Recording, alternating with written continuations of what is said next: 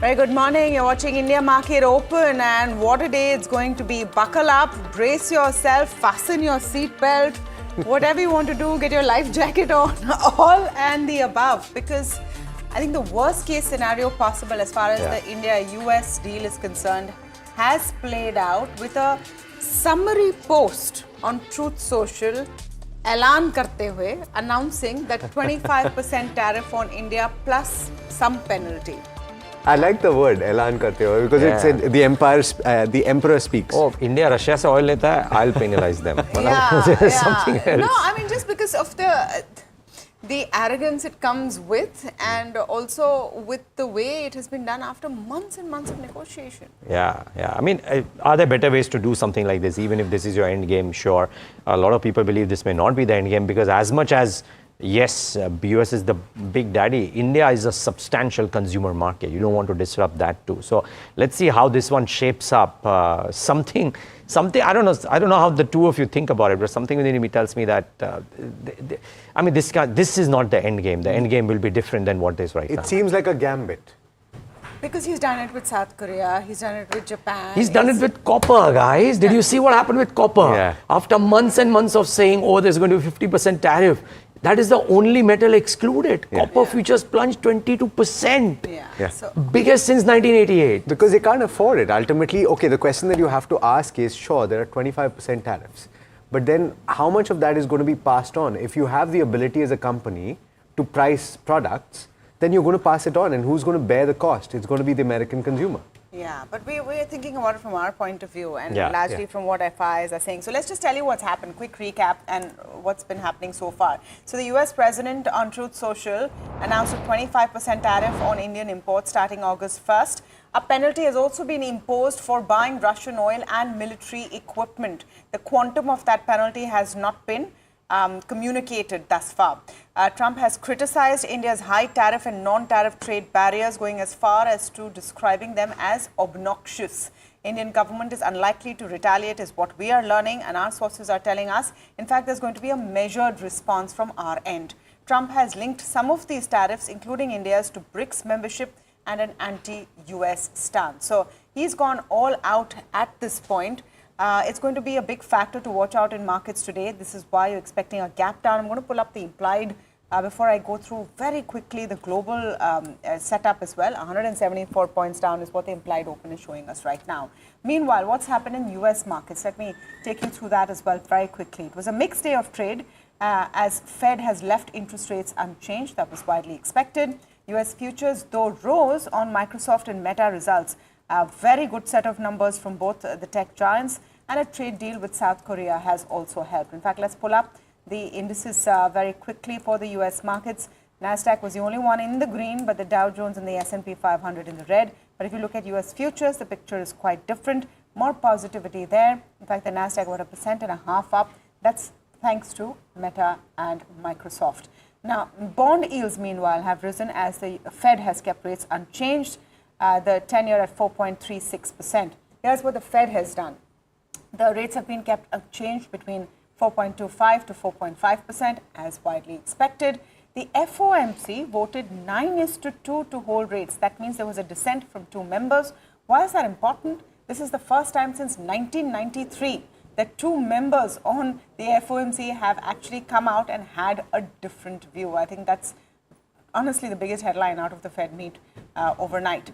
The US GDP, this is an important number, has grown at 3% for the second quarter versus minus 0.5% in quarter one, and better than what was penciled in. Oil prices have spiked as Trump has tightened action on Russian oil, Brent at $73. Asian markets are mixed in early trade as Trump finalizes 15% tariffs with South Korea. It was 25% before. The question is that what's going to happen with India? I don't know if we have Asian markets indices we can show. There it is, Hang Seng down about 1%, but Nikkei up about 0.75%. Let's go across quickly and get a view coming in from Lynn Alden, founder of Lynn Alden Investment Strategy. Lynn, very good morning to you from where we are here in Mumbai. How do you look at this 25% plus penalty for India? So it's obviously pretty significant. It's in line with the rest of the trade war that the president is currently doing. As you point out early in the program, so far it seems that the majority of the the tariff is paid for by American consumers and to some extent American businesses, with only a smaller portion being paid basically by exporters reducing their prices. And so ultimately, this is a tax mainly on the American people, but of course it does have trade implications for volumes. And as we generally see, some of these negotiating tactics start out strong and then get worked back with some degree of, managing toward optics. But I do think that the tariffs are probably the biggest thing. I mean, more so than FOMC and more so than other factors. I think the tariffs are pretty much the biggest macro thing to track currently. Lynn, hi, morning. Seemingly, a lot of people anticipate, and this has become the base case scenario, that this is a gambit, that it was initially supposed to be close to 15%, and then as a negotiation tactic, you push it up and you say, hey, look, because you're doing X, Y, and Z, which I don't like, I'm going to levy 25% tariff. And so the market takes it with a few grains of salt, to say that, lightly. But do you anticipate that? Is that safe? I wouldn't call it safe, but I think there's some directional truth to that, which is to say that they generally start with a stronger negotiating position than they tend to have the final result that they can then negotiate it down from. I think that the big factor, though, is that even the final result of the tariffs is not as low as what the market would like and what it was maybe expecting some months ago. If we end up with an average of something like 15% across the board tariffs as a global average, that's still very significant. That's a multi-hundred billion-dollar annual tax bill that's mostly on Americans, but it also does affect foreign exporters, volume levels, potential shifting things around and having to change supply chains. And so it's an ongoing factor, even when you consider, that the average tariff rate, a year from now might be 5 to 10% lower than the headline numbers we're seeing today. We'll leave it at that. Thank you so much for joining in and giving us this very quick perspective, and this should be interesting. Now, guys, I mean, and we focus on the trade for the day as well, but I'm just trying to think of the tariff situation as it stands right now and what it means for India versus, assuming that this is the final thing, right? Vietnam, Indonesia, Philippines, lower tariffs than India, 20%. Korea, similar tariffs to India, 25%, though there is a bit of a to and fro whether they can do the deal at 15% or not. They've got 15. They've announced finished. So finally 15%. So that's an advantage for them. Advantage for them. Bangladesh, 35%.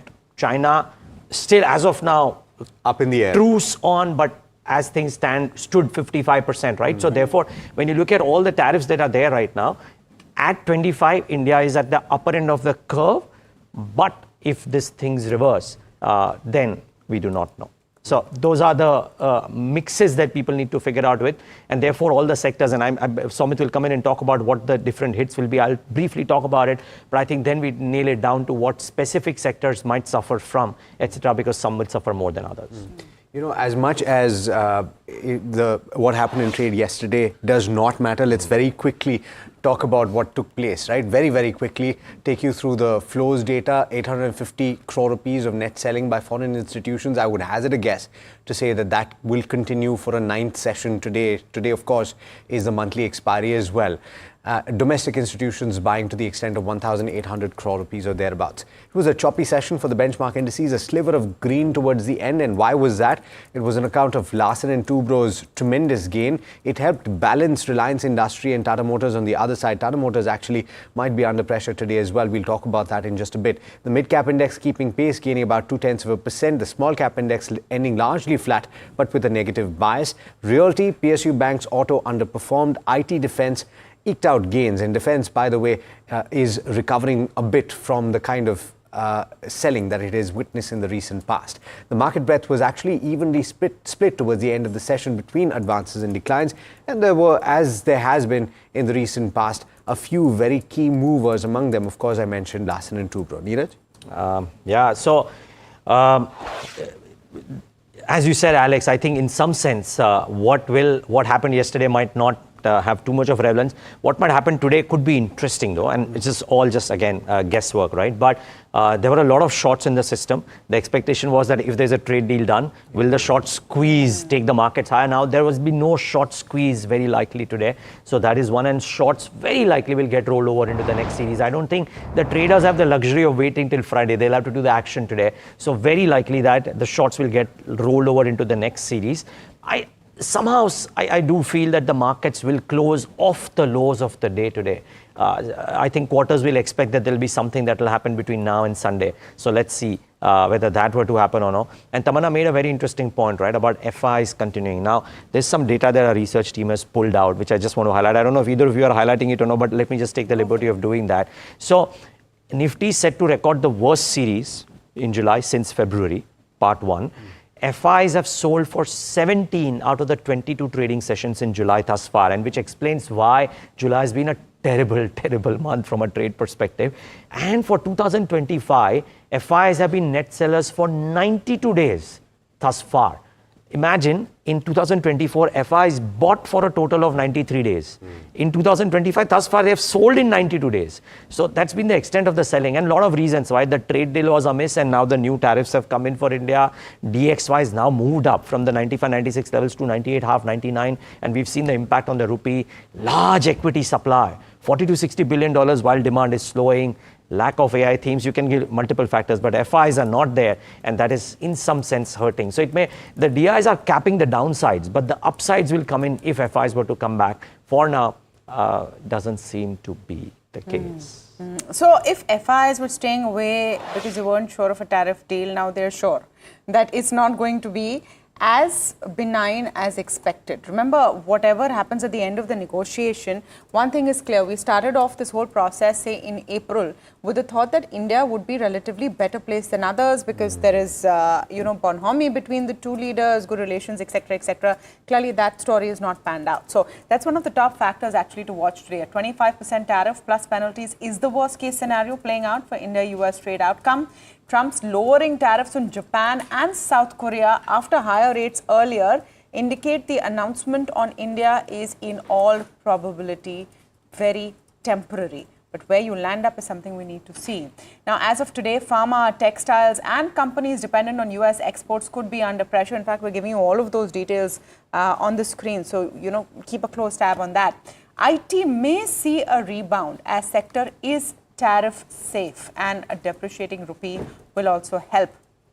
Think also more domestic focused sectors like banking, etc., which are relatively tariff proof. Now, given the GIFT Nifty's reaction, a significant gap down is highly likely. The implied is showing close to a 200-point gap down.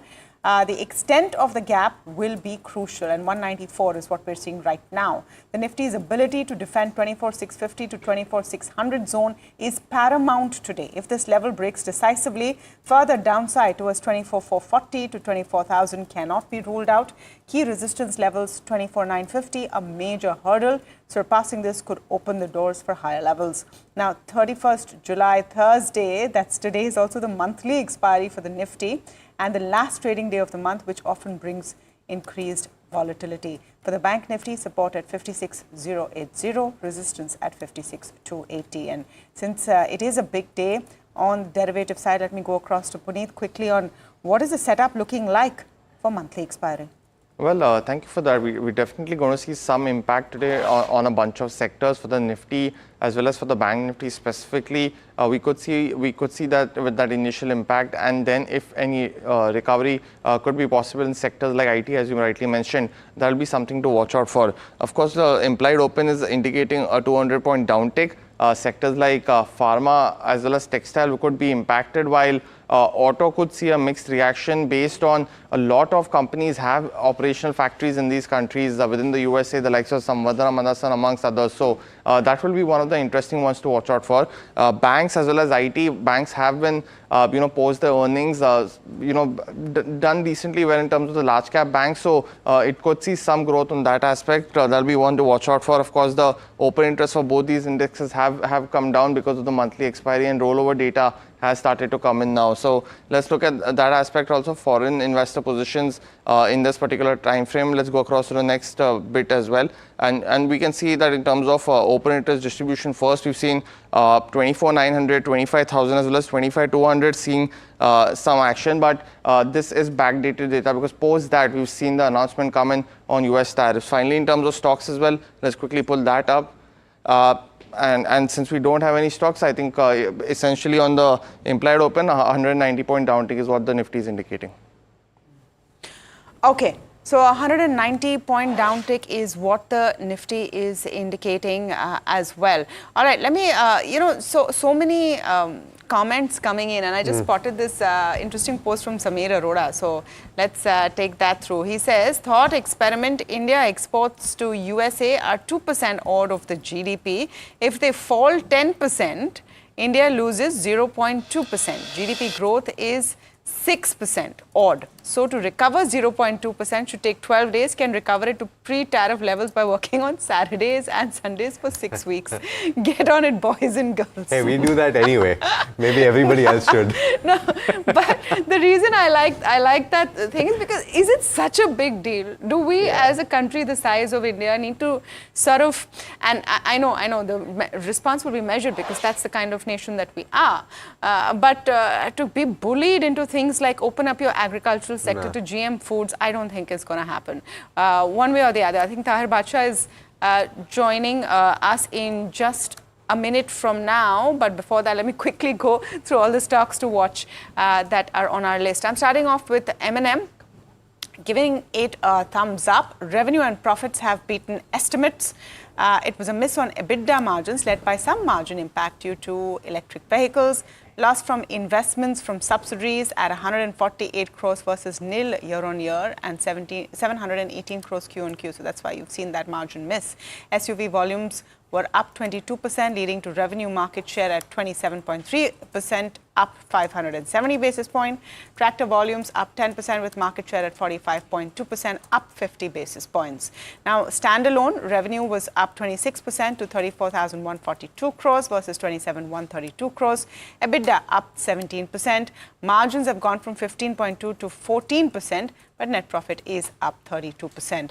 One note that I'll put out for you, there's several though on M&M, but one that I've picked is the Morgan Stanley one. They've maintained an overweight with a target price of 3,668. They say Q1 is in line. 2026 and beyond pipeline in focus. M&M is confident of achieving its mid to high teen UV growth guidance in FY26. 15th August platform launch and Analyst Day in November is key to track.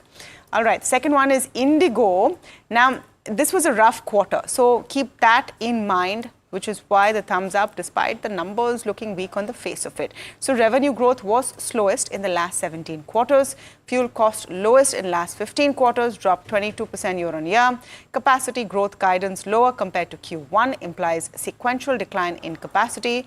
Unit cost ex fuel ex forex will remain at similar levels as FY25. And the second quarter unit revenue will be similar to last year, implies that numbers will be lower sequentially. Revenue up 4.7% to 20,496 crores. EBITDA after adjusting forex losses is up 0.7% and margins at 28.6% versus 30%. Net profit was down 20%. But remember, this was a rough quarter, like I said. So here's what Morgan Stanley says. They've maintained an overweight, target price of 6,502 for Interglobe. They say it's an impressive performance in a turbulent quarter. Q2 will be muted, but expect strong Q3 for Indigo and thus should support outperformance. See scope for multiple re-rating. Domestic industry market shares have consolidated. International is a profitable growth opportunity. All right, third one is Aster DM. Beat on EBITDA and net profit in line, which is why a thumbs up. Net profit impact led by gain on disposal of business operations of 5,148 crores in Q1. Our POB rose, so it's a hospital, so that's the average revenue per operating bed, rose 14% year on year, led by oncology growth and specialty mix. Further plan to add in total 2,600 plus beds to reach 7,800 bed capacity, making steady progress on the proposed merger with Quality Care India Limited. So this is the other one that we're looking at. All right. Are we going to go with the rest of the stocks? No, let's Okay. we have Tahir Badshah, so I think we should maybe try and get to him first to get his opinion. And Okay. Tahir, thank you so much for taking the time out and speaking to us. Good morning. What do you make of this announcement, Tahir? And there is naturally going to be a knee-jerk reaction. Will it all that will be, or could the markets face further music? Well, I'd like to think that it'll probably be a knee-jerk reaction and maybe last for a couple of days. We have to remember a couple of things that, one, this is not something which is still final. While, of course, this kicks in because the U.S. has to meet that deadline of the 1st of August. But it doesn't mean that, not just for India, but for everybody else, probably, I don't think this is going to be an issue which is roses. It is probably going to continue. And we will get to our final this perhaps by September, October, as we know. But in general, having said that, despite whatever the timelines might be that, it's limited in terms of its impact because of our overall global exposure. Plus, I think that this is not, even if it would probably come to this kind of a deal, I don't think it's a bad deal for India. At the end of the day, I heard somebody from your team say that we should not open up our sectors very easily, and that's if that is a benefit that we are going to get. I think versus many other countries which have done 15, if you're going to get 25 without probably giving up a dollar, versus many other countries which are actually spending hundreds of $billions to get to that 15% or below, I think it's not a bad deal at all. And I would like to think that we still have, while we will have some loss as far as our economy is concerned, 20 or 30 odd dips in terms of growth. I don't think India does not have the necessary domestic levers, unlike many other countries, to be able to compensate for that and make it up for that in other ways through strengthening the domestic economy or probably increasing investments at all and maybe giving up a little bit on the fiscal as well in order to accommodate higher growth. So I think the impact will, to my mind, be limited and probably, but having said that, the market will be focused on many other things as well, and key among them will be the fact that the dollar will start to appreciate, perhaps now with many of the trade deals behind. So that is something which might come in the way of the markets for the near term more than the impact of tariffs. Tahir, point well made. I'm just wondering if, as a watcher of this, as it plays out, should dissociate the negotiations that are currently underway on what seems to be a broader trade agreement, because their delegation is expected to come into India on the 25th of August, and what would the implications of that be? Like as I said, this is not full and final and not sealed. I'm sure there are certain nagging issues which perhaps need to be resolved, especially with regard to some of the sensitive sectors in India. And if India can hold on to many of these advantages for itself and not necessarily give on to everything, then I think a little higher tariffs on a few sectors will probably not break us. But like as I said, the window is still open. So since they need to meet the 1st August deadline at their end, I think that is the reason why we get this 25% initially. And hopefully it winds down if at all. And if it doesn't, I don't really think, like as I said, it's a very bad deal. Tahir, just one quick question. What do you think the retaliation should be or the response should be? How should India do this? Because this is clearly, it's like being on an episode of a Trump show. We're all part of this Trump reality show and the ball is now in our court. How would you respond? So I read something last night, the government's reaction saying that they want to stay put and not necessarily react by any kind of retaliatory tariffs or any such thing. And that I think is a good thing. Like as I said, I would pick this deal, to get home with 25% and probably protect most of your sectors. You probably also get to, perhaps with some small penalty, retain your position with Russia. Probably get some discounts on oil, and you'll cover up for your penalty as well. I think, in many ways, actually, I think it's not a bad deal at this stage, and probably we should take it before someone changes his mind. On that note, Tahir, thanks so much for joining us this morning and for that perspective. All right, let's continue to talk about the implications. In fact, we're joined now by somebody who understands the nitty-gritties of how trade gets done. We're joined this morning by Anup Wadhwan, who's a former Commerce and Trade Secretary. Sir, thanks so much for taking the time. And just to help us understand, this seems to be a salvo in an ongoing negotiation. Is that how you would read it? Is this a knee-jerk sort of an announcement? There are no details. And do you think that this could be won back?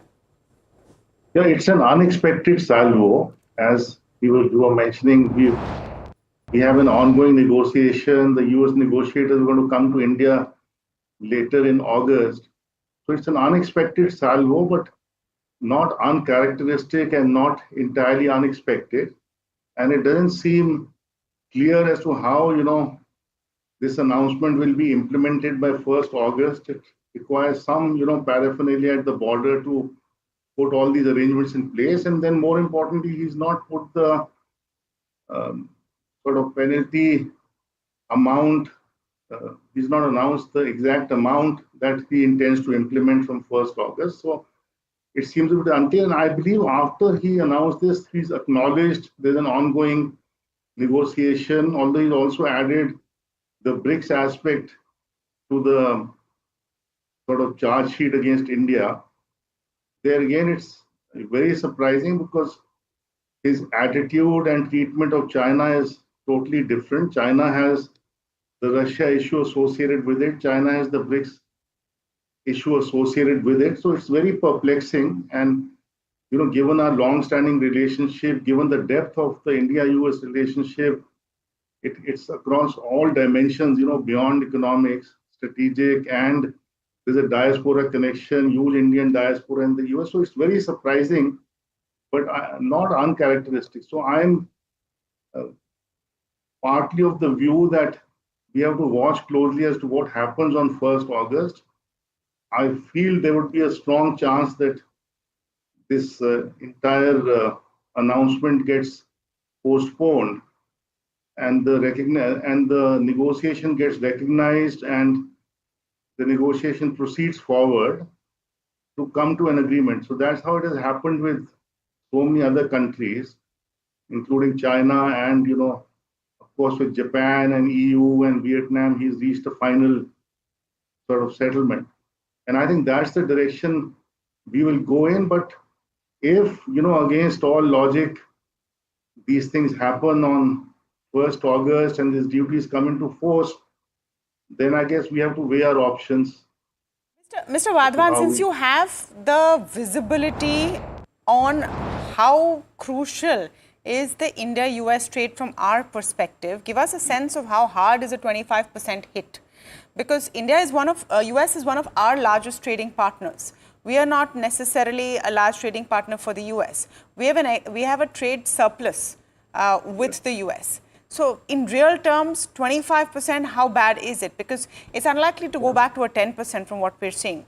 Best case scenario is 15%. 25% is not bad in that sense, because if you look at the other competing countries, Vietnam has ended up at 20%, EU 15%, Japan 15%, China will end up, I think, at least 40%. That is what it seems like.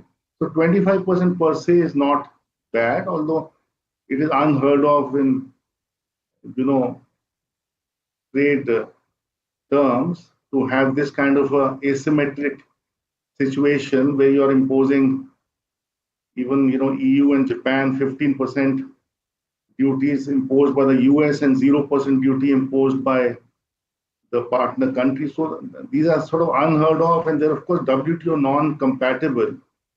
This is all against WTO law.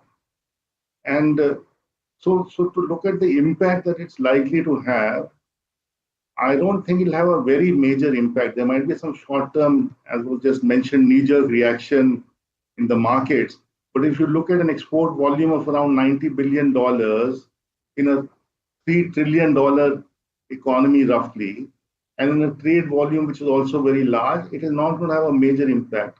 A $30-40 billion trade surplus will not have a very major. It will have some impact for a short while, but then our exporters are going to adjust.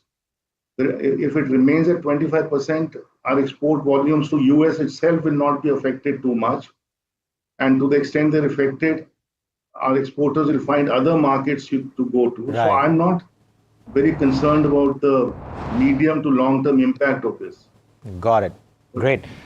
Sir, thank you so much for taking the time out and giving us that aspect. Not very concerned about the medium-term impact. Now, viewers, keep in mind, I mean, because of the quantum of trade that we are doing and the resultant impact on our GDP, likely true, but specific pockets will certainly have an impact, and that is to be watched out for. But somebody who looks at this both from a macro and a micro perspective very closely, Nilesh Shah, founder of Envision Capital, on the phone line with us as well. Nilesh, good morning and thanks for accommodating this request.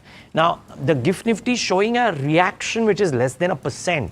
Is that the extent that you think the market thinks about this, or does the market in its wisdom might believe that there will be some sort of a resolution on this in the next 2, 3, 4 days or maybe slightly later? Hi, Neeraj. Good morning. Pleasure to be on the show. No, I think, I don't think the impact will be quite significant. This is going to be more kind of a knee-jerk because we've clearly seen, a lot of turnarounds or about turns in terms of, tariffs and tariff rates and associated issues. So I probably think that the immediate reaction of the market will be negative, but probably it won't be terribly negative because these things can change. I mean, they can change in the next 24 hours or 48 hours as well. So that's first needed. Second is, in terms of just the sheer Nifty, I don't think the Nifty adequately will reflect the kind of sectors which will, get impacted. The Nifty is largely about banks, it's about IT services, it's about consumer companies, FMCG companies, maybe to some extent oil and gas. This is essentially the broad constitution of the Nifty. And these are really not the sectors. These are more domestic-facing sectors, and therefore really the Nifty may not truly reflect the impact. It's going to be sectors like, jewelry, textiles, chemicals, pharmaceuticals. These are the ones which will have to essentially kind of adjust to this reality if the 25% will become kind of an eventual kind of rate. So I probably think that you'd see a bit more impact on the broader market versus just the Nifty. Nilesh, from that perspective then, as an investor, as a trader, how would you react to this? As a trader, would you keep positions light? Of course, it is also expiry. And would you stay on the sidelines to wait for things to settle? And as an investor, do you look at opportunities where there is a knee-jerk reaction to double down on companies that you like?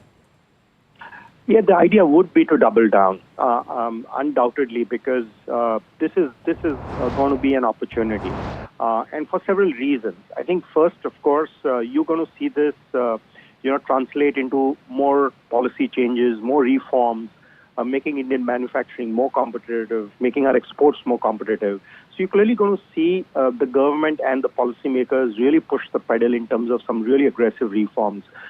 This has really been always the case in the past, and I clearly believe that the administration here is going to kind of fast forward some of those policy changes. So that's first at a very macro level.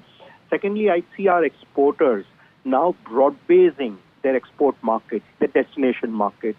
I think trying to depend on just one market, I think versus that, if they are going to basically de-risk, diversify, that's something which will take time, but the way stock prices react is an immediate reaction, and they tend to recover way ahead before, everyone starts to see the changes. So I see a very, very broad-based diversification of target markets, of destination markets. And I clearly believe that if there's going to be a dip in the near term, in the very short term, that should be used by investors to load up on high-quality names, because eventually we will grow, we'll emerge way, way more stronger than where we are today.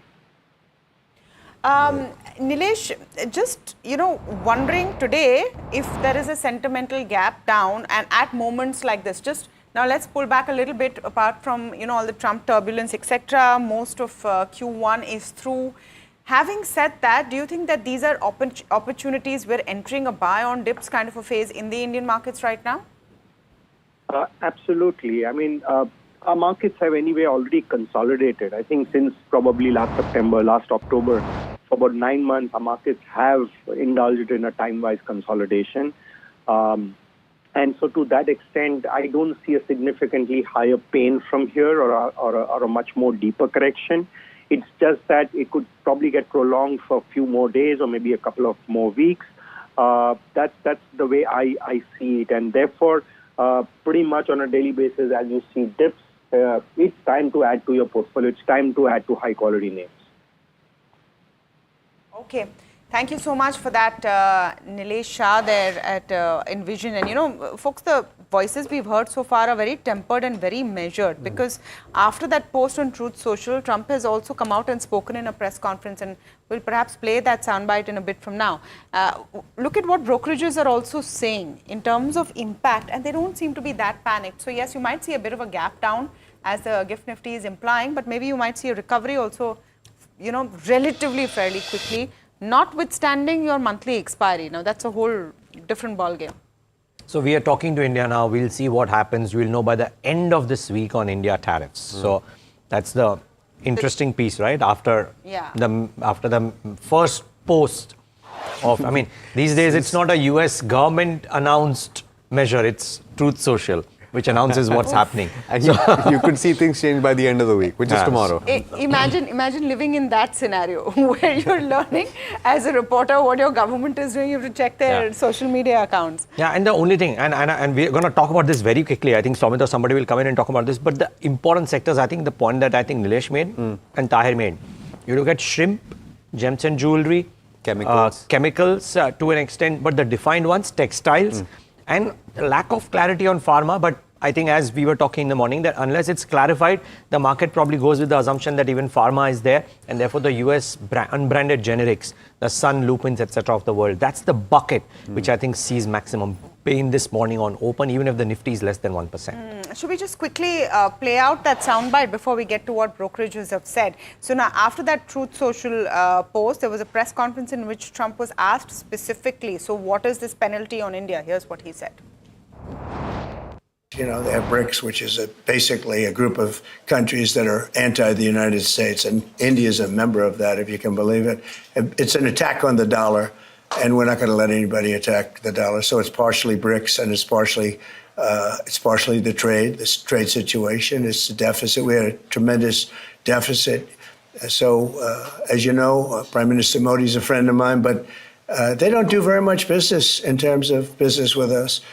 They sell a lot to us, but we don't buy from them. You know why? Because the tariff is so high. They have one of the highest tariffs in the world. Now they're willing to cut it very substantially, but we'll see what happens. We're talking to India now. We'll see what happens. It doesn't matter too much whether we have a deal or whether we charge them a certain tariff, but you'll know at the end of this week. Know at the end of this week. Honestly, this is beginning to feel like the longest week ever, because there's clearly more to come. Meanwhile, this is what brokerages are saying on the tariffs. Morgan Stanley's view: India's goods exports to the US is equal to 2.2% of the GDP. The direct impact of tariffs will be less severe, they say. Tariff effects will vary by sector and US exposure. They're watchful for the next negotiation round, which now Trump has, made it clear is going to be by the end of this week. Tariffs could weaken corporate confidence and delay capex, impacting growth more. Textiles make up nearly half of India's exports. Pharma accounts for about 40% of exports. This is, of course, in connection with the United States. Quickly, what Nuvama is saying: US tariffs may hurt India's exports, but are small as GDP share. India could offset losses by redirecting exports to other countries. If rupee weakness continues, it may reduce tariff impact. US tariffs may shrink the US trade deficit amidst a weaker USD and higher rates. This will create deflationary pressures globally, hurting trade, growth and earnings. Markets will stay volatile as FII flows may weaken. More global monetary easing might follow. So quite a few other brokerages which have come in as well. There's DAM with a view, and they're talking about specific stocks and goods, chemicals, textiles. That's broadly the space that you might see some impact in. Okay. An interesting development amidst all of this yesterday was the fact that Mahindra & Mahindra brought forward its results by a day. It was supposed to be posting its numbers today, and then it decided, hey, wait a minute, let's just do the board meeting today, and it posted its numbers. Let's talk about how those numbers stacked up, and we've got Puneet joining in to set things up before we speak to somebody who's got an opinion on this, Saji John of Geojit Investments. Puneet, what did you pick up? Well, thanks so much for that. So it was definitely a beat on revenue as well as profits for M&M in this particular quarter. some kind of margin impact, and that's largely because of the EV venture of the company. So they are right now, while profitable, the margins are a slight drag because of the production of EVs, which are still at a lower capacity utilization, but still the overall results were a big positive. The SUV volumes were up 22%, and that's led to the revenue market share, a key metric for the company, to be at 27.3%, up 570 basis points. Tractor volumes are also up 10%, and that's increased the company's market share to 45%.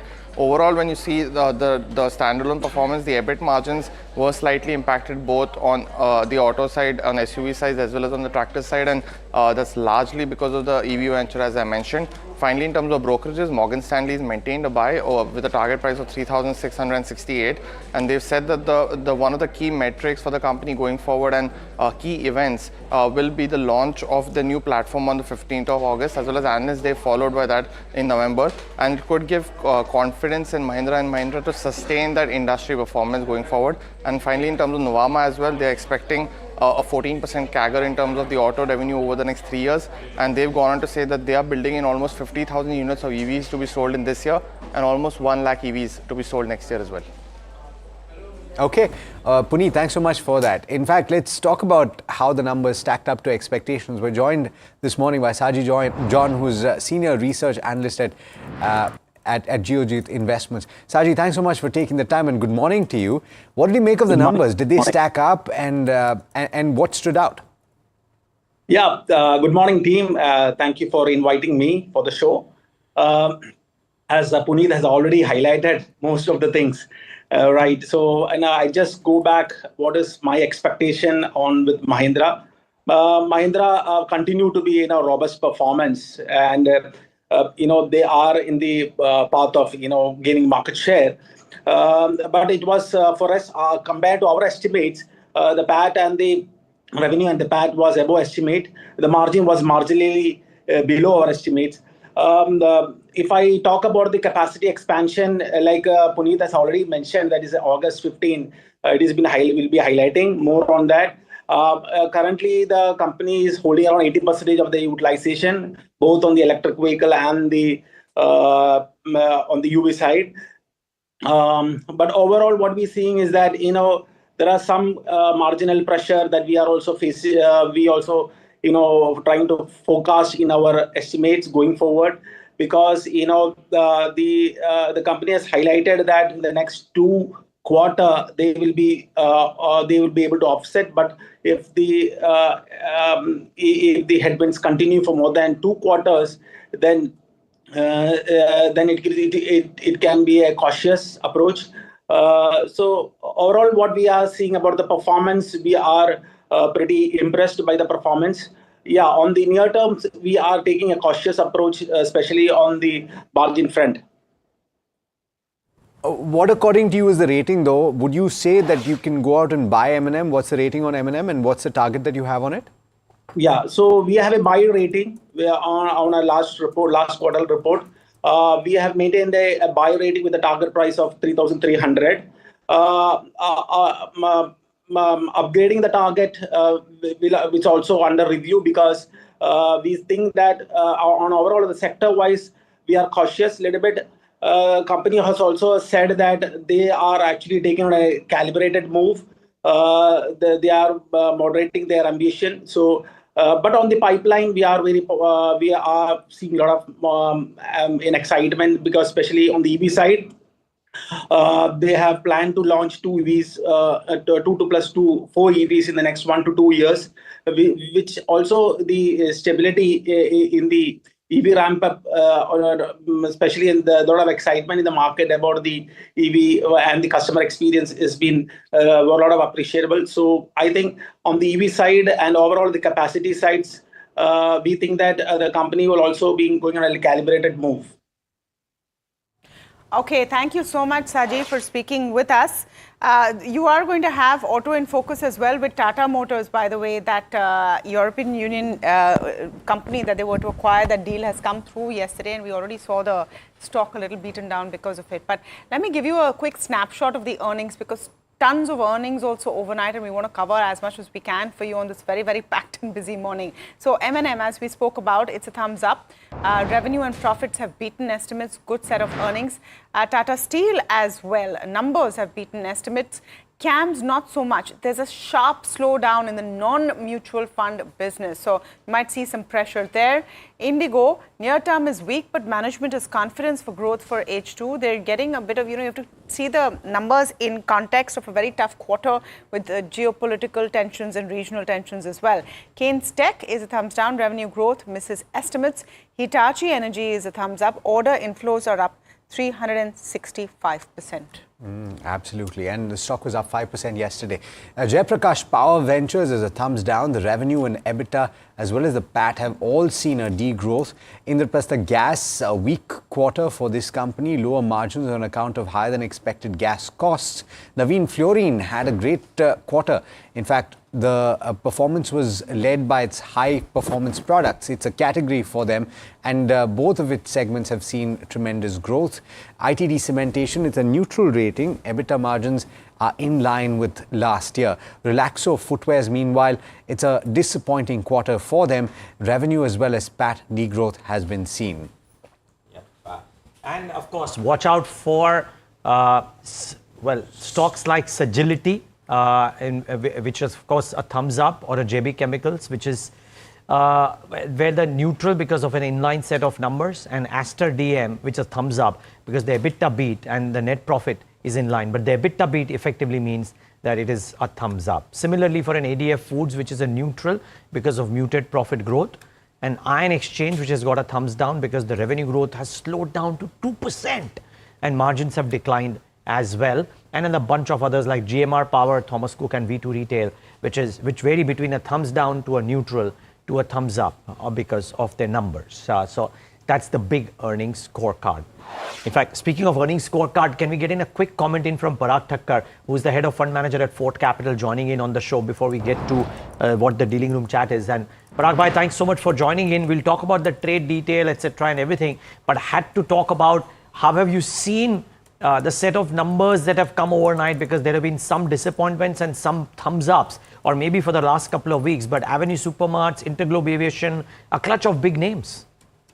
Yeah, so basically, particularly I liked L&T's order inflow number. It was a good number, 94,000 crore, up 33% YOY, and now their order book is 6,13,000 crores. So in the middle of all these uncertainties, I think L&T numbers stood out, Mahindra's numbers stood out. Of course, in the earlier part of the earnings season, we saw HDFC and ICICI did well. Infosys did extremely well in my view. And yesterday, Mr. Salil Parekh was on the other channel, and he gave a lot of confidence that situation is not same in all IT companies. And so I would say that these are the names, good earnings, good quality companies which stood out. And so I would like to buy those or add those on any dips which can be coming due to this tariff-related thing. Okay, stay with us, Parag bhai. Amit Sarkar joins in now for all the dealing room chatter. This morning, the dealing room must be, I think, having no time to chatter at all, because he'll be on call with clients who are asking what's going to happen.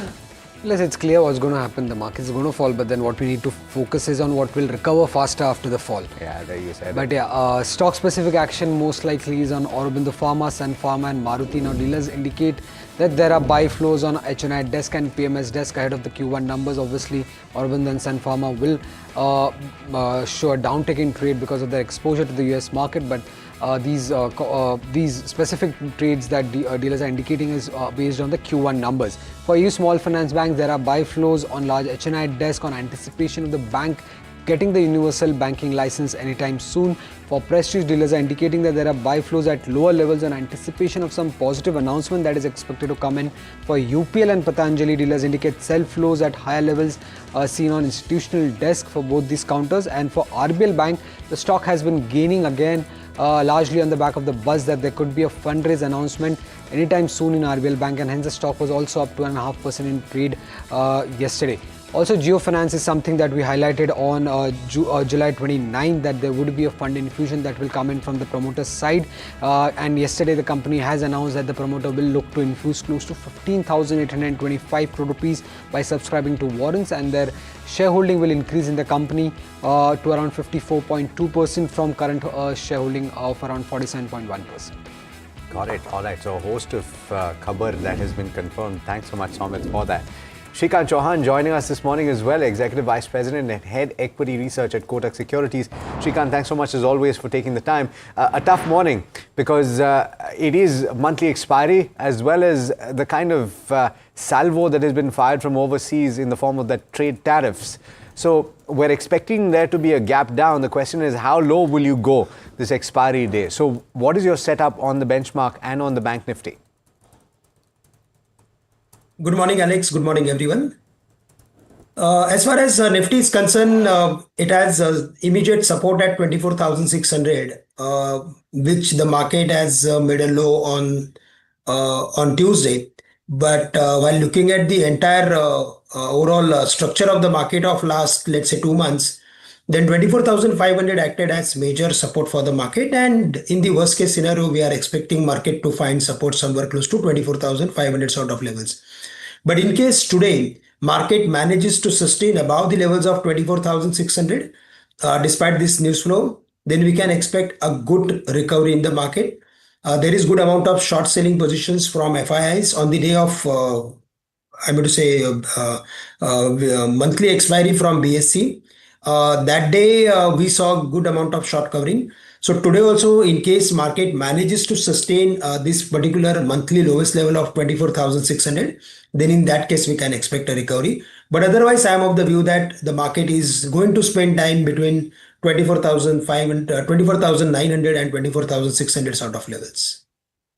Shrikant, are you going to be brave today and look at picks of stocks which might get hit initially but then recover, or are you sticking to safe bets? Maybe BFSI, maybe IT, which seems relatively sheltered from tariffs.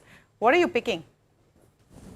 See, we need to be stock specific in this market. The market is, if we consider the overall structure of, let's say, last 6 months, then in this market, we saw good amount of buying strength and buying support whenever there is a weakness in the market for those stocks where there is specific value. So we like certain stocks on which we are bullish, like Eternal, we are bullish. We are of the view that this stock should do well, and whenever there is a panic, such type of panic in the market, we should look for adding such type of stocks to our positional portfolio. We also like Dixon Technologies. We like ICICI Bank from the PSU, from the private bank space. We like Canara Bank, PNB. So there are a number of stocks on which we should look for adding if there is any correction, specific correction in the market. But at current levels, I'm going to say when the talk of trading comes, we need to focus on those stocks which are little bit weak, and on that we can create some short positions. But at the same time, we should look for buying some good quality stocks. So yes, if there is good amount of panic at the beginning, let's say by 200, 300 points, certainly we should look for adding some good companies to our positional portfolio. Your picks, which you've mentioned, or any specific picks that you want to add? No, see, for Eternal, we are bullish, and in case if there is any lower openings, certainly we should look for adding Eternal around 300 or maybe 297, 298 sort of levels. I am expecting this stock to move towards 315 minimum on immediate basis. We can keep a stop loss around 294. So it will take some time. I'm not saying that today only it will happen, but in next 1 or maybe 2 or 3 days of time, we can expect 310, 315 sort of levels for Eternal. We are bearish on Angel One, which is around 2640, 2645 sort of levels. There we can keep a stop loss at 2675. The stock is forming some lower top, lower bottom series, and it is finding difficulties to sustain at higher levels. So we can keep a stop loss around 2675 for creating short positions with a target of 2400. Bandhan Bank looks weak because it has broken its important support levels. There also we are expecting further more weakness. Bandhan Bank is currently around 168, 167 sort of levels.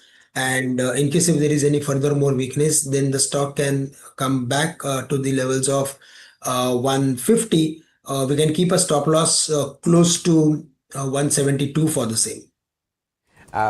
Parag bhai, we asked you your general opinion on the earnings of the companies that have come recently, but I specifically want to ask you about a couple that stood out to me. And I'm guessing that on one of them you'll say that the valuations are not comfortable, Hitachi Energy, but the numbers are fabulous. I guess also because of the low base of last year. So one, if you've seen that number, what did you make of it? The stock was up 5.2% yesterday as well. And the second, the chemical space, I'm wondering if it is finally something that you can say that have they turned the corner, because Navin Fluorine had a very strong earnings performance, specialty chemicals growth of 35%, CDMO growth of 22%, and a pretty decent EBITDA performance as well. So opinion on these two? Yeah, so Navin Fluorine, I saw the numbers. The numbers look very good. Of course, the EPS is 90 rupees right now, which is projected to go to 180 in next 2 to 3 years. And so from that perspective, stock is perfectly priced. So, but if it drops due to this tariff-related uncertainty, say below 4,900 or so, definitely I would like to look at it. It's a good quality company. They've done a capex, so now the results are showing up. They have a large CDMO contract, which gives them visibility for long term. So I would say like Hitachi Energy, see, basically we own Siemens Energy, which got listed recently. Basically, there are various other stocks, in GE Vernova, for example, I saw the numbers. The numbers look extremely good. 29% margin last year, it was 19% margin. So this typically transmission and distribution space, all these MNC companies are showing excellent numbers. The only thing is which stops you from buying is the valuations. But of course, these are MNC companies in cap goods. They have a technological moat, so they always command above 40-50 PE. So we have to be cognizant of the fact that they are growing and they are showing good numbers.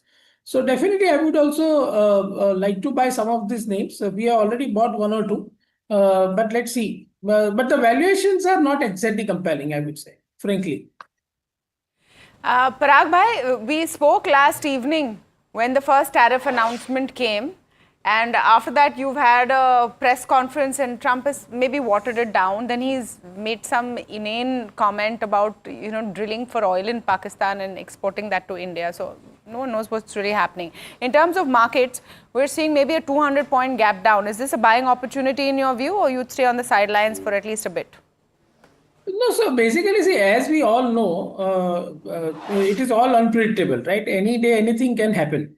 So you have to be ready with your buying list and keep some cash in the portfolio as a dry powder, so that if things worsen, you can again add the same names, right? So as I told you that Infosys and LTI-Mindtree within IT, or Wipro, or I would say L&T, M&M, ICICI Bank, HDFC Bank, these are the names which I would be ready with. Of course, I saw the PNB numbers also yesterday. PNB, because of this entire Trump tariff thing, nobody has paid attention to it. They were very good numbers, and I listened to their call, and they said that in Q2 also there will be no NIM compression, and they'll be recovering 16,000 crores for this year. So recovery will be more than slippage. If you see FY27 book value is around 135, 140, and EPS is around 20. It's a very, very undervalued stock. So I would say that, see, there are, and PNB and Bank of India, I think both have said that from Q2, the NIM compression will stop, because they have immediately passed on the entire rate cut to their borrowers. And so the entire impact has come in Q1 itself, which is a very good thing. Of course, you cannot rule out another rate cut by RBI in order to stimulate growth and in order to insulate India from this global tariff-related thing. And there can be further pressure, but I am saying that as of now, the valuations and the numbers look quite okay. So you have to keep your dry powder so that whenever there is a knee-jerk reaction, you can buy to your favorite names. And of course, the rupee is a very important thing. I think rupee at 87, above 87, and say going up to 87.50 or 87.80. If that happens, I think there'll be a clear sector rotation to IT.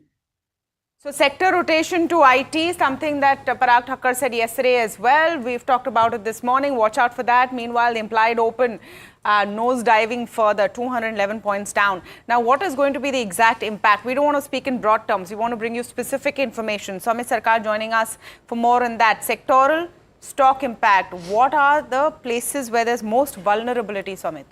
Well, let's first, if you look at India, US is one of the largest trading partners for India. Around $81 billion of exports was the number that that stood at around 2024. And US accounted for nearly 17.7% of India's export in FY24. India has a trade surplus with US. Now, which are the products that we export the most to the US market? Firstly, it's electrical machineries and equipments, around $14 billion in CY24.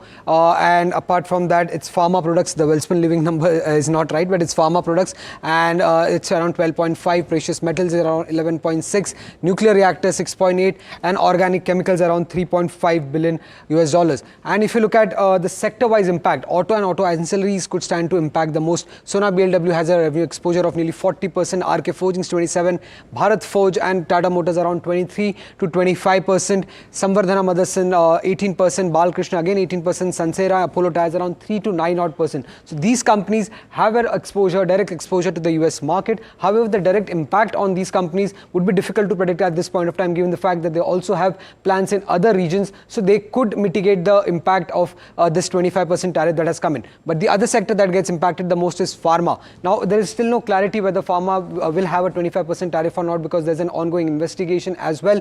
An outcome of that is yet to come in. But these are the companies that have the highest exposure to the US market. Gland Pharma, Aurobindo Pharma 50% exposure, Dr. Reddy's, Zydus Life 45% exposure, Lupin has an exposure of 38%, followed by companies like Glenmark, Sun Pharma, Cipla, which have an exposure of anywhere between 28 to 35%, and Torrent Pharma has the least exposure of just 9 odd %. Now, chemical companies, if you look at, these companies have a significant exposure. UPL has an exposure from 22 to 25%, SRF has an exposure of 20%, Jubilant Ingravia has an exposure of 9%. But apart from that, there are various other companies. Now, the direct exposure of these companies are not known, but they have significant exposure to US, and these companies are Aarti Industries, PI Industries, Atul, Navin Fluorine, Alkyl Amines, Deepak Nitrite. But again, analysts believe that the chemicals that these companies produce are difficult to make in US. So despite the tariff, the export or the import, US imports will not go down for chemicals, is what the analyst community believes when it comes to chemical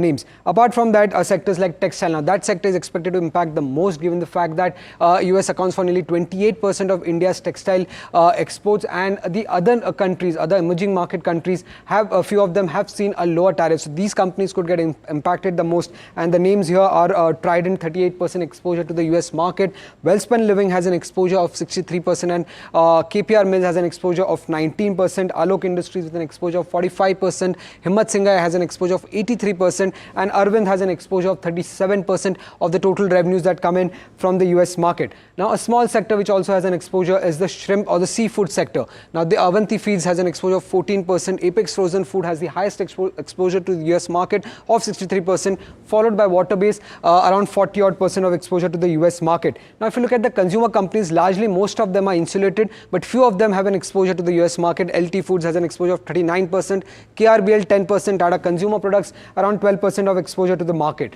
Now, if you look at the renewable energy side, there are only a couple of companies that have an exposure. Wari and Premier. Wari has an exposure of around 57% of its order book is coming from the US market.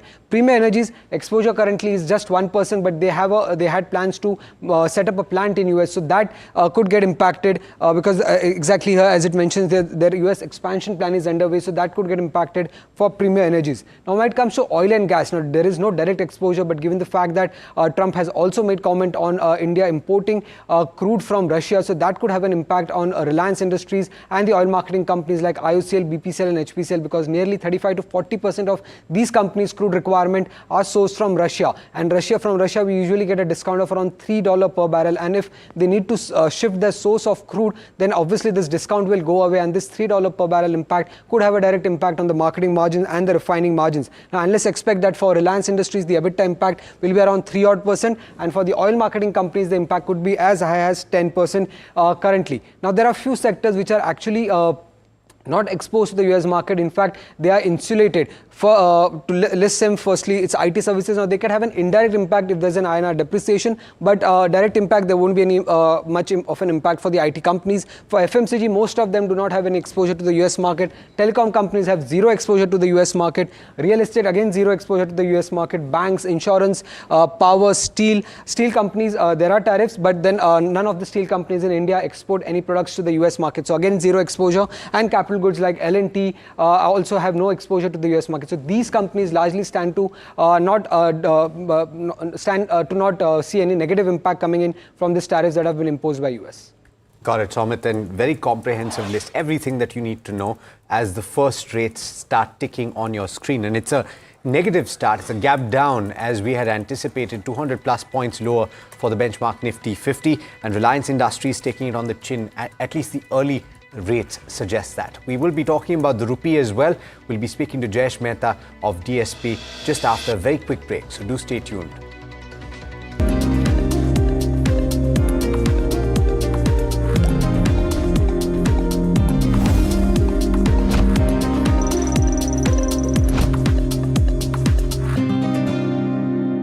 Gold plus optimistic reflective glass लगाओ, धूप की गर्मी को दूर भगाओ और बिजली का बिल भी बचाओ।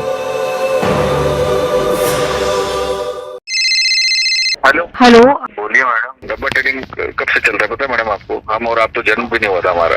We investigated a shady advisory firm that has spent big bucks on advertising on the front pages of national dailies. ये आपको बिल्कुल उसका ऐसे हल्का सा भी खौफ नहीं है। मैडम एक बात को खौफ किस लिए रखना चाहिए तो बताओ, कौन सा गलत काम कर रहा हूँ मैं? After our report, we also saw NSE came out with a cautionary circular to the investors. Market Regulator Securities and Exchange Board of India has also come out with a release talking about the actions that it has taken. Cyber complaint has also been filed against the entities involved in this entire Dabba trading scam.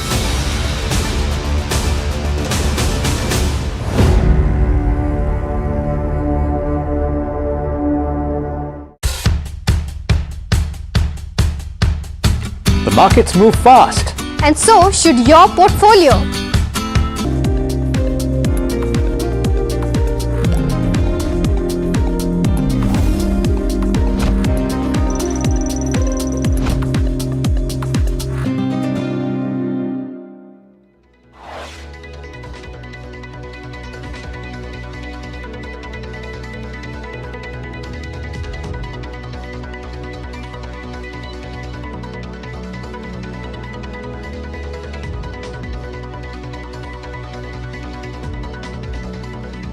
Okay, this watch list is more of an optimistic outline, looking at how the pre-open session may pan out. About 5 minutes into the pre-open session, and yes, you are looking at perhaps a 200-point odd dip.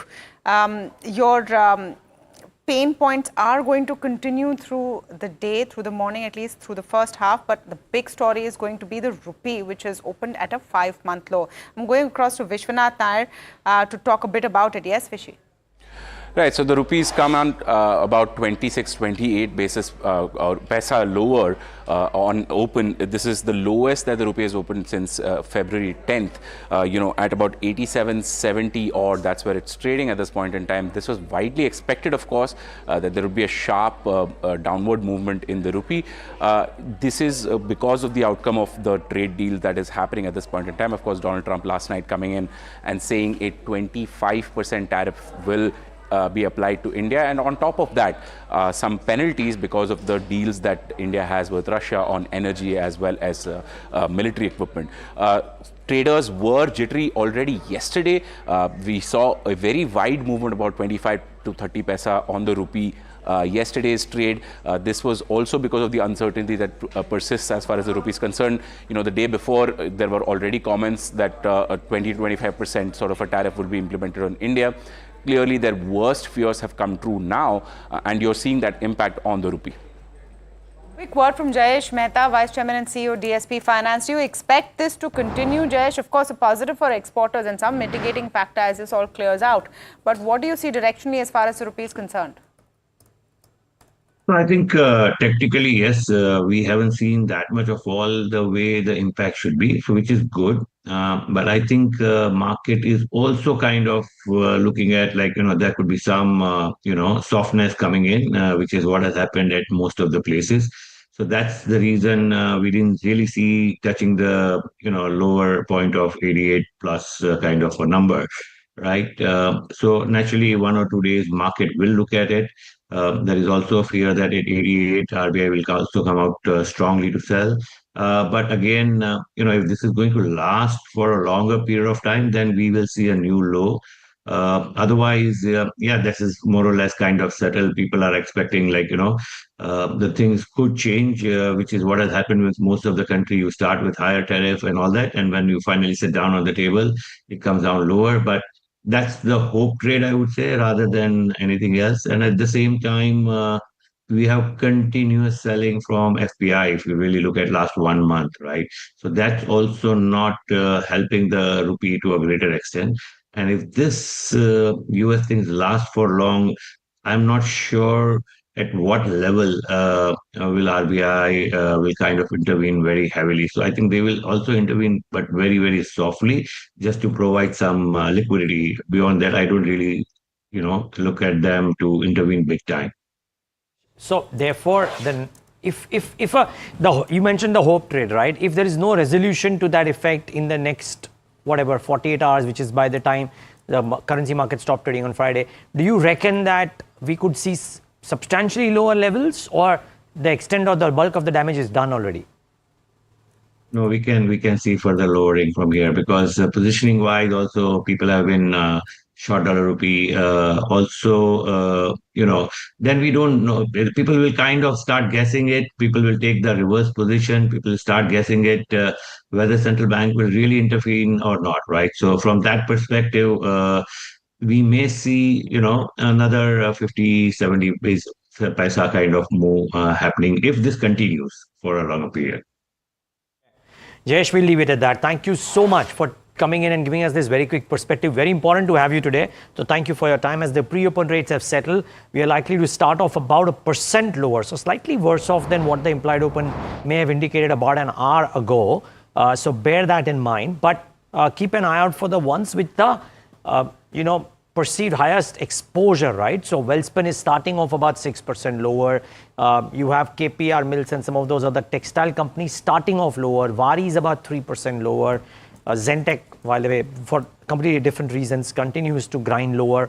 And very few pockets in the green currently. So that's the long and short of how the pre-open looks like on the top 500 stocks. Slightly beyond that, there could be more downticks as well. But time for the big brokerage call of the day, and Jefferies has released a note on Welspun Living, and no surprise that the stock has been downgraded to a hold on account of the tariff headwinds. How much of this tariff overhang is going to cost the company? I think Mahima should be joining us any moment from now to talk about this. Okay, she is ready. Mahima, take it away. Right, so, Neeraj, as you rightly mentioned, Jefferies has downgraded Welspun Living to hold and given a target price of 130, which is almost the price at which it closed yesterday.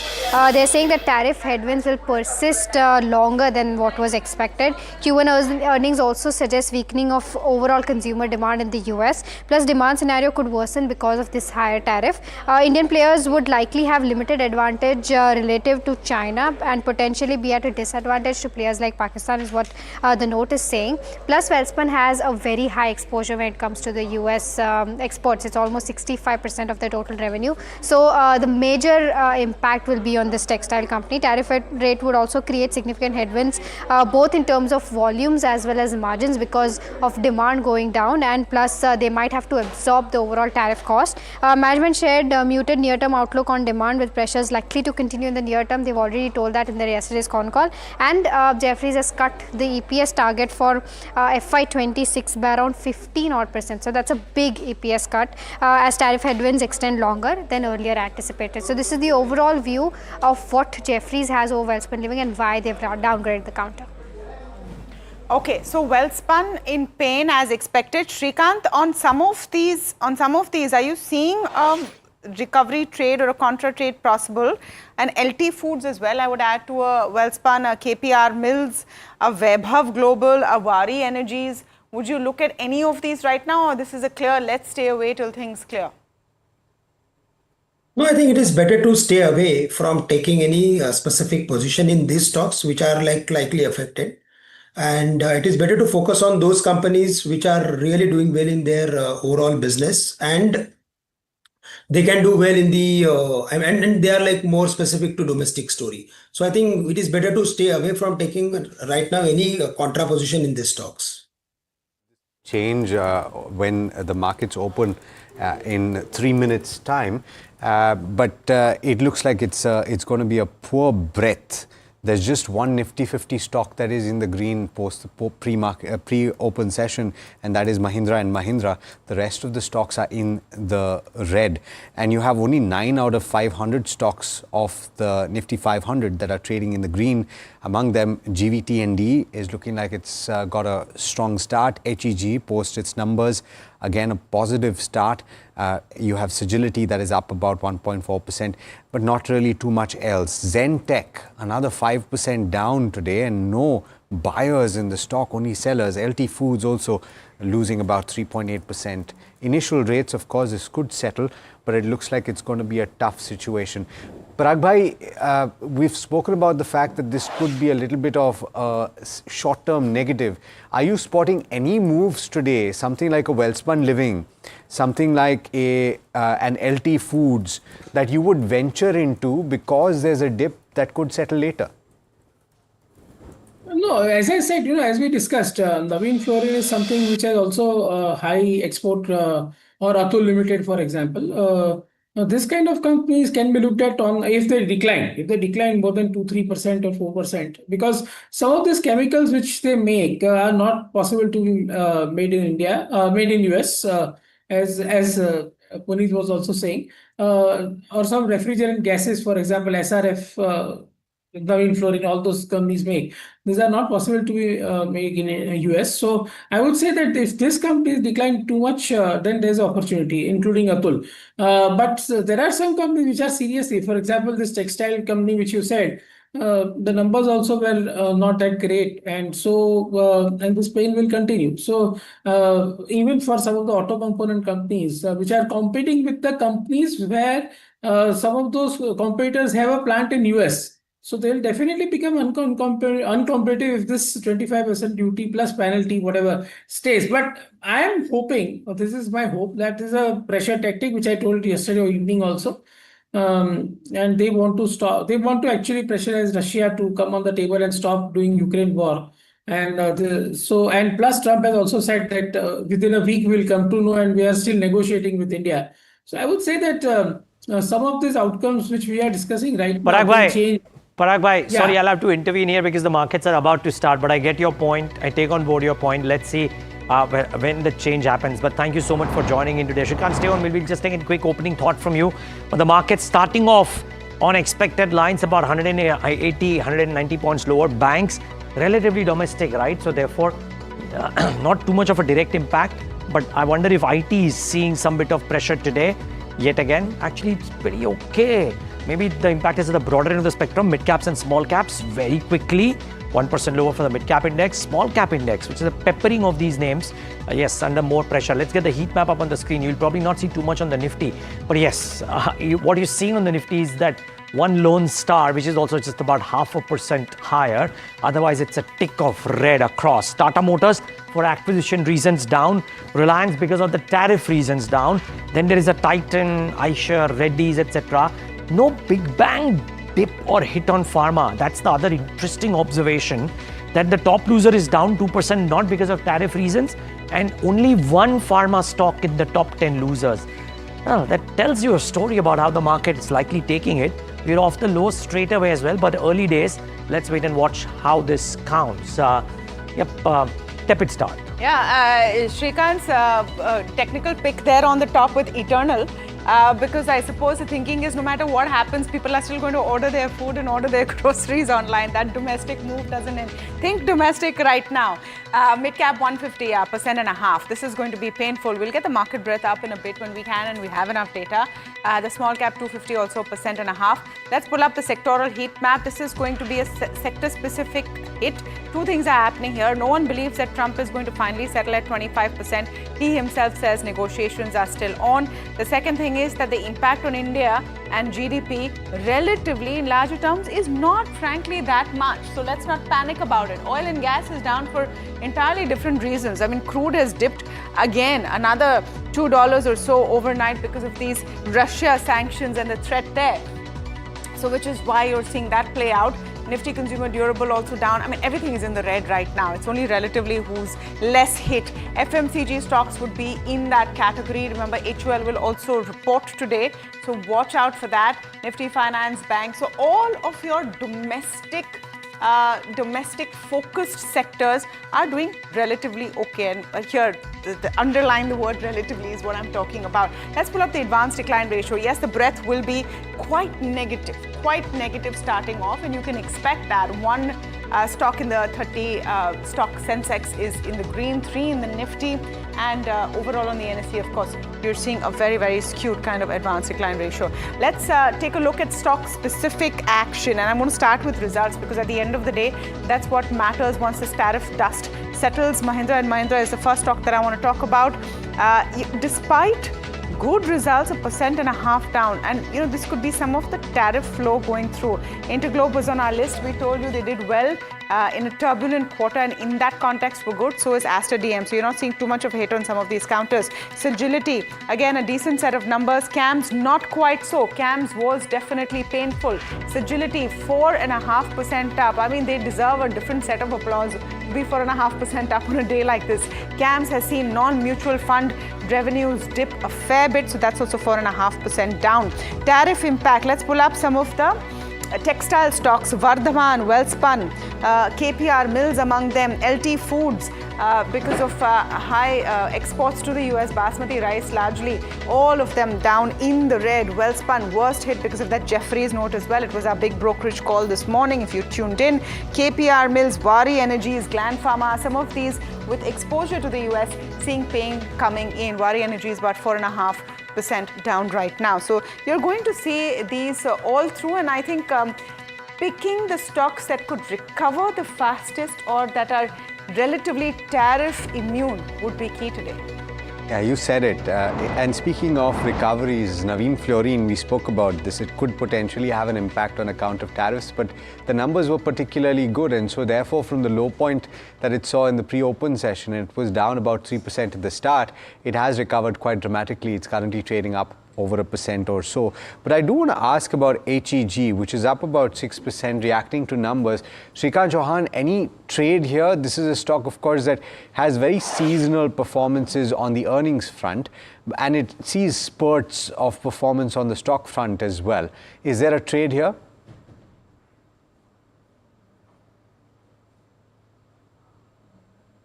Shrikant? Yeah. Yes, the stock has crossed its important resistance level at 560, 565. And whenever we see some activity in HEG or graphite, most of the time we see trending sort of activity. And this time also, despite of weakness in the market, the stock has broken 560. So I'm expecting stock to move towards the levels of maybe 600, 610 in the near term. We should look for adding stock. At current levels, more on dips because the market is under pressure. So in case if there is any weakness close to 560, 65 levels, certainly we should look for adding some more position for HEG. We are bullish on it. Absolute pleasure as always having you, Shrikant. Thanks so much for joining in. We're joined now by Saurabh Mukherjee, who's the founder and CIO of Marcellus Investment Manager. Saurabh, as always, thanks so much for taking the time and good morning to you. I wonder how much attention you're paying to everything that is coming from the White House and from Donald Trump's Truth Social account, because that seems to be where the news breaks nowadays in the United States. And there's quite a bit of pressure tactics seemingly on India to sign a trade deal. Yeah, I think this must be a precedent to sort of tailor-made for journalism. I have to say, for financial journalism, there's always every day something for you guys to discuss. I think like everybody else on your channel, that and comedy, Saurabh. Yeah, so I mean, you can't ask for a better package, right? Drama and comedy together every morning for the global financial audience. But in all seriousness, this does look like brinkmanship.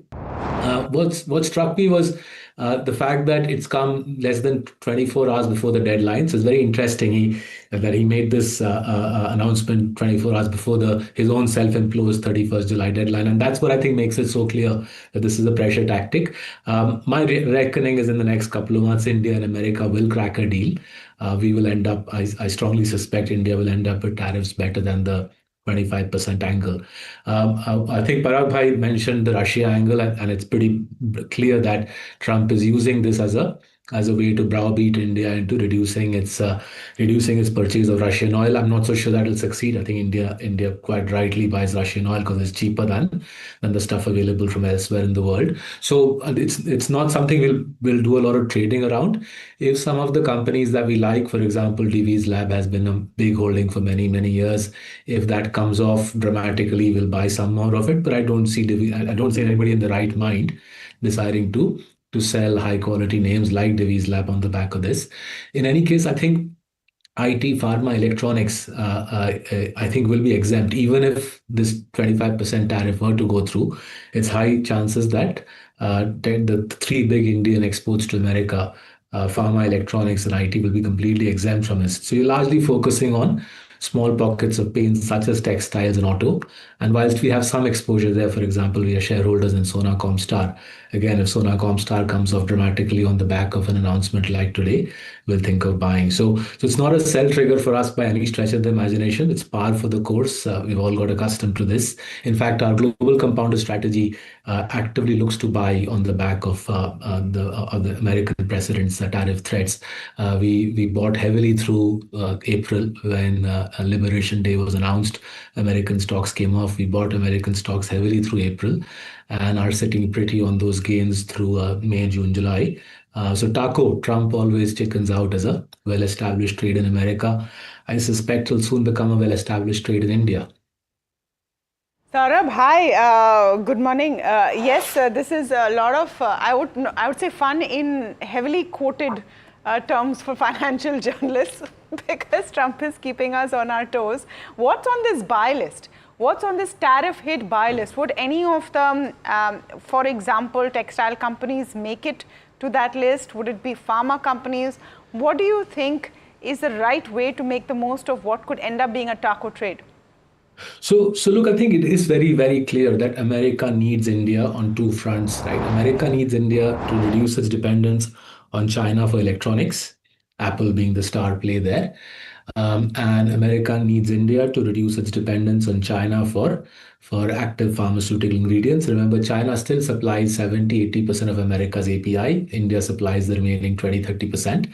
So America clearly wants to diversify away from China in those two areas. It's not evident to me that countries like Vietnam are beyond a point credible alternatives to India, right? So there is a big China plus one trade there. America knows that. America knows that India wants to step into China's big shoes in electronics and pharma/API, and therefore they are leveraging that to say, let American agricultural produce and dairy and poultry produce into India, and that's where, as we all know, is the stumbling block. So my reading is there will be a deal that will get done over the next couple of months, and therefore we are resolutely positioned in companies that can play the pharma API play. So Divi's Lab is a big holding for us. In our small cap portfolios, we also have a company which used to be called Ami Organics. It's now called Acuitas. I don't quite know how to pronounce it. ACUTAS. So in our small cap portfolio, we have that. The electronics piece, we have not yet been able to make purchases, right? Clearly, Dixon's is the star play there, but it's eluded us. It's an electronic manufacturing services play has eluded us. We continue to do more work, and if, courtesy Mr. Trump, the EMS plays become cheaper, if Dixon tanks, then so much the better. We will think of looking at EMS. There's plenty of good companies in that space. We'll think of looking at buying one. But these are two big trades. I think they will become big parts of the Indian market, EMS and API. These will become big parts of the Indian market in the years to come. And I think the trade deal will eventually get done. By the way, the markets are steady at that 0.5% downtake. So bear that in mind, with banks also now kind of putting that little bit of pressure, 0.5%, more than 0.5% now for the Nifty Bank as well. Saurabh, there is a fair degree of chatter around how in these uncertain times, and God knows this is only the first 6 months, the next 3.5 years also promise to be uncertain, that it might be better to focus a lot on domestic plays as well. So if you're looking at pharma, could people look at domestic CDM or a domestic foremost players, or some of the other buckets which are largely insulated from the global uncertainty? Would that be a good way to approach the portfolio construct right now? So I think yes and no, in the sense that even if you were to look at domestic, I think we are an economy which has, leaving aside America, we have other strong linkages with the global economy. So it's difficult to say that let's completely leave the world aside and focus on India alone, because it doesn't work like that. And in any case, even if we were to focus on domestic stocks, the domestic economy is not in the greatest of shape, right? If one were to say, let's forget the world outside, focus on India only, I would say domestic capital goods companies would be the area of interest. That's an area we're looking at carefully. My reading is we're in a domestic consumption downturn, which will last for a few quarters yet. I think the job situation is fragile, and that's leading to an extended downturn in consumption. I think domestic consumption rates or savings rates will have to go up, which means consumption will come off, I think, in the next few quarters, if not the few years. And therefore, if one is to focus on India, then domestic capital goods plays would be the place to look at. Corporate India, as we know, for the first time in its history, corporate India has net cash, right? And that net cash will get expended. That will get expended as the capex cycle begins. I think L&T's results 2 days ago were heartening in that regard, because L&T announced a big thermal power order, BTG order from a domestic power generator. I hope that sort of triggers the beginning of a private sector capex boom in our country. Speaking of results, since you mentioned Larsen & Toubro, Saurabh, I'm just wondering, we've got most large companies that have posted already. What is the scorecard looking like for you? Is it more disappointing than anything else? Of course, there are pockets. There are pockets that are bright. Larsen & Toubro is one of them. But are you more disappointed than not? No, I think we've been expecting this. By and large, for the last 4 results, we've been able to grow EPS in our portfolio by around 10-11%, whereas Nifty EPS growth has been around the 4-5% mark, right? So courtesy the strength of our franchises, e.g., I'll just give a simple example, HDFC Bank, right? As the rest of the banking and NBFC sector copes with asset quality stress, it's HDFC Bank's champion credentials on underwriting are coming through, and this is exactly what I've seen in market cycles, right? When there is euphoria, then nobody wants to buy thoroughbreds like HDFC Bank. People would rather buy a third-rate lender which looks optically cheaper, and then inevitably, when the economy slows down, that's when the thoroughbreds credentials come to the fore. An HDFC Bank is able to chug out EPS growth, or a Divi's Lab is able to chug out EPS growth, or a Pidilite is able to chug out growth in difficult markets, in difficult economic circumstances, and therefore quality reasserts itself. So I think the quality reassertion trade is very much back on in India in the last, especially the last 2 quarters. And given geopolitics, given the domestic consumption downturn, I think the quality trade will stay on for the next few quarters. And, I can't but cheer that, right? That's been our style of investing. Our style of investing took a backseat in the euphoric years after COVID. That's when people migrated to value. But as euphoria subsides, quality is coming back. Okay. Saurabh, just a couple of more minutes with you, please. I want to introduce Vikas Khemani also to this conversation that we're having this morning. It's an important one to temper the concerns that you're seeing in the market. And the concerns are valid because it's feeling like a bit of betrayal, for a better word. Vikas Khemani, I want to know what your thoughts are. We spent an inordinate amount of time trying to hammer out a deal, and then to summarily just, be handed over some formula, and then the back and forth on it. Do you think that the weakness we're seeing in the markets right now is an opportunity, or it could get worse?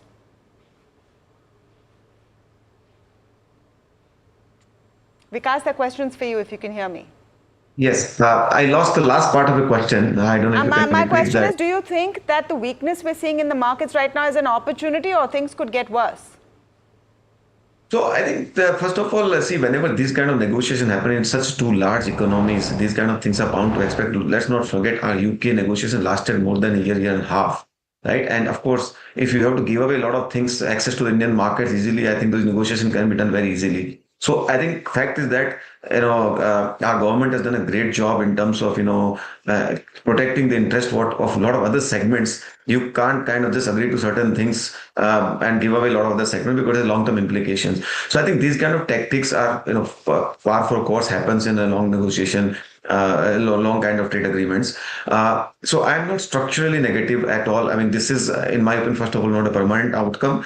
It can be there for a quarter or two, but I am quite confident that the eventual outcome will be sorted out. There will be negotiations from both sides. Both US and India need each other. There's no denial on that. And I'm quite sure that this will happen. Having said that, there are, some segments which might get impacted, in a shorter term, but which is a very, very minuscule part of the market overall. Overall export to US is very less. And secondly, also impact does not have to be fully on the earnings. In the sense, a lot of tariff will be passed on. In shorter term, there might be some minor, impact can be taken on the margins, but I am sure eventually it will be passed on. Just like India controls 45% of the US medicine market in the generic space. I mean, they don't make that with margin to absorb. So it's a question of only a 1 or 2 quarter of time, which happens in many industries all the time. And secondly, I think partly currency depreciation can also provide some cushion, which we have seen. So I think Vikas, I'm sorry, I'm just going to interrupt you for the latest truth social bomb. Trump has just put out a post. I just want to add that on to what our viewers are understanding right now. He has posted, "I don't care what India does with Russia. They can take their dead economies down together for all I care. We have done very little business with India. Their tariffs are too high, amongst the highest in the world. Likewise, Russia and the USA do almost no business together. Let's keep it that way and tell Medvedev, the failed former president of Russia, who thinks he is still president, to watch his words. He's entering very dangerous territory." I don't know now what's happening and what the context to this is. Has he gotten off some call and then started posting out, and why India is getting dragged into this? I mean, there's nobody who can call India's economy a dead economy. It is the fastest growing economy in the world. So I'm pretty sure that it is the result of some sort of a conversation that he has had. Possibly. But it's just ridiculous. This is ridiculous. This is just ridiculous. To have a post like this is just ridiculous. And they can take their dead economies down together. I mean, Vikas Khemani, this is just breaking real time. So we're just putting out what we're getting real time. There is measure. There is something to say about measure, the way India responds. We're a mature nation. We deal through proper channels, etc. But now this is becoming vindictive, isn't it? Those who know Mr. Trump, I mean, I don't think I need to comment on that. We've seen he operates through Twitter. I mean, we saw what happened between the US and China for a very long time, and there was kind of retaliation, all those things happened, and then he nicely ate his humble pie and kind of withdrew from all his, and nicely sat down on the table and then did the deal. So I think there are lots of rhetorics which happens. I'm so glad that at least our government is not reacting anything in a public domain, working through the normal channels. I think Trump has its own way of putting pressure on through public media. As long as you don't get impacted by the pressure, and which is what I believe that I think entire Indian media should also act responsibly rather than kind of pronouncing it in a big way. Let government handle it its own way. One thing we must understand: we are a 1.5 billion people market. US cannot afford to ignore that market. They also make a lot of money from India. Apple does sales, Google does, all the IT company does a lot of sales in India. So see, we must understand that both US and China need each other. There's no denial on that. And apart from the normal pressure tactics, which negotiation, every leader has his own style. We all know Mr. Trump's style. So I'm sure it will get sorted out. India has put its firm foot when it comes to importing Russian oil, even in the worst of the times when there was a lot of pressure. So everybody knows US does what suits them all the time.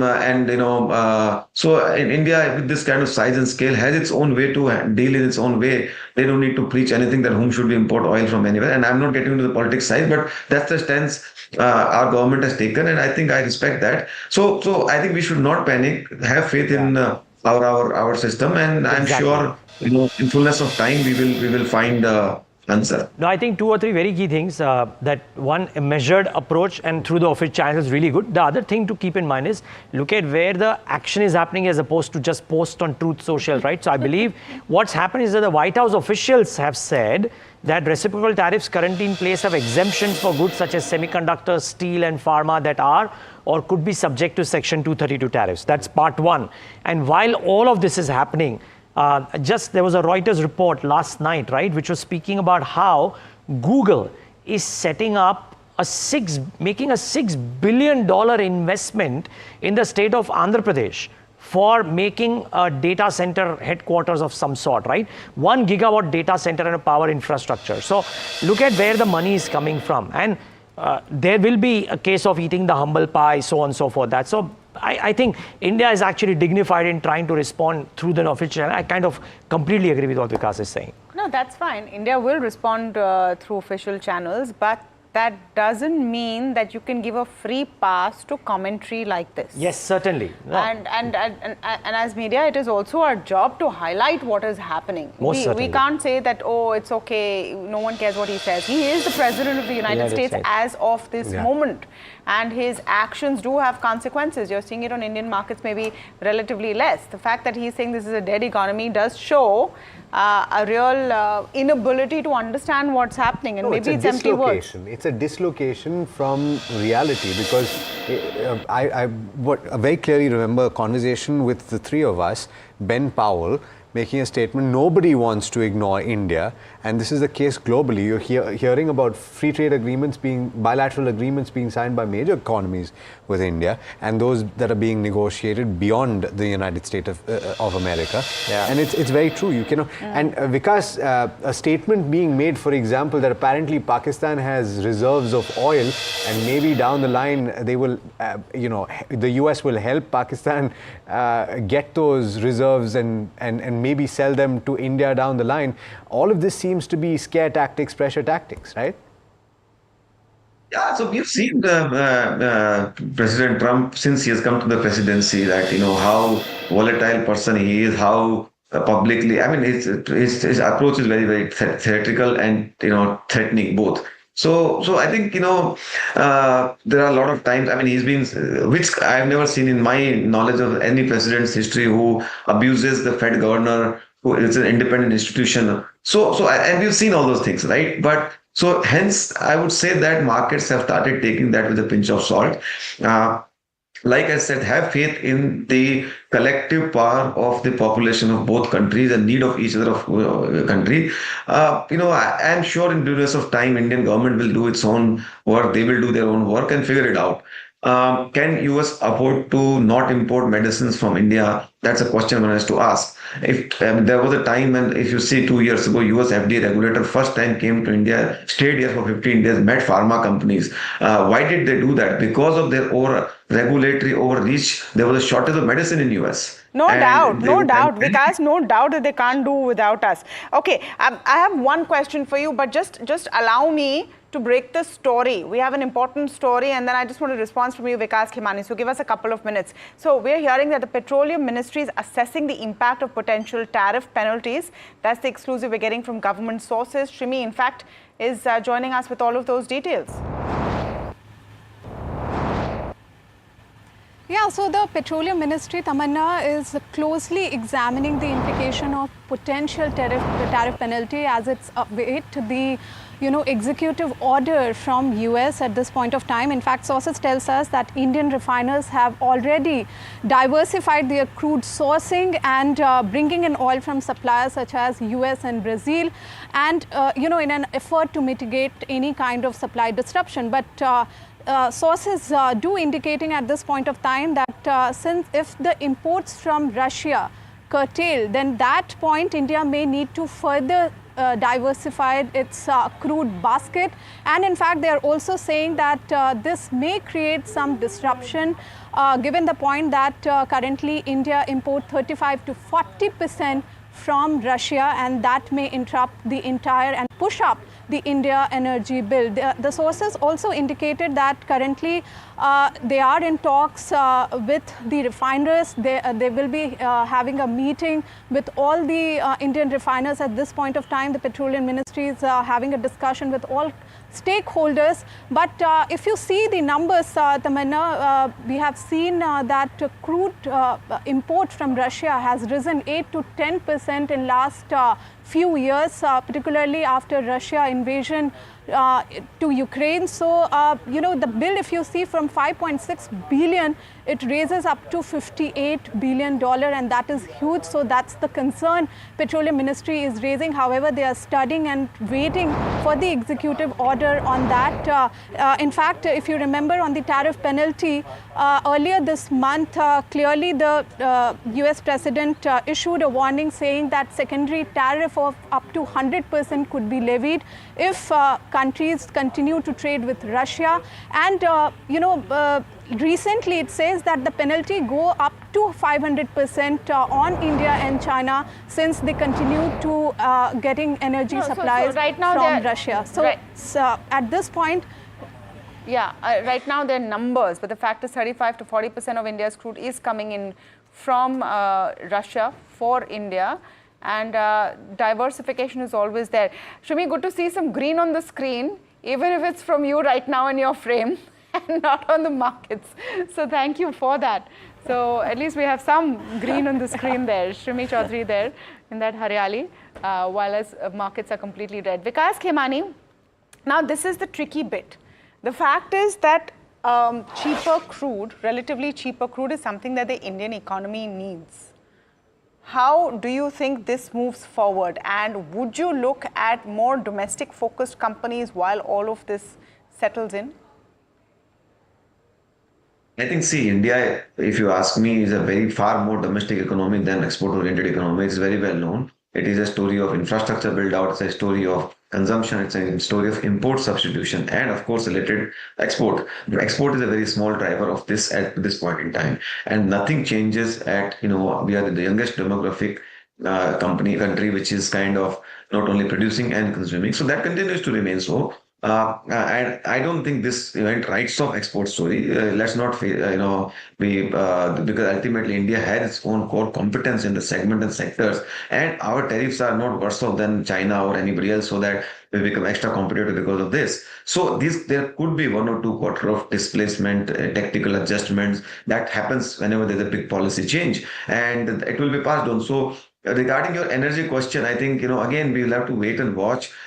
Recently, I was hearing an interview of our petroleum minister. He had very clearly said that they have already planned many sources of, supply of oil, which they are anyway kind of looking at alternatively as well. And they were sounding very confident that if something were to happen, we have a game plan in place. So I think good part about our government is that they are very, very proactive in the inflation management ever since they have come to the power, whether it is food inflation or energy inflation, anything and all. And they have done, they understand this very well, that inflation can be a very big risk to our big growth story, which we are, working out. And I'm quite confident that the appropriate measures will be taken to manage that. Because I'm trying to understand, what do you do in a time like this as a public market investor? I mean, is this a good time to sit on the sidelines and wait for the event to pass and have some clarity? Or would you preempt the possible outcome, which might be lower than 25%, and use dips, if any, to your advantage? The fact that at a market open I'm chatting with you clearly shows that there's no point in reacting anything to that right now. Sorry, Vikas. I was laughing out so loudly that I missed your answer. Can you repeat that answer again? So the point is, that tells you my approach, that I think never react to these kind of situations. It is not structural in nature. It is tactical. It is not permanent. So, and it is not significant. So, so why to kind of, in fact, that market is only down 0.5% also tells you that it's not significant, also tells you the response of the market by and large. And anyway, we are in a correction phase of the market for some time. Markets have done well, and hence it's good, nice consolidation to happen. Think about it, the bigger picture. As an equity investor, you always like to have a situation where RBI cuts rate by 100 basis points and liquidity infusion. That's a great scenario for equities, right? And markets have not still responded because of this whole tariff saga over the last 3, 4, 5 months, right? Once this settles down, how much this would mean, you can assess. So in my opinion, I always say that what RBI governor has done and is doing is far more important than what Trump is doing. And hence, focus on what is happening back home, focus on what is controllable. And I am sure there will be opportunities out of this also, and there will be risk out of this also. You assess your own individual portfolio companies, impact on that, permanent nature, temporary nature, and then make appropriate call. But today, I am sure nobody would have proper information to make appropriate call, structurally speaking. And there's no point in reacting to any tactical thing. Got it. Vikas, thanks for putting that into perspective in the best possible fashion, especially the last answer. We'll remember this, but really appreciate your time. Thanks for joining in. That's Vikas Khemani. And well, I think that the tone and the messaging said it all. Okay, let's move on to some corporate conversations. KPIT Tech, first one off the block. Revenues came in flat, however, margins saw a dip. Puneet First Johnson with all the details. Puneet. Well, thanks so much for that. So it was largely a quarter of consolidation for KPIT Tech, and we did have some kind of idea with the weak numbers coming in from all the IT players. Revenue was down in this particular quarter, largely flat to a negative bias, but the company had deal wins about 240 million, and they are anticipating a larger recovery to come in the second half of this year as well. But I'm now joined by Mr. Kishore Patil, the co-founder and the CEO of KPIT Tech. Mr. Patil, a very good morning to you, and thanks so much for joining in. Let me just start off first with what's leading to the optimism for you at KPIT Tech in terms of operational performance, given the weak quarter one for this quarter. What are you seeing right now that makes you so optimistic of a recovery in the second half of this fiscal year? I think overall, as we have been saying, I think we have a very good pipeline, which we have. You can see the wins have been pretty strong in the last year or so. The point was, which I also mentioned a few times in this, is the clients have limited budget, so they do what they have to do. They have to prioritize. Some of the new wins have come from their prioritization area. And to some extent, it can get cannibalized with some of the existing work. I'm not necessarily saying what we do, but overall, it can impact, the current part also. And this budget limitation was mainly because of the uncertainty and the pressure they are facing. Now, the geopolitical issues, tariff, China, there are multiple issues in the world which can't get settled, everything. But I believe in next quarter, at least some of the fundamental issues will get, there will be more certainty. Issues don't get resolved, but I think what the market is looking for is certainty. Once that certainty happens, I think we believe that many of these deals which we have been, they will start ramping up. I think that's what I'm saying. And I do believe that it should happen in a quarter or so. Mr. Patil, largely, you are mentioning that deal wins would help you ramp up in the second half, but from clients, we've not seen any kind of discretionary spending. So, essentially, do you see that the ramp up of the current deals, which might take a couple of quarters, will lead you to the growth, or is it that the deal wins that you saw over the last 3 to 4 quarters will now ramp up and lead to growth over quarter 3 and quarter 4 for you? So, as I always mentioned, I can only talk about my business, which is more to do with actually the product, right? We deal with the product and not generic IT. So, in terms of a product, if you really look at the clients has to take out new products. They have to put new features in the product. So, there is a certain reason why they have to do it, and they have to maintain the existing products. So, I think that is there. Now, what people are looking at is how you can do, and there are certain things, right? As I said, there are budget restrictions. So what they are trying to do is in the current program, how they can add more functionality, how they can give something more to the consumers in the current program, because looking at how much time it takes and how much money it takes, it will take maybe 3 years for them to come out with the new programs. So most of them, then they have pushed out that part to 3 years, and then what they were supposed to do, I think they are trying to accommodate in the current program. And that puts a pressure on in terms of new features to be accommodated in the current architecture, again, the validation and etc. I think those are the opportunities we see. Also, I see the opportunity in the new market. As there is a change in the markets, I think people are exploring. Everybody is exploring new market. Everybody is looking at US, but I think there are different challenges. But Europe or any other parts, right? So I think that's another part. So I think we are looking at where there is an opportunity and focusing on that.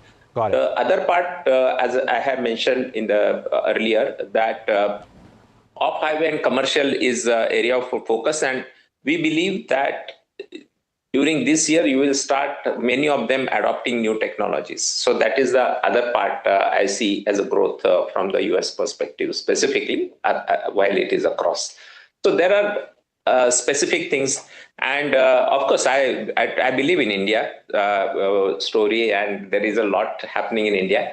And many OEMs are also eyeing India market. Sure. So I think these are some of the opportunities, and we'll tap into those. Well noted, Mr. Patel. And Puneet, thanks for getting us that conversation. But now, so that's KPIT. Now let's focus on HUL because the numbers are out. Mahima joins in for that review. And Mahima, optically, the revenue seems to be in line, but the bottom line is above estimates. Yes, absolutely. So it's a good set of numbers, I must say, because HUL has posted a muted set of numbers for quite a few quarters now.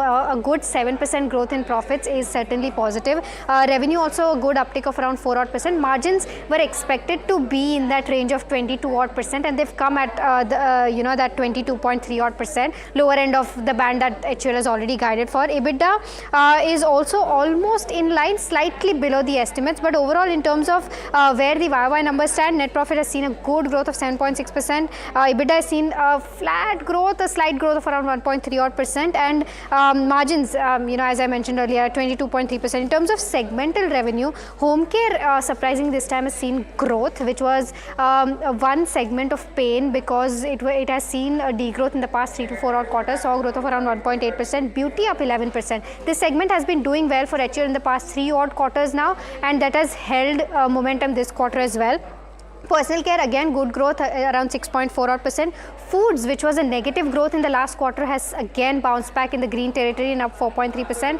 Other segments have also done well, up around 6% odd. So this is the overall view of how HUL earnings have fared, and it's a good set of numbers. Much better than what the street was expecting in terms of PAT. But overall, also a muted set of numbers in the past few quarters gives confidence that this quarter is better than what it has done in the past 1 year as well.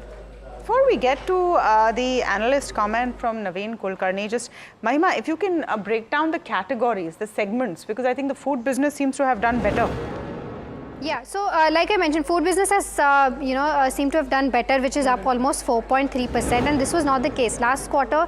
This had actually charted a negative territory. It had seen a negative growth of around 2%, but this time it has gone ahead and done well, around 4,000 crores of top line there. In terms of home care, also it's done well, around 1.8% of growth at 5,700 odd crores. Beauty and well-being has seen a good growth of 11%, and overall personal care has also seen a good growth of around 6.4%. So good segmental growth as well. None of the segments have seen any kind of negative growth. So that's a positive point. Okay, Mahima, thank you for that. Naveen Kulkarni joins in. He's CIO at Axis Securities. Naveen, very good morning to you, and thank you for your time here with us at NDTV Profit. Is this a positive surprise? Is this in line, and does it give you some confidence that at least for the major FMCG companies, things are turning around? Yeah, so overall, broadly, the revenue growth is in the range of around 5%, which is overall okay. Category-wise, I can see that beauty and well-being has done well.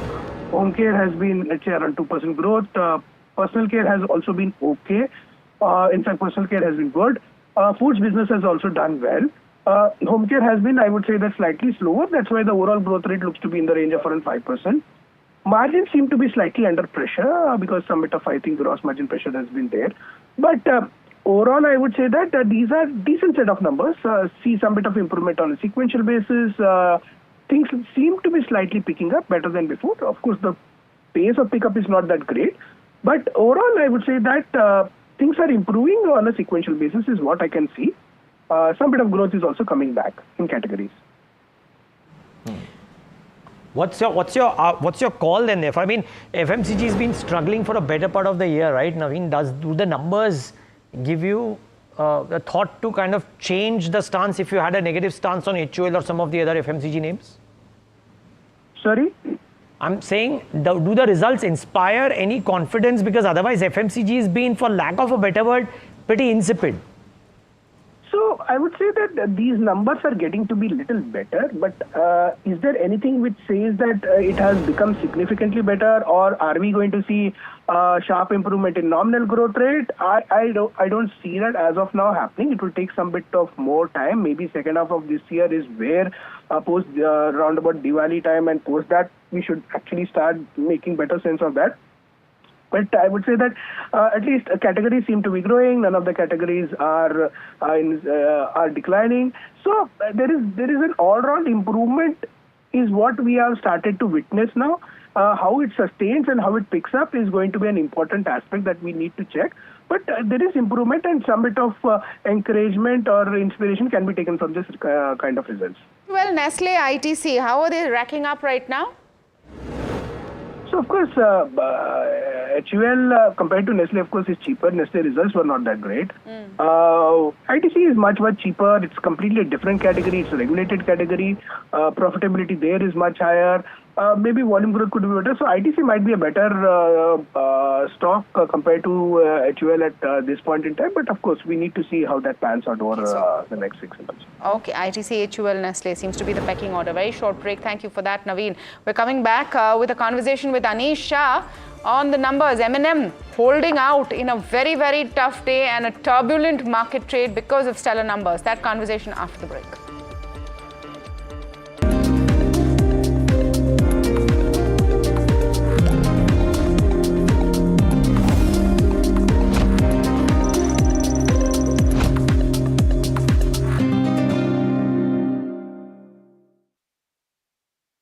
तू ही तो है जिसकी सच्चाई वाली clarity की वजह से मैं आज यहाँ हूँ। गोल्ड प्लस सिल्वॉक्सी मिरर्स, ऐसी क्लैरिटी कि आपको सिर्फ सच नजर आए, चाहे कितने भी साल बीत जाएं। हेलो हेलो बोलिए मैडम, डब्बा ट्रेडिंग कब से चल रहा है पता है मैडम आपको? हम और आप तो जन्म भी नहीं हुआ था हमारा। We investigated a shady advisory firm that has spent big bucks on advertising on the front pages of national dailies.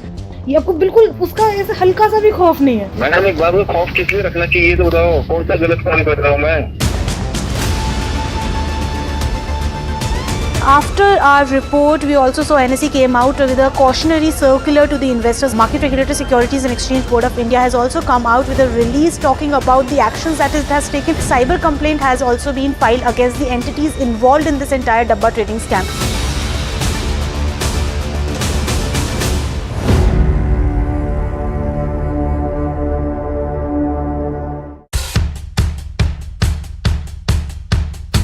The markets move fast. And so should your portfolio. Expert insights, real-time stock picks.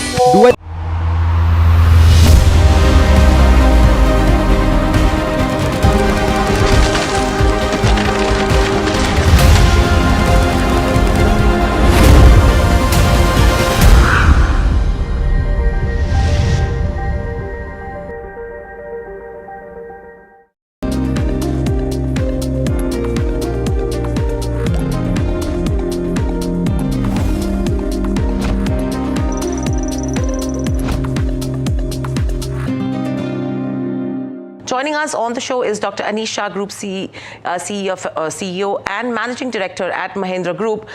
Dr. Shah, always a pleasure to speak to you at NDTV Profit.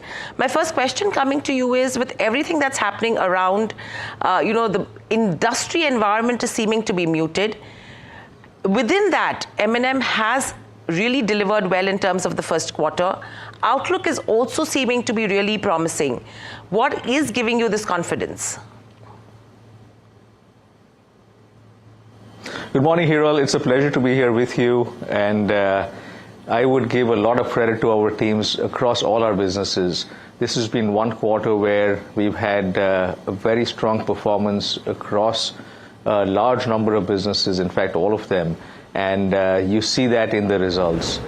And this is not just about this quarter. As we look at the last 4 quarters, we've had a profit growth of 35%, 20%, 20%, and 24% now. And we're starting to continue to fire on all cylinders and continue to grow from strength to strength. It has been a tough market. A few of our markets have been muted in their growth, but our teams have delivered a very strong performance in terms of market share. Auto leads the pack with 22% growth in a market that's been relatively flat, resulting in a 5.7 percentage points gain in SUV revenue market share. Farm has got its market share to 45.2%, up 50 basis points. Never easy to grow that much when you're in the 40s for market share. And that is the highest ever that we've ever seen in any quarter in our history. And across our businesses, TechM, Mahindra Finance on a very good path, Life Spaces, Holidays doing very well, Sustain business delivering what it has to, which is a very significant set of goals. Logistics is turning around very nicely and will show a strong growth momentum. Among our smaller growth gems, Excello has shown a very strong revenue growth, and multiple other businesses are on a very good path. So it's really been a combination of all of these businesses coming together and helping us deliver these results. Right. Exactly. I mean, firing on all engines, Dr. Shah. But the key from here on is, yes, no concerns in the non-automotive segment when you talk about tractors. But a couple of, questions that did come in from analysts as well on the automotive side is that EV is seeing a ramp up, which is a positive, but that's somewhere having an impact on the margin perspective. With that, you're still yet to accrue benefits of the PLI scheme. How does that entire dynamic work in for this year and the coming quarters? Every new launch for us has an impact on margins in some form. EVs has a greater impact because it's a new platform, and that was an investment. PLI helped us make that investment. So we are on track in terms of what we had planned for. And as we maintained, EV margins will get at par with auto margins as we move on and as we grow volume in EV. So it's something that we feel is essentially par for the course and will allow us to have a stronger presence in the market with a very good set of electric vehicles and a very good set of ICE vehicles at the margins that we feel are reasonable and consistent with what we've done in the past. Right. How are you looking at the export markets, Dr. Shah? Because you have seen good traction that's coming in terms of South Africa. Australia, you've recently begun. And US has been on the radar, but now with the tariffs coming in at 25%, does the strategy still remain the same, or how would you even look at the US markets?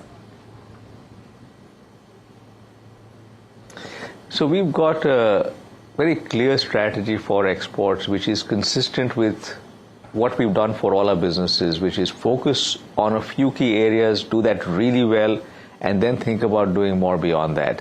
So our focus right now, beyond the India-like markets, which is Sri Lanka, Nepal, Bangladesh, etc., is really on South Africa, Australia, and Chile. These are markets where we've been present for some time, and with the new products we have, we are targeting a 15 to 20% market share, which is very, very significant in those markets. We are well on track on those markets right now. We will look next at either Southeast Asia or Europe. And the US was planned after that, which really may be 5 to 10 years down the road. So at this point in time, can we feel good about where we are? We feel good about the FTAs that the government has been signing that will allow us to do more. And that's something that I think is, again, on course for us at this point. Right. And Dr. Shah, that we've spoken about tariffs right now and overall market sentiment commentary taking into consideration the various businesses that Mahindra Group is in, how would you actually decode a 25% tariff that has been announced? Hiral, it's not material for us right now, and we are very confident the government has been always focused on ensuring there's a good balance, and that's what they will do. So I'm not really worried about it. Okay, so that's a positive commentary on that one. From a sentiment perspective, if you have to look at rural versus urban, rural sentiment has continued to be better than urban right now from a market perspective. With the upcoming festive season, the interest rate tax cuts, how are you seeing that pan out from business? Are you seeing that recovery also coming in urban now? It's a surprise why urban hasn't picked up as yet, because the fundamentals are very much in place. We are seeing more liquidity, we are seeing lending going up to some extent at least, maybe not as fast as we'd want to. Interest rates have come down, and from all of those perspectives, urban should start picking up. Our sense is it's because of sentiment, and sentiment often requires a few triggers to have that turnaround. Festive season could be a very good trigger. It has been in the past, and I personally feel that the second half of the year will be a strong one for urban India and for the Indian economy overall. Right. And when it comes to the other crisis that the auto industry was facing was rare earth.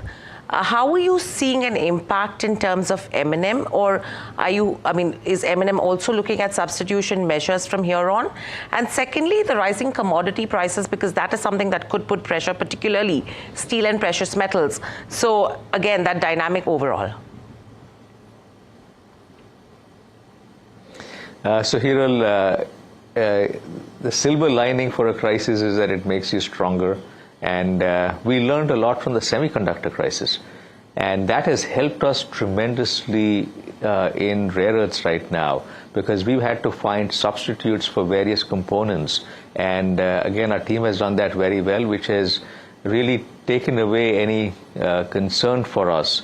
So at this point, we are not impacted, and there are a few things we still need to close for 2 or 3 quarters out, but we feel good that we will be able to close that as well. With regard to commodity prices, yes, that is a concern. We are seeing a significant increase in steel in particular, and a few other commodities as well. And that's one that we will pass on to the customer. We've taken some price hike already. And we just hope that it doesn't go on too much, because we don't want it to cause inflation once again. But there again, on balance, we feel that it will settle down, and the overall trend from pricing and inflation is good, and commodities is one that stands out, but that again we hope will settle down soon. Right. Dr. Shah, with regards to the 15th August platform launch, I think this has been something which has been really spoken since quite some time, much awaited. Anything that you could tell us, because that's something which everyone is tracking, and the Analyst Day, which will be slated in November. I will just say it's an exciting platform, and we look forward to sharing it on August 15th. Okay, we'll wait for that. And with a peer coming in the form of Tesla, what are you hearing? Because, you know, when we talk to analysts as well, the commentary has been that there are reasons why M&M can actually beat Tesla in India. How would you look at that aspect of competition? Well, we've got a wonderful set of products, and the feedback we have from customers is very, very strong.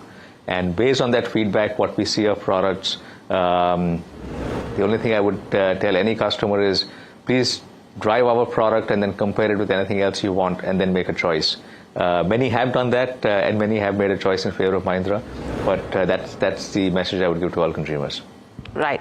Dr. Shah, one last question, not from an auto perspective, but with what's happening in the IT industry. In fact, a very recent commentary that I heard from Mr. C.P. Gurnani as well, where he said, Kitne aadmi the, and it explains why TCS's layoffs are a sign that a Sholay era is what is in the offing for the IT sector as a whole. How are you looking at it, and are you seeing concerns that AI is bringing in?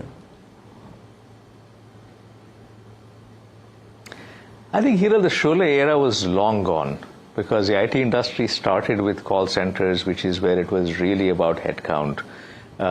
It transitioned from there and has made multiple transitions from there as well. So I would not read too much into TCS's announcement.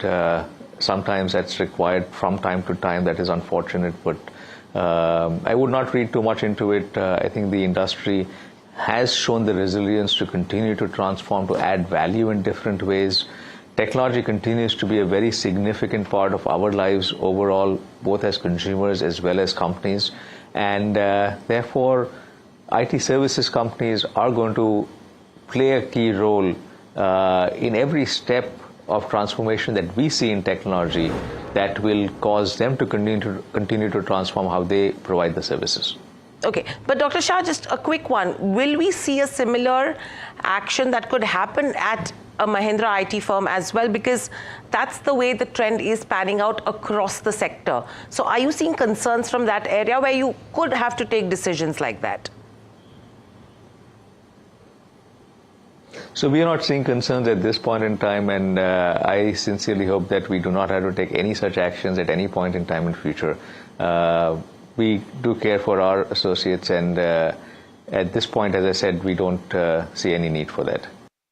Okay, so that's Mahindra and Mahindra. So much news to capture this morning. I mean, before we get to our first story, I have to pull up the HUL chart. What is going on there? Numbers have been greeted with complete cheer from the street. Look at that intraday coming up. Just looking absolutely fantastic. So a strong set of numbers. The commentary coming from the management is enthusing. Just a reminder here, their conference will be at 11:15. We will be live with it. You will hear from the management and our questions to HUL as well. So that's turning out to be a star of the morning on an otherwise weak day. It's a bad day for listings though, and possibly, which is why you're seeing a weak listing for Brigade Hotels. It's listed at a discount of nearly 9%, recovered now 5% down. What are the key risks to watch out for as far as the business is concerned? Anushi's joining in with more. Right, so if you're looking at a Brigade Hotel Ventures IPO, it's a decline that is what we are looking at as compared to the listing price of 90. And there's a couple of reasons that why we should be focusing on and as to why the street is not cheering this particular IPO. Now, first of all, if you look at the room addition and the ARR growth, that has been comparatively lower than its peer set that we are looking at. And this is over the course of FY22 to 25 data that we've pulled out indicating the same. In fact, apart from the new or inorganic opportunities that the company is eyeing out for, majority of room additions also will take place post FY28 or FY29. So the trajectory of growth in terms of how 26 and 27 pans out is something that we should be watching out for.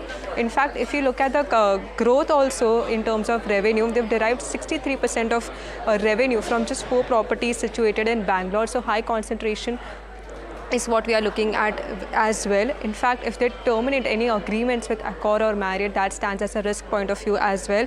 Do note that the company had incurred losses in FY23, so this continuing any subsequent years is something that we should be focusing on. Just about the company now, Brigade Hotel Ventures, it is owner and developer of hotels specifically in key cities in India across South India that we are looking at.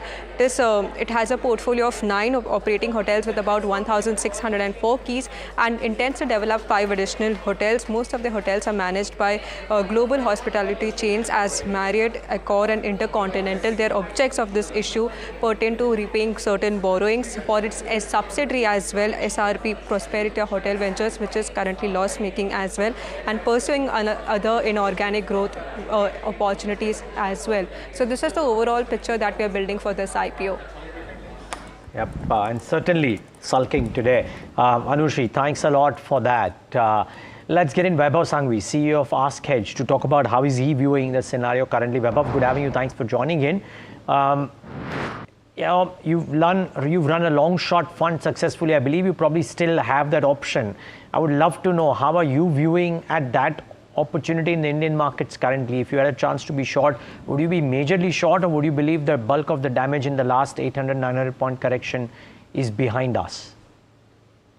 See, I think apart from what earnings had to deliver, I think the events, if we kind of line up, then major of the events, to be very honest, are now behind, including your tariffs, geopolitical concerns, and whatever we may name it. I think are something which we are at this point in time from year onwards we don't see any of those kind of things kind of coming back. Now, in some sense, we can always say that the worst possible outcome is pretty much on the table. And in light of that is where the markets are. So possibly, I think, with some volatility on the downside, I don't see much of a, further reaction kind of coming, from an Indian market perspective because of this event. Of course, what is more important to monitor is basically what's happening into China, the Chinese policy and the flows which are moving towards China within the emerging markets. Vaibhav, so, okay, that's an interesting way to think. If the worst of the outcome is on the table, yes, agreed. Are the markets pricing in currently the worst of that outcome, or are the markets thinking that, okay, the worst of the outcome is on the table, but we believe that the eventual outcome will not be as bad? Of course, see, because, worst of the outcome is pretty much on there. Anything which has to happen from here onwards has to be better in that sense. Of course, there are few sectors under Section 232 which may further see some amount of news flow if it comes through. But I think most of it is pretty much off the desk in that sense. So markets, in my view, from a sentimental impact perspective, has already factored in the worst of the outcome. I'm not saying that they are factoring in any recovery at this point in time, right? So if there is a positive news, which is either suspension of that tariffs for at least in 60 days, 90 days, depending upon how the negotiations kind of come about, then you may see some amount of positive reaction coming back to the market as well.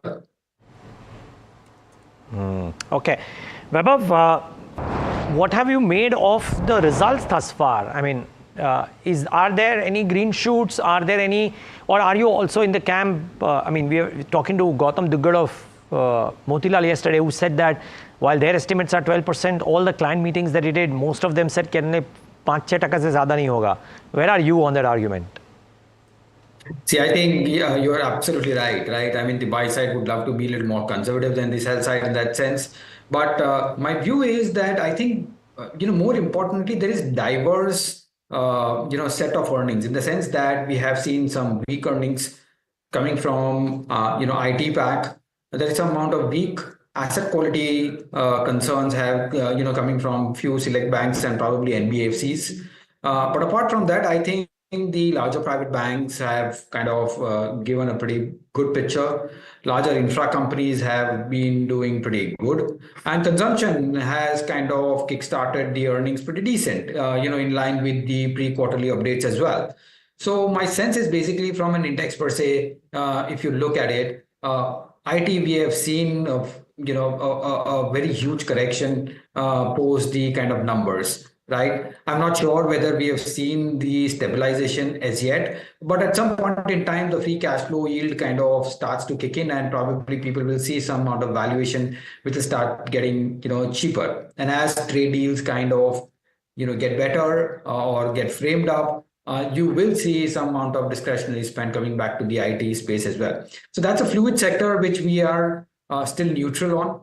Private banks, we are turning kind of positive, especially on the larger ones. I think infrastructure companies, along with the capex-driven themes, are pretty much on target to kind of deliver those kind of growth numbers.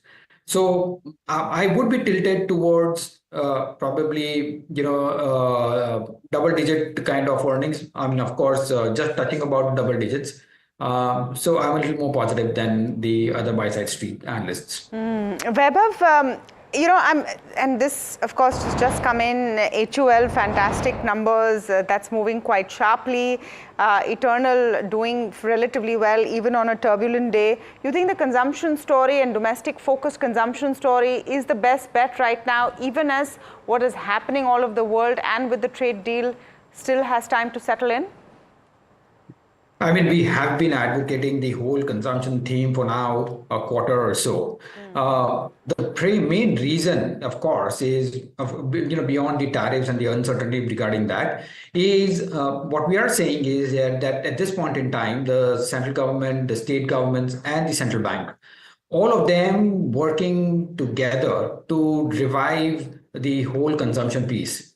Of course, from a central side, we have tax rebates. From the state side, we have welfare schemes.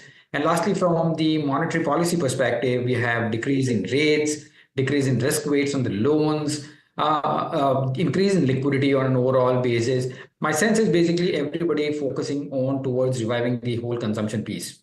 Lastly, from a year and a half down the line, we may also see it, the pay commission kind of changes also trying to get affected in. So when we look at from 12 to 24 months perspective, I think the valuations are pretty okay. I'm not saying they're extremely cheap, but they are pretty okay, which is factoring in pretty subdued growth from a consumption stuff. So my sense is because of the under ownership, the tailwinds from a policy perspective, we would be surprised on the whole consumption aspect over the next 12 to 24 months. Okay. What amongst consumption? Are you going for premium? Are you feeling a bit enthused seeing the kind of reportage from an HUL, Nestle not that bad, ITC was decent? So I think it may start with consumer discretionary and especially the newer kind of experiences like travel and tourism, food, restaurants. People want to spend in those kind of areas apart from the consumer electronics. So you may start with discretionary probably, and then on auto within the discretionary, especially on the two-wheeler side, is something which we do think that may gain some amount of traction. And then moving on to staples towards the premiumization theme. So it is that pecking order of you will see the transit coming about from an overall consumption basket. Vaibhav, where would you be skittish on? I mean, and just one quick word. I don't know how you guys are thinking about positioning in pharma, because there seems to be an exemption. So even if the worst case thing is on the table, pharma is still up in the air, right? Exemption for now. Who knows what happens next? Are you positioning yourself in line with the healthcare index, or are you changing that exposure to pharma by not looking at the US generic exporters, but looking at maybe other healthcare index components? Like diagnostics, like hospitals, what have you? Absolutely, Neeraj. I think let's understand this one thing very clearly that, US government would not want to antagonize their own citizens by making medicines expensive. I mean, this is the last thing they would probably want. So my sense is basically that this is the last sector, even if it might get affected, it is the last sector it might get affected. And I don't believe that they would come out with aggressive, tariffs in the whole space. And generics, to be very honest, kind of provide the cheap medicines to them.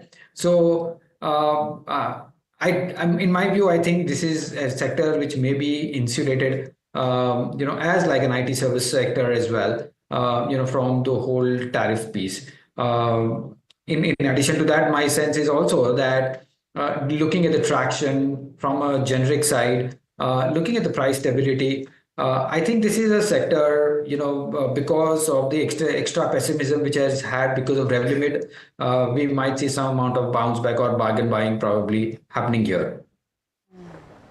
Okay, thank you so much, Vaibhav, for joining in. As we wrap up a power-packed session of India Market Open, just want to point out a couple of things. One, HUL's become the star of the late morning trend, and also Indian markets overall. Neeraj, the fact that we're less than 0.75% down after 25% tariff, after statements calling this a dead economy, blah, blah, shows the resilience of the Indian markets. This is hardly a reaction to crib about right now. It's showing that he's not being taken seriously, one. As he shouldn't be. And secondly, that we're not too concerned. Yeah, and not too concerned. But yeah, we end with this thing that, we appreciate formal dialogues, mutual understanding, that the tone, not necessarily the most inviting. Yeah, that was not required at all. Well, with that, it's a wrap on India Market Open. Thank you so much for that. Stay tuned. Ask Profit up next.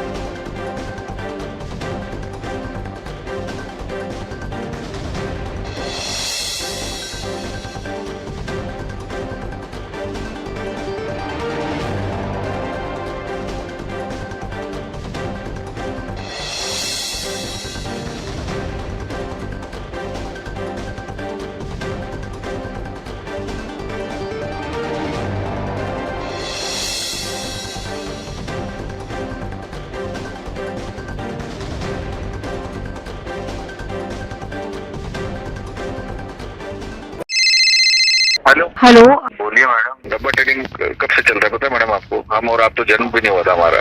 We investigated a shady advisory firm that has spent big bucks on advertising on the front pages of national dailies. ये आपको बिल्कुल उसका ऐसे हल्का सा भी खौफ नहीं है. मैडम एक बात को खौफ किस लिए रखना चाहिए तो बताओ, कौन सा गलत काम कर रहा हूँ मैं?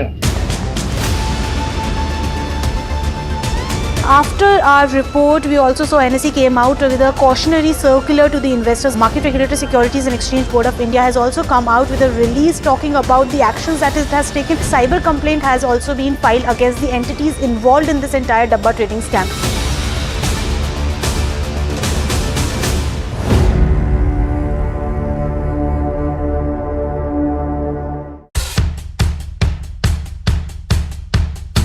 The markets move fast. And so should your portfolio. Expert insights, real-time stock picks. Do I buy Ola? Should I hold CDSL for the long term? Buy, sell or hold. The answers you need, straight from the experts. Callers from India and across the world. Connect live, ask, decide and invest wisely. Your portfolio, your future. Ask Profit.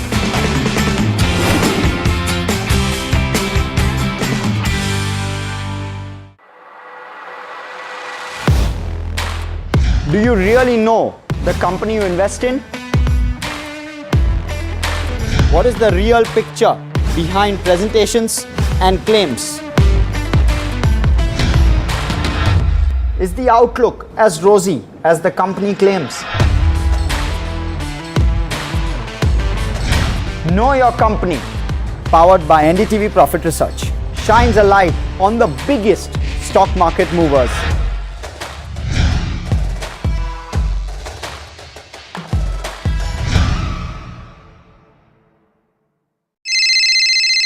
Hello बोलिए madam, डब्बा trading कब से चल रहा है पता है madam आपको? हम और आप तो जन्म भी नहीं हुआ था हमारा. We investigated a shady advisory firm that has spent big bucks on advertising on the front pages of national dailies. ये आपको बिल्कुल उसका ऐसे हल्का सा भी खौफ नहीं है. मैडम एक बात को खौफ किस लिए रखना चाहिए तो बताओ, कौन सा गलत काम कर रहा हूँ मैं? After our report, we also saw NSE came out with a cautionary circular to the investors. Market Regulator Securities and Exchange Board of India has also come out with a release talking about the actions that it has taken. Cyber complaint has also been filed against the entities involved in this entire Dabba trading scam.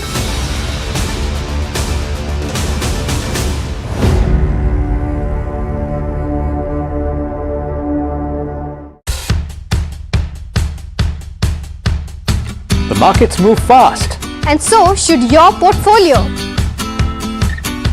Expert insights, real-time stock picks.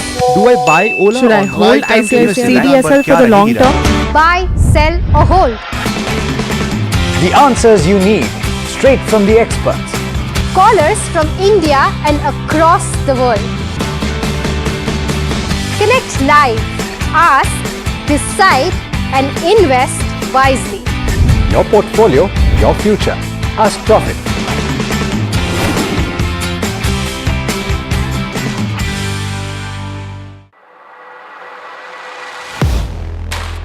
Do you really know the company you invest in?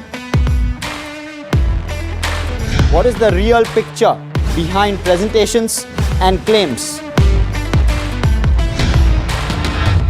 Is the outlook as rosy as the company claims?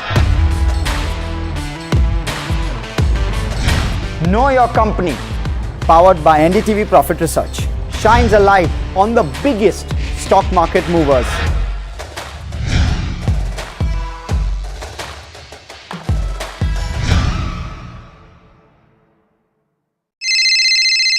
Hello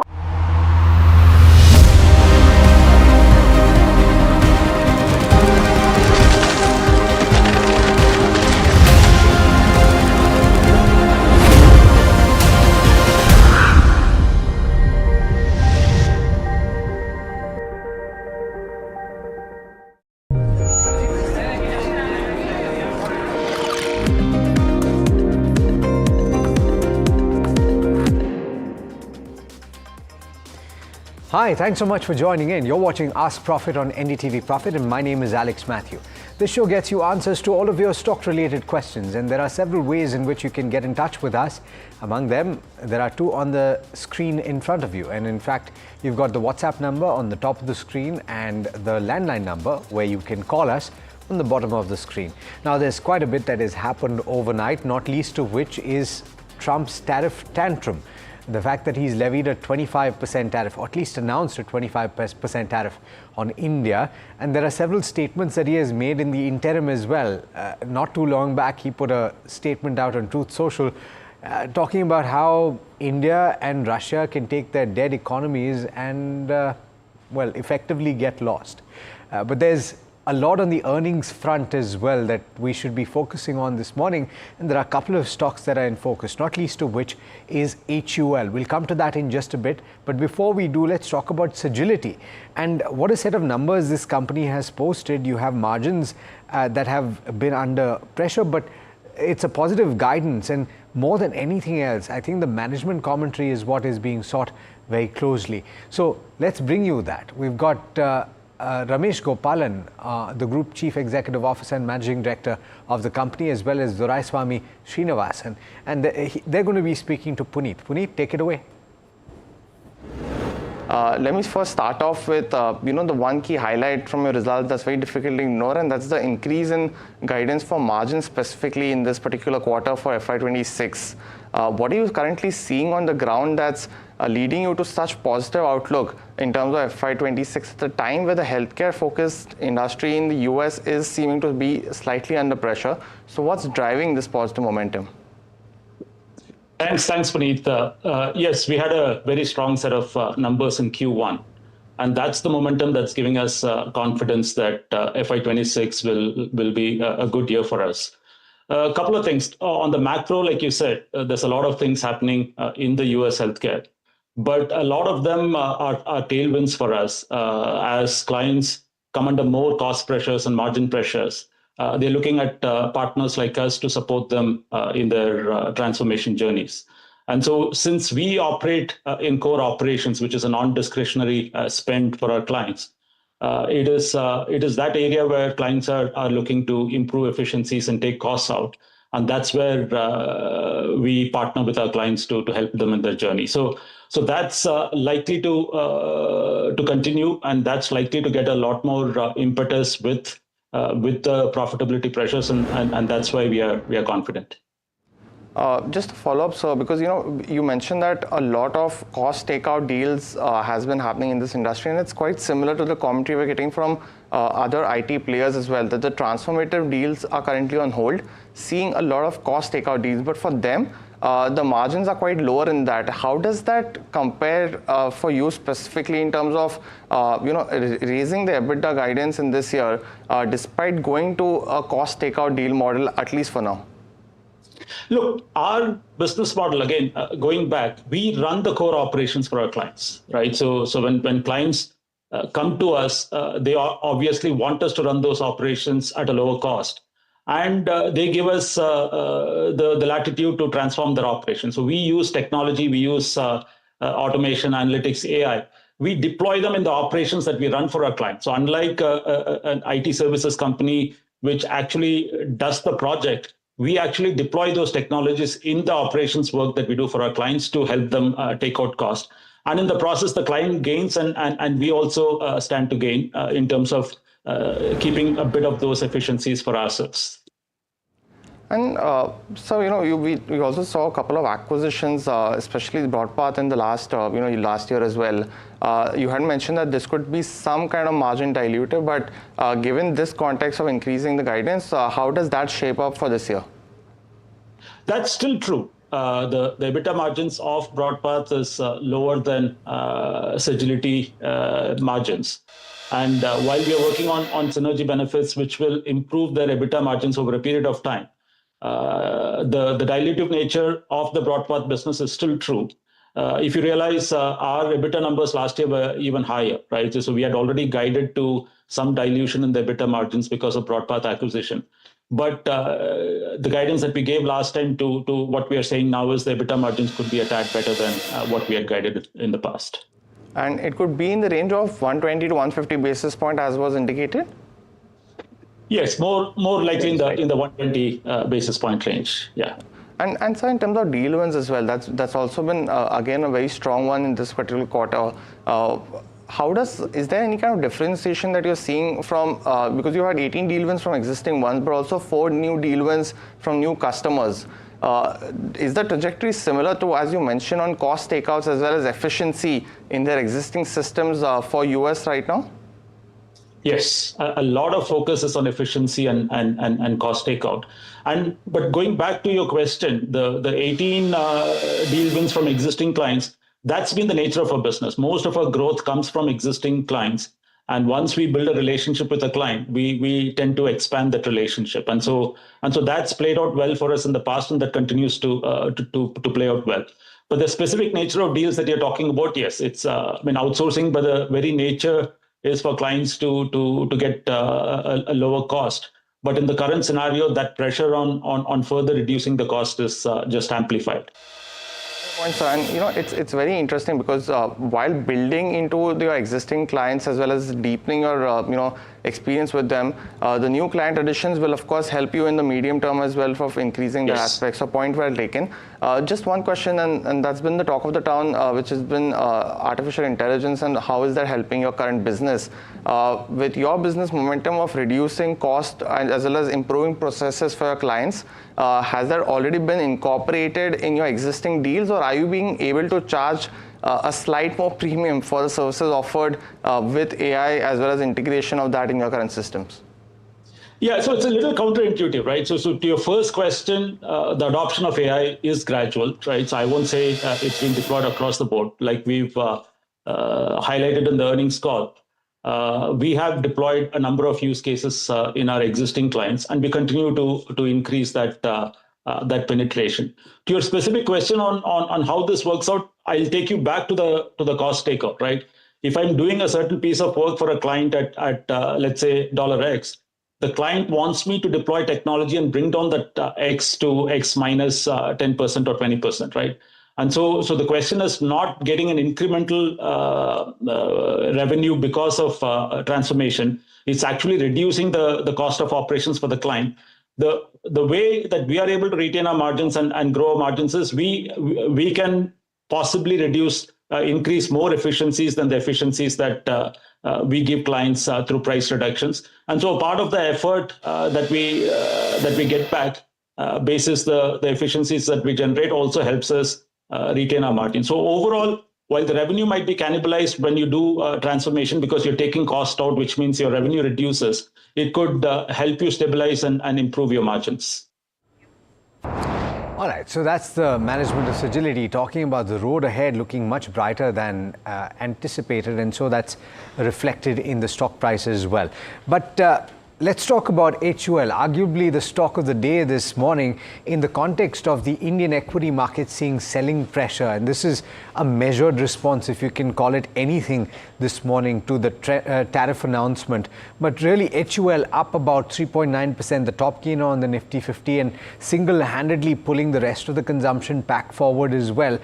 The initial print or the bird's eye view of the earnings that were posted not too long back is that the top line was in line and the bottom line was better than anticipated. But who better to give you a sense of what the numbers look under the hood than Mahima Vajrajani, who's gone to attend the HUL conference, which will start very soon. But Mahima, on the sidelines, tell us what you're picking up from the numbers and what specifically you're going to be speaking to the management about. Right, so Alex, as you rightly mentioned, it's the single stock that's single-handedly pulling the Nifty up, and this is because the investors have shown enthusiasm in the kind of results that it has posted. Good set of numbers, PAT did beat in fact estimates, revenue did meet estimates, margins largely in what the street was expecting, EBITDA almost flat as we speak. Now in terms of, what has worked this quarter, volume growth has bounced back. There's volume growth recovery that's been seen, up 4% on a year-on-year basis, plus the underlying sales growth also at 5% is something that the street is enthused with. Now, in terms of EPS growth as well, double-digit EPS growth is driven by top line, and mid to long-term outlook also remains of a double-digit EPS growth. In terms of the segmental performance, good set of numbers there as well. Home care saw good underlying growth of 4% odd. Beauty and well-being, good growth of 7% odd. Personal care, 6% odd again here. Food, which was a negative growth last quarter, has seen a good growth of 5% this quarter. So all in all, a good set of numbers for sure for HUL, and that's why we're seeing the uptick in stock. In terms of the outlook, price growth to remain in low single-digit range is what the management has said in their press release, and EBITDA margins to remain in the range of 22 to 23% odd.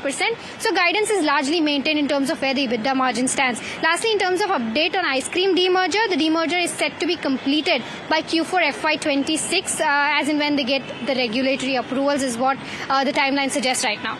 Okay. Mahima, I know that you're standing at the headquarters. I wonder where the building is because I can't see it behind you. If you can pan the camera and show me the building. And also what I'd like to know from you is what are you going to be focusing on asking the management? Because there's going to be a change of guard as well. If I'm correct, then this is pretty much the last conference that the Chief Executive Officer will address. Right, absolutely. So, Alex, I think the key questions to ask here would be that there are certain FMCG companies that have gone out and said that they are seeing green shoots in the urban recovery, demand recovery. Is that something that the HUL management has also seen? Because HUL being the bellwether in the FMCG staple space, so that's one question that I would want to know about. The second aspect, where there's volume recovery in single digits right now, could that be up in the next few odd quarters with a lot of perks coming in, for example, tax cuts, rate cuts, etc.? So that's the other aspect that I would want to know. And the third part being the competition that's coming in from the unorganized space, especially, in the beauty and well-being section, because that's the segment that they're going big on. So that's something that I would want to definitely know from them. Got it. And we will cut in just a short while, Mahima, to find out what the management has to say to all of that. Thanks so much for joining us as always. Missing you in the studio though. Let's go to our experts today. We've got Kush Bora, founder of kushbora.com, and Avinash Gorakhshankar, Director Research at Profit Mart Securities. Gentlemen, thanks so much for taking the time as always. And apologies, we're coming to you quite late. Avinash, very quickly on HUL, what did you make? Okay, so Kush, first I'll come to you on the charts. A pretty measured response in light of what we've heard on the tariff front, but specifically on HUL, it's had a pretty bumper response to the Q1 numbers.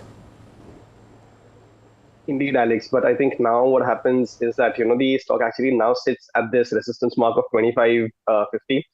There seems like there is enough and more momentum for the stock and the volume action also to push it past this resistance mark, and we need that to happen. HUL in particular and FMCG as a sector in general have actually not performed as much.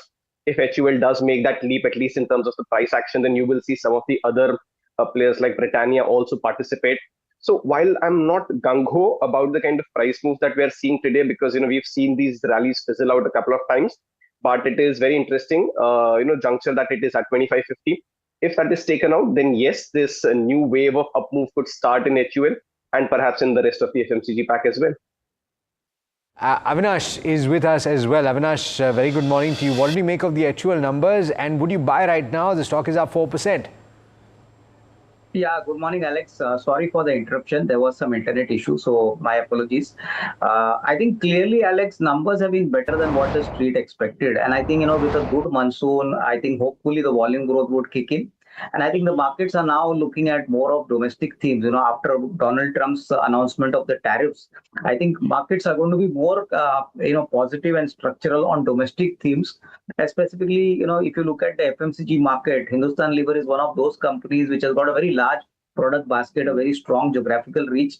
And hopefully, if the monsoon is good, rural demand picks up, then I think you could see margins also improving. And most importantly, the volume growth kicking in. So I think the September quarter and the second half of this financial year is going to be equally important.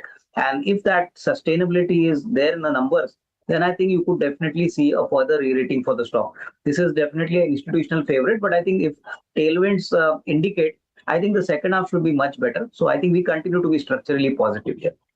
Okay, continue to be structurally positive on HUL. And viewers, Please bear with us. We're going to start the query segment right now.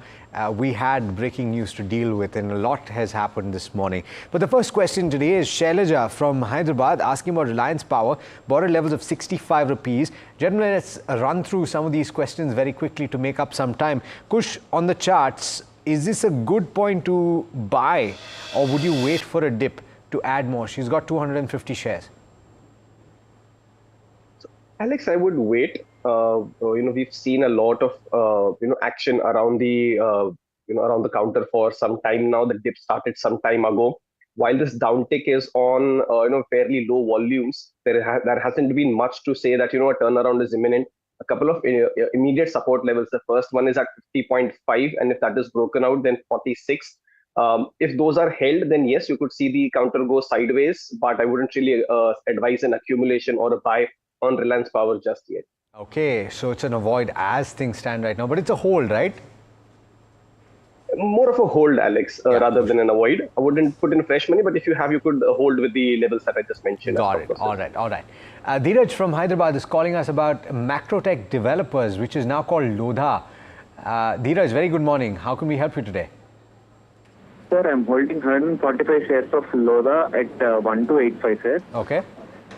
Sir, should I stay invested in this counter for the next 1 to 2 months, or already I have Sam's shares, sir? So should I add more shares to it? Okay, but should I sell both of them and shift to something like JSW? Dheeraj, you watched the show before, haven't you? Sir? Have you watched the show before?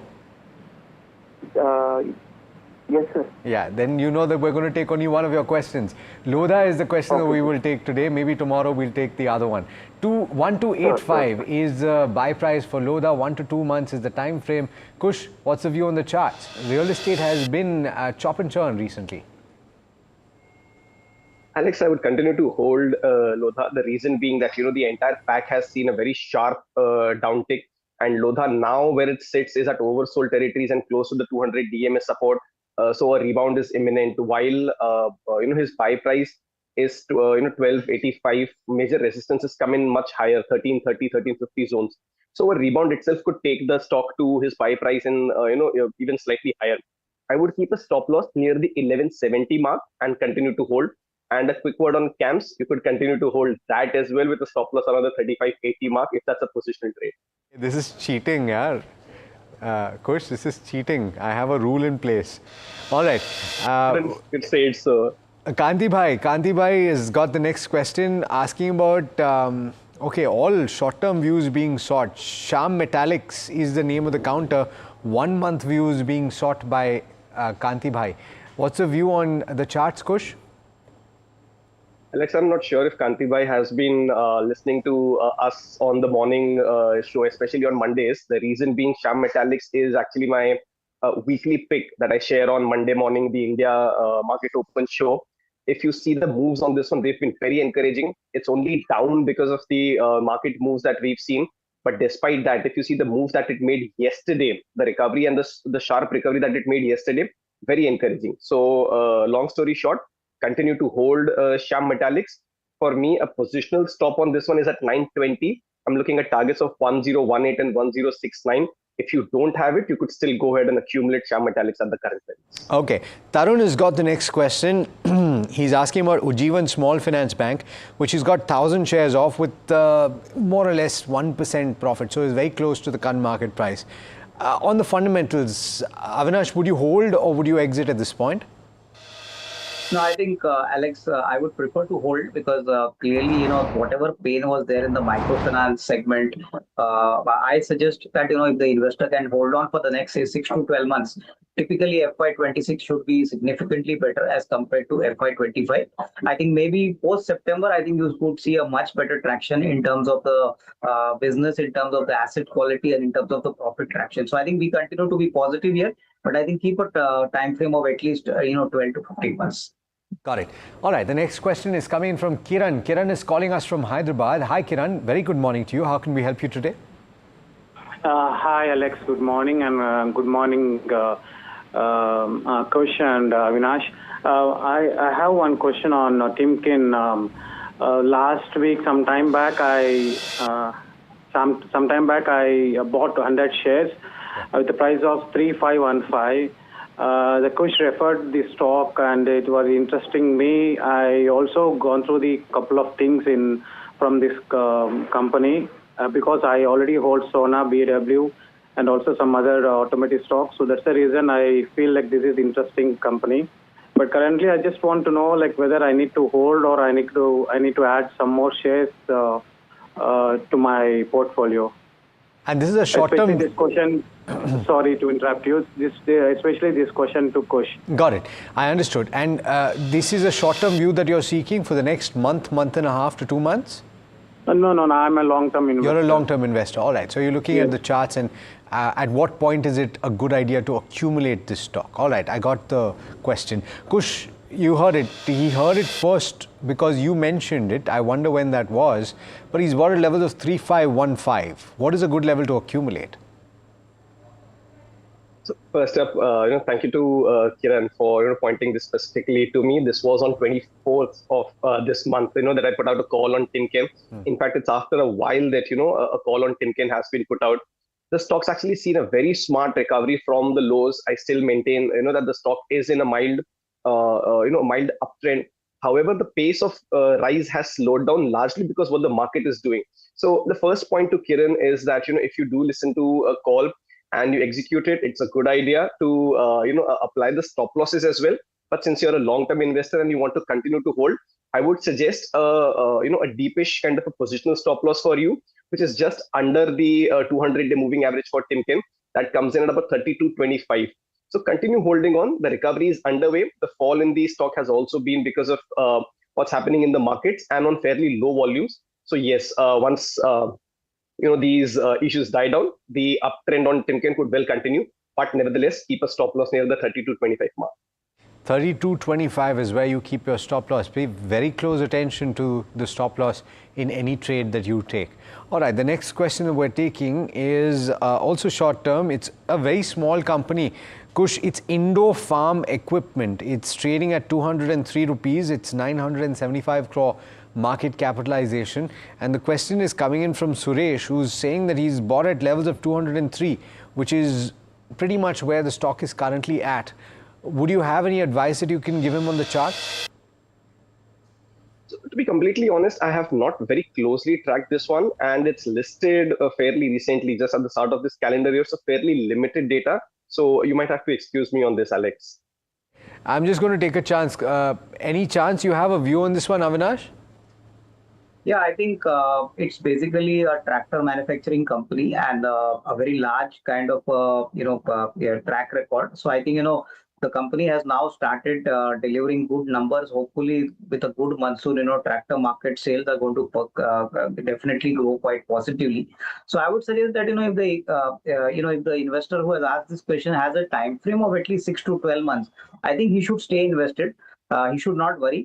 Typically, the market for this company is largely the domestic markets, so they don't have any issue, coming in from the US-India tariff related kind of, headwinds. So at least for the next 6 to 12 months, if you can hold on, you could definitely get a decent risk reward. So, continue to be positive here and please hold.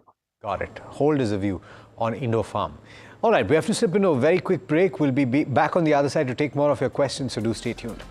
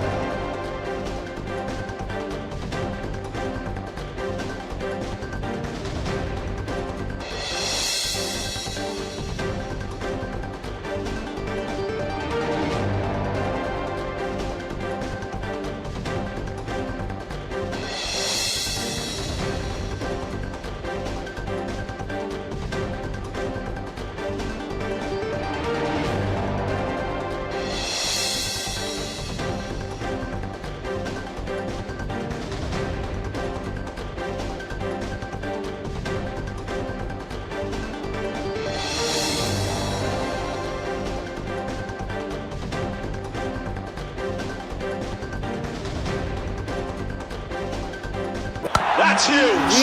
That is a biggie. It's out of there. Gold plus clear glass, car हो या near, सब कुछ दिखे clear.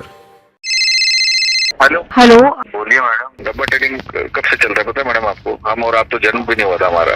We investigated a shady advisory firm that has spent big bucks on advertising on the front pages of national dailies. ये आपको बिल्कुल उसका ऐसे हल्का सा भी खौफ नहीं है। मैडम एक बात को खौफ किस लिए रखना चाहिए तो बताओ, कौन सा गलत काम कर रहा हूँ मैं? After our report, we also saw NSE came out with a cautionary circular to the investors. Market Regulator Securities and Exchange Board of India has also come out with a release talking about the actions that it has taken. Cyber complaint has also been filed against the entities involved in this entire Dabba trading scam.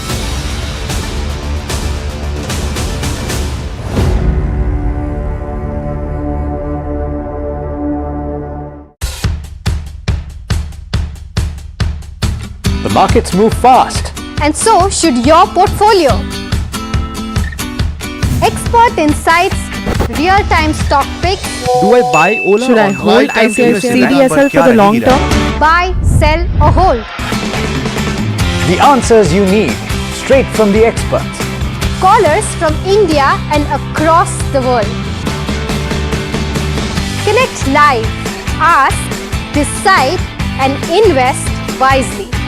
Your portfolio, your future. Ask Profit.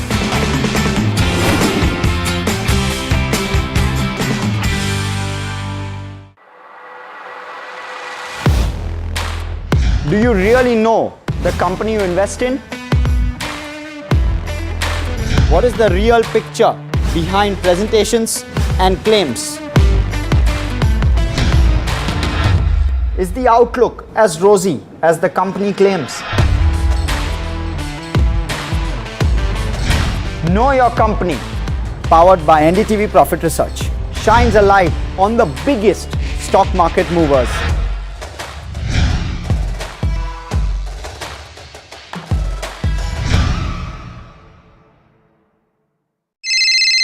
Hello hello बोलिए madam, डब्बा trading कब से चल रहा है पता है madam आपको? हम और आप तो जन्म भी नहीं हुआ था हमारा। We investigated a shady advisory firm that has spent big bucks on advertising on the front pages of national dailies. ये आपको बिल्कुल उसका ऐसे हल्का सा भी खौफ नहीं है। मैडम एक बात को खौफ किस लिए रखना चाहिए तो बताओ, कौन सा गलत काम कर रहा हूँ मैं? After our report, we also saw NSE came out with a cautionary circular to the investors. Market Regulator Securities and Exchange Board of India has also come out with a release talking about the actions that it has taken. Cyber complaint has also been filed against the entities involved in this entire Dabba trading scam.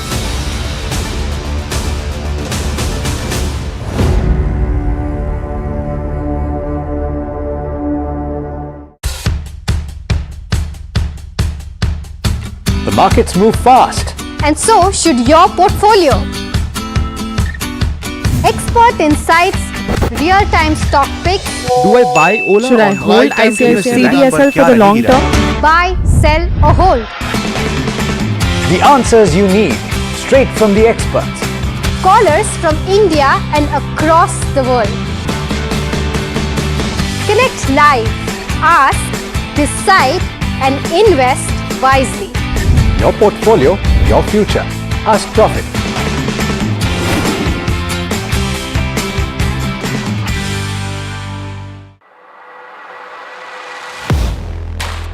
Do you really know the company you invest in? What is the real picture behind presentations and claims? Is the outlook as rosy as the company claims? Know Your Company, powered by NDTV Profit Research, shines a light on the biggest stock market movers.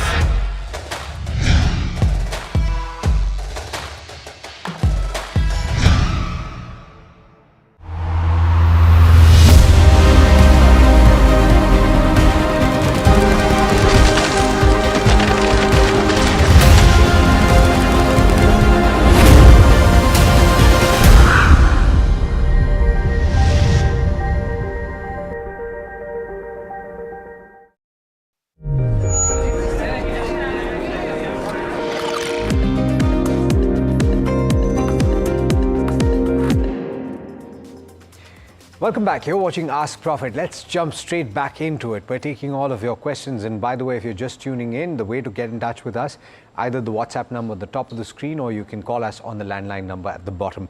The first question on this side of the break is from Venkat Ramani. Venkat Ramani, who's writing in from Bengaluru and asking about Natco Pharma. He's got 950 shares and he's holding 120 shares. He's thinking of holding for a period of 15 months. Kush, what's the view on the charts? It's a very interesting setup. The stock has actually done rather well, and there is a rising trend line support that the stock is still sitting at despite the kind of cracks that it's seen in the last week or so. So on the whole, my view is to continue to hold Natco Pharma. On the downside, you've got supports near the 920 mark that should act as your stop loss. And on the way up, you're looking at levels of about 1015 once that is taken out, 1050 as well. So Natco Pharma is a very clear hold. Okay, Natco Pharma is a hold. Suresh from Ludhiana has got the next question. He says that he's a long-term investor and he wants to know whether it's a good idea to enter into some defense stock. And he's named BEL. And if not BEL, which would you suggest? Avinash, at this juncture, a lot of these defense counters have seen a little bit of profit taking. And that's understandable considering the kind of run that they had after Operation Sindoor. Would you say that BEL is still a buy or would you wait for dips? Or any other defense counter? No, I think, Alex, I think he can possibly deploy, say, 25% as of now because, defense companies, despite seeing a little bit of profit booking, valuations are fair to expensive. So I think, his choice of Bharat Electronics seems to be fine. He could also look at companies like Bharat Dynamics or Hindustan Aeronautics, because these are the large players which are going to benefit significantly from the government's Make in India policy. All these companies are sitting on an order book which is going to run for at least next to 2 to 3 years. So I think you need to create a long-term portfolio, but I think deploy 25% now. And on a SIP basis, any decline should be used to accumulate these stocks. Okay. All right. The next counter is on Tejas, or the next question is on Tejas Networks. And Shahul has got this question. He's got 71 shares, but he's holding with a loss of 23%. And he's wondering what to do. Should he buy more or hold or exit? Kush, what's the view on the charts? So I'd wait this one out, Alex. The stock has actually done phenomenally well, a couple of years, about, up until a year ago. But then it's just fallen off the cliff. Now there are some stiff support zones near the 525, 550 mark, which are being tested. But if those are broken, I think the long-term trend which the stock was into, might just get broken. Right now, it is actually hitting oversold territories on multiple time frames and could see a rebound. So my suggestion would be a hold. Since it's a positional trade, I would suggest a stop loss around the 550, 525 zone, between that zone, and continue to hold. The stock could witness a rebound from these oversold territories. Got it. All right. So that's the view on Tejas Network. The next question is from Shrina, who's writing in from Kerala. I have asked her what her buy price is for Jio Financial Services. She says she's got 80 shares and she's wondering whether to keep it or hold for the long term. And I'm also wondering whether she intends to buy more. I have asked her, but she's yet to respond. Avinash, on the fundamentals, what would you say about Jio Financial Services? It's done reasonably well in the recent past. No, I think, Alex, if the investor has invested in Jio Finance, I think you need to take at least a couple of years in time frame because this is a business which is going to disrupt the entire financial services market. They have the balance sheet strength. They have, a very strong kind of parent in the form of Reliance Industries. And recent reports indicate that, the management also wants to buy around 4 to 5% stake. So basically, they are going to put in a lot of their own money in the company. So my sense is, the tailwinds in the financial services space are very positive, except for some short-term hiccups. There could be some ups and downs, but otherwise, over the next 2 years, a lot of wealth can get created. So the investor needs to keep a long-term view here if he wants to make a, very good risk reward from current odd levels. So continue to hold. Continue to hold, but would you buy at this current juncture or would you wait for dips? No, I think one can buy, say, 25% as of now. See, because clearly with now the market talking about the management putting in a big amount in the company to raise their equity stake, clearly the stock is unlikely to go down in the near term. So I think at the current level, maybe 25-30% can be deployed. And I think use an SIP approach because over the next 2 years only value could get fructified. all right. So take a long-term view is a point. Venkat is calling us from Bengaluru. Venkat, very good morning to you. How can we help you today? Good morning, Alex. Good morning to the panel. So I have query on Orient Technologies. So this is data center stocks are now falling, and this stock is creating something like 14% downfall in my portfolio. So my query is whether I can hold or sell now, or it is having some potential, I can add some more. Okay. And I'm looking for 1 year overview. Okay, got it. Kush, on the charts then, he's bought at 363 and he's wondering whether to hold or add more or sell. What's the view? So, Alex, the structure doesn't look great in particular. But what's happened is that, the stock is now seeing a positive RSI divergence on the daily chart, suggesting that, a rebound could be around the corner. So I would suggest a tight stop loss at the 306 mark. That's a support zone for the stock. And on the rebound, you'd be better off exiting at 330 and about 350 kind of level. So he may not see, profits in his position, considering his buy price is significantly higher. But if any kind of rebound does come about, then he could exit at a lesser loss. But yes, the 306 stop loss, keep it a strict one. And if it breaks that level, then you're looking at much lower levels below 300 as well. So yeah, with a tight stop loss, continue to hold and exit at any kind of rebounds that you get. Okay. All right. And then the next question is from Arun, who's writing in from Tamil Nadu. Bought IndusInd Bank at a price of 1,044 in October, and so therefore saw quite a bit of a drop. And then later even bought at 898. At this juncture, we've just seen the earnings come through. It wasn't a pretty picture. Avinash, the question is, how low can it go from this point? Can it get worse, or is it in the price? And would you hold? No, I think, Alex, the investor has purchased this share at a slightly higher level. And I think rather than booking a capital loss, I can only tell him that, you need to now stay invested for the next at least 12 to 18 months. The Q1 number has not been encouraging. A lot of profits have come from treasury gains, and I think the markets are still not comfortable. Unless 1 or 2 quarters come and where we see strong growth, continuation of good asset quality. I think these are things which are going to take time till at least December. So I think he has to remain invested. Otherwise, he'll have to book a big capital loss. So my suggestion is continue to hold, but keep monitoring quarter on quarter kind of performances. And as of now, I don't think the stock is going to go down below these levels. I think the worst seems to have been discounted, but upside will remain, dependent on the next quarter and at least 2 to 3 quarter performance going forward. Indeed, who comes in to take charge of the bank? There's a bit of a vacuum in place in the corner office currently. There's no chief executive officer. All right, let's take the next caller. We've got Snigdha calling us from Hyderabad. Snigdha, hi, welcome back to the show. And how can we help you today? Hi. So my query is regarding Tricon. So I have 230 shares at 438 rupees. Okay. So I purchased them yesterday. So should I keep invested, or so as there were results today? Or should I shift to any other stock? What is the time frame that you have in mind, Snigdha? So 1 to 2 months. Okay, all right. So Kush, on the chart, she's recently bought 430 is a buy price. It's currently at 433. How is it? No, it cannot be lost, right? The share price is 433. We'll have to get that checked. She's bought at 430 levels. What would you do with this? Would you hold for a month or more? I think you said her buy price was 438, if I'm not mistaken, or 430, Alex. Okay, I can read 430 on the screen. So okay, sure. I'm actually quite intrigued as to why did she buy this stock, because while it's done phenomenally well in the last 3 to 4 years, the recent trend has been actually consolidative, sideways at best. Maybe she's playing for a rebound. So in that case, 424, that's a very strong support zone for the stock. Multiple times the stock has come to those levels, hit them, and then rebounded. So perhaps she's trying to do a range play. In that case, it's a fantastic idea. But that would mean that you keep your stop losses at the range, at the lower end of the range, which is 424. If that is broken, then this consolidative phase could actually shift lower. So keep 424 as your stop loss. On the way up, your targets are 450, and once that is taken out, 465 as well. So yes, lower end of the range, risk reward ratio seems positive, but a strict stop loss at the 424 mark, and continue to hold pre-call.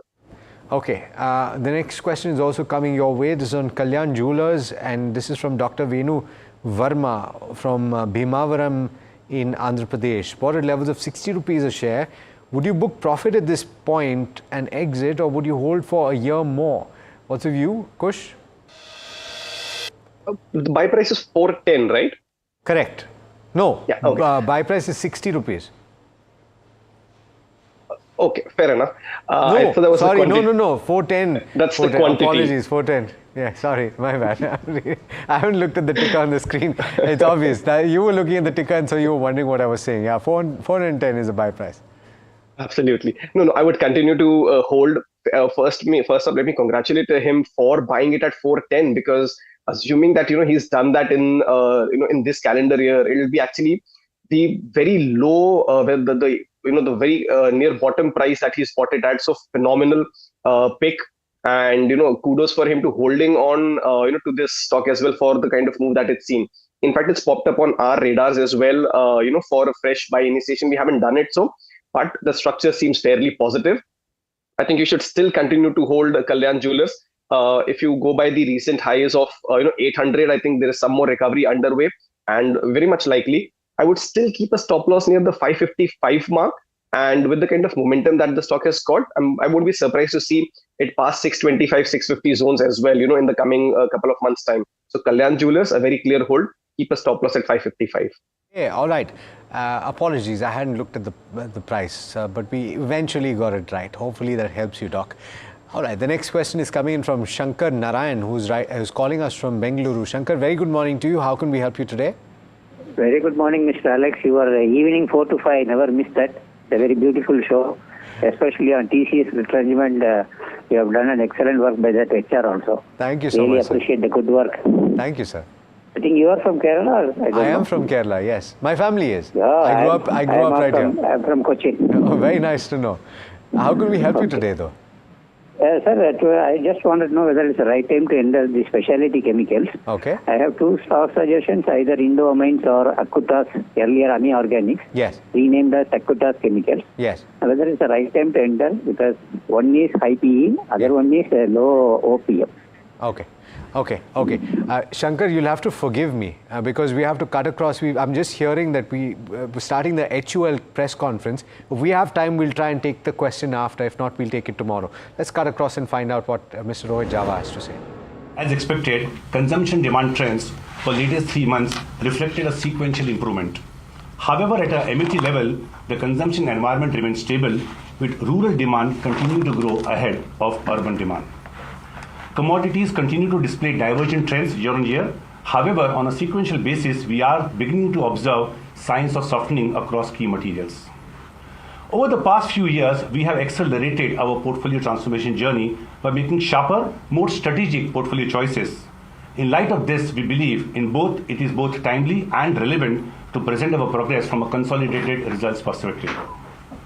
In this backdrop, let me talk about our consolidated performance for the quarter. With a turnover of rupees 16,323 crores, we delivered an underlying sales growth of 5%, driven by an underlying volume growth of 4%.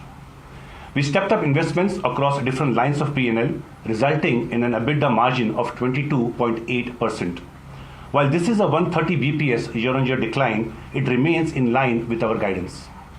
This has resulted in delivery of broad-based and competitive growth, leading to consistent increase in turnover-weighted market shares. Our profit after tax before exceptional items declined by 5%. However, profit after tax increased by 6%, primarily due to re-estimation of tax provision with respect to potential disallowance of certain expenses pertaining to prior years. Our performance reflects the disciplined execution of our Aspire strategy. The actions we have undertaken to execute our strategy are translating into consistent volume-led growth. We have systematically reshaped our portfolio to focus on higher growth demand spaces. This is evidenced by a significant circa 500 BPS shift towards future core and market maker segment in the last 2 years.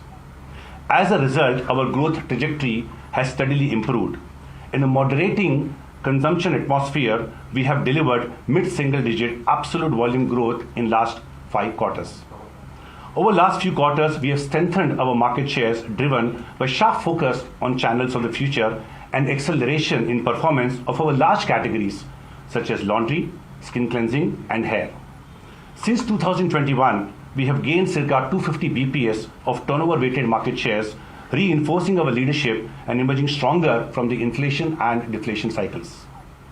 Moving on to our segment performance, Home Care delivered another quarter of robust volume growth.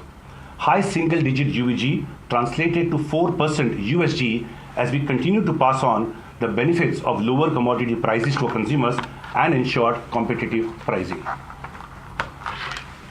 Fabric wash delivered mid-single-digit UVG, while household care delivered double-digit UVG. Our liquids portfolio in home care continued to perform well, delivering sustained double-digit growth. Beauty and Wellbeing delivered 7% USG with a low single-digit UVG, driven by competitive double-digit growth in channels of the future.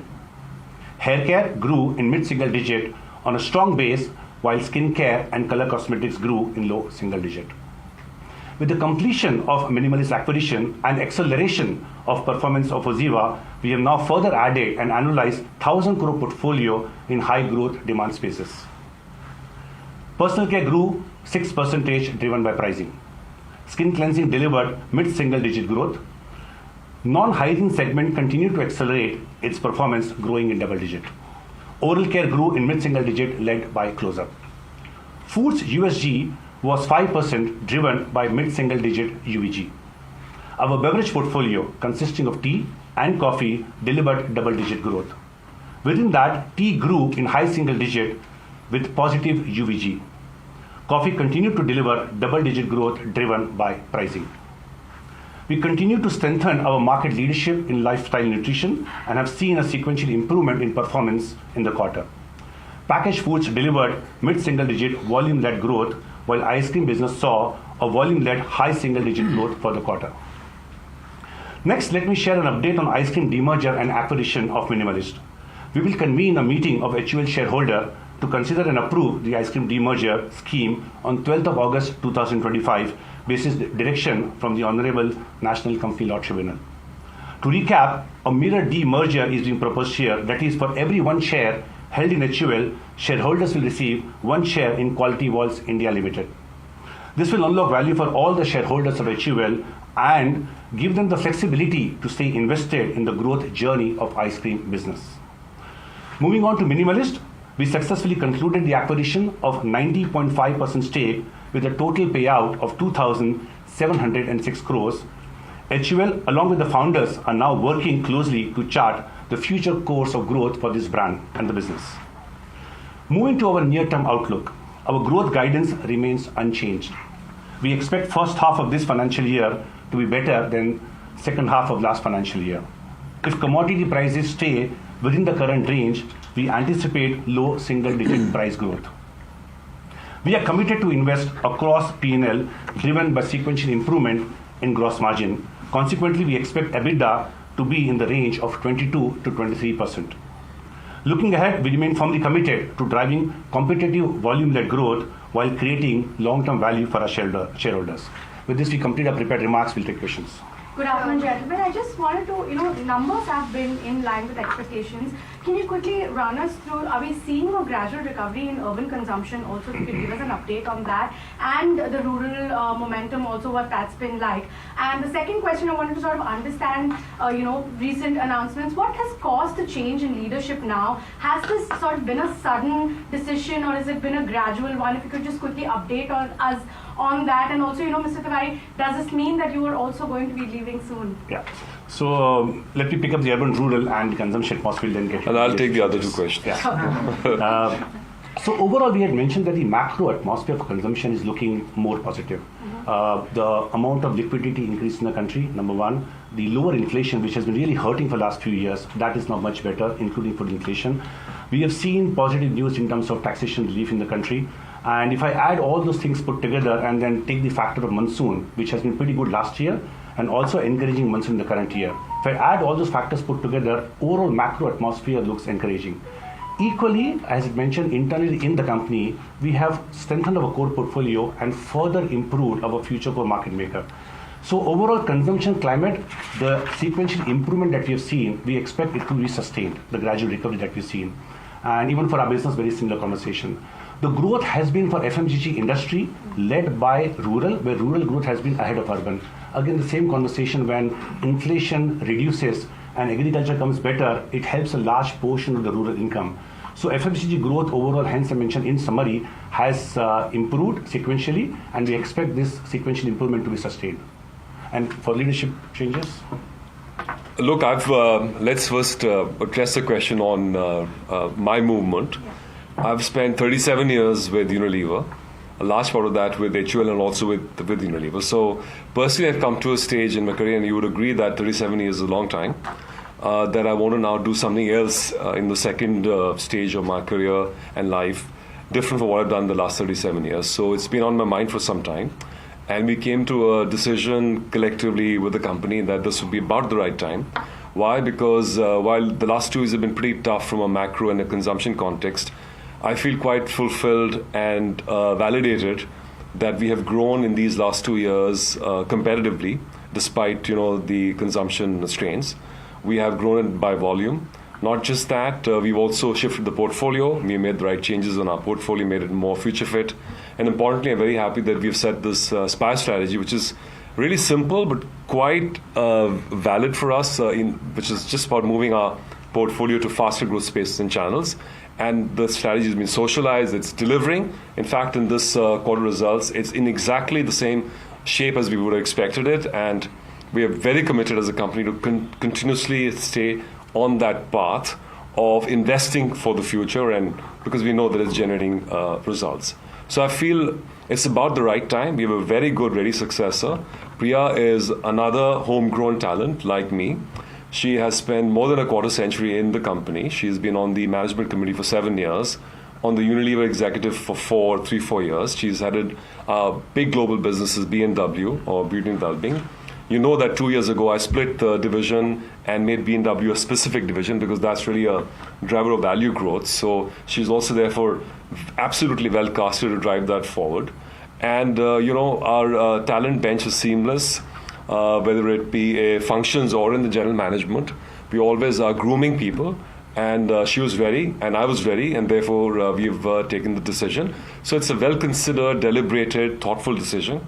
Both of us are lifers in a sense of this company, and I'm cheering for her and the company, and I'm feeling pretty good about charting my next path, and also feeling good that Priya's in charge.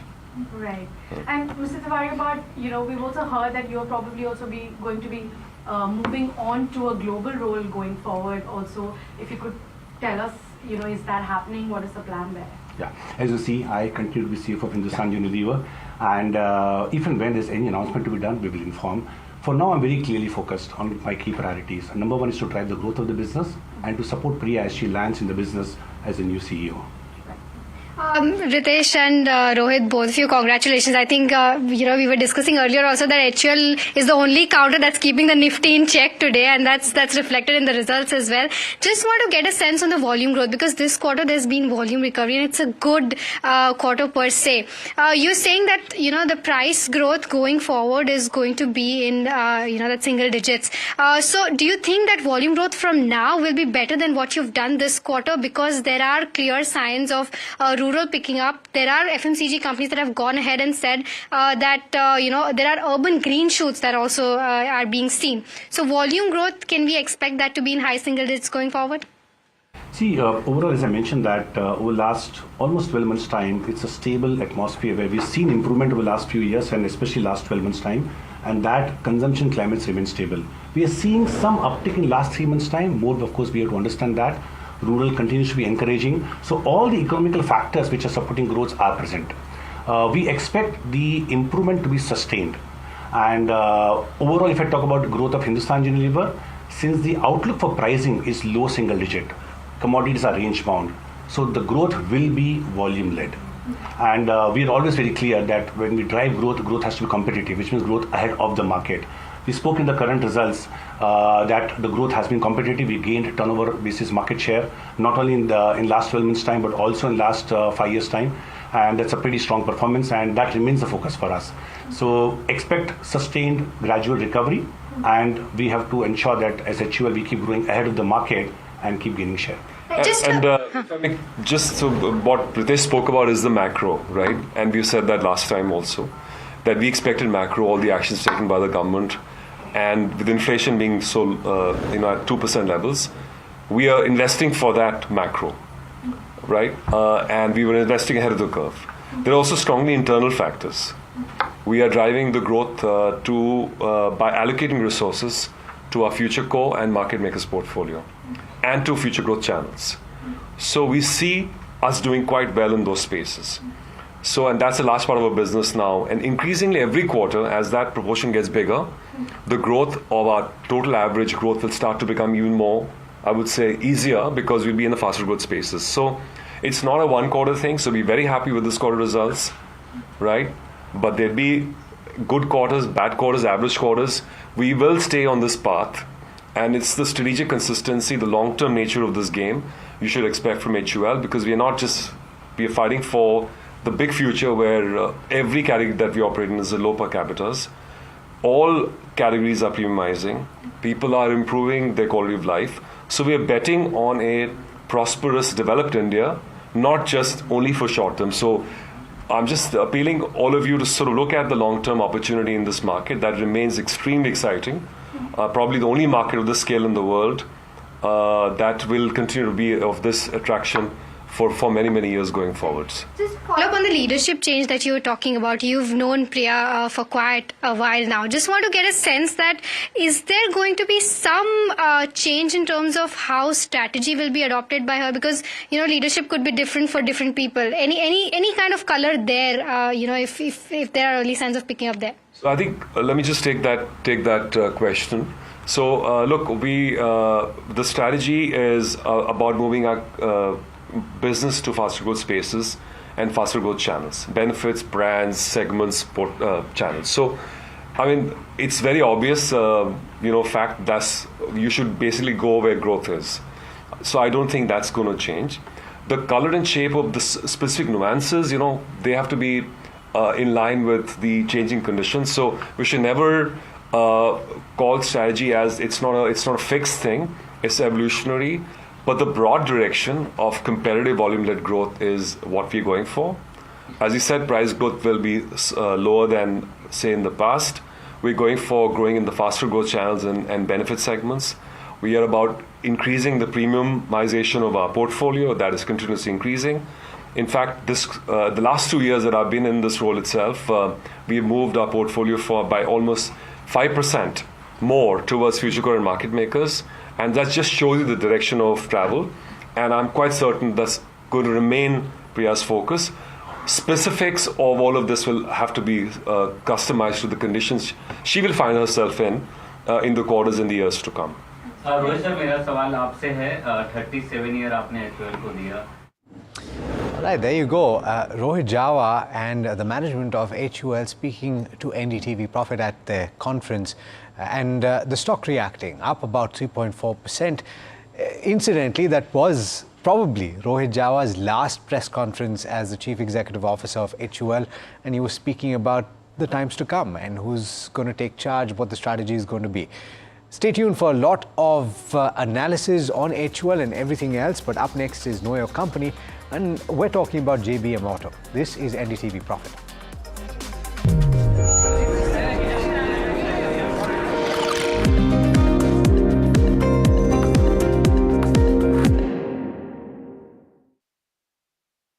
Gold plus optimistic reflective glass लगाओ, धूप की गर्मी को दूर भगाओ और बिजली का बिल भी बचाओ। हेलो, बोलिए मैडम, डब्बा ट्रेडिंग कब से चल रहा है पता है मैडम आपको? हम और आप तो जन्म भी नहीं हुआ था हमारा। We investigated a shady advisory firm that has spent big bucks on advertising on the front pages of national dailies. ये आपको बिल्कुल उसका ऐसा हल्का सा भी खौफ नहीं है। मैडम एक बार को खौफ किस लिए रखना चाहिए तो बताओ, कौन सा गलत काम कर रहा हूँ मैं? After our report, we also saw NSE came out with a cautionary circular to the investors. Market Regulator Securities and Exchange Board of India has also come out with a release talking about the actions that it has taken. Cyber complaint has also been filed against the entities involved in this entire Dabba trading scam.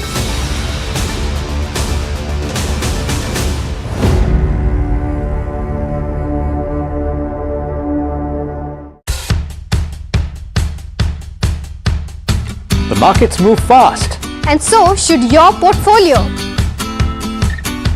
Expert insights, real-time stock picks. Do I buy Ola? Should I hold CDSL for the long term? Buy, sell or hold.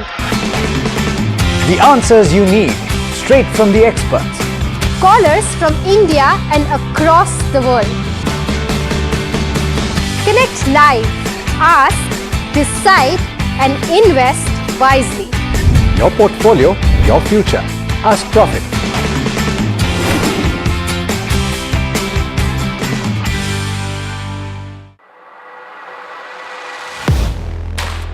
Do you really know the company you invest in?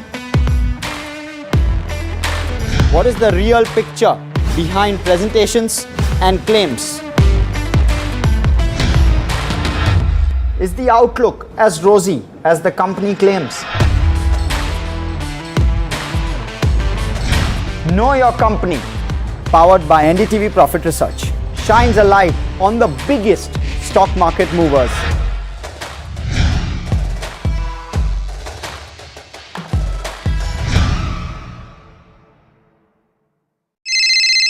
Hello बोलिए madam, डब्बा trading कब से चल रहा है पता है madam आपको? हम और आप तो जन्म भी नहीं हुआ था हमारा. We investigated a shady advisory firm that has spent big bucks on advertising on the front pages of national dailies. ये आपको बिल्कुल उसका ऐसे हल्का सा भी खौफ नहीं है. मैडम एक बात को खौफ किस लिए रखना चाहिए तो बताओ, कौन सा गलत काम कर रहा हूँ मैं?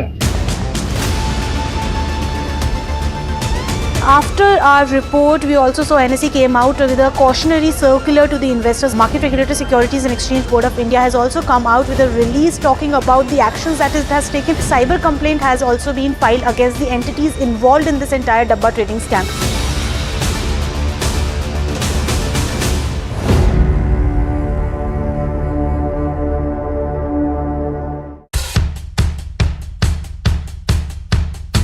The markets move fast.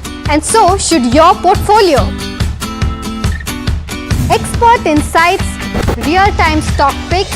Do I buy Ola? Should I hold CDSL for the long term? Buy, sell or hold.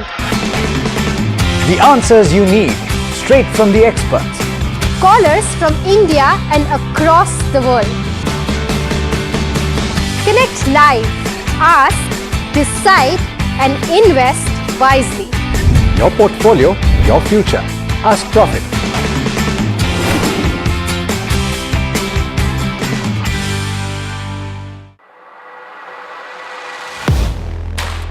Do you really know the company you invest in? What is the real picture behind presentations and claims? Is the outlook as rosy as the company claims? Know Your Company, powered by NDTV Profit Research, shines a light on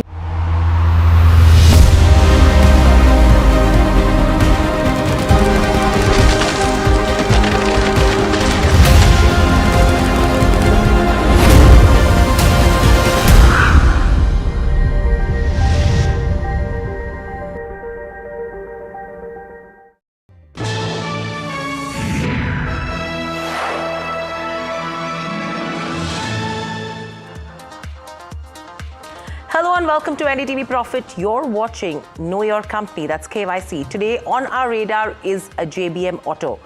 Joining me is Puneet as well, who tracks the sector pretty closely.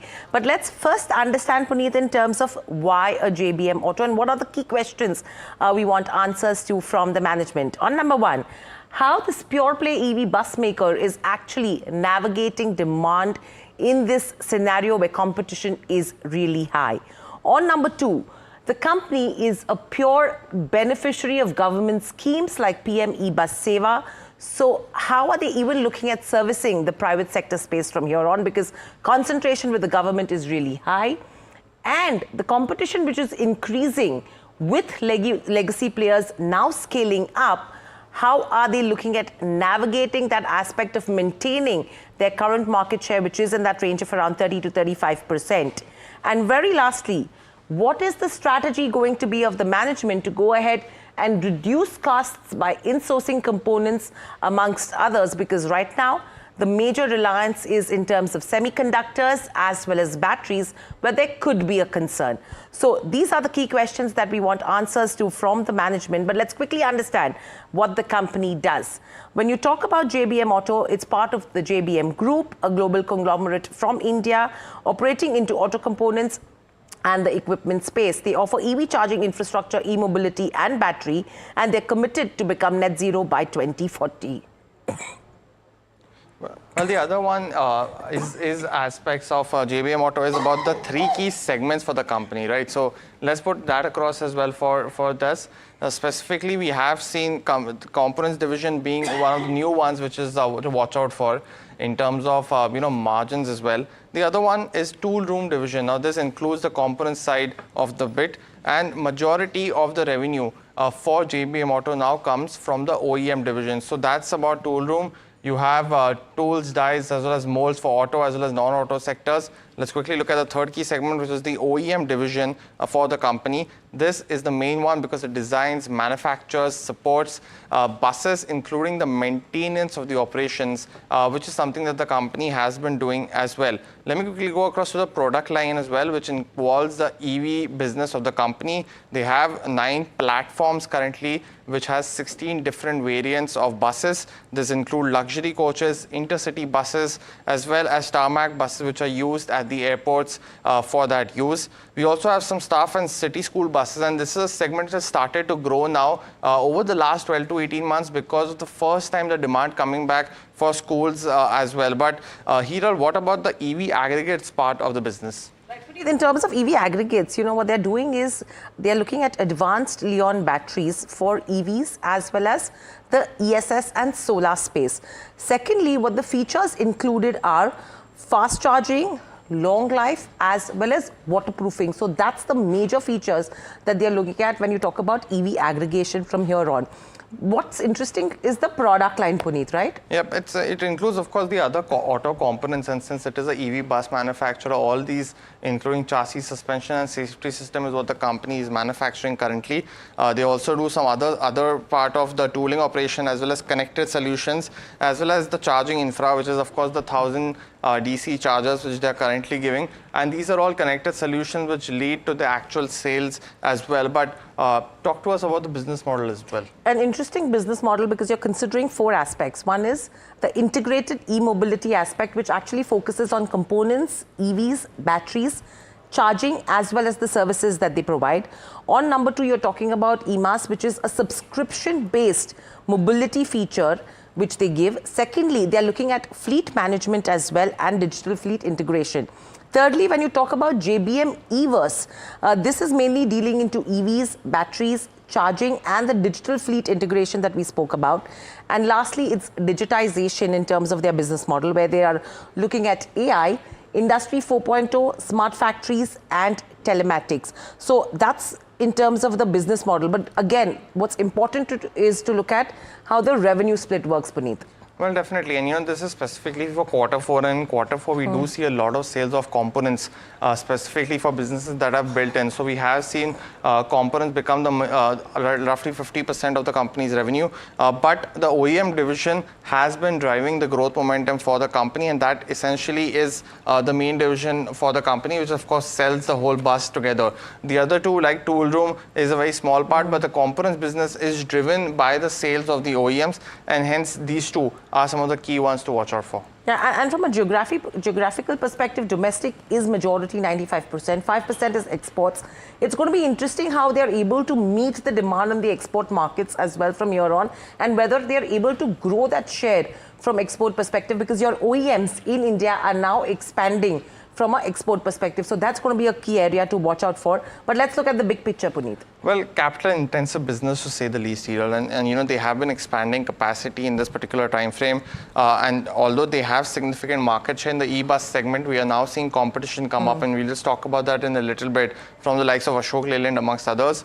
Company's current market cap stays at 15,000 crores, and the growth strategy hinges on India's EV revolution going forward as well. Right. So let's now quickly look at all the rating parameters that we are watching out for. Firstly, we'll have an income statement check, the balance sheet check, cash flow, return ratios. Moving on, shareholding, street credentials, outlook, and the valuation picture this time around is going to be a must when it comes to a JBM Auto. So let's start, Puneet, with the income statement. How are you looking at it? Well, the growth has been strong for the company over the last 3 to 4 years. From roughly about FY22, the company did about 3,000 crores of revenue. That increased subsequently to 5,400 crores. And what's interesting is also the margin profile.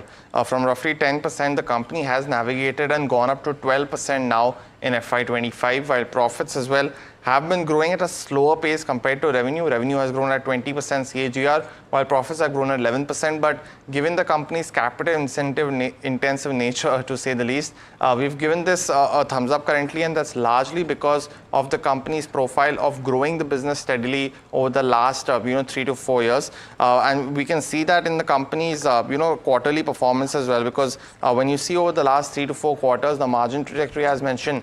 But in Q1 of FY25, the company had roughly about 1,140 crores in revenue. That subsequently increased by 10% to 1,254 crores in Q1 of FY26, which was just announced yesterday in terms of results. EBITDA as well, it has been a slight dip of about 8% on a YOY basis, and we'll speak to the management of what led to those factors, as well as something like the profits, which have actually grown from 34 crores to 39 crores on a year-on-year basis. So despite having a decent jump in profits on a YOY basis, we've seen the EBITDA going down a bit in this particular quarter, and that's led by some cost involvement as well. But when you look at the margin trajectory, and we put that picture out just right now, from 10.4% in FY22, steadily increasing to about almost 12% in FY25.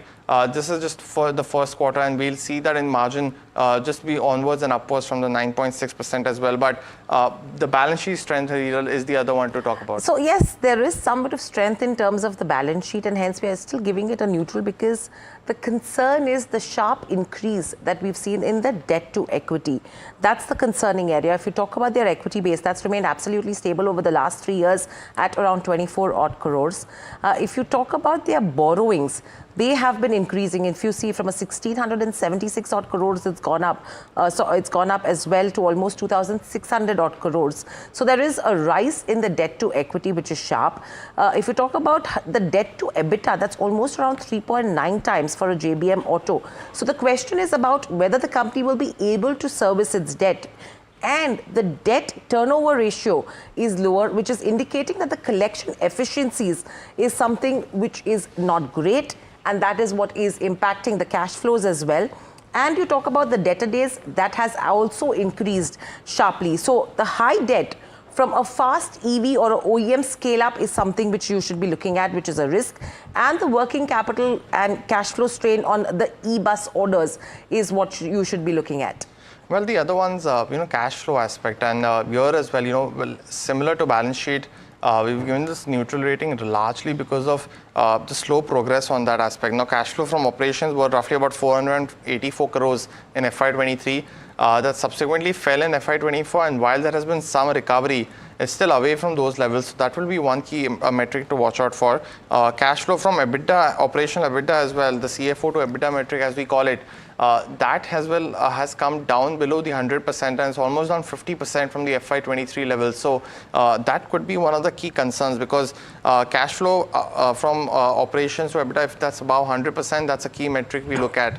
So we could see some impact there. The net cash flow position has improved, but it's not improving in line with the company's debt as well as the cash levels as well. So hence we've given this another neutral rating as well in this particular aspect. And we have another neutral that's coming in for the other parameter, which is the return ratios. You know what's interesting is it's steady in that 12 to 14% kind of a band. But the question over here is, for an Indian company who's into this segment, is there a potential for a better ROC? Because you're usually looking at that range of around 60 to 20%. That's that range we should be looking at. 12 to 14% steady and hence a neutral rating there. And, it's the shareholding largely, nothing too much to, complain here. A big thumbs up, 67.5% has been maintained over the last 3 to 4 years.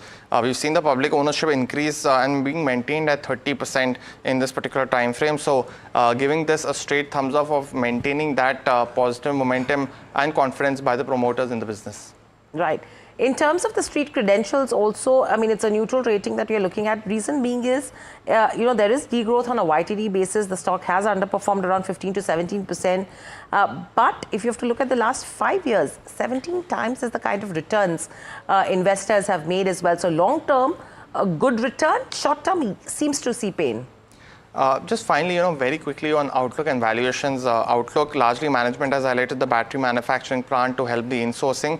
That will be a key benefit while increasing the capacity utilization to match up with the order book as well. Very quickly on valuations as well, Hirar. Right, so that's with regards to where valuations are concerned. Outlook is what, you're looking at, where you're talking about battery manufacturing plant that will help sourcing is what they've said. And the capacity utilization is what is going to improve. And if you have to compare it in terms of valuations, as Puneet mentioned, we're looking at around 84 times on an Electra and a JBM, which is 74 times. So that's the trailing PE we should be looking at. But let's quickly just look at the final performance rating. If you check in terms of your income statement, it's a thumbs up. Balance sheet, cash flow, return ratios are a neutral. You're talking about shareholding, which is a thumbs up. Street credentials, outlook is a neutral, and valuation is a down. So the KYC rating that NDTV Profit has given a JBM Auto is a 5 on 8 so far. But now let's get in. Nishant Arya, Vice Chairman and Managing Director at JBM Auto. Nishant, morning and welcome to the show, and a pleasure to speak to you as always at NDTV Profit. Hiral Dadia here. My first question coming to you is, if you have to look at overall numbers as well and the way things are moving, what's the kind of outlook that you have from here on for FY26 and 27? Are you seeing similar kind of range, or do you think there will be some bit of outperformance? No, because last few years we've been investing quite consistently in our technology, in our capacity, in creating new products. So I think this year from that perspective would be quite transformational. And already if you see in the Q1, we have really ensured that we have been focusing on about 14% plus EBITDA, and which is higher than the previous quarter and on YOY basis as well. At the same time, we are enhancing the asset utilization because having a very good order book, a lot of deliveries are going to happen in this year. So definitely the top line would increase substantially. Plus, we are seeing very good traction from a lot of our private customers, and we have come up with our electric coaches. And electric coaches and electric intercity is gaining a lot of interest in the market, and we are delivering those buses as well. So a combination of all these things, and we have launched our new generation batteries. So the new generation batteries are receiving a very good promising interest from the market. So we're getting an edge on that as well. So Nishant, my question over here is, you said, yes, private orders you are looking at, but your majority concentration is in terms of government orders. That's number one. Two, taking that large order book that you already have in place, delayed execution has led to working capital and receivables which are piling up for the company, which is evident from the balance sheet. How are you expected to maneuver that risk from here on? No, so what is happening is that we have been one of the very few companies which has been able to address the rare earth magnet challenge, because we were seeing that is something which could come up, and we created strategic inventory. So that is why you would see that in the upcoming 2 quarters also, we would not have any impact basis that because of the strategic inventory which we created. Parallelly, we have tried to ensure that we have very resilient supply chains across the world with our global suppliers. So basis that this has taken place, and now with enhanced deliveries, even with the little sluggish market in the automotive sector currently, we have jumped up by more than 36% in our top line on the EV side of it. So clearly, the market and the company is moving in the right direction, given the kind of execution of different orders we have. Nishant, a very good morning to you, and thanks so much for joining in. It's Puneet this side. Largely, quarter one is generally a slightly weaker quarter in terms of just starting off this year as well. So for this year, do you anticipate both the growth metrics to continue, which started late last year? Because in this year, we have seen commentary coming from other EV bus makers as well. In terms of growth, opportunity has been strong. So do you see that you will be participating more in terms of tenders, or do you think that this year will largely be the consumption of the order book, as you mentioned? No, so definitely we will keep participating in tenders which we see as strategic opportunities, and we will focus on execution, because as you see that all such projects have 1.5 to 2 years of gestation period for its turnaround to happen. Given the kind of infrastructure requirements in the bus depots, the contractual engagements and agreements to be in place, and everything else to be executed based on the routes and the complete planning which every city has to undergo. So I think that is something which we are focusing on a constant basis now. Yeah. And Mr. Arya, just in terms of what's the company's strategy for participating in tenders? Are you looking to maintain the buses for the next 10 to 12 years, or similar to the other players' strategy, do you just want to sell the bus outright and not maintain it for this particular time frame? No, so we are doing a combination of both. Because we have received a lot of support. As you see, we are amongst the only companies in the country to have Asian Development Bank and AIIB, global MFIs who are supporting us. And now we will be inking few other big partnerships which will be ensuring the growth. And also a lot of deleveraging will also happen in this year. Which will ensure that the company is getting more and more healthier, and we are on track for that. Right. Nishant, if you have to look at the debt to EBITDA is pretty much high at around 3.9 times. The debt turnover ratio is low, which is indicating collection efficiencies, which is impacting cash flows. But if you have to look at the overall cash flow as well, slight improvement that has come in from what it was in the last 2 years to FY25. What's the plan with regards to debt servicing? Are things changing? How are you looking at that aspect? No, so in this year, definitely, as I said, we'd be reducing our debt. And as the company would start generating a lot more positive cash flows in this year, that would also enhance the capacity for further growth and enhance the profitability as well. And how much are you looking at that number to be in terms of positive cash flow? No, so we are trying to see that definitely about 20% more than last year as a bare minimum. And we would be trying to see that close to 100% of ops to EBITDA is what we want to see by the end of this year, or let's say first half of next financial year. Mr. Arya, just a couple of questions. In terms of battery insourcing, what's the current ramp up of that facility of ramping up battery production? And separately, how much are you currently utilizing in your own manufacturing of EV buses? How much is currently insourced from your own battery plant? No, so 100% of our batteries are insourced, and our current capacity has been enhanced to 6 gigawatt. And which has just happened at the end of last financial year. And recently, we have also seen a huge order book which has been created from the energy storage business, because our battery facility is well equipped for catering to different segments within automotive, whether it's buses or other segments. And now we are going to utilize it for energy storage applications as well. So the utilization would be going up significantly in this year. And how much for that out of the 6 gigawatt? I'm guessing not all of it will be constructed right now, right? So what is the operational battery gigawatt capacity, and what's the utilization? That's is it the around operational capacity, Puneet, yeah. So is the utilization over 30%, or is it hovering around that number right now? So this year, what we are targeting is we should have about 1/3 capacity utilization. Yes. Okay. Nishant, how are you looking at the export side of the business? It's still 6% of your revenues. Though you have the India-UK FTA, which could probably help the company from here on. I know you had said that you would be looking at UK opportunities only from FY27. So what is that angle? How much? And do you see any barriers on that end?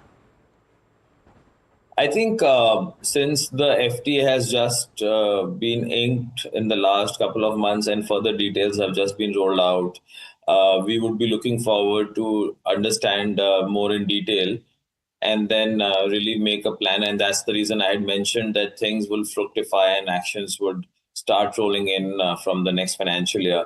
And we will be using this financial year to really develop our strategy and make inroads into those markets there for our products. Yeah. Okay, so nothing as of now. So when you're talking about inroads as well, you have mentioned about 4 new products that you would be looking at. Any details on that you could give our viewers? And secondly, if you have to talk about inorganic growth opportunities, anything that is on the anvil that could be signed in the next 3 to 6 months? Nothing concrete as of now. So the products, if I talk about, we are quite focused on our global electric coach, which is called Galaxy, and that has been very well received by our global customers. And that was launched recently also in Germany and European market. Plus, we are seeing great traction for the city buses. And there is a clear opportunity which lies for a lot of customized solutions in the intercity category, in staff category, and tarmac category for the European market. Yes. Mr. Arya, just one on capacity as well for the buses. You have roughly about 20,000 that you can manufacture annually. Just looking at the number from Vahan specifically that got actually registered was just under 1,000. So if you can just give us some clarification on registrations of those buses and the order book execution. Is it largely over the next 2 to 3 years that you want to, your order book of about 5,000 buses, and you can give that number as well. So in terms of current capacity at 20,000, the actual Vahan and registrations, and in terms of execution over the next 2 to 3 years, how will that turn up in terms of your order book execution? So our current order book, which we had shared also beginning of this year, was about 11,000 buses, out of which we have executed in the last year and first quarter of this year. So currently our order book is at about 8,500 to 9,000 buses, which is available to us. And we had also supplied a lot of buses to Telangana state in addition to Delhi, Gujarat and other places. So Telangana state is not covered under the Vahan data for some reason. And there are about 500 odd buses which have been supplied in the last few months are not a part of that. But that is a part of our revenues and deliveries. And Nishant, a quick interruption here. Out of this 11,000, what percentage is government and what percentage is private? Because private does mention that they do face challenges accessing a JBM auto because your concentration is government. No, so our split out of 11,000 is approximately 70-30. So we have 30% private sector and about 70% on the government side currently. Yeah.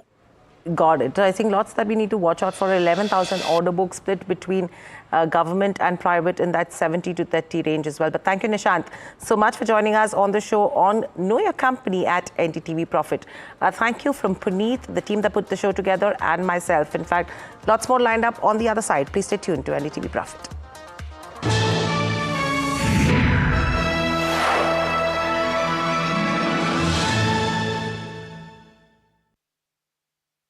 तू ही तो है जिसकी सच्चाई वाली clarity की वजह से मैं आज यहाँ हूँ। गोल्ड प्लस सिल्वॉक्सी मिरर्स, ऐसी क्लैरिटी कि आपको सिर्फ सच नजर आए, चाहे कितने भी साल बीत जाएं।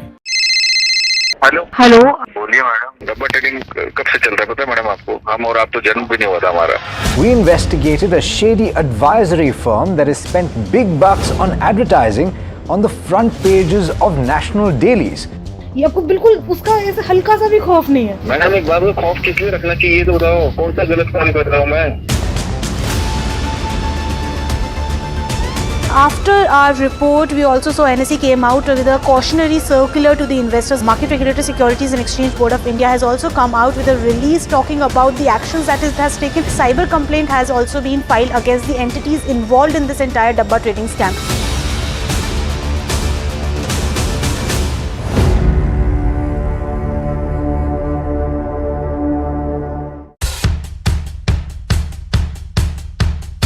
The markets move fast. And so should your portfolio. Expert insights, real-time stock picks. Do I buy Ola? Should I hold CDSL for the long term? Buy, sell or hold. The answers you need, straight from the experts. Callers from India and across the world. Connect live, ask, decide and invest wisely. Your portfolio, your future. Ask Profit.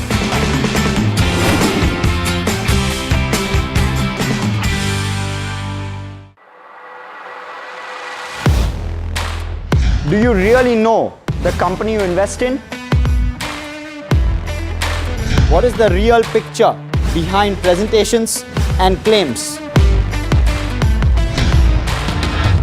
Is the outlook as rosy as the company claims? Know Your Company, powered by NDTV Profit Research, shines a light on the biggest stock market movers.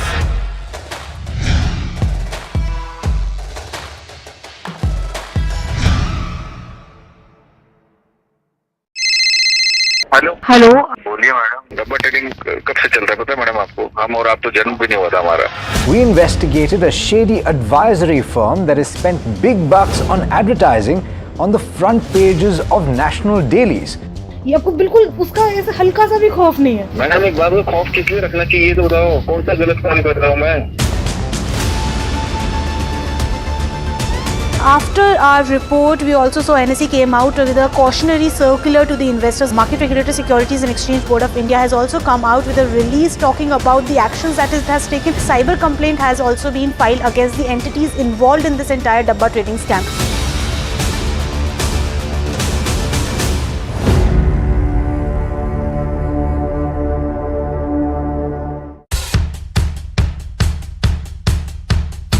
The markets move fast. And so should your portfolio. Expert insights, real-time stock picks. Do I buy Ola? Should I hold CDSL for the long term? Buy, sell or hold. The answers you need, straight from the experts. Callers from India and across the world. Connect live, ask, decide and invest wisely. Your portfolio, your future. Ask Profit.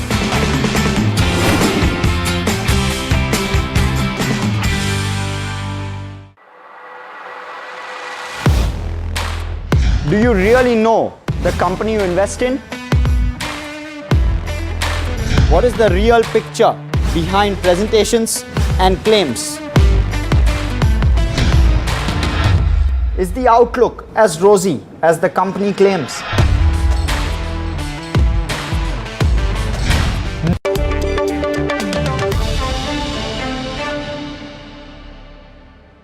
Hello and welcome to NDTV Profit. You're joining us on this special broadcast where we're discussing Punjab National Bank's Q1 FY26 results.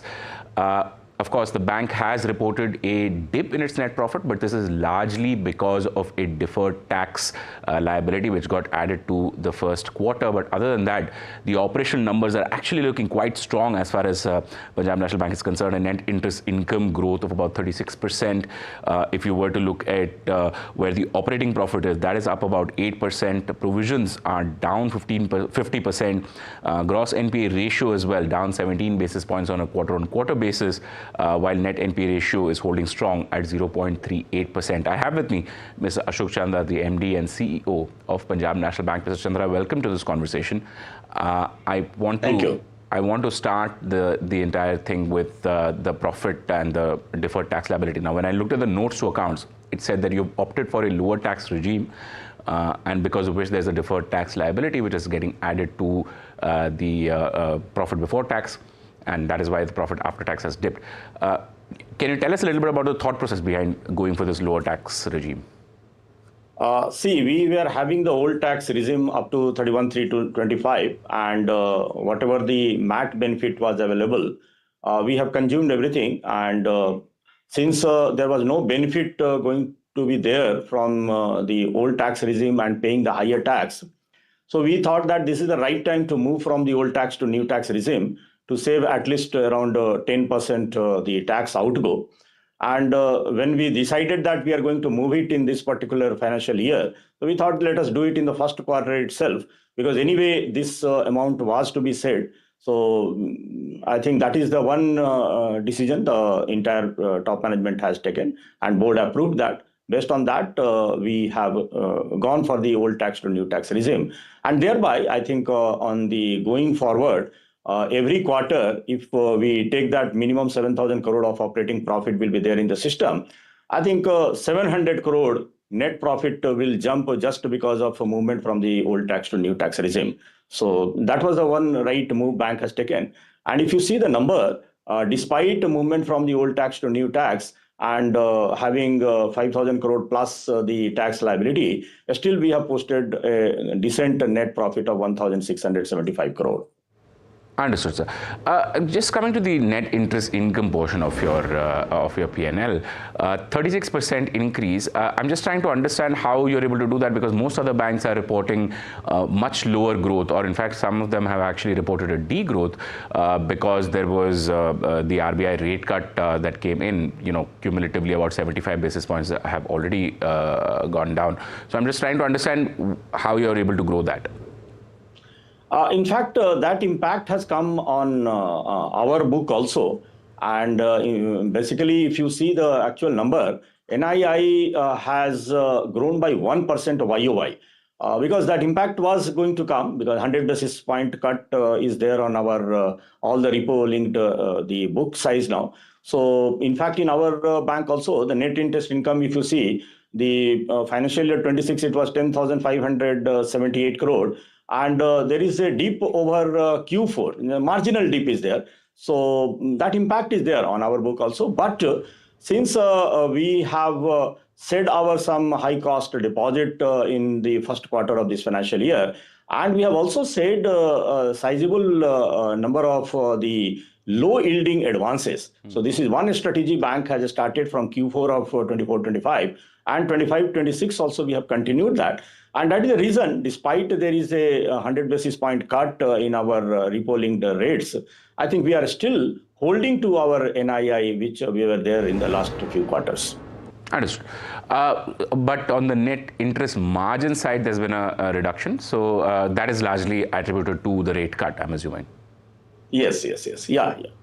Okay. And I'm expecting, I think last time also I had mentioned that the impact will be there in the Q1 and Q2. Most of these the deposits are getting repriced now, and definitely from the Q3 onwards there will be improvement in the NIM, sir. Okay, sir. Coming to the advances portfolio, there 11% odd growth on the total advances. Having said that, your international book is growing much faster, whether it's on advances or deposits. So I just wanted to understand what is happening on the international side, sir. We have three outlets. One is the London we have, DIFC Dubai, and Gift City, Gandhinagar also we have our branch. And all these three branches are getting good number of proposals. Of course, margin is very, very thin. And that is the reason if you see our domestic NIM is 2.84%, but global NIM is 2.70%. But we are getting good proposals. So we are, even if the thin margin is there, we are taking up those proposals from Dubai and the Gift City also. And we are building good books now. All right. So, Punjab National Bank is widely known as one of the premier lenders, even when it comes to MSMEs or exporters out there. I'm just trying to understand because we've heard about the tariffs that are coming in from the US. Is there any anxiety amongst your borrowers at all about their ability to sell to the US customer? I think this announcement has just come yesterday, and we are also going to analyze our portfolio. And then we will have the discussion with our export group also, houses, corporates, and we will find out what needs to be done now, because let us wait and see that how within few days, how it pans out. And Government of India is also looking into those things. And I think another 3-4 days, this entire things will be clear. And then I will be in a position to give you the correct status and correct number. All right. When it comes to the deposits or the liability side of the story, I'm just looking at the CASA ratio. That's actually holding quite strong at 37%. That has not gone down that sharply. How are you able to get your customers to still continue to give you that CASA? Because a lot of banks have reported that coming down because there's a cut in the savings rate. We had come out with good SB, the products now, and 12th of April this year, that was our foundation day, we have revamped our total CASA product, all the segment, and we have come out with good products under the women. We have a special product for the youth, a special product for the senior citizen, pensioners, a special product for the defense people and Agniveer. We have a special product, the salary, non-salary, and a very good product for the farmers. So today we have the segment-wise special products, and we are seeing the good traction happening across those segments. I think if I can share the number in the last 3 months, we have mobilized under these new schemes more than 13 lakh accounts, and we have added more than 2,500 crore of fresh SB deposit. So our SB individual is growing fast, and it is giving a good result now. In fact, we were expecting that CASA to grow, but there are 3 components are there: SB individual, SB the institutional deposits, and current account. So there is a fall in the institutional deposit, and that is the impact happening across the CASA. And because of those drop in the institutional deposit, overall CASA is not growing at the speed which we were expecting that. But the core SB individual, there is a good growth because of the revamped schemes and the digital penetration. All right. A couple of questions around the your guidance on FY26 when it comes to advances, deposits, margins. You said Q3 margins are likely to start improving. That and on your recovery as well as slippages. Yeah. If there's any guidance that you want to give, sir. Yeah, so credit growth, we had given the guidance, and we are still holding that. We will be growing at 11 to 12% in this financial year. Deposit growth, we are expecting 9 to 10%. Of course, we have in this quarter itself, we are grown at 12.86%. CASA share, we are expecting that we will be growing more than 38%, and we are at 37% in this quarter itself. And NIM, we are expecting that it will be between 2.8 to 2.9%. Gross NPA, we are expecting, and we will be doing that. It will be below 3%. And net NPA, it will be 0.35%. The recovery number, which we have indicated, it should be 16,000 crore. And we are already on track now. And I am very much confident that 16,000 crore of total recovery, we are going to do it in this financial year. And ROA, if I can talk about, it is we are expecting that it will be above 1%. Slippages ratio, it is well under control. We are expecting that it will be below 1%, and already we are at 0.71%. So whatever the guidance we have given on the different parameters, I think we are going to meet those guidance, and rather we will cross those guidance. All right. One last question, and that is with respect to the upcoming monetary policy announcement on the 6th of August. We are expecting to hear. Is there an expectation of a further rate cut, either this policy or the upcoming policy in October? What is your sense? I think I will wait and watch. Let RBI decide that. It is their domain. And whatever that comes out, then we will firm up our strategy and we will work upon that. All right, Mr. Chandra, I hope to hear from you on the day of the policy then. Thank you so much for taking time out and speaking to us, Mr. Chandra. Thank you. Thank you. All right, and there you have it. That was the management of PNB talking about their first quarter earnings. But tell you what, let's go across from one management to another. Take a look at some more earnings. Then Kamal Kishore Chatiwal, the MD of Indraprasth Gas, talks to us about his numbers. Before we do that, let's take a look at some of the numbers as well. The revenue, in fact, has seen a decline of just about 0.9%, and the EBITDA has risen 3.5%. When you take a look at the margins as well, they've expanded to 13.1% versus 12.5%. And you do have the net profit. That figure has also risen 2% thereabout. Let's also take it across to the management, discuss all of this with him. Thank you so much for taking time out and joining us this afternoon. First things first, I wanted to talk to you about your volume and margins, because they're at the lower end of the guidance. What impacted these numbers in the first quarter? Talk to us about your unit margins as well. Is there any scope of expansion that you see?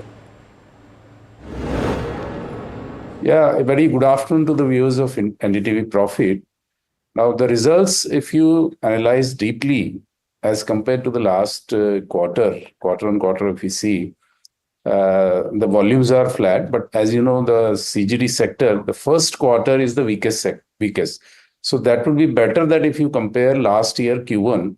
So as compared to that, our volumes have expanded by around 6%. Yes, you're right that the margin from 7.4 has, in the third quarter of last year, has gone down to 4.84. And in that, we have guided that the intermediate, our first step would be to come into the 6 to 7 range. And then in the 7 to 8 range, that is our long-term guidance for IGL, 7 to 8 rupees per SCM. So right now we are at 6.16, and we have postponed some of the decisions related to price hike and other things, simply because in March we had a public consultation document regarding uniform tariff. And now that the landmark order has been notified, although the final numbers are yet to be announced, but the order has been notified wherein the CNG and the domestic PNG segment would be in zone 1 tariff. So we are awaiting that, and that would be a big trigger for the margin expansion. So that should automatically bring us into the 7 to 8 range. All right, then point taken, but I also wanted to talk about what you've mentioned. As per your internal estimate, how much of a margin benefit are you in fact penciling in, can you see, from the implementation of the uniform tariffs as well then? Well, it will be entirely speculative if we do anything, but we are expecting a benefit of, you can say, 1 rupee plus minus 30 paisa per SCM. All right, then talk to us about your volume guidance as well. The figure that you've quoted, you're confident of achieving 10 MMS CD of exit volumes for financial year 26. Do you think it's achievable? Are you going to be revising it downward? What's your sense when it comes to the volumes then? No. We will not be revising it downward. We are very confident. If you see, last year also, we were at 8.64. Now we are at 9.13. And with new stations getting commissioned, even the LNG also, 2-3 more stations will be getting commissioned. So we will be exiting the year at around 10 million. All right, and I also wanted to talk about your gas cost portfolio then, from the first quarter to the second quarter. What has been the change that you've seen in the gas cost portfolio? And gas cost, of course, is cheaper in the second quarter compared to first quarter. Can you give us a little bit more of a confirmation on that? How much is the APM allocation at this point in time? You see, from the last year, if you compare, I mean, our gas cost has gone up by almost $1, you can say, the 3.6 rupees kind of numbers, the overall average gas cost. And from this quarter, almost it has been the same. I mean, the allocation has been the same. Exchange rate is more or less stable. And the prices of RLNG and the domestic are almost same. In one quarter, it was less, that 6.4 number was there. But again, that has gone up to 6.7, 6.8. It has again hit the ceiling. So more or less, it will remain the same. And we expect some new well gas to come or HPHT gas to come. So that will marginally increase the cost. But with this tariff regulation and some VAT resolution in some of the states, we expect the gas cost to come down slightly more. Alright, and I also wanted to get a sense of your gas requirement coming from the spot market. How much of your volumes are on medium, long term or spot LNG then? You see, we don't have any spot. We all are long term and short term because we are now, you can say, 100% of our volumes are tied up, and any spot advantage would be there. That will be. We have the strategies to take advantage of that. Right now, there is no advantage in spot purchase, so we are relying on our medium and long term contracts. Alright, and next I also wanted to talk about something that has been a cause of concern for you because the proposed EV policy for the national capital Delhi poses a big threat to your volumes. Has there been any conversation that you've had with the government about this? And given the timelines are aggressive, how much of a success do you see of the same getting implemented then? You see, regarding EV, we have been in discussion with the government. Our stance has been that the vehicle emission should be the criteria and not the type of fuel that they are using. Right now, the EV, is 75 to 80% being charged by coal and gas-fired power. So the source of the charging is not green as of now. So that should be the criteria, that overall emission levels, that should be the criteria rather than the type of fuel that they are using. So with that in mind, we feel that both the fuels will be coexisting, and maybe the kind of push the CNG has, especially in the passenger vehicle segment, this should continue, and EV will also have a space in the entire mobility sector. So, but we feel that CNG has a lot of scope, given that the number of CNG stations across the country have crossed 8,300, and the target is 20,000 in next 2-3 years. So that reduces the kind of range anxiety and other factors, the availability of the fuel. So if those stations come up, then I think the conversion would be from diesel, petrol to CNG more, and some of that will go to the EV also. And in any case, we are in the mass market segment. The CNG is in the mass market segment. In a high-end segment, there is no CNG variant. So there is, I think that segment is the one that will be converting to EV fully, maybe. Alright, then point taken. Thank you for helping us out with that timeline. I also wanted to, speaking of discussions, talk about the discussions that you've had with UP and Rajasthan state government as well. When it comes to the volume offtake tie-up for highway buses, is there anything that is finalized there? Yes. There has been some positive development in that the UP government has given us some buses, even the space in their depots to have exclusive stations. So 200 odd buses they have given. Uttarakhand has also brought 200 odd buses. Rajasthan, we are doing a pilot with them to demonstrate the benefits of CNG. So once that is successful, they will be ordering more buses.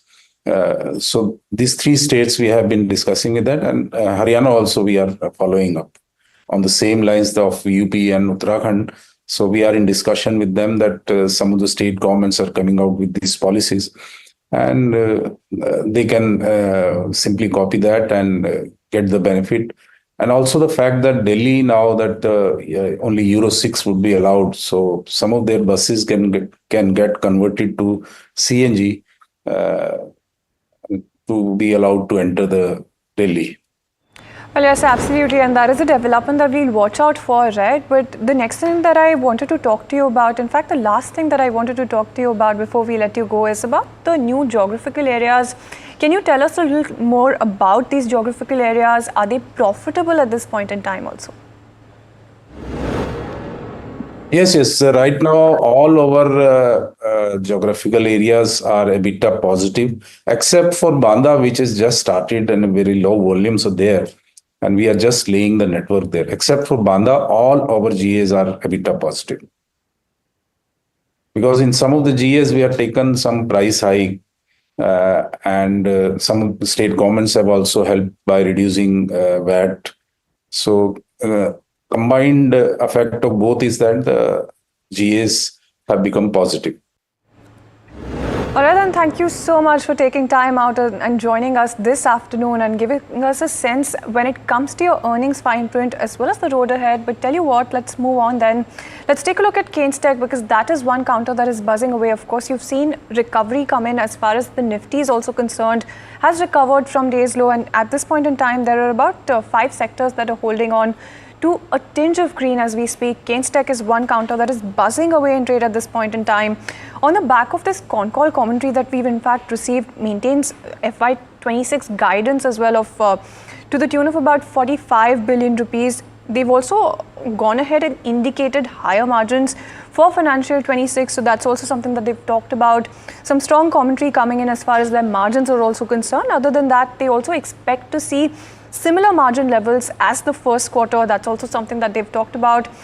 In fact, the management has also talked about how they're working out financial solution for excess receivables by the end of the first half of the financial year, and they're also aiming to lower the working capital days to about 70 to 80 days by the end of FY26. So that's also something that they've talked about, but that's Keynes Tech that is buzzing away in trade.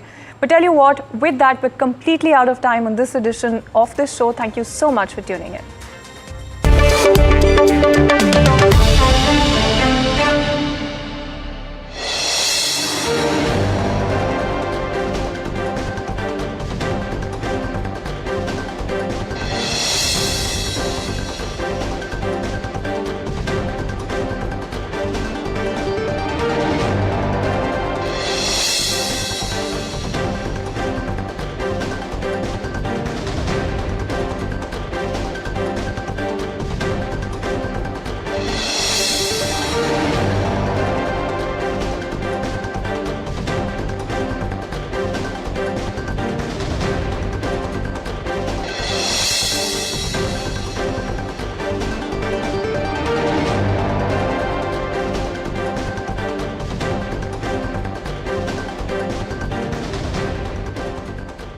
That's huge. That is a biggie. It's on. Gold glass clear glass, car हो या near, सब कुछ दिखे clear. Hello hello, बोलिए madam, डब्बा trading कब से चल रहा है पता है मैडम आपको? हम और आप तो जन्म भी नहीं हुआ था हमारा। We investigated a shady advisory firm that has spent big bucks on advertising on the front pages of national dailies. ये आपको बिल्कुल उसका ऐसे हल्का सा भी खौफ नहीं है। मैडम एक बात, खौफ किस लिए रखना चाहिए तो बताओ, कौन सा गलत काम कर रहा हूँ मैं?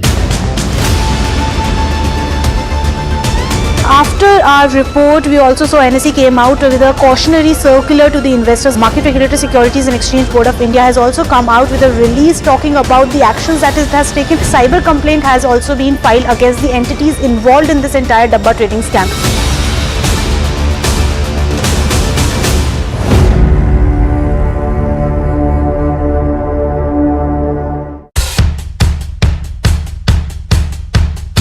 The markets move fast. And so should your portfolio. Expert insights, real-time stock picks. Do I buy Ola? Should I or hold buy time to invest in CDSL Ola? for the long term? Buy, sell or hold. The answers you need, straight from the experts. Callers from India and across the world.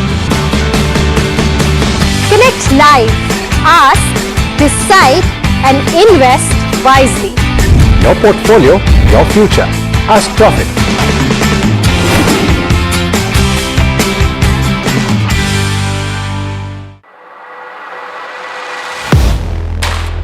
Do you really know the company you invest in? What is the real picture behind presentations and claims? Is the outlook as rosy as the company claims? Know Your Company, powered by NDTV Profit Research, shines a light on the biggest stock market movers.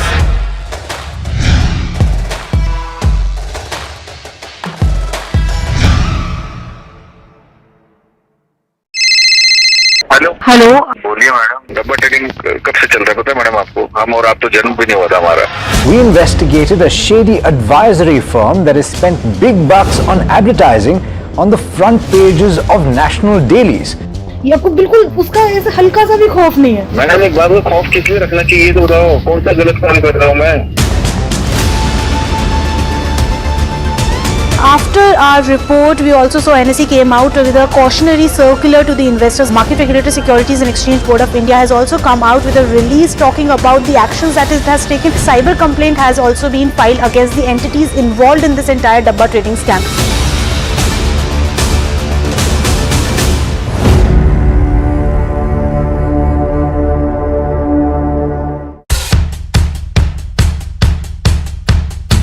The markets move fast. And so should your portfolio. Expert insights, real-time stock picks. Do I buy Ola? Should I or hold buy time to ICICI invest in CDSL for the long term? Buy, sell or hold. The answers you need, straight from the experts. Callers from India and across the world. Connect live, ask, decide and invest wisely. Your portfolio, your future. Ask Profit.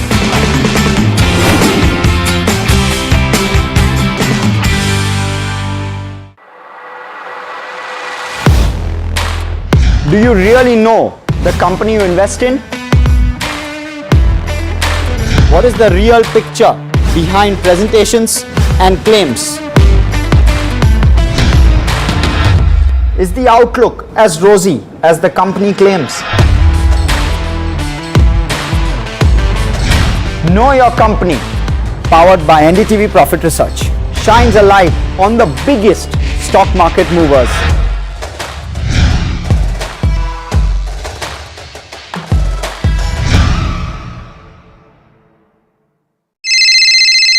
Hello बोलिए madam, डब्बा trading कब से चल रहा है पता है madam आपको? हम और आप तो जन्म भी नहीं हुआ था हमारा।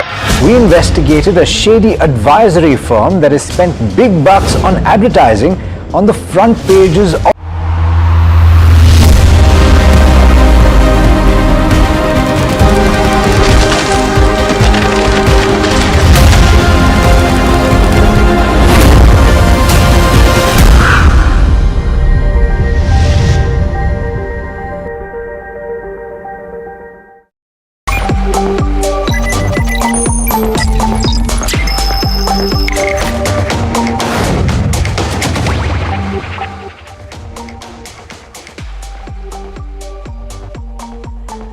Hello and welcome to NDTV Profit. You're watching Profit Buzzers. I'm Hiral Dadia and with me is Puneet Javeri. An interesting recovery, Puneet, that we're seeing in terms of markets. If you talk about Nifty 50 and the broader markets almost 150 points recovery. Nifty 50, we're now above that 24,800 mark. Initially, the concern was that we opened below 24,700. We are nearly at the day's highest levels, though in the negative still. Let's quickly look at individual sectors because it's mainly FMCG which has seen a major recovery, taking into consideration the way HUL commentary has come in on the back of margins. So that's the top gaining sector, followed by media. Consumption is up in trade, private bank index and the rural index is up. Oil and gas is the one trading under pressure and it's Reliance Industries which is actually pulling the oil and gas index lower. Defense continues to be under pressure, real estate, healthcare, pharma, a few of the other ones which are under pressure as well. Auto is an interesting one to watch out for because you have auto sales numbers that will start trickling in from tomorrow's session. But overall, an interesting day of trade in terms of companies as well. Greaves Cotton, HEG, Keynes, Nucleus, Sagility are few of the ones which are seeing some smart moves, few of them reacting to numbers. Hitachi Energy is under pressure, Apara Industries, Sonata Software reacting to numbers. Welspun Living on the back of the tariffs is under pressure. Aarti Industries, Reddington and a Hind Copper, which is seeing a good run over the last couple of trading sessions, is down and about in trade, Puneet. Well, definitely, and let's also pull up a stock like SIS very quickly. It's reported a decent set of numbers in this particular quarter. Stock also up almost 1.6%. But let's also get in Mr. Dheeraj Singh, who is the CEO of the company. Mr. Singh, a very good afternoon to you, and thanks so much for joining in today. It's Puneet this side. In terms of performance, sir, it was a steady quarter to say the least. While the India business continues to, grow at a decent pace and is now contributing almost 50% of the EBITDA margins as well. How do you see the growth for this particular year? Do you see that in terms of India performance to drive mainly for SIS this year? Let me first correct, the EBITDA contribution from India is almost 70% now. So revenue contribution is about 60% and EBITDA contribution from India is 70%. Definitely our focus is on India and the growth is here, and we are seeing that in numbers also. Having said that, even international are doing much better on the growth side. Last year was a record year when we secured more than 100 million Aussie dollars of new sales. And a lot of that is getting translated into revenues for this year. But India growth will definitely surpass the international. On an average, we are in line with our guidance of about 14% growth for the year. Okay. Mr. Singh, good afternoon. This is Hiral on this side. So if you're talking about, a 14% growth from here on, what is the segment that is going to drive growth, and what's the kind of margin accretion you're going to see on that aspect?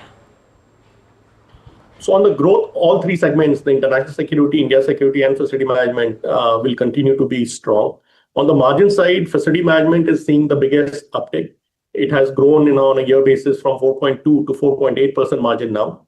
In rupee terms, it's delivered more than 28% EBITDA growth. And we see this trend continuing for the next 3 quarters for the facility management.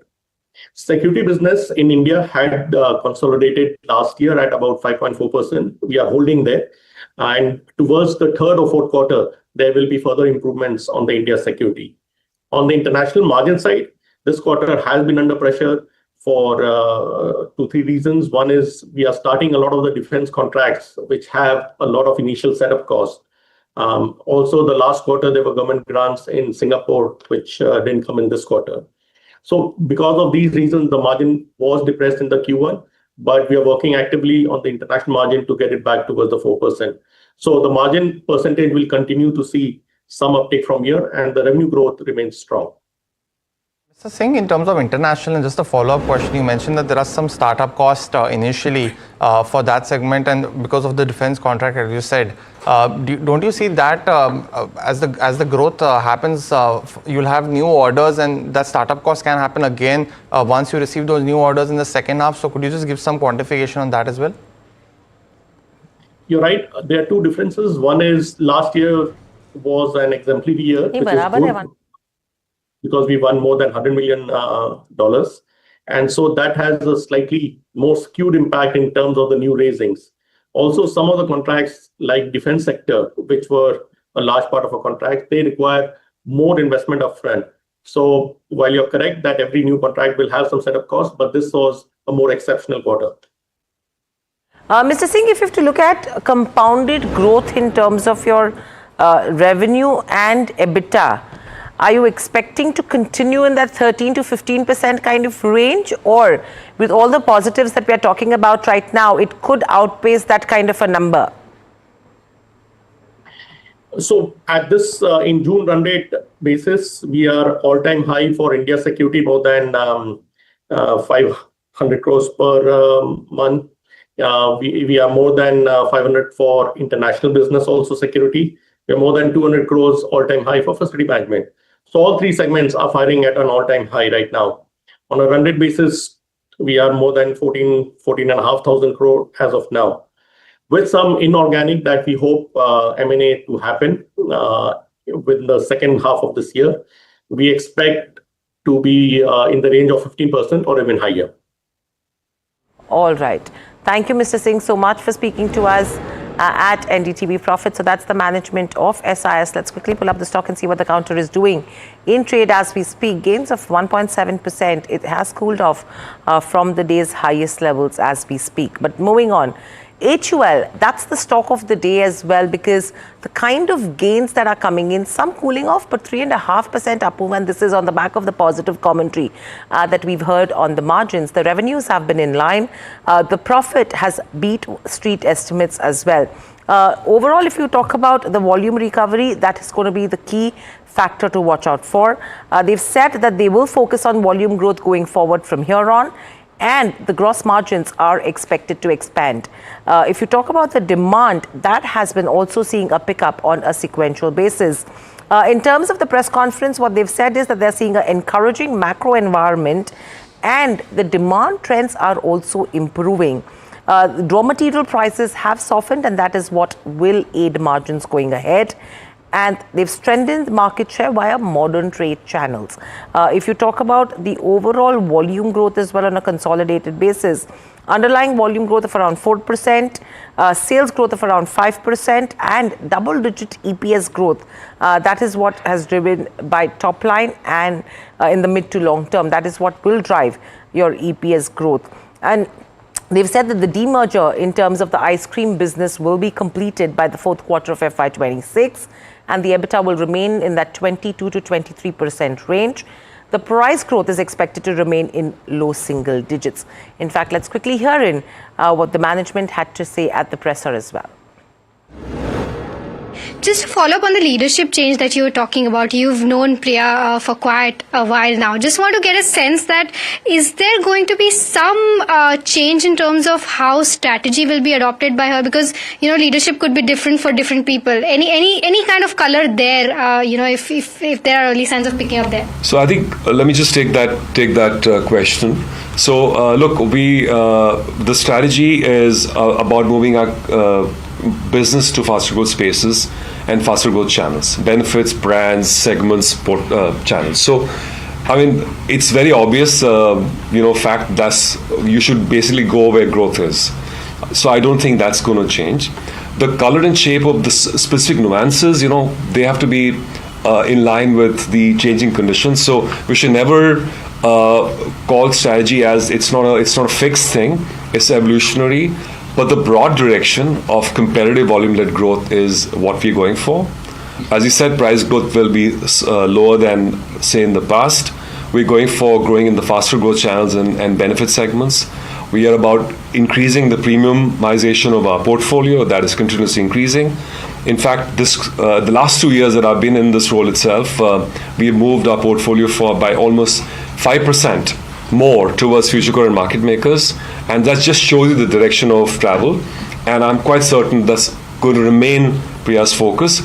Specifics of all of this will have to be customized to the conditions she will find herself in the quarters and the years to come. Well, that was the management of HUL and a key result, because we've seen some from Colgate, which has disappointed the street heavily. So all eyes were on HUL and a really strong number coming into this particular quarter. Let's now look at another counter. KPIT Tech is in focus now, on the back of their Q1 earnings. Now, specifically, we had seen in this particular quarter that, it was a subdued result to say the least. But let's get in my colleague Jasmeet to talk more about this aspect. Jasmeet. Well, right, yes, thank you for that. Let me quickly grab down the result and tell you all the key highlights and key numbers of this particular company. When you look at the key takeaways, the revenue remains flat and the margins under pressure. The company, though, reports a 20th consecutive year of increased revenue growth. When you look at the CC growth, it has come at minus 3.2%, and excluding one-off income, the net profits are down by 17.2%. Talking about the other key highlights of the company, the other income is down 65% compared to Q4 of the year. When you look at the return from the JV, it has reported a loss of 5 crore versus a profit of 14.1 crore in the Q4. When you look at the exchange losses, they have come up to 24 crores in the Q1, and the revenue from the entire Asian market is down by 8%. When you look at the deal wins, company has signed a strong key of deal wins where they have signed $241 million versus that of $280 million in the previous quarter. When you look at the key financial and the key numbers of the company, the revenue is up 0.68%, is roughly flat. When you look at the EBIT, it's down 10.9%. The margins have been down by 194 basis points, and the profits are down 29.75%. This is before the exceptional items. So these are the stocks to keep in the radar. Thanks so much for that, Jasmeet. But in fact, we spoke to the management, Mr. Kishore Patil, the co-founder and the CEO of the company. Let's listen into what he had to say. I think overall, as we have been saying, I think we have a very good pipeline, which we have. You can see the wins have been pretty strong in the last year or so. The point was, which I also mentioned a few times in this, is the clients have limited budget, so they do what they have to do. They have to prioritize. Some of the new wins have come from their prioritization area. And to some extent, it can get cannibalized with some of the existing work. I'm not necessarily saying what we do, but overall it can impact, the current part also. And this budget limitation was mainly because of the uncertainty and the pressure they are facing. Now, the geopolitical issues, tariff, China, there are multiple issues in the world which can't get settled, everything. But I believe in next quarter, at least some of the fundamental issues will get, there will be more certainty. Issues don't get resolved, but I think what the market is looking for is certainty. Once that certainty happens, I think we believe that many of these deals which we have been, they will start ramping up. I think that's what I'm saying. And I do believe that it should happen in a quarter or so. That's the management of KPIT Tech, the stock under pressure with cuts of 1.5% coming in there. But another stock that is in focus is Sagility. 18% jump in growth is what they've reported so far. And if you talk about the overall business as well, what they've said is that pricing pressure will increase with rising Medicare utilizations. The stock too seeing gains of nearly 9%. Jasmeet, a quick takeaway in terms of what the company has said and what is the guidance looking like? Well, right. Thank you for that. Yes, the margins have been under pressure, but management has given a positive set of guidance going ahead. When you look at the tailwinds, there are strong tailwinds for higher outsourcing in the clinical segment. There will be pricing pressure when it comes to Medicare utilization. Now, let's quickly go to the margin guidance. The management has raised the overall margin guidance to be above 24% compared to it was at the range of 23 to 24% in the previous quarter. When you look at the other revenue growth guidance, they have maintained from low to mid-teens. Going ahead, understanding the numbers, the revenue is down 2%, but the EBIT is down 12%. When you look at the EBIT margin, they have come out 14.8% versus that of 16.5% in the previous quarter. The net profit is down 18.2%. So this is to keep in the radar and watch out how the stocks react in the day going ahead. Thanks so much for that, Jasmeet. And in a tough quarter for the IT players, this company has actually increased their EBITDA guidance. So it's definitely one where the street is rewarding that particular aspect. But Hindustan Aeronautics Limited is also in focus. They've kicked off major collaborations and capacity ramp-ups to fuel India's aerospace ambitions. My colleague Anushi is now joining in to give us more on this. Anushi. Hi Puneet, so what we are looking at is company has signed a manufacturing license, and this is with General Electric GE that we are looking at, and this pertains for the production of the G414 engines, aero engines for the LCA Mk2. Now this is an important development considering what they had said in their earlier con call. Also these discussions were already ongoing, but it was pertaining to the amount of technology transfer which is going to happen along with pricing that they were discussing and finalizing on what's the update here. So this coming in the annual report is something which is to be highlighted and focused on. Now they expect this LCA Mk2 certification to be completed in 2029. This is of course with the trials happening in the next 1 to 2 years onwards as well. It's the amount of technology transfer which is there, which is important to keep an eye out for. But other than that, the company has also signed a long-term agreement with Safran Aircraft Engines, and this is for the export of ring forgings for the LEAP engines that we are looking at. So important update over here. Considering all these developments which are taking place, the company has also announced a 14,000 to 15,000 crore of capex plan for the next 5 years. Now this includes expanding the manufacturing facilities and setting up repair and overhaul facilities also for the development of infrastructure for LCA Mk2 for this GE414 engines along with Indian multi-role helicopter engines as well. So an important update for HAL that we should be watching out for. Okay, so that's an interesting update. Capex plans crucial from here on. Thank you, Anushi, for all of that. One interesting counter, Puneet, that we have to talk about is Kaynes Technologies, a smart set of numbers. The reaction also pretty smart, 10.5%, 11%, and I think it's the conference call commentary which has actually enthused investors from here on. And I think the outlook is going to be crucial. In fact, let's get in Jairam P. Sampath, whole-time director and CFO at Kaynes Technologies. Jairam, good afternoon and welcome to the show, and a pleasure to speak to you at NDTV Profit as always. My first question coming to you is, all of us have seen how the first quarter has been. The market has reacted accordingly in terms of the stock price as well. What the street is now interested in is this kind of performance expected to continue in the coming quarters, and what is it that will lead to the kind of guidance that you've indicated for FY26? Absolutely. Thank you for having me here. Always a pleasure to talk to you here.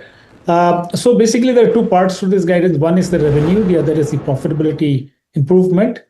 So we think that we will achieve the revenue guidance that we have given for the whole year, about 4,500 crores. So typically during the year, the sales increase every month from April onwards. Every quarter, the sales increase, and so what is really distinctive this quarter is that we have been able to get to a higher level of profitability, and that has been across the board in all the various sectors that we have been there, driven primarily by the first quarter by the gross margins that we get. And of course, going forward, operating leverages will also kick in. So we are quite confident that both the trends, the numbers that we have talked about in terms of revenue numbers for the whole year and on a consolidated basis exceeding about 4,500 crores, plus the EBITDA we had talked about 15.6%. I think it will be north of that number at minimum. So, right, and the evidence for this is that there's been a healthy growth in our order books and a lot of new client acquisitions, which we really can't talk about in names, but we've had some significant client acquisitions. And these are all in different areas, including industrial, automotive, railways, then also aerospace, etc. And also we have made some small investments in the area of outer space and defense, etc., to further our ability to service the booming sector of high-tech electronics, which is in the service of the nation too. So all in all, I see this year as a turning point in terms of putting it in a different trajectory, both profitability-wise and sales-wise, and we stand by the numbers that we have talked about. Good afternoon, Mr. Sampath. It's Puneet this side, and thanks so much for joining in. So, since you said you're standing by the numbers, so I'm guessing you're reaffirming your guidance of about 4,500 crores in terms of revenue. And I think last year you were roughly about 2,800 crores. So that's good to know. And just a follow-up on quarter one, because we've seen a very strong growth in terms of margins, but revenue profile was slightly muted compared to what we were building in. So is that some of the key orders or some executions that have moved to quarter two? Is that what's happened? And if you could just give some color on that. No, I think it's just that the April numbers typically are muted. So it's the impact of that particular number, and June has picked up, so we are quite confident now. Of course, we have seen the July numbers too, and once it's audited, we'll present the first half year. So there is no specific reason for any, let's say, specific reduction in sales or anything of that kind. So we are also a diversified portfolio, so we do adjust our portfolio a little bit. Supposing a particular industry does not do well, then we pull in orders from the other side. So that exercise takes a bit of time. I'm sure you can see in the markets different. We serve automotive, we serve industrial, electric vehicles, railways, defense, auto space, aerospace, etc., medical electronics, and also IT, IoT. So specific sector-wise, there could be some, let's say, headwinds that people can see. And as you know, the first quarter has been a little iffy from the global cues and from the perspective of what we call the geopolitical muscling around, right? So we have overcome all that and still a decent number in our opinion. And in the second quarter, we'll make up. So far by the year of, by the September quarter, no, we'll probably be on par in terms of revenue growth too. Of course, we will keep the growth in profitability intact too. So the good news here is that we started on a good foot as far as profitability is concerned. So the EBITDA numbers have grown by about 69%, which is more than the guidance that we had given. So I think going forward, we would probably have even better sales than what we had predicted.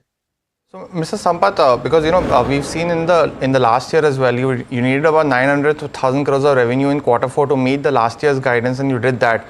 So you were about at 572 crores in the September quarter last year. So should we expect a substantial growth from that number? Yeah, I think if I were to hazard a guess, it would be excess of about 1,000 crores in the second quarter. So yeah, So we would so this makeup happens. See, the customer orders flow and the shipment don't go by just the quarterly profile alone. So it's a continuous process. So we think that that will pick up there, and we would see a significant growth over that number last September. Jairam, what is the order book looking like, and for how many years are you seeing visibility on that front in terms of revenues? How much will flow in out of it in FY26 and how much in FY27? So typically the order book is worth about 1.5 years, typically on a rolling 12-month period basis. And we see a lot of, so there is two parts of the order book. One, what is there in our system, which is what we declare. These are the orders confirmed by customers, and then they are ready for execution over up to about 5 years time frame. But most of the orders get executed in about 1.5 years time frame. The other part of the order book is also new businesses or new awards of businesses that we have won from new customers. So that would be something like $40-50 million worth of businesses, which are probably not part of this particular order book. Consider that as a seed, right? So that also grows. So firstly, customers would give you a pilot order, and then they back it up with regular production orders and so on. So I think the order book growth will continue in the medium term, little faster than probably the growth in sales itself. So that we are able to reach the number of FY28 $1 billion that we had committed, and maybe exceed that too. Mr. Sampath, the other key update that you had also mentioned in your conference call was about the OSAT and the PCB facility both being, in quite an advanced stage, essentially from the last quarter. So what is the current timeline that you're anticipating? Because you rightly said $1 billion in terms of revenue, and some portion of that was from OSAT. Do you expect that the OSAT business will be operational by Q4 of this year, and any outlook on the PCB business as well? Very much, very much. So as far as OSAT is concerned, we had earlier had 2 anchor clients. Now we have added a third one, and the machines everything has been ordered, and hopefully you will start seeing the pilot production happening sometime in Q3 and commercial shipments happening in Q4. So we are quite confident that this year we will post whatever number we put, a modest 100 crore target, and I think that certainly should be possible. As far as PC board is concerned, we also have a good kind of client traction, and we would probably start shipping from April of next year, first quarter. So we are on schedule as far as these are concerned, and probably in FY27 you'll see a bulk of the capacity being utilized, and then significant amount of business being done. So by FY28, earlier we had talked about 2,000 crores between these two businesses. Maybe we'll exceed that too. Okay. Jairam, when it comes to expansion in the global markets, you have looked at acquisitions. You're talking about Digicom, you're talking about August Electronics in Canada. This means that, yes, the exposure with regards to exports is going to increase in terms of total revenues. Where are you seeing it in FY26? And if US markets is going to be a key driver as well from here on, how are you seeing the impact of tariffs? Yeah, so that's the trick here. So if you make it in India and sell it to US, they will impose tariff. But if you make it in US and sell it in the US, there's no tariff. So that really is the thing that we guessed earlier on, and when we talked to people and so on, we said that we will invest in US for manufacturing facilities in the high-tech area, so that we don't see too much of impact of these tariffs. So the tariffs are applicable if you manufacture outside the country and then bring it into the US. But if you manufacture inside the US, they don't care. So from that perspective, I think it's a good thing that our strategy of acquiring 2 companies, and maybe some more will acquire during this year, so that we have a critical mass of companies, delivering value in areas which are complementary to our existing areas, sitting inside US. So yeah, tariff not too much, but there are some exports that we do. Obviously, the semicon is one major export, but generally semicon, etc., is kept outside the tariff barriers by all countries, because otherwise it will completely make everything topsy-turvy. And also not a huge number. They are more running for other more value-added products and services, right?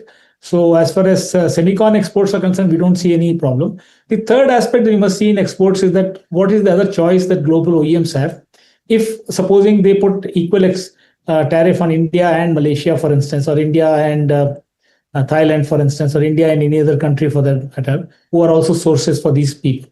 In which case it gets neutralized. It's just that those companies would drive a hard bargain on pricing, for which we are prepared. We'll do some cost reductions and so on.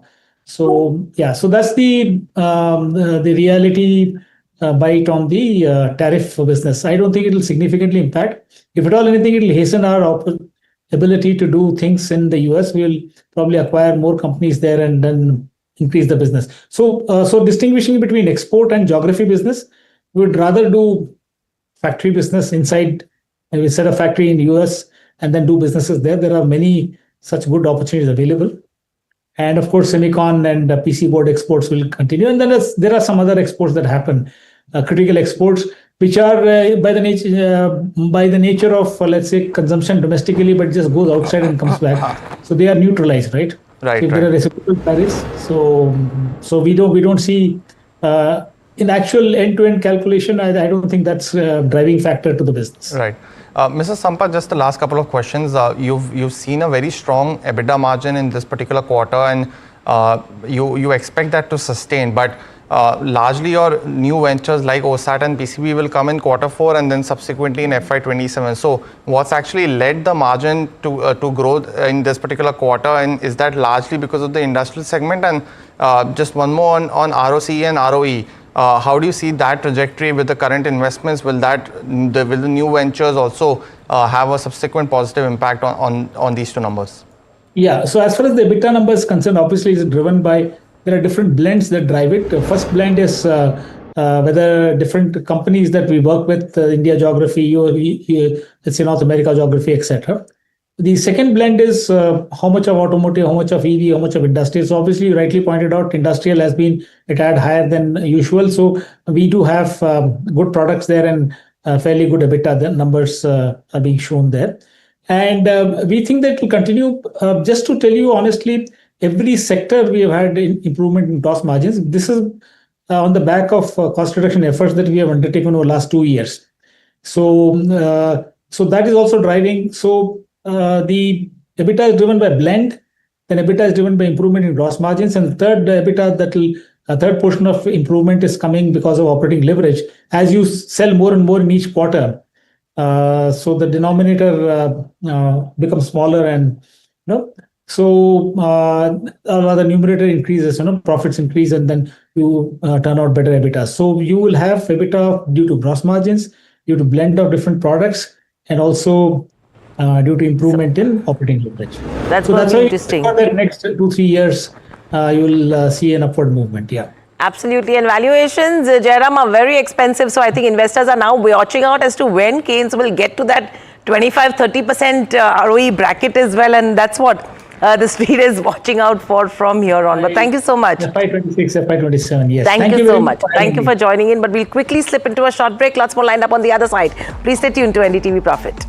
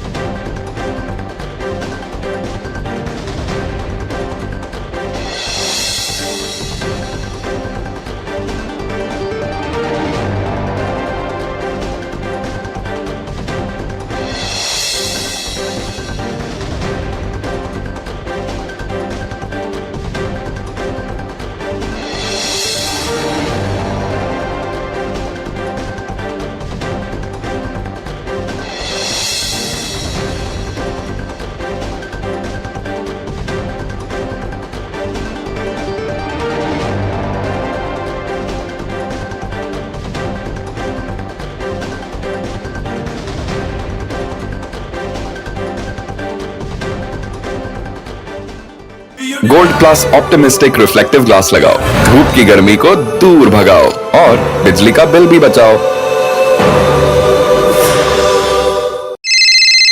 Hello बोलिए madam, डब्बा trading कब से चल रहा है पता है madam आपको? हम और आप तो जन्म भी नहीं हुआ था हमारा। We investigated a shady advisory firm that has spent big bucks on advertising on the front pages of national dailies. ये आपको बिल्कुल उसका ऐसे हल्का सा भी खौफ नहीं है। मैडम एक बात को खौफ किस लिए रखना चाहिए तो बताओ, कौन सा गलत काम कर रहा हूँ मैं? After our report, we also saw NSE came out with a cautionary circular to the investors. Market Regulator Securities and Exchange Board of India has also come out with a release talking about the actions that it has taken. Cyber complaint has also been filed against the entities involved in this entire Dabba trading scam.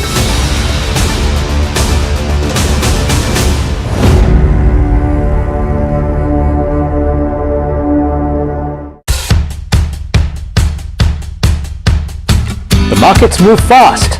And so should your portfolio. Expert insights, real-time stock picks. Do I buy Ola? Should I or hold buy time to invest in CDSL for the long term? Buy, sell or hold. The answers you need, straight from the experts. Callers from India and across the world. Connect live, ask, decide and invest wisely. Your portfolio, your future. Ask Profit.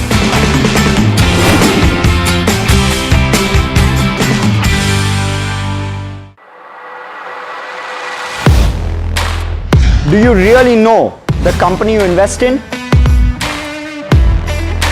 What is the real picture behind presentations and claims? Is the outlook as rosy as the company claims? Know Your Company, powered by NDTV Profit Research, shines a light on the biggest stock market movers.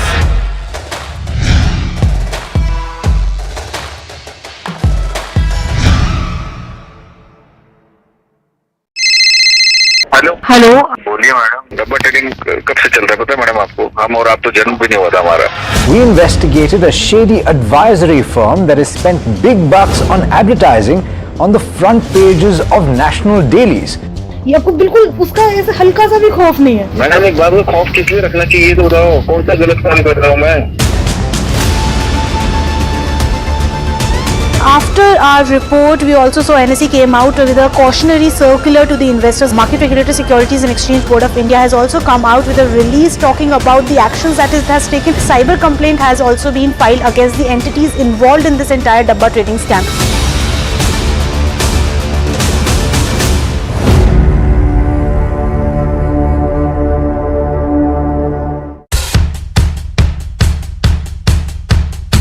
The markets move fast. And so should your portfolio.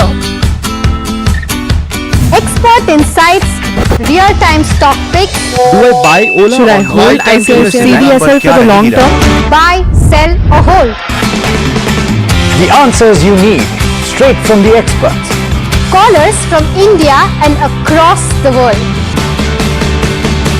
Connect live, ask, decide and invest wisely. Your portfolio, your future. Ask Profit.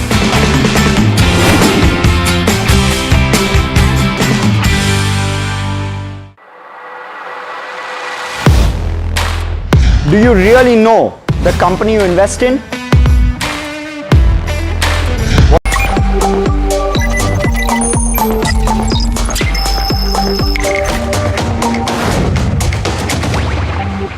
Perception about the products in all the segments, and especially leadership in total cost of ownership in heavy commercial vehicles. In buses, they aim to continue the leadership in intercity segment and also build on the number 2 position in city buses and get into a significantly better position there. In powertrain, they want to certainly be the last man standing in internal combustion engines. But in addition to that, in the recent past, good investments have been done in electric powertrain also. So all in all, a very good geographical complementarity in terms of markets. The markets that we play and the markets where Iveco plays very complementary to each other. The product portfolio is also very complementary to each other in terms of the pricing range, and capabilities are also very complementary. So they have strong technology investments in powertrain, in electrification, in hydrogen, in ADAS, SDV. and complemented with the Indian frugal engineering capability, design to value capability. I think these capabilities put together will bring strong competitiveness for both the businesses together.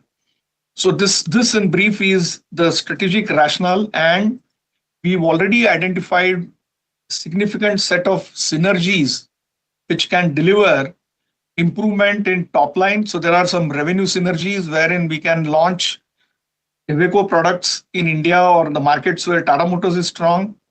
We can launch Tata Motors product in the markets where Iveco is strong, especially Latin America.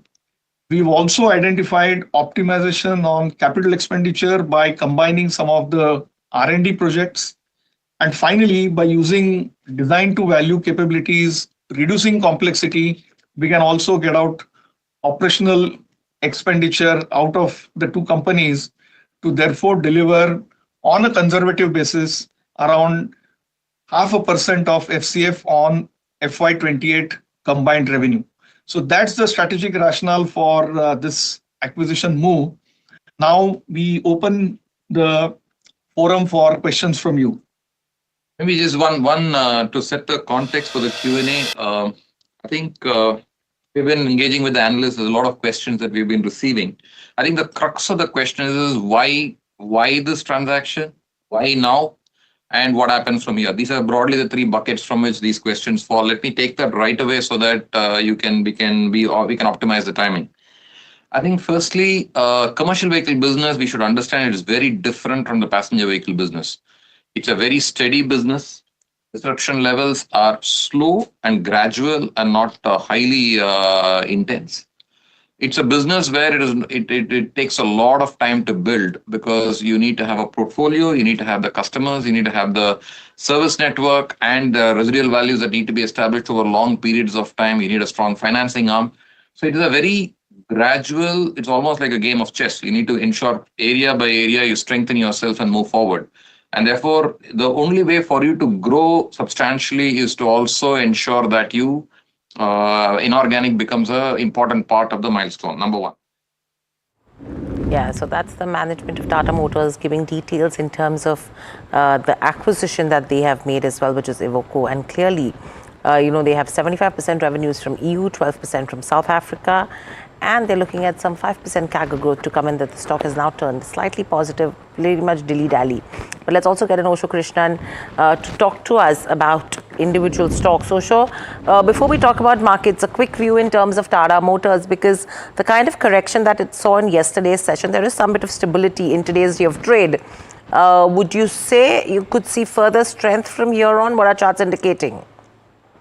Very good afternoon, Hiran. Yes, technically, we are witnessing a kind of a consolidation or sideways movement in Tata Motors. So there has been no positive development as such as of now.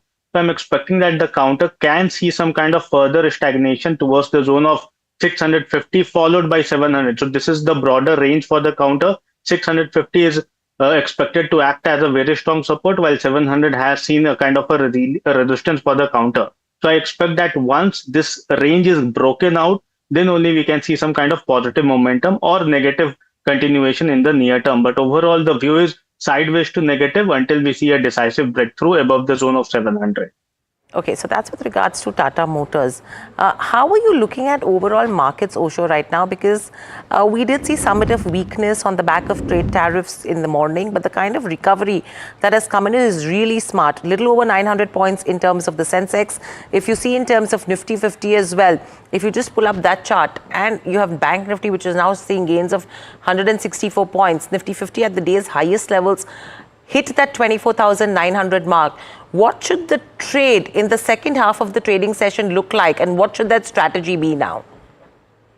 See, overall, I was expecting that today's session would be volatile, apart from the tariff news that has given a very strong selling off or has given a gap down opening to the market. But overall, it was expected that market will be having a volatile movement. Why? Because of developments that we have seen over a period of time. So overall, the market was into very oversold terrain. So the derivative parameters have already highlighted that the market have been into a very strong oversold terrain, and one can expect some kind of short covering in today's trading session. But today it has been total a different picture, because we have seen a very strong sell-off in the initial or at the opening, and from there onwards, there has been a kind of a smart recovery. So there has been both technical and fundamental or macro factor that has factored in today's trading session. But technically, if I have to say, then 24,930, 950, which is the 50-day exponential moving average and even the 61.8% Fibonacci retracement zone. So I expect this to act as a very strong resistance because overall the setup is still on the negative side. So I expect until we see a reclaim on a sustainable manner above 25,000 zone, one should look for selling opportunities on any kind of rally. So now 24,950 will be a crucial juncture for Nifty. If it not break above the zone of 950, then one can even look for intraday sell in Nifty or even the key indices also. So I'm not having a very strong optimistic view from here onwards. But yes, today's move has been totally different than what was expected in the market. Interesting. Markets are really looking and reacting in a different way versus what was expected. So Osho, in this kind of a market, what would your top picks be? It can be sell calls or it can be buy calls. If you have to look at top three. See, overall, I will be focusing more on the buying side because looking at the traction that we have seen in pharma space, there has been very positive development in last couple of trading weeks. So I will be having my stay or my say in the buying view only because we already have seen the market have corrected strongly from the higher zone. So I expect that from here onwards, one should look for buying opportunities and should maintain very exclusivity in the stock selection. So from pharma space, I am having a bullish approach in Oro Pharma. Currently, it is hovering around 1155 to 1160 kind of a zone. So this is a current levels where one could try to accumulate the counter. On the lower end, 1120 should be kept as a stop loss for short-term traders, while I am expecting a target of nearly 1210 on a very short-term perspective. But a breakthrough above 1200, 1210 can provide a very strong momentum in the coming period also. And other counter which also is looking very positive to me is SBI Life. So SBI Life, after giving its quarterly earning, was into a positive terrain. Currently, the counter is hovering above the short-term moving average. So I expect that in the coming period, this counter can see some kind of positive traction from here onward. So I'm expecting 1880 to 1900 as immediate target, while on the lower end, 1810 should be kept as a stop loss from short-term traders. Osho, a quick view. ATG, a buy with the kind of up move that you've seen right now. The stock is up nearly 11 to 12% on the back of strong earnings. Would you still recommend a buy? Which counter you have asked? ATG. Yes, HEG, I expect that this counter can see some kind of further continued momentum because the counter have given a kind of a very strong breakout above the zone of 550. But again, one should not become very much complacent, and for fresh bets, one should look for some kind of cool off because at current levels, risk reward is not favorable, but definitely a bullish momentum in this counter. So I expect any dip towards the zone of 580 or 590 can be seen as a buying opportunity, keeping a strict stop loss of 540. On the higher end, on positional basis, 640 to 45 will be the immediate target. Strong one. Thank you, Osho, for that. Stay with us. In fact, Manish Gulati, Executive Director at HEG, now joins in for a conversation. Manish, good afternoon and welcome to the show. Hiral on this side. Always a pleasure to speak to you. Strong performance driven by low material costs. Profits have surged on a sequential basis. Revenues are up and you're looking at capacity expansion. What is working now? Hello, good to speak to you. You see, the capacity expansion which we have planned is on the basis of that we are very upbeat about the new electric arc furnaces coming all over the world. And we anticipate an increase in demand in the coming near to medium term future.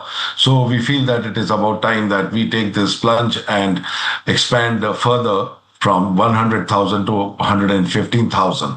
We recently expanded from 80 to 100,000. And this would take 2.5 years to set up. And probably we'll be ready with the new production in the start of 2028. So that would, we think, would be time when there's some new electric arc furnaces would be on the ground, because we can see them that they are getting constructed. About 11 million has already come, and in the next 2025 to 2027, about 50 to 60 million metric tons will come. So that's the rationale for this expansion we are planning. So when you're talking about the expansion as well, what's the plan with regards to funding it? How are you looking at the investment part of this expansion? This money will be spent over a period of 2.5 years. Okay. So we don't need all the 650 crores today. So it will be mostly from internal accruals because, of course, we'll be earning in the next 2 years, and maybe if required, we'll take some loans as well. Okay, and any bifurcation that you have right now as to what percentage will be internal accruals and what percentage will be loans, and the kind of potential contribution this expansion will do to your top line once it's executed? Mostly internal accruals. That's what I said. This money will be spent over 2.5 years. And the percentage, I mean, we're adding another 15% to our capacity. So whatever tonnage, that extra tonnage which gets sold from out of expansion will pay off. We will have a quick payback. I don't foresee that this is going to be a very big problem because this is about the lowest ebb of the market where we are. So things we feel are only going to improve from here. Okay.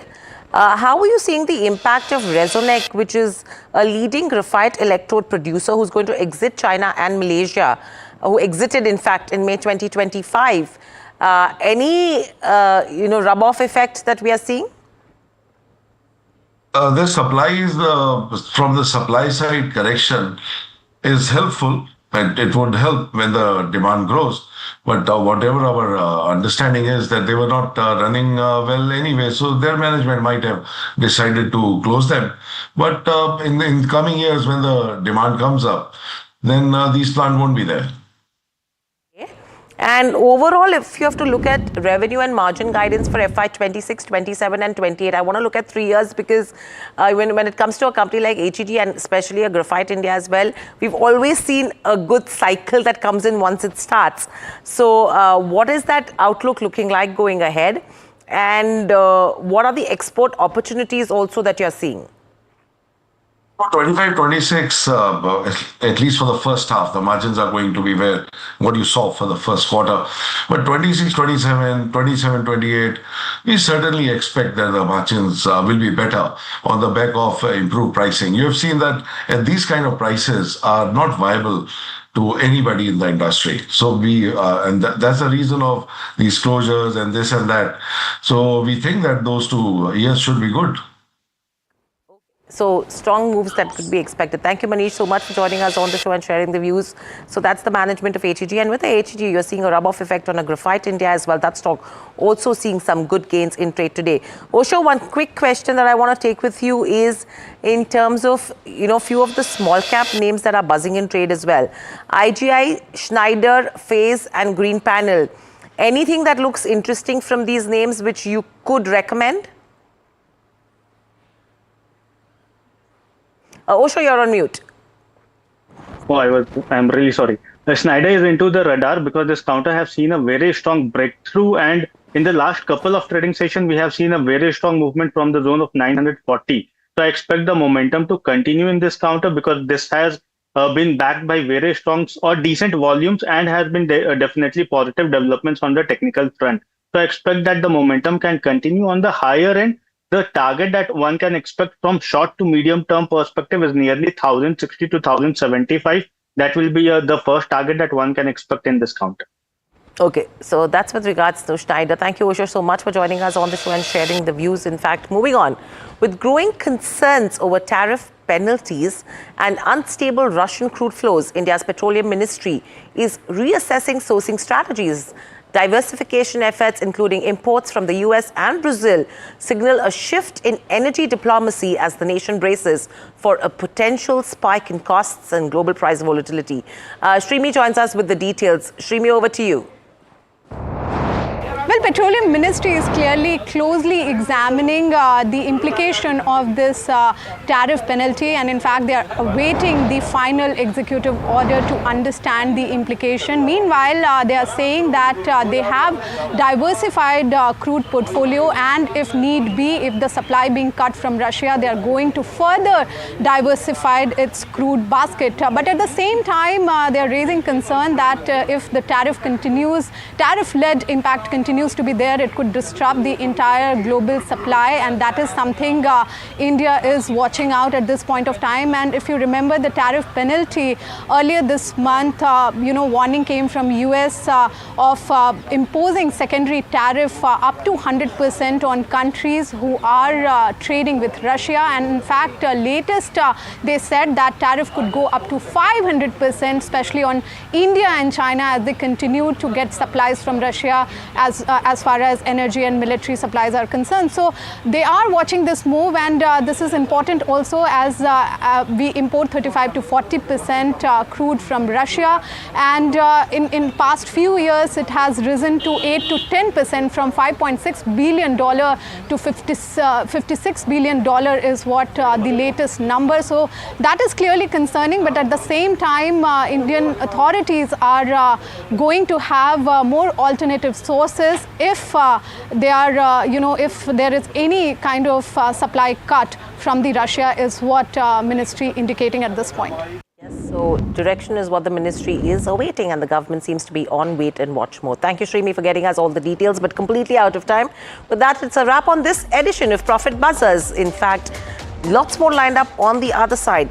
Stay tuned to get in Somit Sarkar and Anushi Vakharia, who will talk to you about all the small cap buzzers in trade today.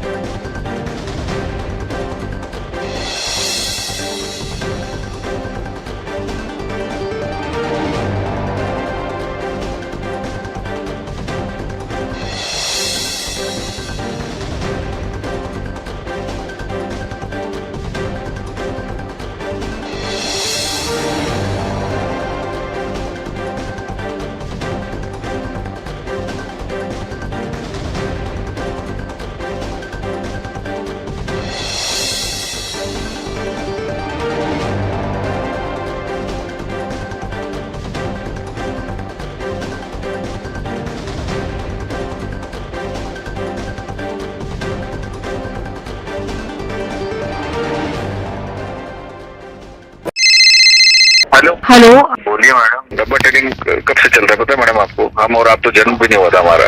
We investigated a shady advisory firm that has spent big bucks on advertising on the front pages of national dailies.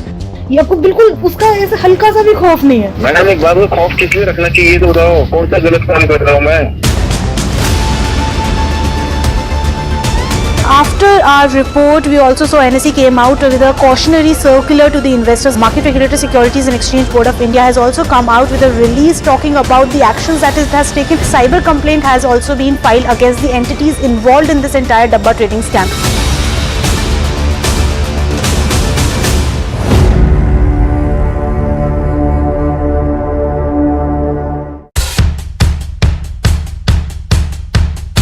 The markets move fast. And so should your portfolio. Expert insights, real-time stock picks. Do I buy Ola? Should I hold CDSL for the long term? Buy, sell or hold. The answers you need, straight from the experts.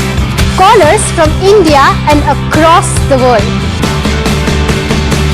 Connect live, ask, decide and invest wisely. Your portfolio, your future. Ask Profit.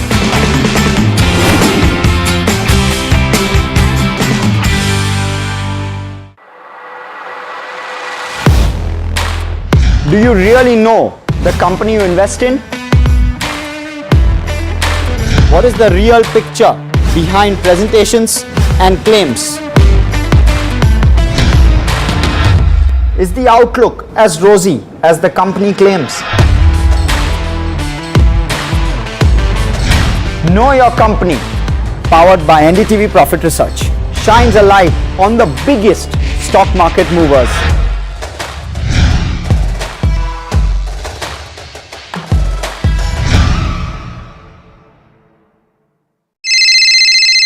Hello, बोलिए madam. डब्बा trading कब से चल रहा है पता है madam आपको? हम और आप तो जन्म भी नहीं हुआ था हमारा। We investigated a shady advisory firm that has spent big bucks on advertising on the front pages of national dailies.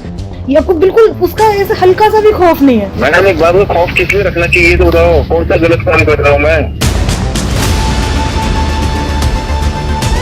After our report, we also saw NSE came out with a cautionary circular to the investors. Market Regulator Securities and Exchange Board of India has also come out with a release talking about the actions that it has taken. Cyber complaint has also been filed against the entities involved in this entire Dabba trading scam.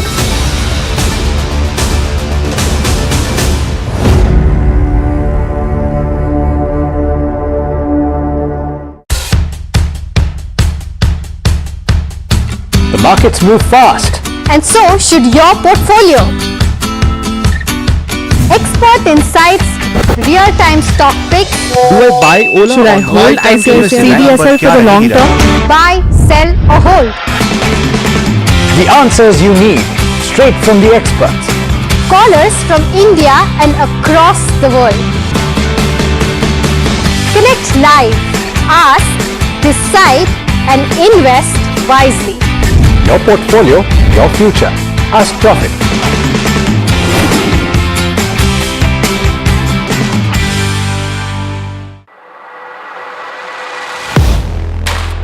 Do you really know the company you invest in? What is the real picture behind presentations and claims? Is the outlook as rosy as the company claims?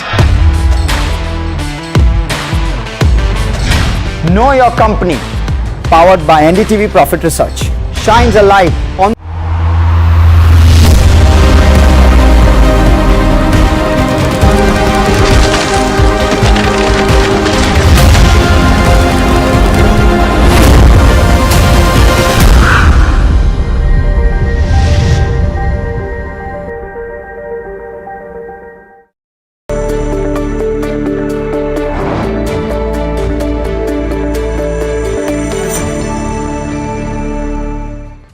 Hello and welcome to NDTV Profit. You're watching Small Cap Buzzers. I'm your host Anushri Vakharia and with me is Soumit Sarkar.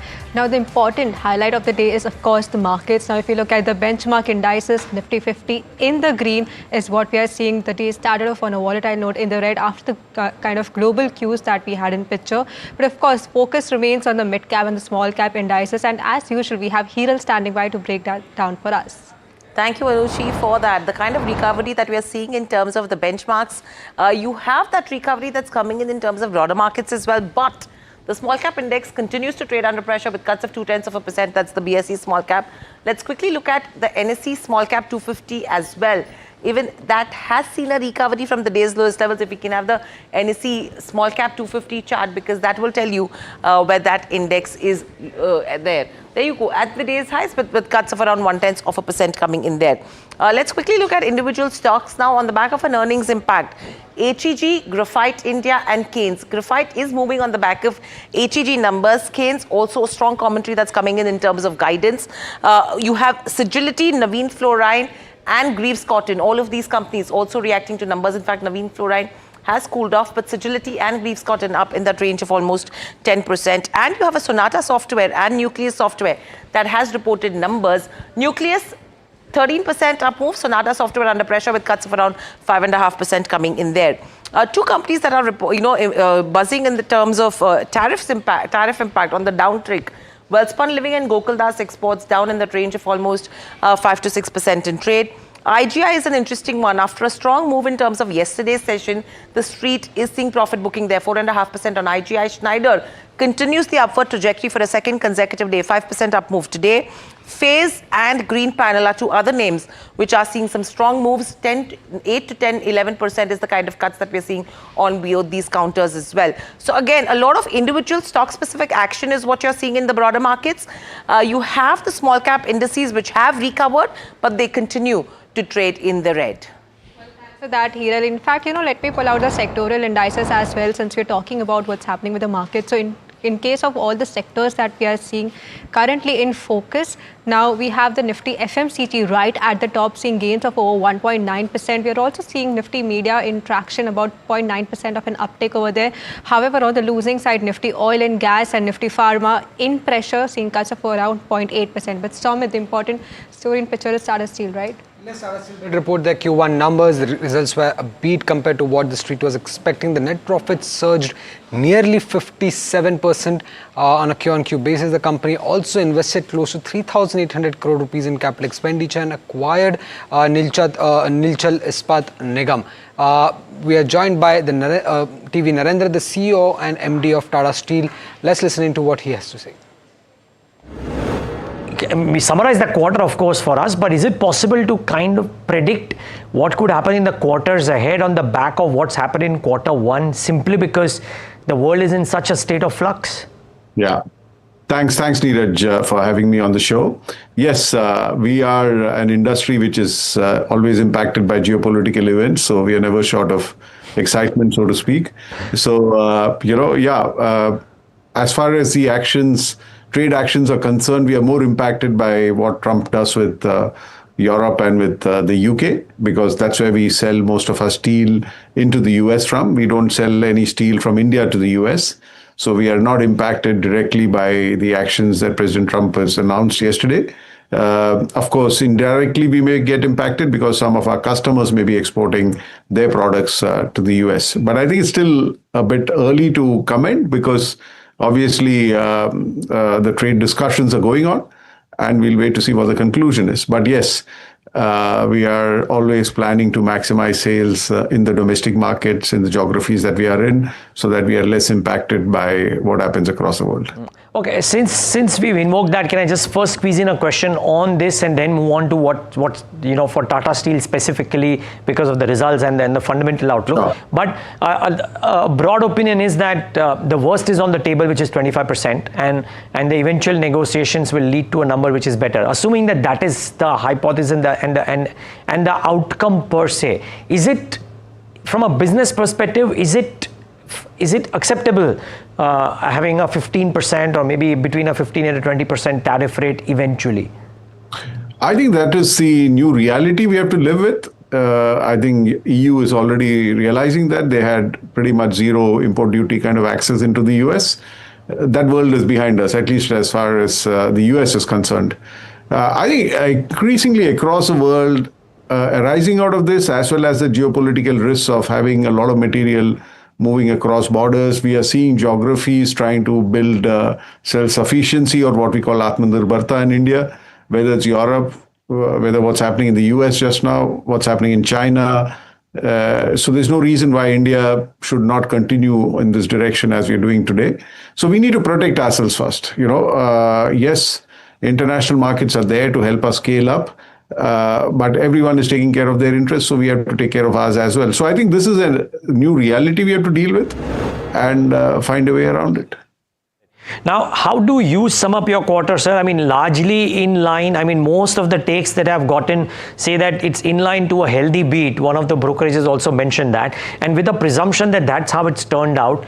But because we know that prices, at least one of your peers was telling me that prices in April and May did very well, but June and early part of July was some moderation. So how do you see pricing trends, and thereby what could happen in the near term? So as far as pricing is concerned, we believe the Q2 realizations for Tata Steel in India will be about 2,000 rupees lower than the Q1 realizations, okay, because of the softness that you just described in June and July. But what is interesting is in the last 1 week, the prices in China have gone up about $40 because of the actions that the Chinese government has announced and is expected to take to manage capacities and unprofitable production.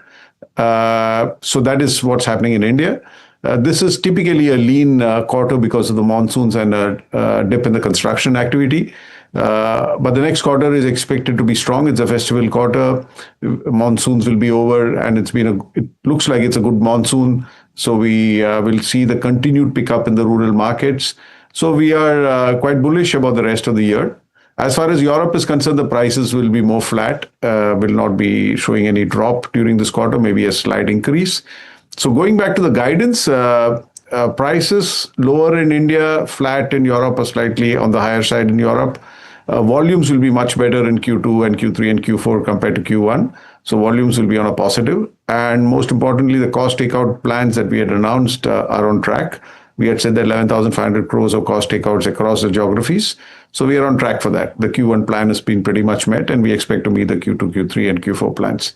So we are basically focusing on what is in our control, which is the volumes and the costs. Prices are not in our control.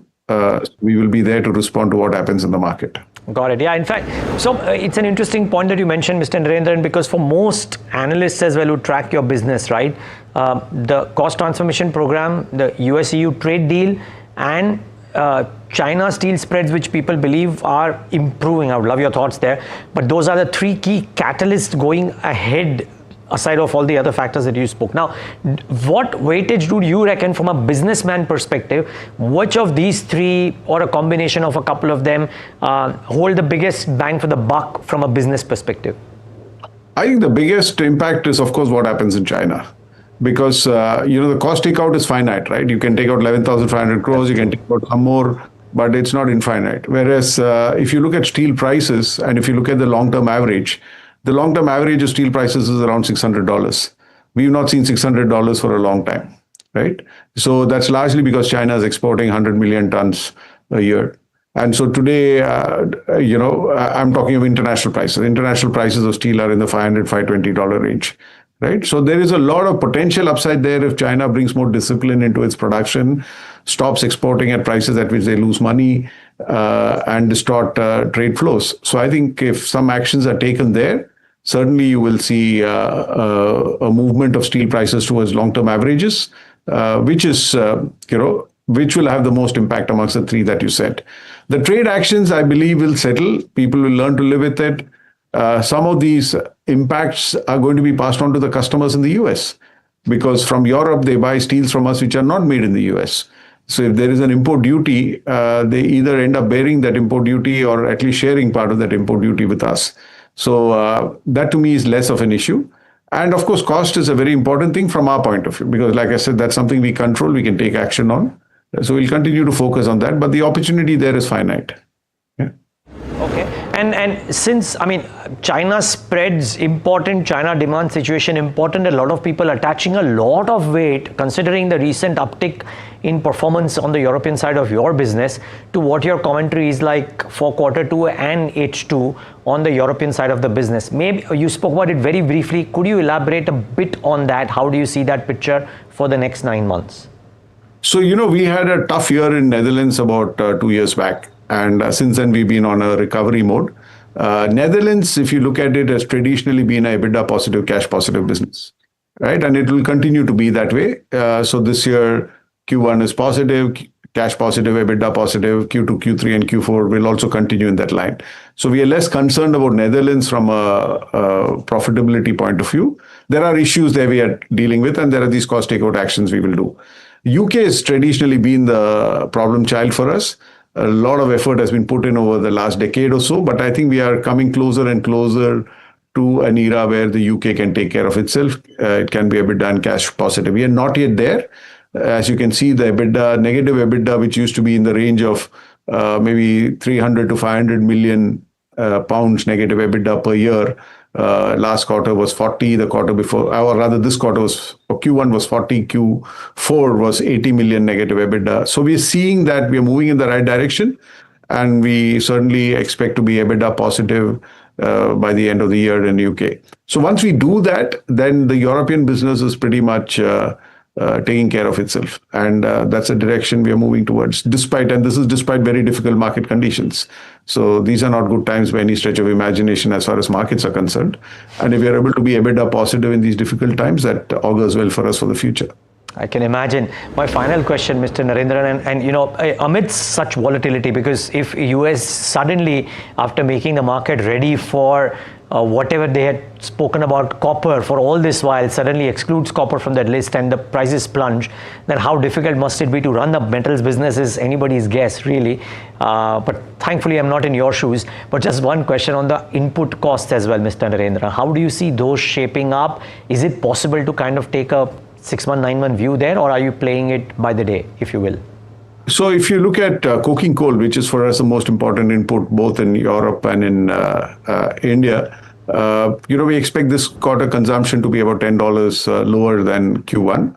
Q1 was about $10-15 lower than Q4. So that trend continues. Coking coal prices have stayed in the $170 to $190, $195 range, which is good for us. It's a big part of our cost, 25 to 35% of our costs.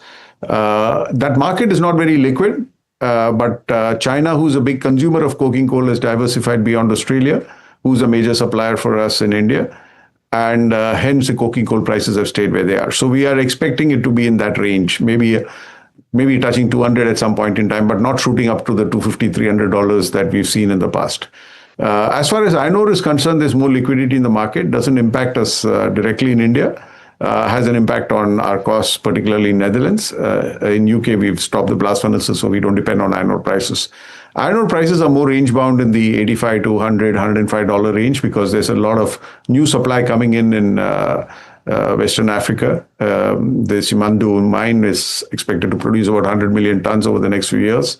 So that's a new mine which is being commissioned now, ramping up.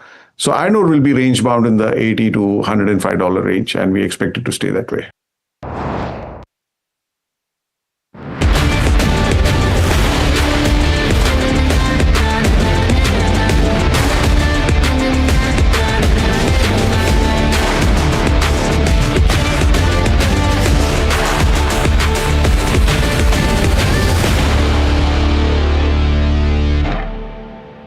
Back to the markets. That was the conversation that we were having with the management of Tata Steel, but quickly addressing Ambuja Cements, which is flashing on the screen below.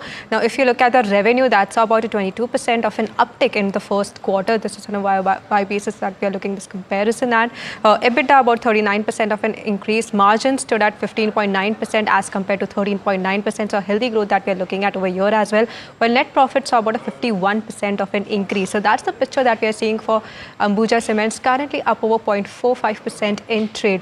But interesting is what's happening in the small cap space again, and we are in conversation with Sanjay Shah, the chairman and managing director of Prudent Corporate Advisory Services, which came out with their first quarter numbers. Welcome to the show, Mr. Shah. First of all, want to understand your overall assessment of the first quarter in terms of margins. It's where we did see about a bit of a contraction, and this I believe is on account of higher employee costs. Give us an overall breakdown on this quarter. So first of all, thank you for having me on the call. Overall, I think it has been a very, very good quarter. If you look at on a YOY basis, our revenue gone up by 17% and my profit after tax has also gone up by 17.1%. Now, you might be seeing on the first quarter some amount of pressure on the employee side. The main reason is there has been some amount of reversal on the full year provisioning in last quarter. That is the reason your last quarter base was reasonably lower.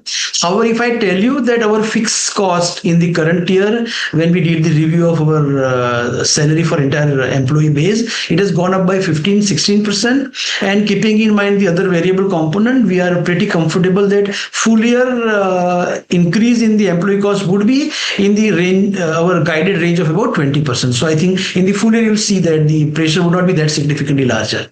Mr. Shah, just wanted to get your overall sense in terms of what's happening with the AUM trends also, especially considering the market trends that we're looking at have been on the volatile side in this last 1 or 2 months or so. So just can you give us a breakdown on that as well?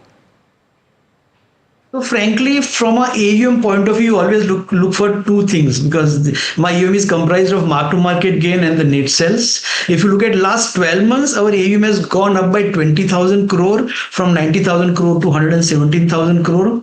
In last 12 months, we got the mark-to-market gain of 11%, while the net sales was roughly about 8-9%. So, however, if you look at last quarter, my net sales was reasonably in the range of 2,500 crore, but the mark-to-market gain was very, very strong. And that is the reason I think my AUM has gone up by 23%. Now, if I tell you about the sentiment on the ground, I think the April, May and the June also was some amount of subdued environment was there. But post this recovery in the first quarter as far as your market is concerned. We've been seeing again a good uptick on the retail sentiment. So retail sentiment was reasonably subdued. However, my SIP number was growing steadily. So if you look at the June quarter, we ended at 996 crore. And when I'm talking to you now, I'm close to about 1040 crore. So we did probably we are going to end this month with almost about 60 crore of new SIP in the month of July. So overall ground level, things are absolutely under control. Okay, and quick one, Mr. Shah over here. Just want to understand your insurance distribution mix as well. Is that expected to see an uptick? Yeah, so insurance is normally a business where last quarter is always very, very strong. So when somebody asks me about the insurance, normally we say that if you if you distribute full year income of insurance into 4 quarters, first quarter will be 15%, second and third quarter will be 25, and last quarter will be 35%. On the business front, if you look at, I think we are strongly poised as far as general insurance is concerned, and on a quarter-on-quarter basis compared to last year, my general insurance premium collection has gone up by almost 50%. Life insurance, we believe that we'll have a good traction as the year progresses. So overall, we believe insurance is going to be very, very strong in the current year. Okay, so that's the management of Prudent Corp. Thank you, Mr. Shah, for joining in. But now let's put spotlight on Indian metals and ferroalloys. We have the management joining, that's Subrakant Panda, managing director of the company, as well as former president of FICCI as well. Welcome to the show, Subrakant. My first question to you is about the quarter gone by. Now, overall, we are looking at a muted set of numbers. Just want to understand your picture on how the quarter was and how is the expected recovery in the subsequent quarters. Good afternoon. It's good to be on the show. So actually, if you look at our Q1 FY26 numbers, you can look at it as a glass half full or half empty. Depends upon the perspective. Because certainly, if we look at it year on year, then our numbers are slightly muted. But if you look at it from the immediate preceding quarter, the numbers are substantially better. So just to give you a little bit of an perspective on it. Clearly, what has happened in H2 of FY25 is that, as the reciprocal tariff-related disruptions worked its way into the global trade ecosystem, that had a lot of, impact on commodity prices in general. And added to that was, of course, also the slowdown in China, which, as you know, is the world's largest producer of stainless steel as well as ferrochrome. So all of that had an effect in pulling down our Q4 FY25 numbers sharply. And we reported actually about 13% EBITDA, which is one of the lowest in recent times. But prices had reached a level which were unviable, and we had therefore, in the immediate aftermath in our interactions, indicated that we expect a recovery in price, which is what has happened. So actually, as I said, this process of recovery is still underway. As far as Q2 is concerned, while I'll be very careful not to give any guidance, but what is publicly available information is that the benchmark price in Europe and elsewhere has moved up by a further 3 to 3.5%. So we are seeing that recovery underway. Demand does seem to be slightly, an issue at the moment because of all that is happening. And as soon as a little bit of, demand recovery sets in, I think you will see a noticeable improvement. In our case, I must clarify that, we are a very competitive and resilient producer because we have our own captive mines and power generation. And of course, we sell against long-term contracts, which means that offtake is not an issue for us at all. And the pricing is every quarter or every month, depending upon the customer. Okay, so that's the overall picture that we are seeing for the quarters ahead as well. Just want your update on a couple of ongoing projects that you have in hand. What is happening there? What are the kind of capex plans how much have you deployed, and what's in the envelope that we should be watching out for? So we are already a leading producer in India, producing about 260,000 tons of ferrochrome. And the Kalinganagar Greenfield project is a 100,000 tons per annum expansion where construction work is going on. It's 2 furnaces. We expect to commission the first furnace in June 2026. So that's less than a year away now. And the second furnace in 2 to 3 months thereafter. So that's on that project, the capex outlay is roughly 900 crores, which includes, of course, not just the smelters, but a waste heat recovery power plant as well, along with certain, development costs included in a greenfield site, plus, of course, the land acquisition. That apart, we are spending a significant amount of money, upwards of 1,000 crores, of course, over 4 to 5 years, on increasing our chromo raising. So currently, we were at about 6 lakh tons for a few years. In FY25, we crossed 7 lakh tons for the first of ore raising for the first time. In phase 1, we will be going up to 9 lakh tons, which will support our ferrochrome expansion. But this capex will eventually take us in about 4 years to 12 lakh tons, which will support the second phase of expansion. Apart from that, we also have a 160 crore capex towards diversification into ethanol. It's a 120 KLD plant we're putting up. So it's something that we're getting into a fast growing sector, but the intent is to gainfully utilize land and other infrastructure, mainly bulk raw material handling, which is available at one of our sites called Tharubali in southern Odisha. Okay, thank you so much, Subrikant, for joining in. So that's the perspective that we are seeing for Indian metal, alloy and ferros in focus. But that's all the time that we had in this edition of Small Cap Buzzers. Stay tuned for India Market Close coming up next.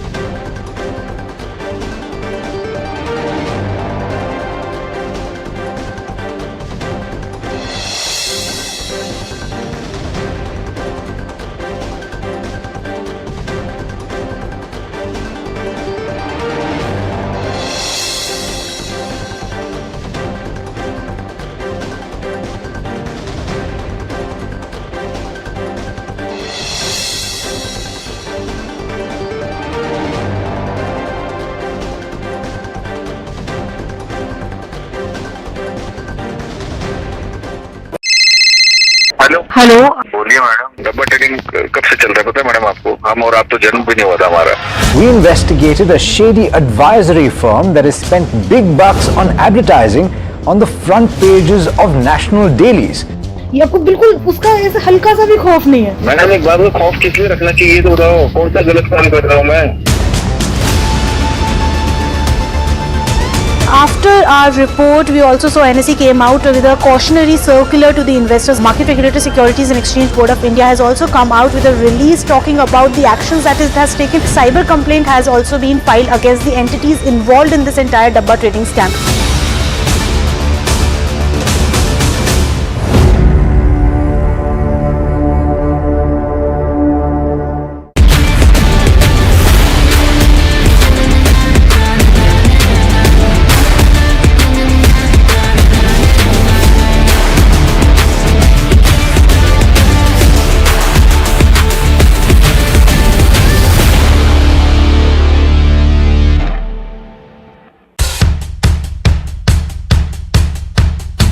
Markets move fast. And so should your portfolio.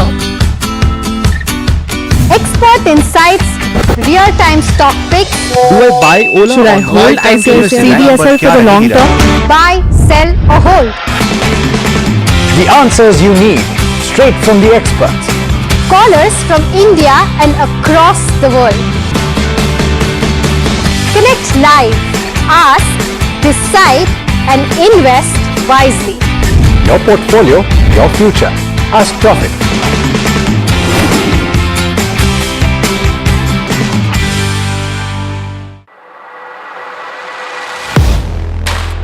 Do you really know the company you invest in? What is the real picture behind presentations and claims? Is the outlook as rosy as the company claims? Know Your Company, powered by NDTV Profit Research, shines a light on the biggest stock market movers.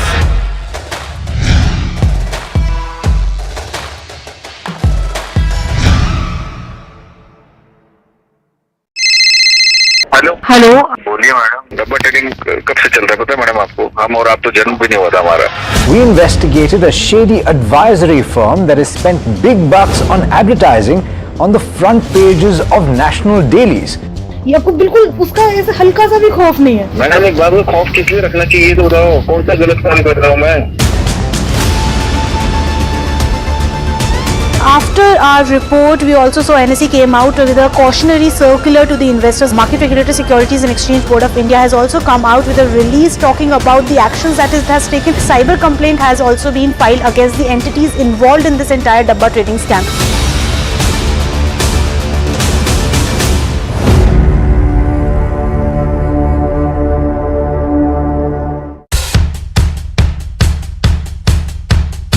The markets move fast. And so should your portfolio. Expert insights, real-time stock picks. Do I buy Ola? Should I or hold buy time to invest in CDSL But for the kya long nahi raha? term? Buy, sell or hold. The answers you need, straight from the experts. Callers from India and across the world. Connect live, ask, decide and invest wisely. Your portfolio, your future. Ask Profit.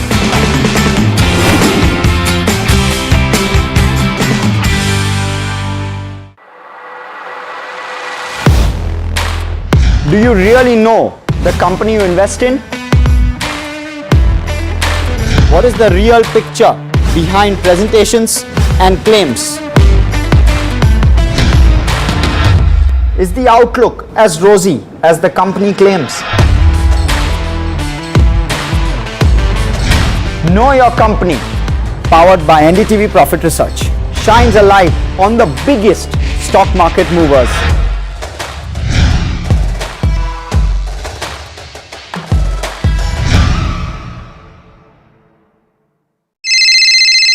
Hello बोलिए madam, डब्बा trading कब से चल रहा है पता है madam आपको? हम और आप तो जन्म भी नहीं हुआ था हमारा।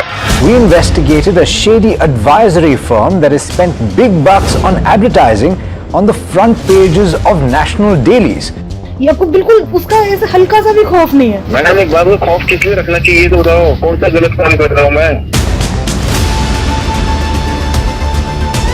After our report, we also saw NSE came out with a cautionary circular to the investors. Market Regulator Securities and Exchange Board of India has also come out with a release talking about the actions that it has taken. Cyber complaint has also been filed against the entities involved in this entire Dabba trading scam.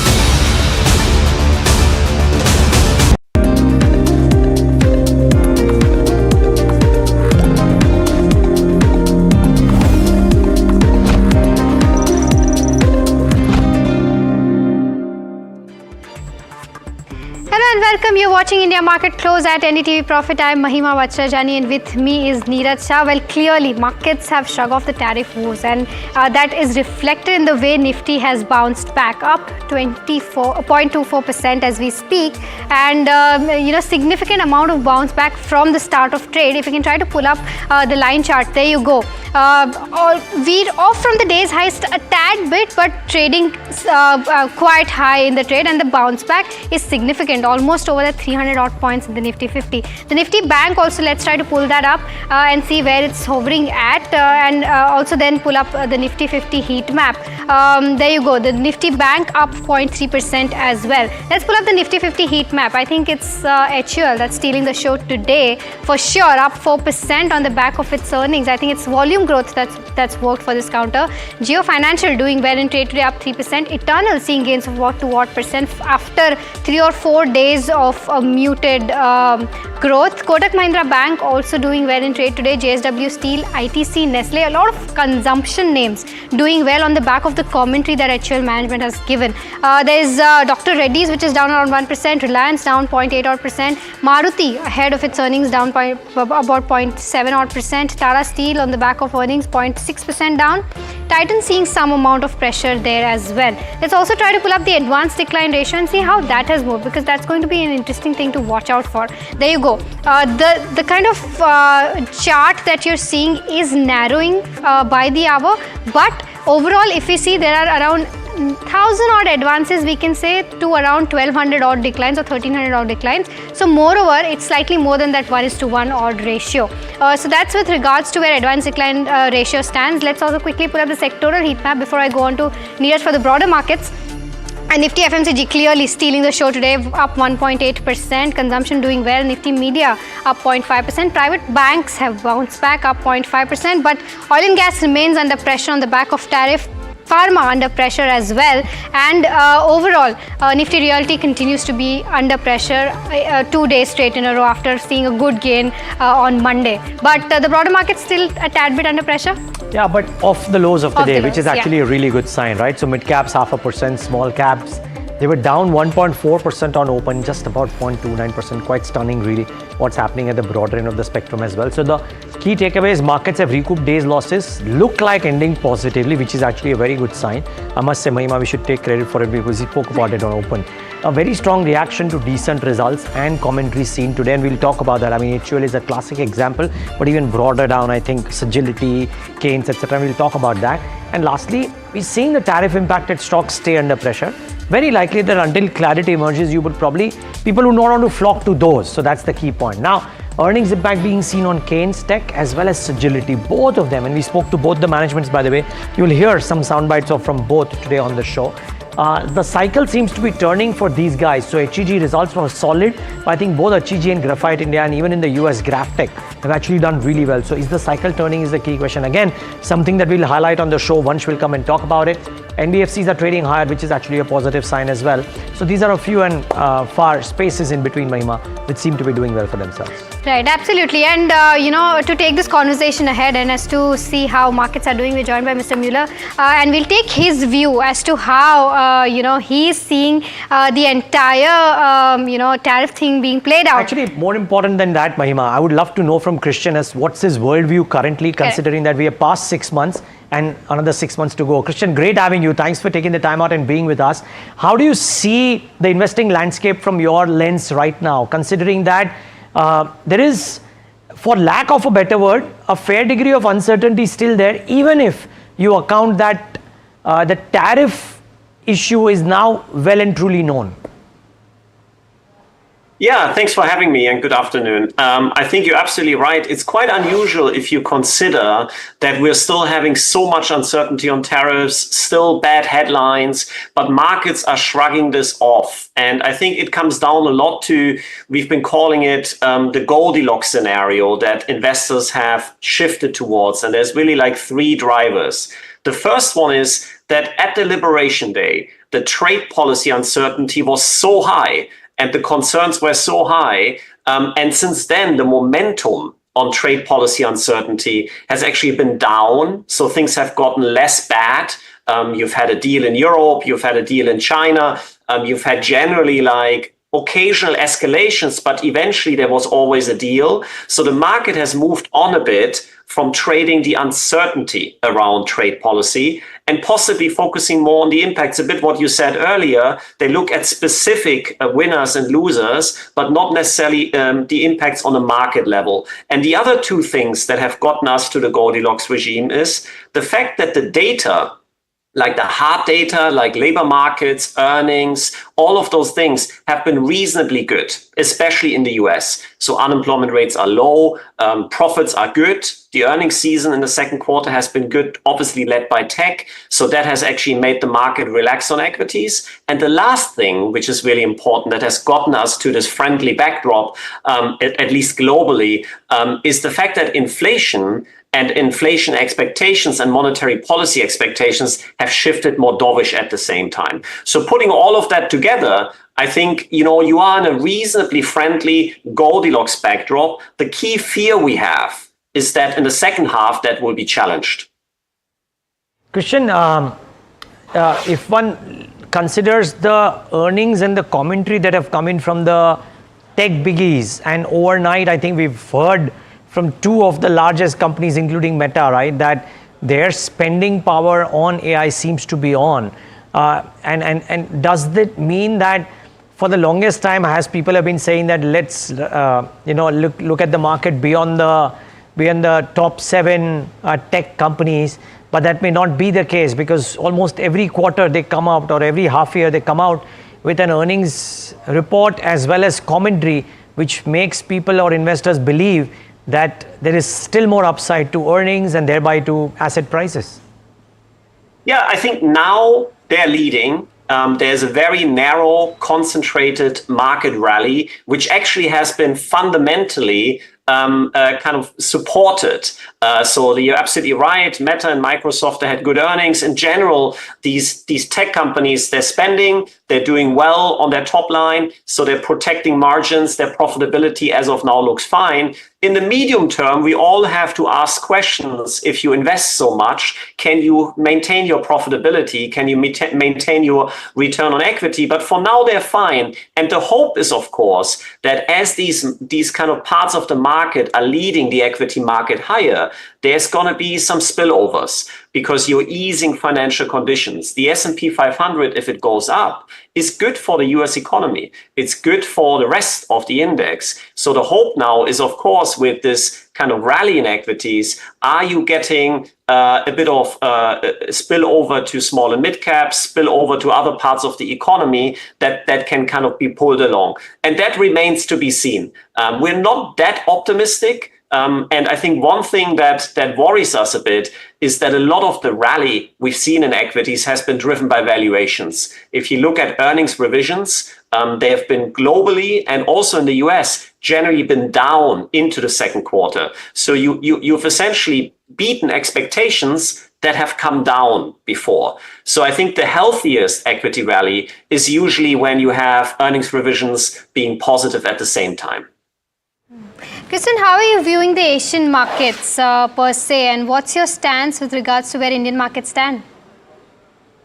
So you mean in India or in general? In general, Asian markets as well as India. So I think generally, like, our view has been focus on diversification. So focus on active kind of opportunities beyond the US. That doesn't mean that we're bearish on the Magnificent Seven, but you got to ask yourself what else is in the US, and are there opportunities outside of the US that might actually be giving you the same kind of business model, the same opportunity to maybe diversify yourself a bit from valuations that are higher, from profitability that are higher. So small and mid caps arguably are one way to diversify, not just in the US, but globally. We've certainly seen in Europe small and mid caps do quite well. And the reason for that is that they are more domestic. Like a big problem you've seen is that the weaker dollar has hit a lot of exporters. So you have like a double negative whammy. You have like tariff uncertainty that is hitting global exporters in Europe, and you have the strong euro or the weaker dollar. And as a result of that, small and mid caps in Europe have been a very good way to kind of be a bit more domestic, be a bit less exposed to tariffs and the currency. And I can see that being a bit of a narrative that might be true in other markets as well, where I think the largest companies, they're often the most international, where smaller companies might be more domestic and give you more opportunities that are insulated. So that can make sense to extend the diversification across the regions. Christian, the data that we have right now shows that FIs have been incessantly on the sell side, at least in India. Maybe they are going for Korea because of the valuations currently, and there is a bit of a load up there, or some other markets. But in India, there has been significant selling, 92 or 93 days of the total number of days traded thus far in 2025 has been net selling. What's your view? I mean, when does global money find its way back into India? Yeah, I think you're right. Our EM strategy team have also been more neutral on India because you've had macro headwinds, you've had kind of relatively elevated valuations, you have uncertainty on trade that doesn't help.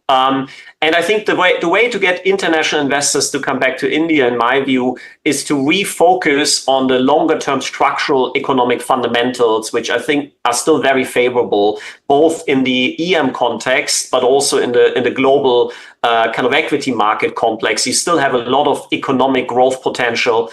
And I think the most important thing is to have the cyclical picture stabilize to kind of make the market focus on the longer term picture again. And I think that really means that the most important thing is positive earnings revisions. As I mentioned earlier, it's most healthy if you generate a positive earnings revision momentum.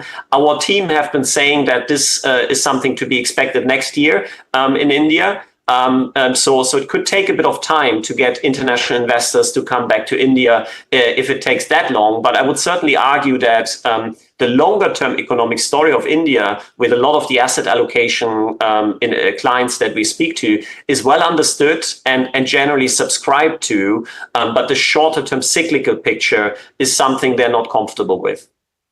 And how does the cycle change, Christian? I mean, does it happen because the global economy has a rising tide carrying all boats along with it?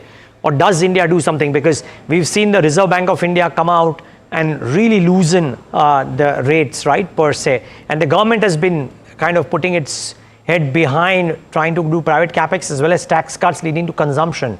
So what changes the picture? I think you're right. It's not easy for India to decouple from the global economy. So certainly it would help for the global economy to shrug off the trade war and move on towards a kind of more normal state. We do have major fiscal stimulus in Germany, and we have major spending in Europe. We have the big, beautiful bill supporting the fiscal picture in the US. So once we have gone through the negative impacts from tariffs, which are still feeding into economic data in the second half, you would expect a large part of the global economy to start to re-accelerate a bit. And that is something that clearly would help sentiment to be more optimistic on the cyclical picture in emerging markets in India as well. I mean, specifically, as you were saying, the RBI cutting aggressively is helping. I mean, certainly the idea is that if you are kind of in a kind of slowing growth environment, central bank support can mobilize liquidity, can buffer the economy, and can stabilize things. But I think certainly, and this is not just true for India, it's for most economies, it's very tough to decouple from the global picture currently. Okay. Christian, we'll leave it at that. Thank you so much for taking the time out and being with us. Really appreciate your time. Thanks for having me. Well, that's the Goldman Sachs view, and cyclical picture not looking as great, but longer term looks very positive. Absolutely. We now try to shift towards the Indian markets, and the company that we're talking to today is an interesting one. It's Tips Music, and we have Kumar Taurani, who's the managing director of Tips Music, joining us now. Mr. Taurani, hi, and welcome to NDTV Profit. A very good afternoon to you. On the back of earnings, I was just going through your con call as well as your earnings overall. It's been a decent set of numbers, but just want to get a sense of what are the kind of hits and misses that you've seen this quarter. According to your internal expectation, what has worked and what has not worked? So I missed your first portion. Can you repeat this question? Yeah, I'm saying, Mr. Taurani, according to you, for you, this quarter, as per your internal expectations, what has worked, what has not worked, what are the hits and misses? Actually, everything is working for Tips. Our repertoire is doing well. Even new releases is doing well. Industry is going in a transition phase where we are shifting from free streaming to a paid streaming, subscription based. So that is a little bit of problem, but rest is fine. In a con call, you've gone ahead and tweaked your guidance for your top line to around 20, from that plus 30% mark to 20 to 30%. Just want to understand as to what's the reason behind that, and do you think that you're taking a conservative approach here, or you'll be able to cross that 30% mark? Actually, yes, I'm taking a very conservative approach. I want to give a true picture to the my shareholders. And what I see today, I'm definitely doing 20%, but I'm still focusing and trying, and there is a scope we can do even 30%. So, and that is our target, and we are very focused on our business. I feel we will definitely try and achieve that. Even in terms of YouTube views, this particular quarter they've dipped around 8 to 9%, and this is because short form content is really picking up. It's YouTube Shorts that are actually picking up and taking views from long form content. And YouTube Shorts for a lot of accounts right now are not being monetized as well. Just wanted your understanding as to how are you planning to tackle this per se, because at one given point of time, your YouTube shorts probably are not monetizing, but at the same time, they're probably bringing you more viewers as well. So how is that, working out for you, and what's the strategy in place? See, I feel that this YouTube or Reels or all these players, short format content platforms, they are putting a habit in the consumer. Ki, okay, you use my content, but ultimately they will come with a solution of having some kind of a revenue share with them. And that is the industry. And we also at Tips, we talk to them, ki Baba, this lump sum won't go long term.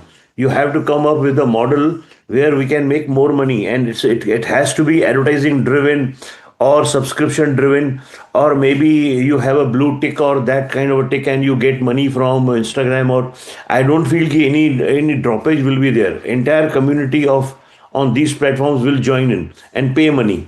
So maybe next 1-2 years, actually, as I mentioned earlier, industry is going transition phase. We are in a transition phase where from free to start taking subscription or devise a model where we can make money. So that's happening overall, basically. Okay. In terms of your overall spends, in terms of content acquisition, you've said around 25 to 28% of your total revenue you'll be spending in that content acquisition, and if required, you would raise that by around 3 to 4%. Just want to understand, how does that overall impact your margins, and what are the kind of what's the kind of range of margins that you're expecting in FY26? See, we try, as earlier we used to say 30%. This year we giving guidelines of 20% definitely. But still, as I mentioned earlier, our repertoire catalog is really doing well. And we have many good new releases this year we have acquired. That will also come this year. So I'm assuring my shareholders 20% will be definite happen. And I will 100%, we are putting, entire team is putting pressure that we can have a 30% this year as well. Mr. Taurani, one last question. You're sitting on a cash of roughly 300 plus odd crores. Just want to understand, how do you plan to deploy that? Probably, maybe content acquisition, of course, is one of the things that you'll put to use. You'll put the cash to use. But any kind of acquisitions probably on the cards? Yeah, we have eyes open and ears open. So we want, if we get a proper good offer or anything, we will definitely do. Otherwise, what we are doing from last 2-3 years, if you see, we give heavy dividends. Whatever we have earned last year, we give entire money as dividend this year. And we do interim dividends, 3 interim dividends. Last year also we did 1 buyback and 3 interim dividends, and we given 136 crores, which we made previous year. And this year, March closing 25, we have made 166. We give 166 in this entire interim year, this year in 3 quarters. Mr. Taurani, thank you so much, for taking out the time and giving us all those insights and speaking with us at NDTV Profit. Thank you. Namaste. Namaste. All right, we've also Kush Bora joining us now, founder of kushbora.com. Kush, hi, a very good afternoon to you. Markets have bounced back clearly. What are your views with respect to where the Nifty 50 stands? And now is the time when you take a trade? Hi, Mahima. First of all, very good afternoon to you and to all the viewers. I mean, the first question is, what tariffs, right? Look at the kind of moves that the markets have made. They simply looks like it's an expiry move that, we are, dancing to on our own accord, and nothing really much to do with, with the tariff announcement that came about. So yes, I think this is more of an expiry trade. In fact, the market move, Mahima, is in line with what we've been discussing for the last 2 days, which is, a short covering trade for levels of 24,900 and 25,000. I think the real challenge for market starts now, whether it's able to cross and sustain above that 25,000 mark. But if you've listened to our conversations, made that short covering trade, and you're sitting in any kind of profit, not a bad idea to take some money home and maybe wait for tomorrow, maybe even Monday, to see how markets react from here on, and then decide the course of action. So for now, I think the markets have had a stellar recovery from those 24,600 odd levels. But now's the real challenge, and you wouldn't want to take a trade at the higher end of the range, close to a resistance level. So yeah, if you've got any profits, take some money off the table and wait for tomorrow, perhaps even Monday. And what about your picks for the day? What would you go ahead and buy? Given the market volatility, I'm going with a long and a short. AGI Greenpack, this stock, we discussed a couple of sessions ago in market volatility. It did hit the stop loss, but with the kind of accumulation and the rebound that you're seeing, it just reinforces our positive view on the stock. So for levels of 995, 1020 with the stop loss around the 950 mark, you could consider AGI Green on the long side. On the short side, IREDA, the stock has seen some sharp sell-off. Every rise has been taken as an opportunity to sell. A lower high, lower low formation for more than about a month now, nearly, except for a few sessions here or there. So yes, IREDA, you can carry on as a short trade for the August series as well. 146, 143 are your targets. 151 is where you place that stop loss. Okay, so that's a buy on AGI Greenpack and a sell on IREDA that Kush has on his list today. All right, with that, it's time to slip into a very short break, but do stay tuned to NDTV Profit. Up next, we'll bring you all the chatter behind the dealing rooms in our segment, Heard on the Street.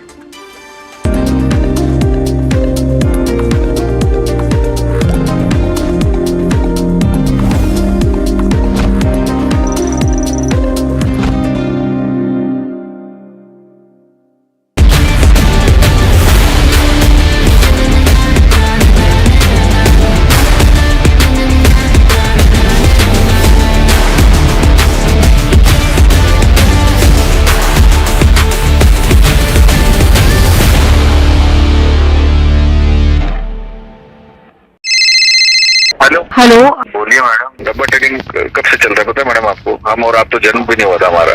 We investigated a shady advisory firm that has spent big bucks on advertising on the front pages of national dailies.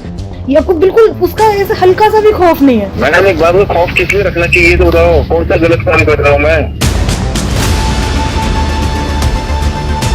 After our report, we also saw NSE came out with a cautionary circular to the investors. Market Regulator Securities and Exchange Board of India has also come out with a release talking about the actions that it has taken. Cyber complaint has also been filed against the entities involved in this entire Dabba trading scam.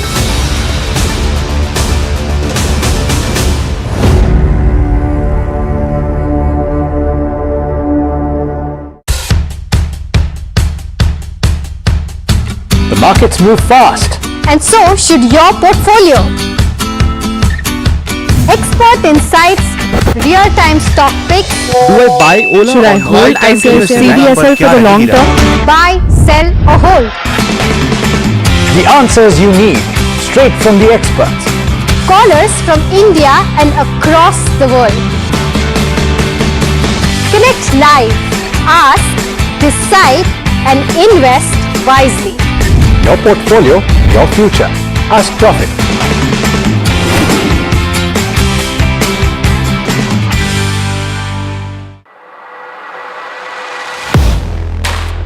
Do you really know the company you invest in?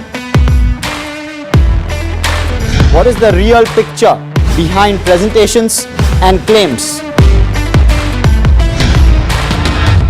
Is the outlook as rosy as the company claims?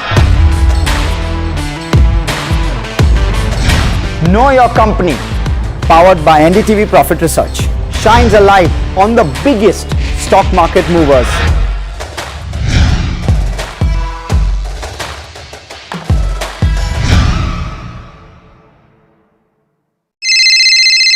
Hello, बोलिए madam, डब्बा trading कब से चल रहा है पता है madam आपको? हम और आप तो जन्म भी नहीं हुआ था हमारा।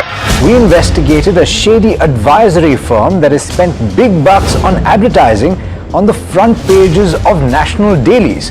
ये आपको बिल्कुल उसका ऐसे हल्का सा भी खौफ नहीं है। मैडम एक बात को खौफ किस लिए रखना चाहिए तो बताओ, कौन सा गलत काम कर रहा हूँ मैं? After our report, we also saw NSE came out with a cautionary circular to the investors. Market Regulator Securities and Exchange Board of India has also come out with a release talking about the actions that it has taken. Cyber complaint has also been filed against the entities involved in this entire Dabba trading scam.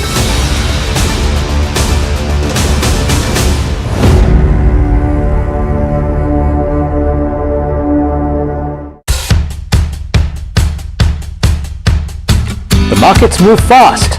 And so should your portfolio. Expert insights, real-time stock picks. Do I buy Ola? Should I or do hold time to invest in CDSL for the long term? Buy, sell or hold. The answers you need, straight from the experts. Callers from India and across the world. Connect live, ask, decide and invest wisely. Your portfolio, your future. Ask Profit.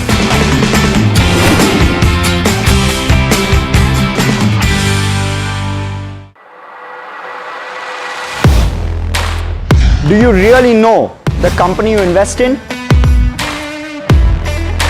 What is the real picture behind presentations and claims?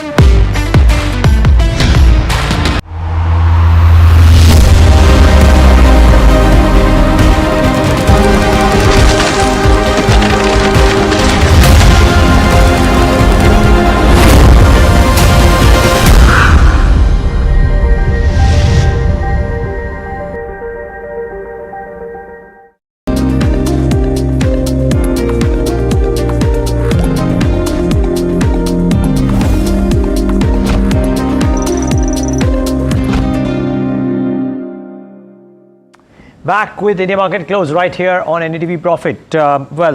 It's the time of the show when we do the dealing room chatter, but Sun Pharma numbers are out, so let's just address them first before we do that dealing room chatter. And almost on online items, the numbers seem to be ahead, except for the bottom line, which is probably impacted by one-offs. Varsha Johnson to dissect these numbers more. Varsha. Right, thank you so much for that. So yes, overall it was a beat except the profit numbers. If I were to talk about gross sales, were up almost 10%. India formulation sales were up 13.9%, and US formulation sales, if you see, was up 1.4%. If you see the EBITDA margins were almost at 29%, while the estimates were at 28%. And a profit before exceptional items, if you see, was up 16.6%, and adjusted net profit was up only 5.7%. Overall, if you see, net profit was down because of the increase in R&D expenses, and because of US sales, if you see, was down. US sales was not as better, which was expected.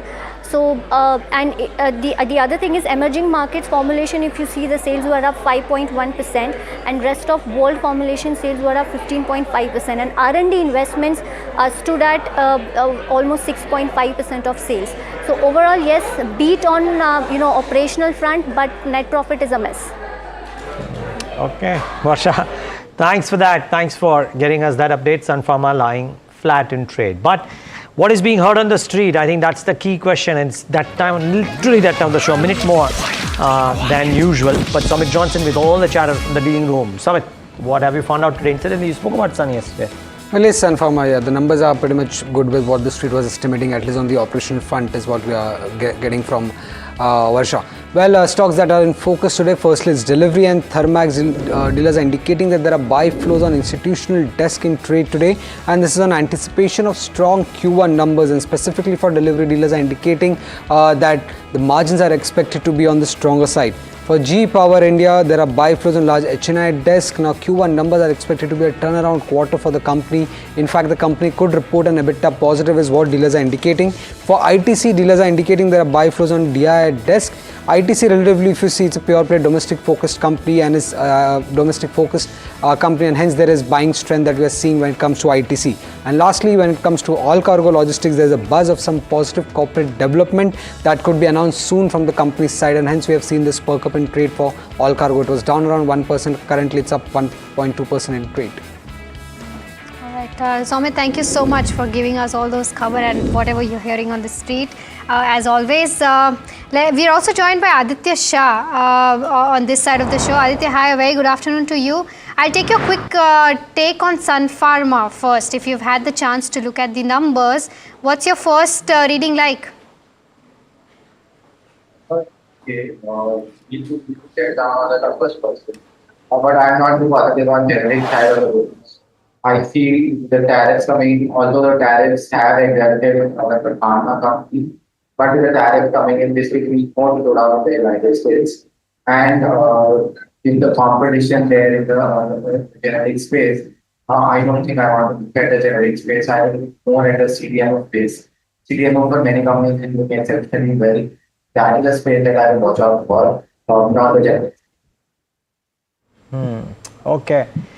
Well, that is sun, of course, but the market recovery today is also good. Although now it's completely flattening out, and the expiry moves may be behind us. The question only is that can we actually build on from here, or will the market sulk a little bit at these levels? Now, the recovery in tech today is pretty stellar. And Kush Bora, I would love to understand from you whether do the charts indicate that IT is making or attempting to make some kind of a bottom here? So, Neeraj, a couple of things. The reason why we're seeing a move in IT and especially some of the large cap names as well has to do with two things.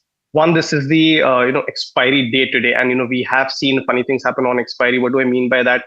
Often you see a kind of a trade reversal. So, if for the entire month, if the sector or the stock has been shorted, you'll see some covering come in, some rollover activity starting, and that's the kind of move that you're seeing. Secondly, you look at something like a TCS, even an Infosys for that matter, but more so TCS, gone into oversold territories, so some rebound expected. So I think this is more of a technical factor, or at least a couple of technical factors playing on the IT stocks, which are showing some kind of green.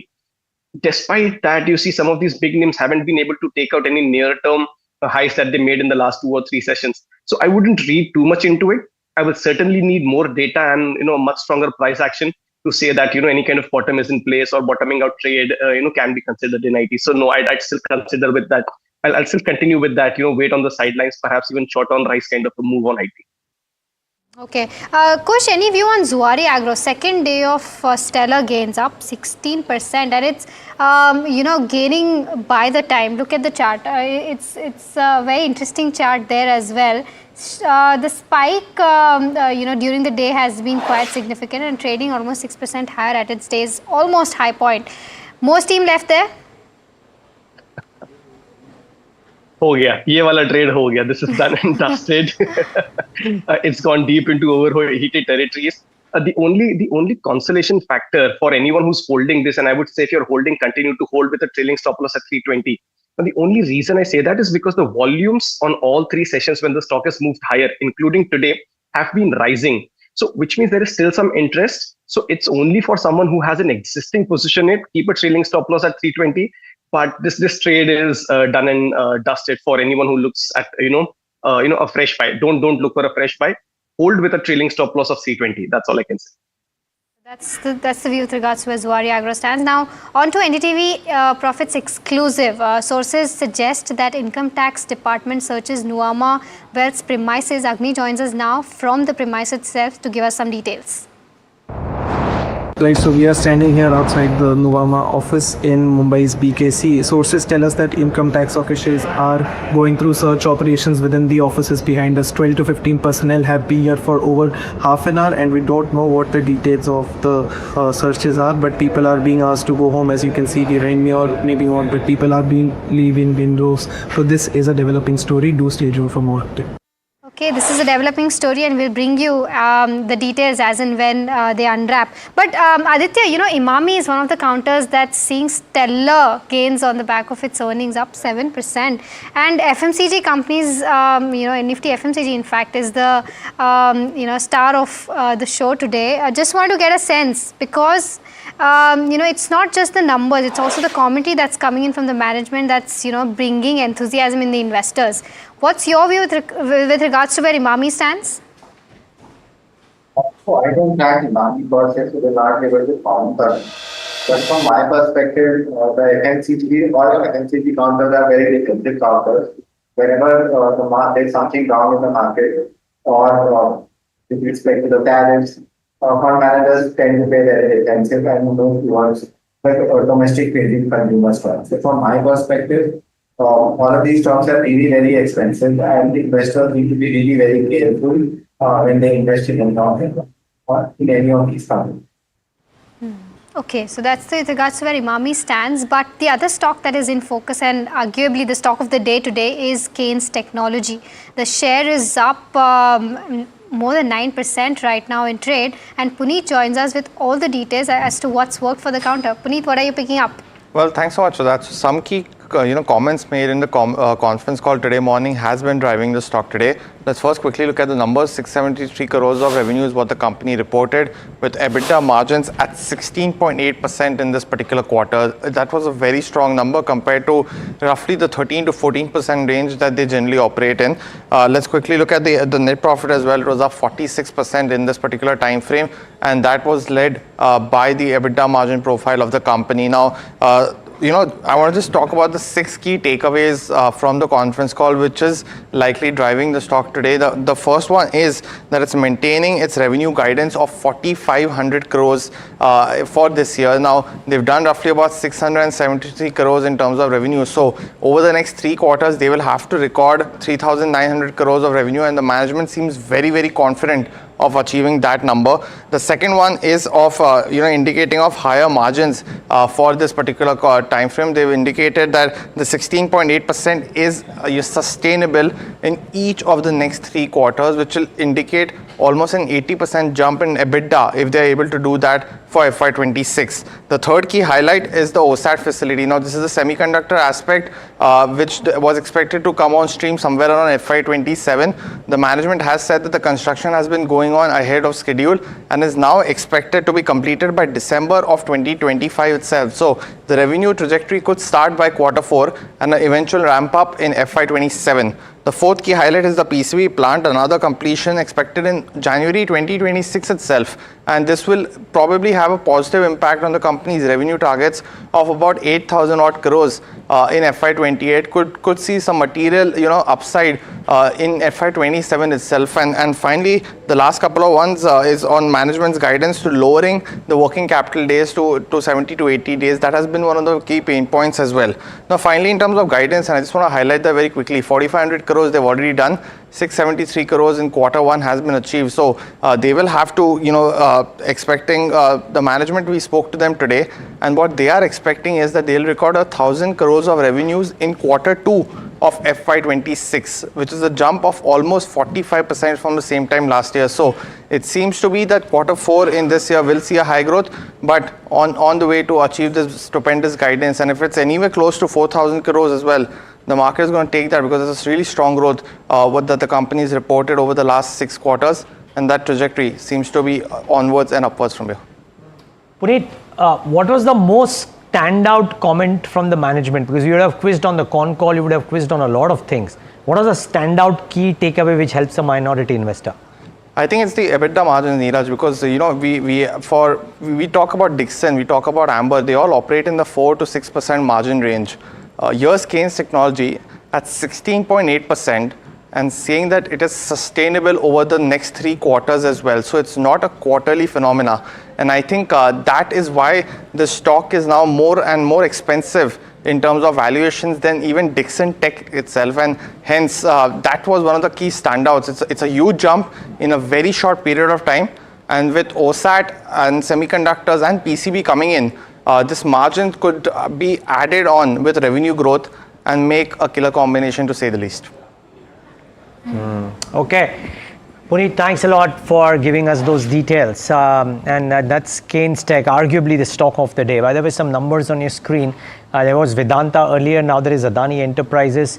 And the number that I can read is the profit before exceptional item, which is up about 11.7% on a quarter-on-quarter basis, by the way. So we are doing a QOQ analysis right now.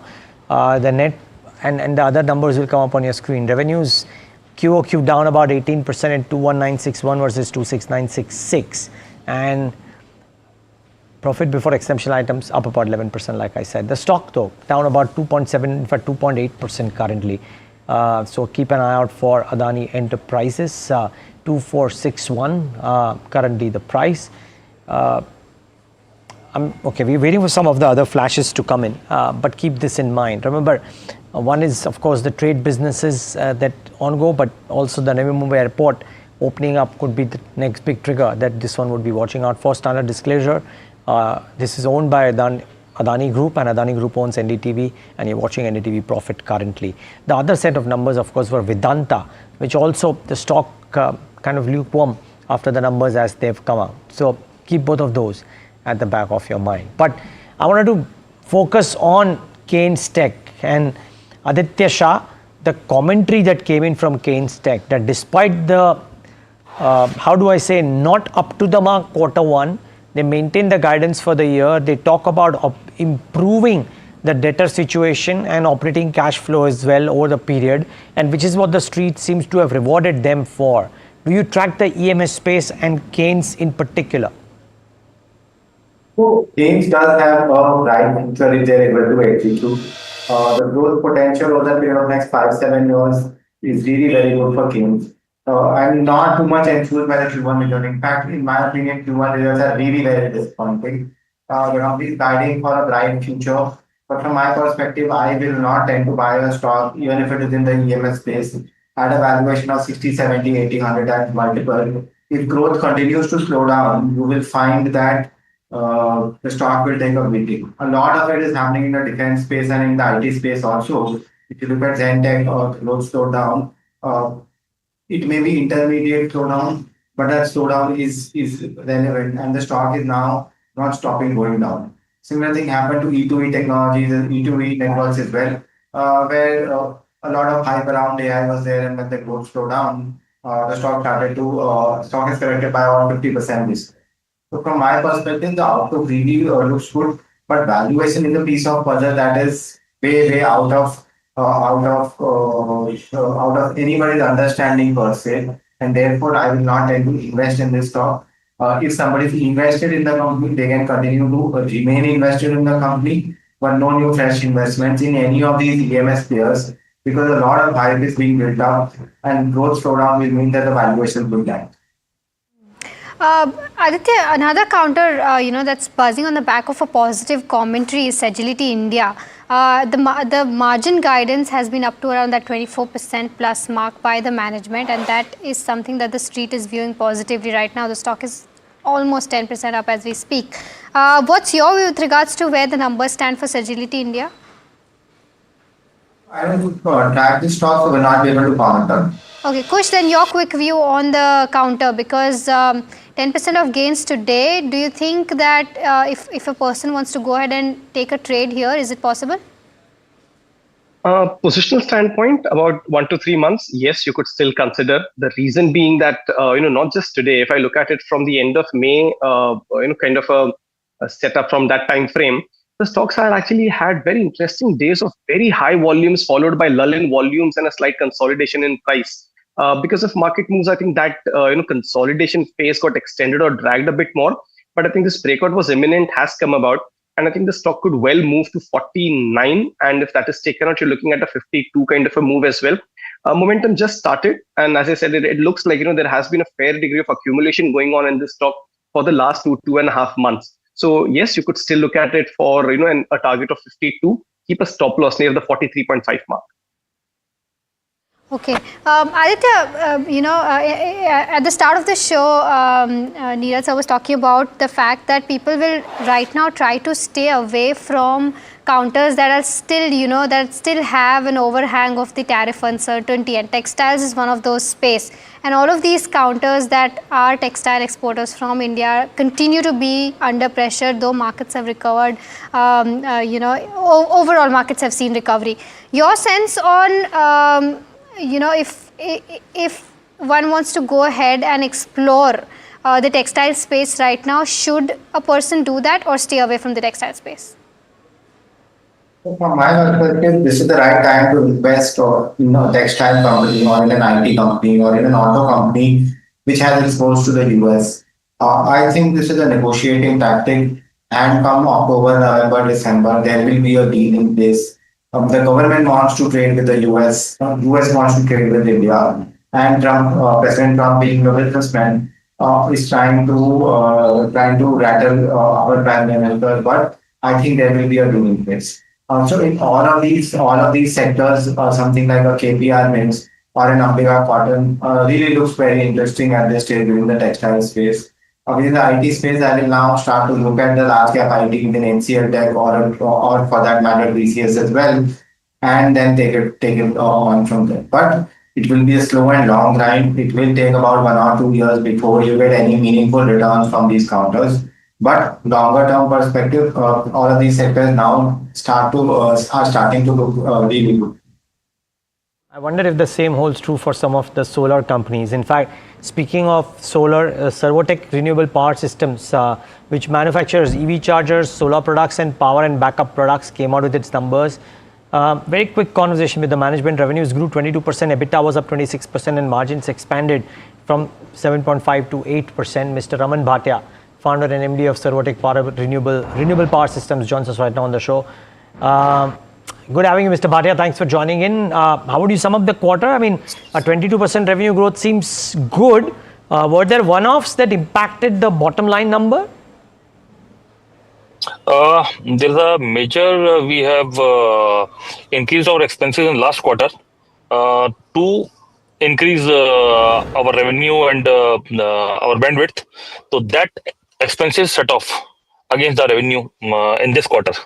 So technically, indirect expenses got reduced comparatively to revenue.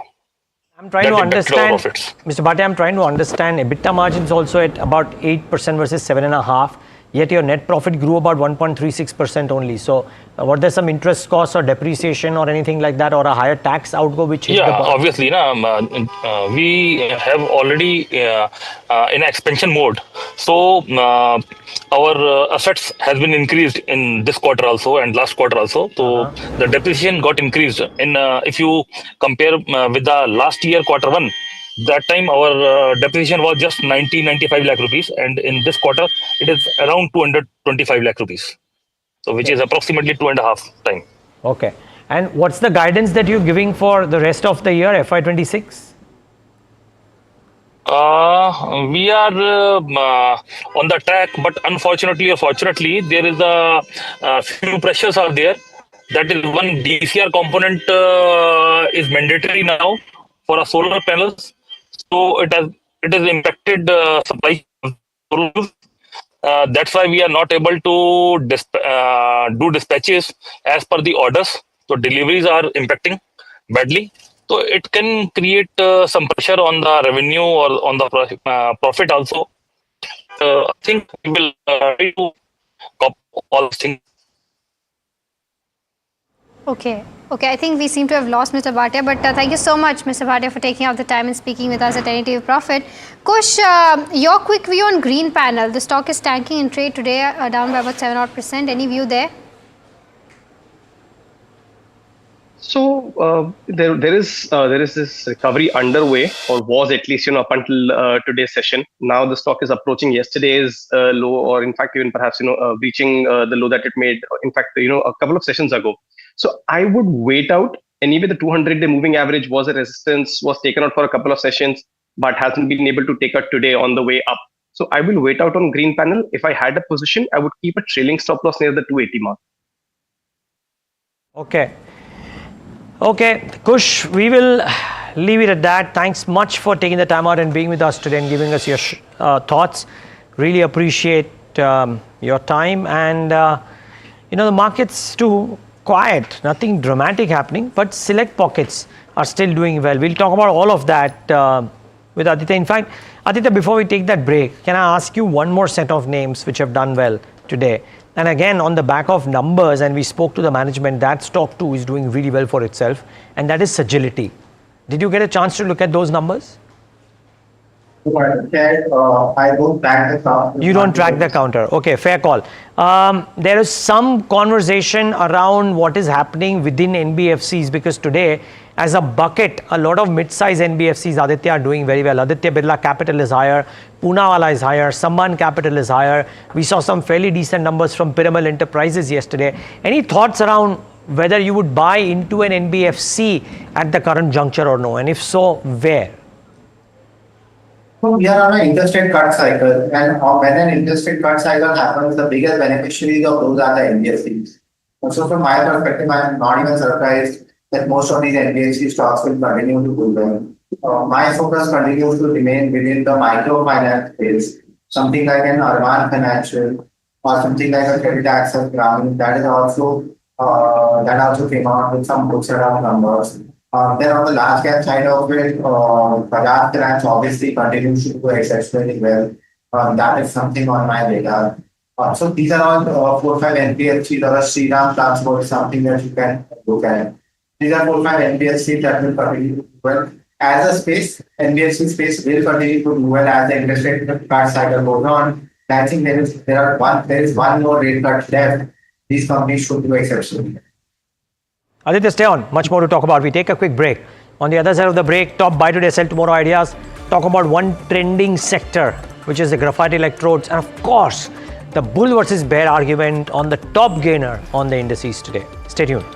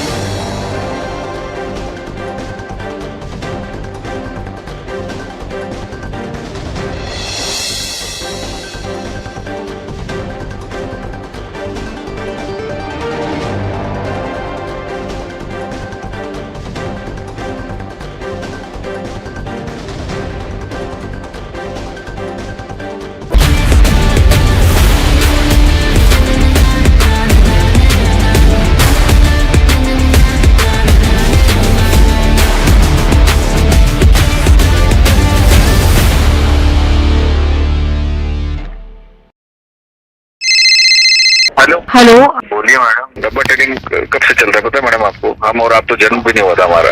We investigated a shady advisory firm that has spent big bucks on advertising on the front pages of national dailies. ये आपको बिल्कुल उसका ऐसे हल्का सा भी खौफ नहीं है। मैडम एक बात को खौफ किस लिए रखना चाहिए तो बताओ, कौन सा गलत काम कर रहा हूँ मैं?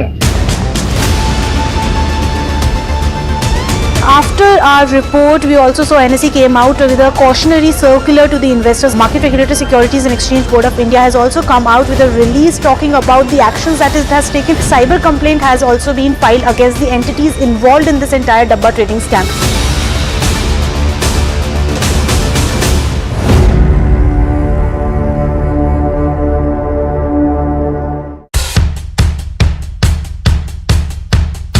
The markets move fast. And so should your portfolio. Expert insights, real-time stock picks. Do I buy Ola? Should I hold CDSL for the long term? Buy, sell or hold. The answers you need, straight from the experts. Callers from India and across the world. Connect live, ask, decide and invest wisely. Your portfolio, your future. Ask Profit.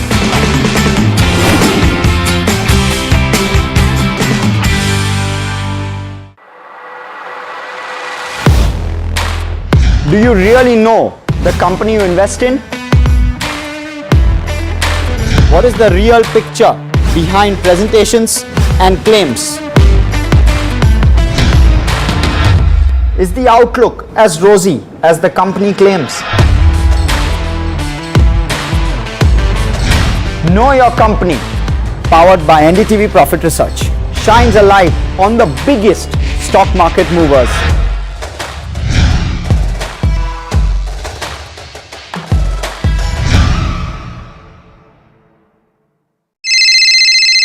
Hello, बोलिए madam. डब्बा trading कब से चल रहा है पता है madam आपको? हम और आप तो जन्म भी नहीं हुआ था हमारा। We investigated a shady advisory firm that has spent big bucks on advertising on the front pages of national dailies.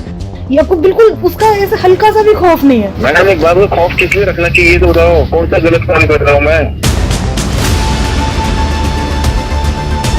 After our report, we also saw NSE came out with a cautionary circular to the investors. Market Regulator Securities and Exchange Board of India has also come out with a release talking about the actions that it has taken. Cyber complaint has also been filed against the entities involved in this entire Dabba trading scam.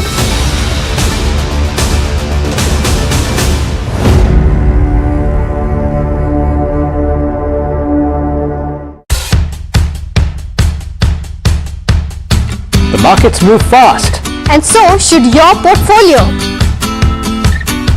Expert insights, real-time stock.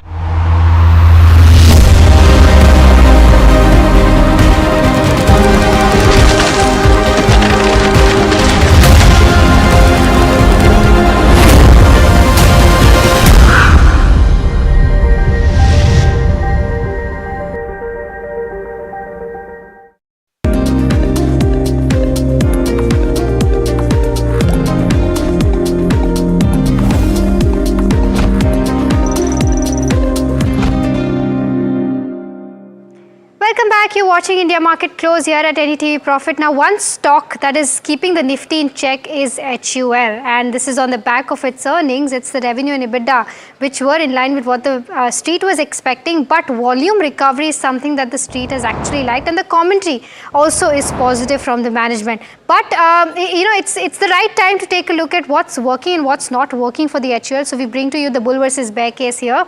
Revenue and EBITDA largely in line, and volume recovery, as I mentioned, on the cards ahead also, and this quarter also a good 4% volume recovery is what the company has witnessed. But overall, if we see here, compounded sales growth has been a mere 6%. So we'll have to see as to how a lot of other factors play its part when it comes to consumption pickup, urban and rural demand pickup. Next, we're talking about how double-digit EPS growth has been driven by top line this quarter, and management has said that they'll continue to do so in the next quarters, and this will be carried forward throughout FY26. But overall, PAT has declined by 5% this quarter, and management has gone ahead and said that they will prefer making investment in their brands and growth over maintaining margins and profits.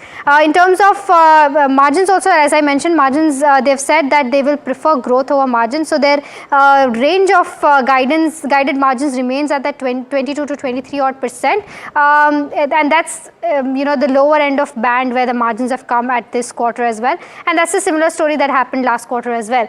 In terms of volume growth, they've said that their sheer focus will be to grow volumes going ahead, and this is on the back of a lot of other factors also playing its part, with 8th pay commission coming in, your income tax cut, rate cuts, etc.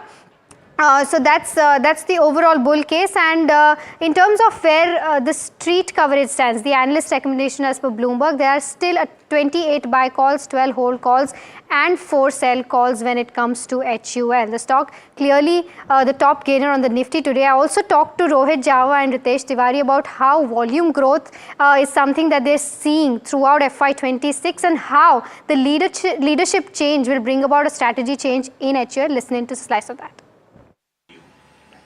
Ritesh and Rohit, both of you, congratulations. I think we were discussing earlier also that HUL is the only counter that's keeping the Nifty in check today, and that's reflected in the results as well. Just want to get a sense on the volume growth, because this quarter there's been volume recovery and it's a good quarter per se. You're saying that the price growth going forward is going to be in that single digits. So do you think that volume growth from now will be better than what you've done this quarter, because there are clear signs of rural picking up? There are FMCG companies that have gone ahead and said that there are urban green shoots that also are being seen. So volume growth, can we expect that to be in high single digits going forward? See, overall, as I mentioned, that over last almost 12 months' time, it's a stable atmosphere where we've seen improvement over the last few years, and especially last 12 months' time, and that consumption climates remain stable. We are seeing some uptick in last 3 months' time. More, of course, we have to understand that. Rural continues to be encouraging. So all the economical factors which are supporting growth are present. We expect the improvement to be sustained. And overall, if I talk about the growth of Hindustan Unilever, since the outlook for pricing is low single digit, commodities are range bound, so the growth will be volume led. And we are always very clear that when we drive growth, growth has to be competitive, which means growth ahead of the market. We spoke in the current results that the growth has been competitive. We gained turnover basis market share, not only in last 12 months time, but also in last 5 years time. And that's a pretty strong performance, and that remains the focus for us. So expect sustained gradual recovery, and we have to ensure that as HUL we keep growing ahead of the market. Okay. Maruti numbers are out, and it's a day of big numbers. On the face of it, they look good. You know, when the tide turns, it really turns fast. You've seen good numbers from M&M, HUL coming in, and now Maruti as well. So here are the numbers that we have. Net profit at 3,710 crores, revenue at 38,413 crores, EBITDA at 3,995 crores. Margins are pretty decent at 10.4%. All of this in line actually with NDTV profit estimates. Let me go across to Puneet quickly on what the core numbers are. Well, thank you for that. So definitely revenue as well as EBITDA is largely in line, and you're seeing that big boost in terms of the profitability largely on the back of other income. So the other income in this particular quarter has come in at 1800 crores. This was roughly 970 crores in the same time last year. So the 700 crore miss versus the estimates that you see on profits, it's largely led by the other income component. The other aspect was that this quarter was expected to be impacted due to commodity cost. Steel prices have inched up by 6% on a quarter-on-quarter basis, and Maruti, because of the size and scale, does get impacted because of that. So 10.4% margin is bang in line with estimates in that aspect. The two key monitorables, which will be from the conference call today scheduled at 5 p.m. will be the launch of the e-Vitara and the expectations. The company had mentioned that they'll be looking to launch it sometime before September, and that will be one of the key monitorables because that will lead the export growth in the second half. Right. Hang on, Puneet. Just stay on with us. I'm just going across to Mayuresh Joshi for a quick view on this. Mayuresh, first cut of the numbers. What are you making of it? Afternoon, Samana. In line, I think the expectation largely was for a decent growth. I think Maruti has probably delivered that when it comes to top line. Margin, as Puneet was mentioning, I think it's generally for the auto industry with input costs, specifically steel prices being relatively higher, margin impact was expected to take place. But I think all depends in terms of the commentary. The competition intensity is obviously here to stay. But the commentary in terms of how are they looking at demand, specifically in the festive season in the next few months and quarters, how is the overall demand environment expected to play out? And therefore, I think management commentary will do the trick for a lot of these automakers, largely numbers in line with estimates. Numbers largely in line with estimates is what Mayuresh is saying. Puneet, what are the internals telling us, and what are the key factors we have to watch out from the commentary which will come in the con call? Yeah, so as I rightly was saying, the EV launch will be the biggest one because the company is expected to show almost 70,000 units of sales from export of these EVs, which will start from September. So it's a time crunch essentially of 5 to 6 months where they'll have to show and produce, and this will lead to the export growth of 20%. That's very, very key because the domestic market is just expected to grow by 2 to 3%. So that will also drive the margin because of higher average selling price. And I think the launch of that will be key. And the second, of course, will be the commodity cost because that seems to have had an impact on the EBITDA margins for Maruti. So those will be the two key monitorables for me. Con call scheduled at 5 p.m. today. So the Maruti call at 5 p.m. today, and then of course we'll have more on it. So far the stock sort of oscillating in the last few minutes. One quick spike when the numbers came in, but has come off as well. Rajesh Palvia with us, Aditya Shah with us this afternoon. Rajesh, welcome. Just a quick take on Maruti since we've been talking about it, and then we'll of course get to the bigger picture on indices, etc. So good afternoon.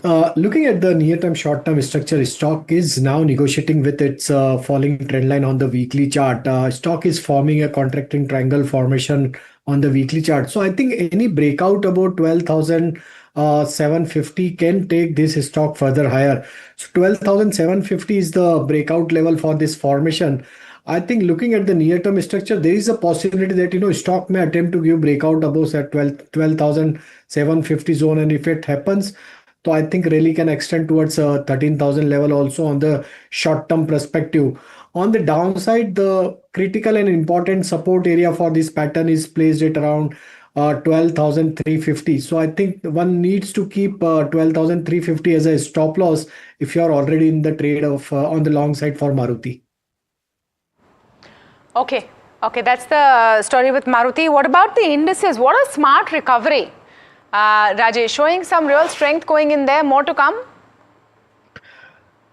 Still, it's struggling to cross major resistance zone, which is placed at 24,850. Even in the today's session, also the major call writing activity was witnessed for the 24,850 zone.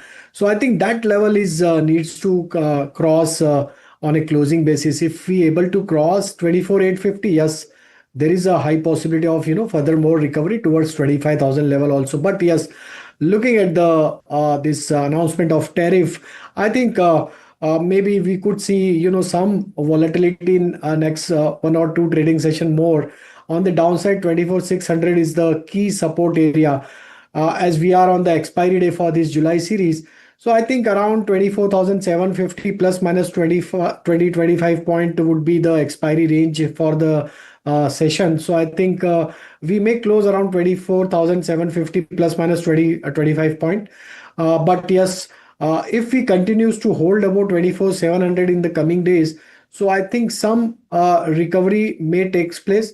24,850 would be the first resistance. If he crosses, then yes, really can extend to 25,000 level also. So strong recovery.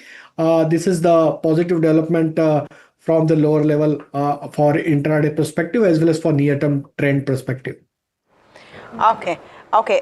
Meanwhile, it's raining results and Dabur is out as well. Mahima is right here. What is the picture looking like? It's a decent set of numbers, largely in line with what the street was expecting, because revenue at around 1.8%, the estimation was around 1.4%. EBITDA is better than what was expected. There was a fall of around 0.6% expected. So the expectations were that EBITDA will be flat, but it's grown at around 2%. So that's a good sign. Profits at 2% was expected, so that 2.8% growth is seen in the profits as well. Margins in line with what the street was expecting, largely. So in line set of numbers, but I think we'll have to wait and watch out for as to what commentary they've given on press release, because Dabur was the first company to come out and say that there are urban green shoots available in the entire staple pack. So I think that is something very interesting to hear from the management. Their con call is at 3:30 today. It's going to be a busy week for both auto and FMCG today, because there's 3:30, there's Dabur, 4 o'clock there's HUL, 5 o'clock there's Swiggy. So all con calls in line, but yeah, so I think is this your best time of the quarter? That one day when everyone reports together. There are 3 autos, by the way. So yes, Puneet is giving you competition, right? Yeah, absolutely. Or vice versa. Yeah, and I think consumption is spread throughout the earnings. So I think there's no best day for me when it comes to earnings per se. Yeah, but you know what's the theme that you have noticed so far, since you've covered quite a few set of numbers? Nestle, HUL, I think ITC has already come in. We've seen Eternal. We'll see what happens with Swiggy, now Dabur. Too early to say about Dabur, but is there a theme that you're seeing pairing out? Yes, the theme that we are seeing here is first of all volume recovery. We have seen this in case of Nestle, we've seen this in case of HUL as well. We'll have to see Dabur's volume numbers as soon as the press release comes, but volume recovery is something that is on the cards. Management is going ahead and saying that there are urban green shoots available, which has not been the case for the past 4 quarters now. So that's a positive sign. Plus early monsoons is something that will aid the rural demand as well. And I think the key takeaway is that second half is going to be better than the first half. First half has been, in fact, the first quarter has been better than how FY25 overall has shaped up for FMCG. So I think these are the key takeaways, and it's segment wise also. I think beauty and personal care and home care are the 2 segments that have done well. Both for HUL and home care has done well for Nestle as well. So I think these are the key takeaways when it comes to the FMCG space as a whole. But that's about FMCG. Now shifting focus to HEG and Graphite, both of them are buzzing in trade. And we have Vansh joining us to tell us as to what's working for both of these counters. Vansh, for HEG, I think it's earnings. What's working for Graphite as well? Yeah, so basically the Resonic, that is a leading graphite producer, has exited the China and Malaysia markets in May 2025. Now this will open export opportunities for both of the companies, HEG as well as Graphite. Now if we talk about the HEG earnings specifically, they have reported a set of numbers and they expect the margins to improve in FY27 and FY28. And the company is approached to add 15,000 tons of capacity to the existing 1 lakh tons of capacity for graphite electrodes. If we look at the earnings have been adjusted for one-off negative due to the losses in the Graphtech investments by the company. The revenue is up 13% at 617 odd crores versus 542 odd crores. The EBITDA is up 4% at 105 crores versus adjusted EBITDA of 101 crores. And the margins are at 17% versus adjusted margins of 18.72%. The net profit is up 25% at 104 odd crores versus adjusted net profit of 84 odd crores. Now it's also important to note that Graphtech, the HEG has invested in the company Graphtech for 248 odd crores for 8% stake. Now Graphtech has come up with their quarterly numbers on 25th of July, and the net sales have been up 11% at $132 million from $111 million on a sequential basis, and the adjusted EBITDA for the company stood at $3 million. So these are some of the factors that the market is penciling in for HEG and Graphite India. Okay. Meanwhile, we also spoke with the management, in fact, the company's executive director Manish Gulati, about their margin outlook for FY27 to 28. Listen in. You see, the capacity expansion which we have planned is on the basis of that we are very upbeat about the new electric arc furnaces coming all over the world. And we anticipate an increase in demand in the coming near to medium term future.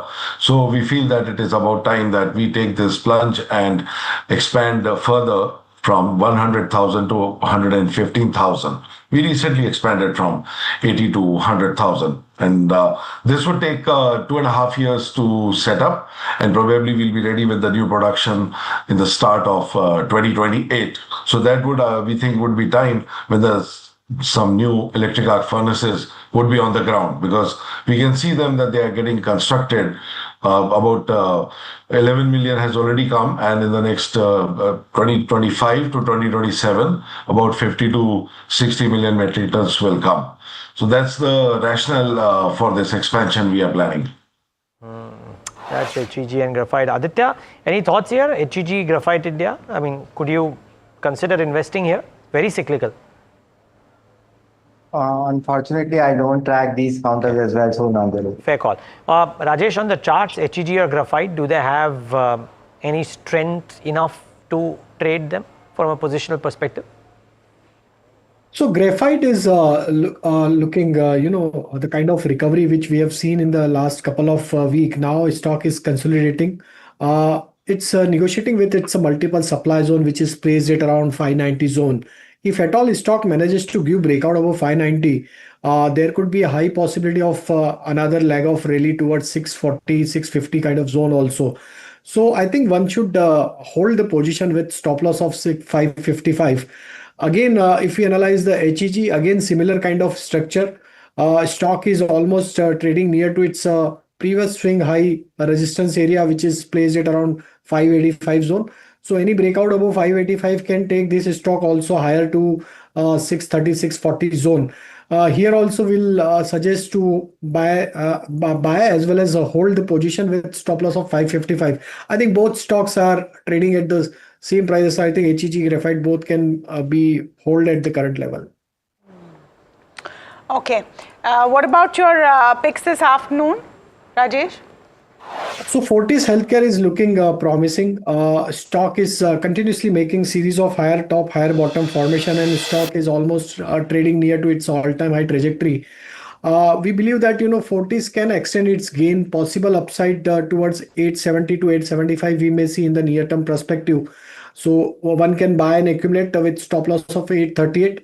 Another stock which we like is PG Electroplast. After almost consolidation of 5-6 weeks now, stock is trying to give breakout of this consolidation range. I think this stock is ready to give breakout above 820 level. Once this breakout happens, I think we could see a good rally to unfold further towards 845, 860 zone. So I think PG Electroplast one can buy at this juncture with stop loss of 805. Okay, those are some of the big picks this afternoon. Also a bit of a turn in the market. Let's pull up the intraday for the broader indices first, and you're seeing that right now very quickly for the Nifty as well. 0.5% down, the Nifty mid-cap 150 about 1% down. Very sharp fall. If you look at the last 15 minutes as a move on a chart, you will definitely see a very sharp fall coming in, about 1% down on the Nifty small cap 250 as well. So you're seeing a turnaround. Maybe Rajesh, are we seeing a monthly expiry play out? Yeah, definitely. It's a purely expiry play. And I think looking at the data, we are about to expire around these level only, 24,750. We are expecting Nifty to expire for this July series.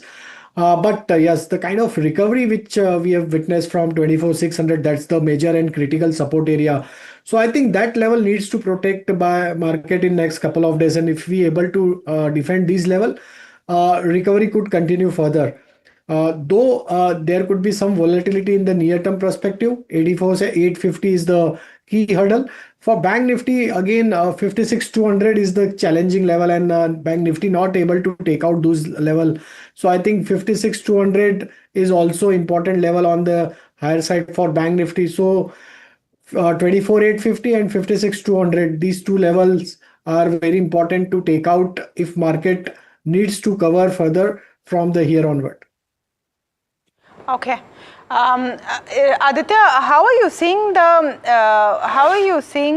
the tumultuous markets today? Do you think that most of the tariff fears are perhaps now behind us, and tomorrow onwards, with even the monthly expiry behind us, there will be a fresh view on where the picks really are? So I think, as I said before, I think that this is a negotiating tactic from the US. I don't think there is going to be a negative reaction from the market. But at the same time, the gains on the market will remain capped until there is a solid trade deal that is in place with the US. So I think in the near term, the market will be very range bound. Market will continue to move in a range between 24,500 and 25,000. And the market will take 2 to 3 months to understand how the trade deal is going to take place and then move forward from there. So from my perspective, very range bound market, nothing to get excited about. This time should be used to accumulate high quality companies where growth is there. Mind you, even though Dabur beat estimates, but a 1.5% growth and a 50 times P multiple is really something very crazy. So from my perspective, growth is the prime driver of valuation. If there is no growth, valuation will stagnate. Okay. We'll try and get some. There's some news that will come in just moments from now. We'll try and mark those as well. But as we speak, the market breadth and the advanced decline just changes ever so marginally. Some stocks which have lost out today included Indus Tower, which is down 5.5%. There is Hindustan Copper, because copper prices have plunged, and as a result of which Hind Copper is down about 6% as well. And IGI, a resultant impact of, well, maybe gems and jewelry sales looking iffy or otherwise. But coming on this one, Aditya, on particularly Hind Copper, right, with suddenly the US ruling of allowing copper imports led to this plunge in copper prices. Hindustan Copper as a result is down 6%. Could there be more? Fundamentally, have you studied Hindustan Copper? Do you like it? Do you don't like it? So the ruling in the US, again, mind you, copper prices have been rallying over the period of last 1 or 2 years. Copper is a prime material that is used for the electric vehicle space. So from my perspective, I'm looking at all companies who are into the copper space. If there is a deep correction within the copper space, I'm a buyer within this opportunity. And Hindustan Copper would start to look interesting if it reaches about 200. That is a point where I'm very interested in the company. Okay, let's talk about more results. Adani Enterprises is in focus on the back of Q1 earnings. Anushi is joining in with more details. Thanks for that, Tamanna. So what we are looking at is a revenue figure of 22,000 crore, roughly at that mark, and this is with margins expanding to 15.1% as compared to 13.8%, and net profit before exceptional items also seeing roughly a 12% of a growth over here. In other key highlights also, if you're talking about the business, the incubating businesses, EBITDA saw about a 5% growth, but it's the Adani Airports which is in focus, with the EBITDA seeing about a 61% of an increase on a year-to-year basis. Quickly walking through what's happening with the verticals. Now, in the new industries, the company commissioned India's first off-grid 5 megawatt of hydrogen pilot plant as well, with wind turbine business also receiving its first external order of 300 megawatts. In the data center, the work is in progress going on. Hyderabad data center 72% completed. Pune data center phase 1 85% completed. Now, the key focus continues to remain Adani Airport Holdings, with Mumbai Airport receiving its tariff control for fourth control period between FY25 to 29, and this is with 7 new routes and 2 new airlines also being added in the quarter. Coming to Adani Road Transport, now 3 HAM projects are more than 90% complete, with Ganga Expressway construction crossing the 85% mark as well. In the mining services business, what we are looking at is MDO agreements have been signed for 2 coal mines, and this is in Madhya Pradesh that we are looking at. So this is the overall picture that we are building for Adani Enterprises. Yeah, well, it's top down 4%, but the market too has taken a turn, and now currently down about the Nifty IT, for example, broke into the green and is now down 0.5%. So certainly some expiry shenanigans, but you have to say a very measured reaction by the Indian markets in the face of the news that happened overnight. So in some sense, they've triumphed over or trumped Donald Trump's message on Truth Social, if you will. I like that line actually. Pretty good. Apar Industries is down 8.5%. So that is one thing to keep an eye out for.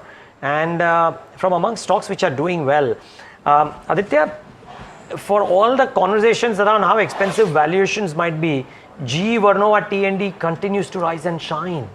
I mean, what does one do here? Which stock did you say, Neeraj? GE Vernova T&D. Again, not tracking. Not tracking. Okay, the transmission and distribution space. Anything out there, Aditya? Yeah, so transmission and distribution space does look interesting. Mind you, Apar Industries as well. Apar Industries reported very good set of numbers. That is one of the stocks that I am keeping an eye on. TRIL or Hind Rectifiers. These stocks are really very interesting. Of course, the valuation on these stocks continues to remain a little bit expensive, but the growth that these sectors are really producing of about 15 to 20% year on year, this is one space within the cap good space where I'm particularly interested and where strong growth is coming in. So positive on the entire sector. Companies like Apar Industries or Hind Rectifiers or TRIL as well. Those look really very interesting. Hang on, some news coming in. The Supreme Court has admitted a review petition by JSW Steel on the acquisition of Bhushan Power. Let's just pull up the chart for JSW Steel. This is an important one. Now, admitting a review petition does not necessarily mean that there will be any change in the outcome. Having said that, it is definitely opening up the possibility of this going through, and we do know from our sources that the government was not really in favor of losing out on the entire IBC process after all the effort that did come through. So keep an eye on this very, very closely. JSW Steel, Aditya, is this something that you track? Yes, definitely. So in the steel sector, again, we need to watch how the tariffs are going to move and then take a view within the entire metals and the metals mining and the steel space. So from my perspective, I'm a little bit cautious on the entire sector. The movement of tariff will decide what to do within this space. Okay, BTST strategies, Rajesh. It's a volatile market and a very quick fall from the high as we're closing in on expiry. Do you think it's setting up for some rebound and recovery tomorrow? What would you do? What would you trade? Yeah, I think yes, there could be further recovery we may see in the tomorrow session. So I think for tomorrow's trade, there is a BTST trade. Coromandel is looking very attractive. The way stock is trading at all-time high trajectory, and the fresh breakout is already there after a consolidation of 7-8 week. So I think Coromandel can be looked at for buying on the BTST side. Upside target we are projecting towards 2760. So keep stop loss towards 2670 to buy Coromandel for BTST point of view. And do you think that there's going to be some continuation of the move on FMCG that we've seen? Rajesh, a view on Swiggy ahead of the numbers. Numbers will be now coming in post market close. Let's look at Swiggy, Eternal and an HUL on charts. So Swiggy is at this juncture, yes, one can hold the position as the stock is moving in higher top, higher bottom formation on daily chart, and stock is holding above its upsloping trend line support area. So 394 should be your stop loss if you're already in the trade on the long side, and any breakout above 415 can take this stock further higher. Eternal is, yes, looking bullish, and now stock is approaching to its December 2024 swing high. So I think any move beyond 312 can take this stock further higher. So Eternal is also looking bullish, and I think one can hold the position.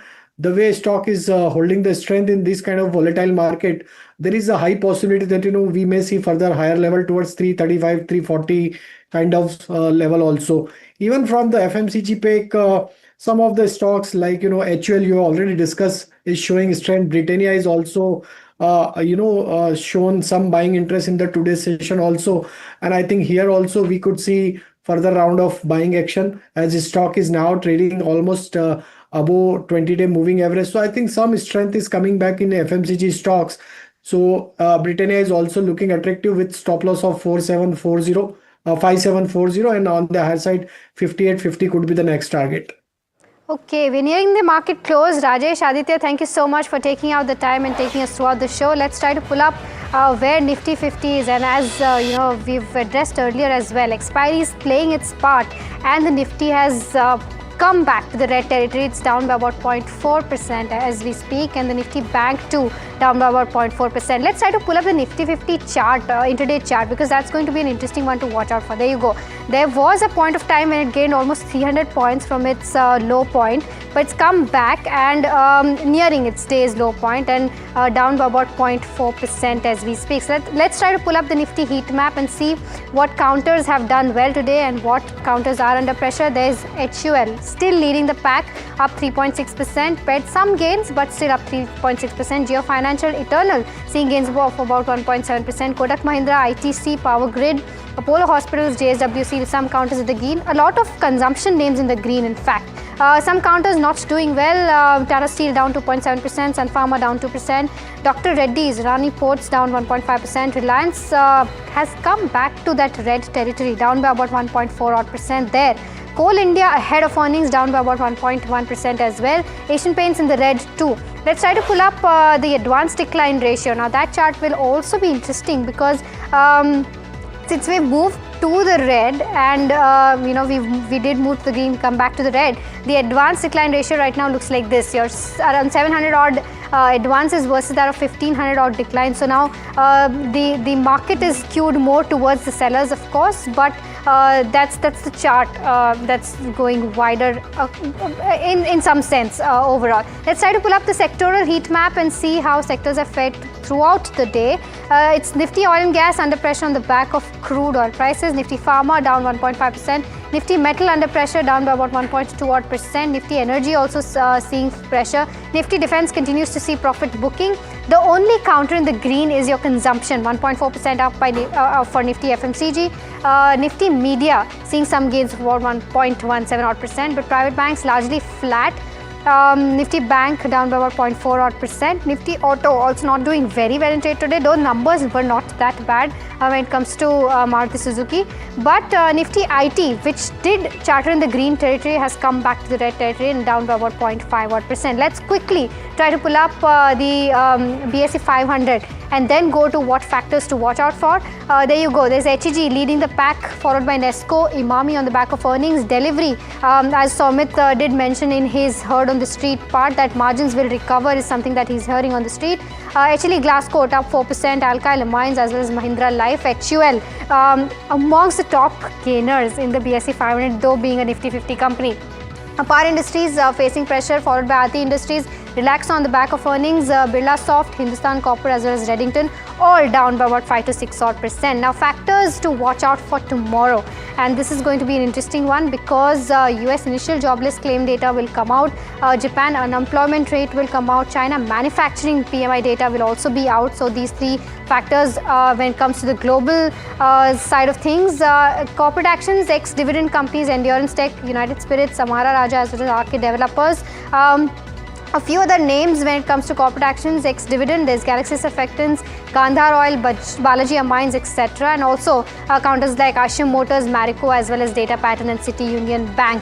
Post-market hours today, earnings to watch out for: Coal India, a big one; Swiggy, a big one again; Newland, Mankind Pharma, City Union Bank, Chambal Fertilizers, RR Cable, Aarti Industries, stock not doing well in trade today. Eicher Motors are some of the big names. Sanofi India to watch out for the earnings which will come post-market hours today. But earnings to watch out for tomorrow includes something like ITC, Adani Power, Godrej Properties, as well as something like Symphony.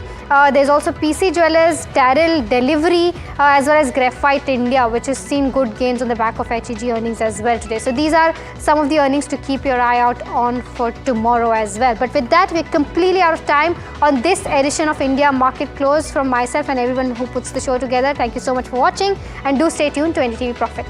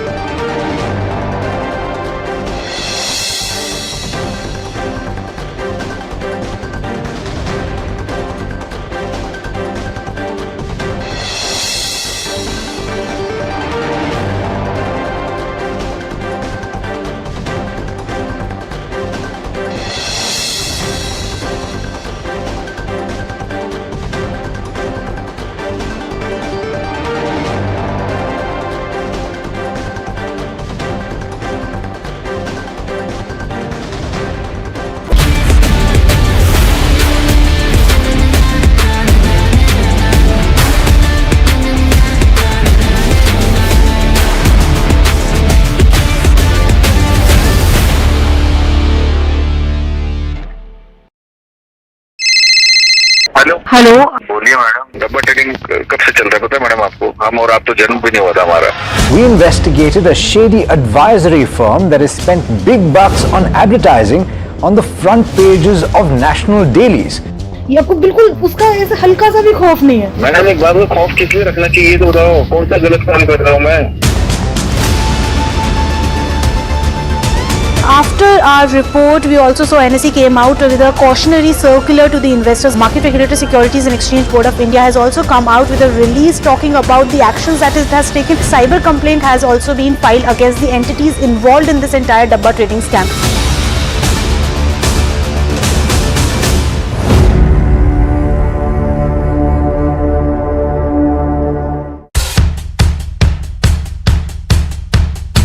The markets move fast. And so should your portfolio. Expert insights, real-time stock picks. Do I buy Ola? Should I hold CDSL for the long term? Buy, sell or hold.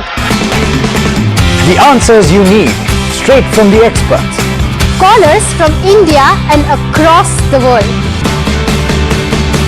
Connect live, ask, decide and invest wisely. Your portfolio, your future. Ask Profit.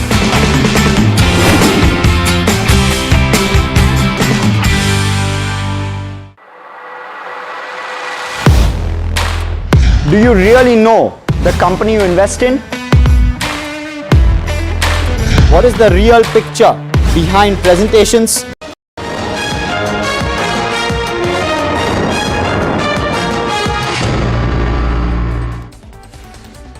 Hello and welcome. You're watching Market Express and I'm your host Himakshi Bahugna. Now let's get straight to the show. So viewers, benchmarks ended the day in the red with Nifty closing below 24,800 levels. Sensex also shed over 300 points. All sectors except FMCG and media closed in the red with metal and pharma dragging the markets lower. These sectors declined by almost 1.3% while FMCG gained 1.4%. Maruti Suzuki India Limited reported a 46% year-on-year increase in the Q1 of standalone net profit to 3,710 crore rupees, beating the estimates of 3,075 crore rupees.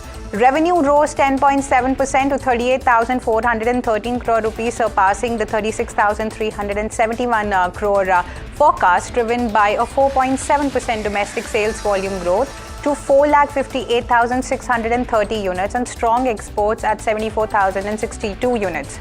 So EBITDA grew 36.5% to 3,995 crore rupees, exceeding the 3,798 crore rupees F estimate, with margins steady at 10.4%, matching the projections. The company also benefited from the cost reductions, favorable commodity prices, and a premium product mix, despite the election-related demand softness. Dabur India reported a 2.8% year-on-year increase in the Q1 of FY26 consolidated net profit to 514 crore rupees, which is up from 500 crore and slightly exceeding the estimates of 496 crore rupees. Revenue grew 1.7% and aligning with the projected 3,421 crore rupees. EBITDA has risen 2%, with margins steady at 19.6% versus 19.5%, despite the unseasonal rains impacting the beverages. The home and personal care segment also saw 6% volume growth, while Badshah Spices grew 15%. So rural demand recovery and the e-commerce contributing 8 to 10% of revenue supported the performance. Mahindra & Mahindra's Q1 results delivered a mixed bag, while revenue surged 26% year-on-year to 34,142 crore rupees and net profit also soared 32% to 3,449 crore rupees, beating the estimates. Margins disappointed, coming in at 14% compared to 15.2%. Last year impacted by electric vehicle investments. So losses from the subsidiaries widened to 148 crore rupees, which is up from 718 crore rupees quarter-on-quarter. And strong SUV volumes up 22% boosted revenue market share to 27.3%, while the tractor volumes rose 10% with a commanding 45.2% market share. Morgan Stanley maintains its overweight rating on Mahindra & Mahindra with a target price of 3,668 rupees, signaling 13.7% upside. So Q1 results were in line with revenue up 26% to 34,142 crore rupees and net profit also rising 32% to 3,449 crore rupees. Though the margins missed the estimates at 14% due to EV-related costs, the firm highlights M&M's confidence in achieving mid to high teen SUV growth guidance for FY26, driven by a 22% surge in SUV volumes and a 27.3% market share. Key catalysts include a new UV platform launch on August 15 and an analyst day in November, with focus on M&M's robust pipeline for 2026 and beyond. Aster DM Healthcare's Q1 FY26 results show robust performance, with operating EBITDA beating the estimates, driven by a 14% year-on-year increase in the average revenue per occupied bed to 50,200 rupees, fueled by oncology and specialty mix. Now, the net profit was in line, significantly boosted by 5,148 crore rupees gains from the disposal of its GCC business. So revenue has grown 8% to 1,078 crore rupees, while EBITDA rose 21%. So the company added that 300 beds they have added in FY25, aiming for 2,600 more to reach 7,800 beds by FY27. Interglobe Aviation Indigo's parent reported its lowest revenue growth in 17 quarters for Q1 of FY26, which is up 4.7% to 20,496 crore rupees. So despite the fuel costs dropping 22% year-on-year, the lowest in 15 quarters, margins have slipped to 28.6% from 30%, impacted by a 5% yield decline to 4.98 per passenger kilometer. Indigo's capacity growth guidance for FY26 is lower than Q1, with unit revenue expected to hold steady in Q2 and non-fuel, non-forex unit costs aligning with FY25 levels. Sedulity India's Q1 of FY26 results reflect margin pressure but a positive outlook, with revenue up 25.8%, which is nearly 26% year-on-year, to 1,539 crore rupees, driven by organic growth and expansion with existing clients. Adjusted EBITDA margins, however, dipped slightly to 24% from 24.1%, impacted by pricing pressures from rising Medicare utilization. So the company raised its margin guidance to 24% and maintained low to mid-teens to revenue growth for FY26, buoyed by strong tailwinds in the clinical outsourcing. Attrition also improved to 27.6% from 32.5% in Q4, with headcount slightly up at 39,917. So Sedulity expects non-linear revenue headcount growth, signaling operational efficiency gains. Tata Steel delivered a robust Q1 of FY26, with net profits soaring 116% year-on-year to 2,078 crore rupees, beating the estimates driven by strong India operations with 31,137 crore rupees in revenue and 24% EBITDA margin. So operational performance was solid, with crude steel production at 5.24 million tons, despite the temporary shutdowns at Jamshedpur and Neelachal Ispat Nigam Limited. So the company has invested 3,829 crore rupees in capex, focusing on Kalinganagar expansion.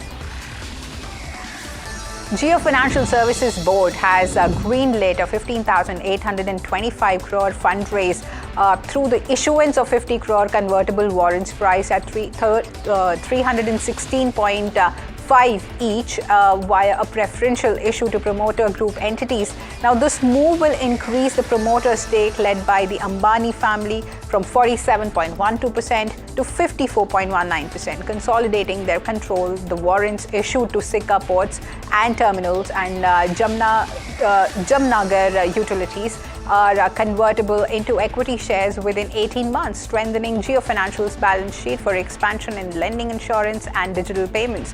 Shares have risen 3.2% to 330.5 rupees on the NSE post the announcement, reflecting market confidence in the strategic capital infusion.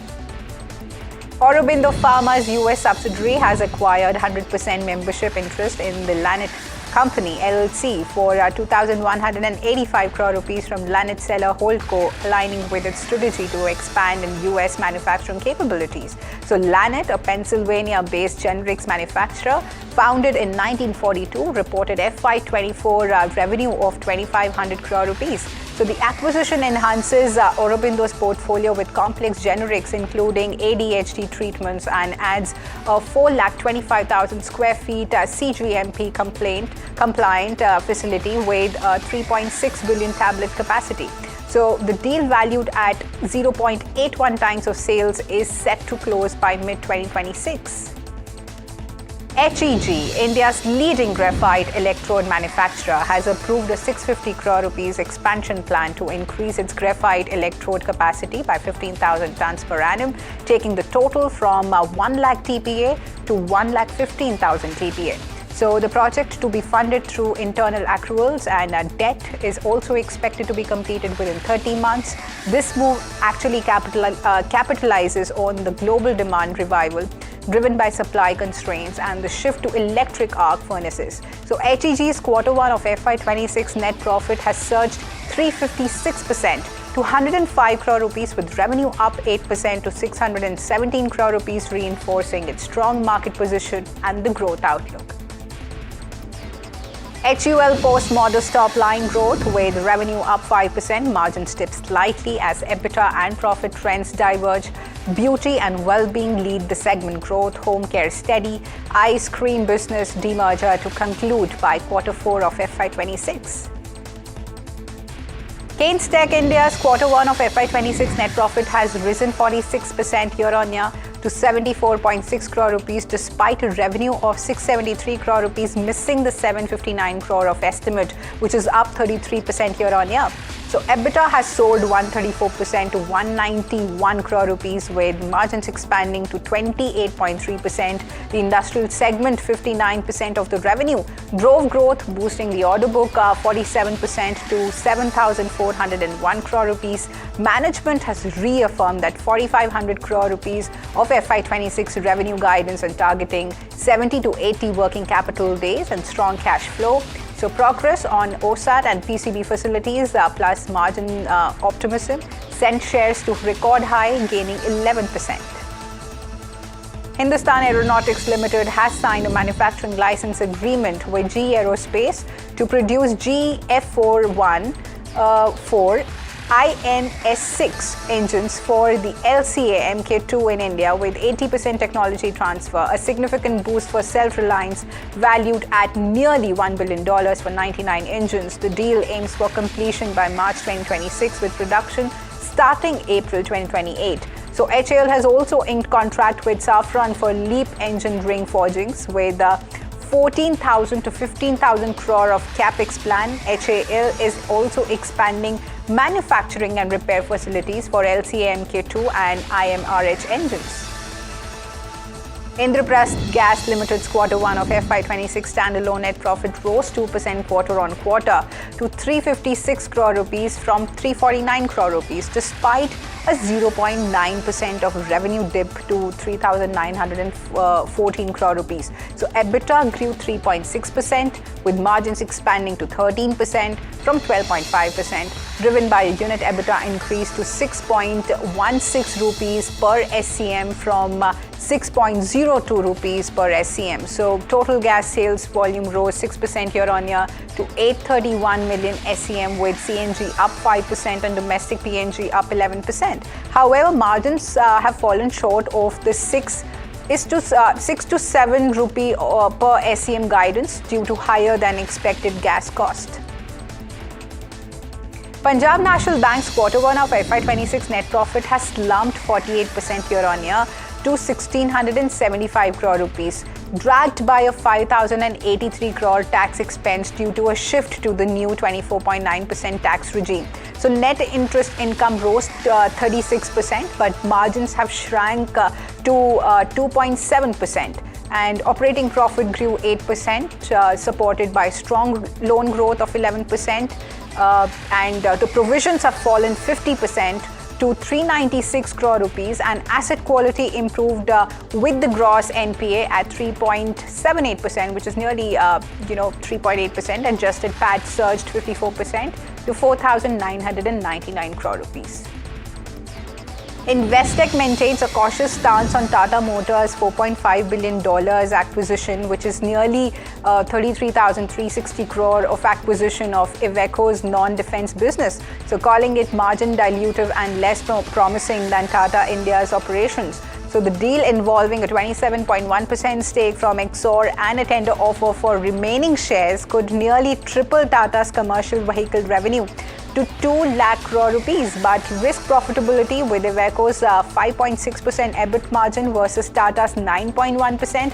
Despite the potential for global expansion and technology access, Investec sees integration challenges and lower growth prospects compared to Tata's domestic market, contributing to a 4% share price drop.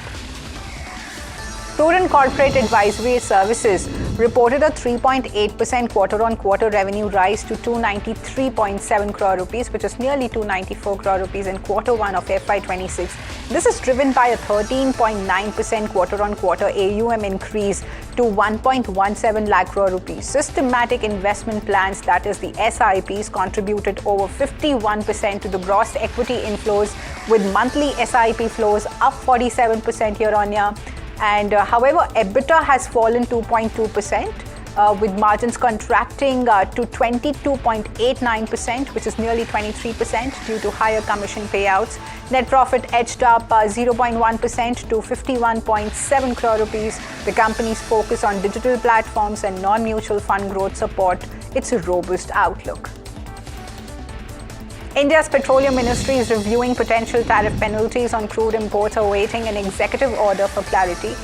As per the NDTV Profit sources, So with 35 to 40% of India's crude sourced from Russia, refiners are diversifying to US and Brazilian suppliers to mitigate the risk of supply disruptions. So Russian oil imports have surged 8 to 10 times recently, but tariff concerns could actually spike India's energy bill and global oil prices. The government remains in a wait-and-watch mode, balancing energy security and cost. Now, this follows NATO's warnings of sanctions on nations trading with Russia, impacting India's oil import strategy.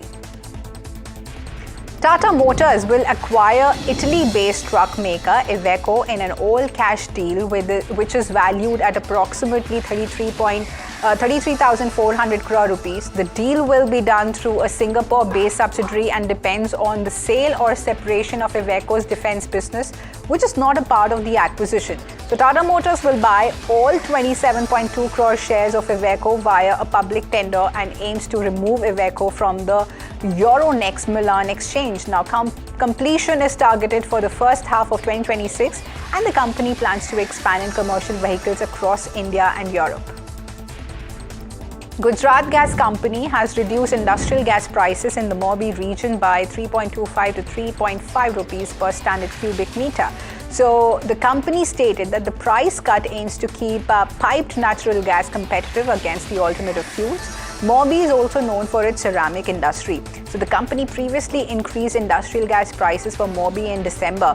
On the day of announcement, Gujarat Gas shares closed 0.85% lower at 448 rupees.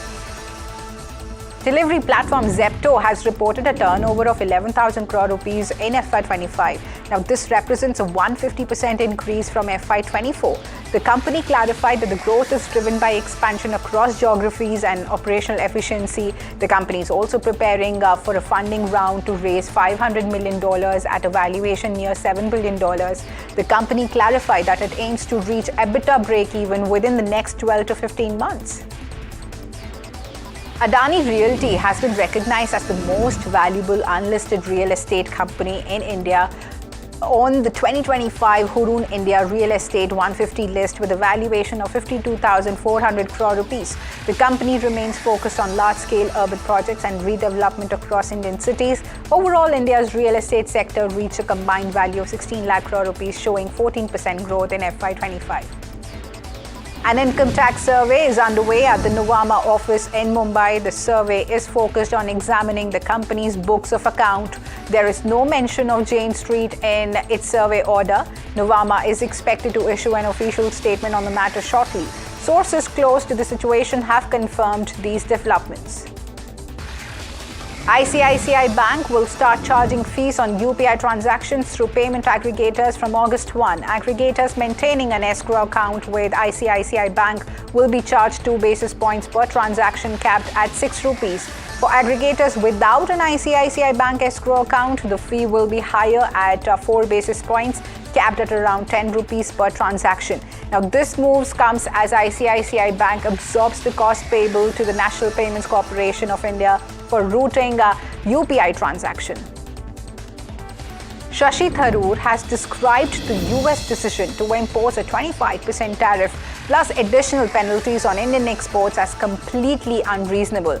So speaking outside the parliament, Tharoor warned that if the US were to impose a 100% penalty, it would destroy trade between the two countries. Tharoor emphasized that India's tariffs on American goods averaging around 17% are not unreasonable and argued that Africa must understand India's interest and especially given the large Indian population dependent on agriculture. He highlighted that US as a major export market for India with exports worth about $87 to $90 billion and warned that tariffs could actually reduce India's GDP by up to 0.5%.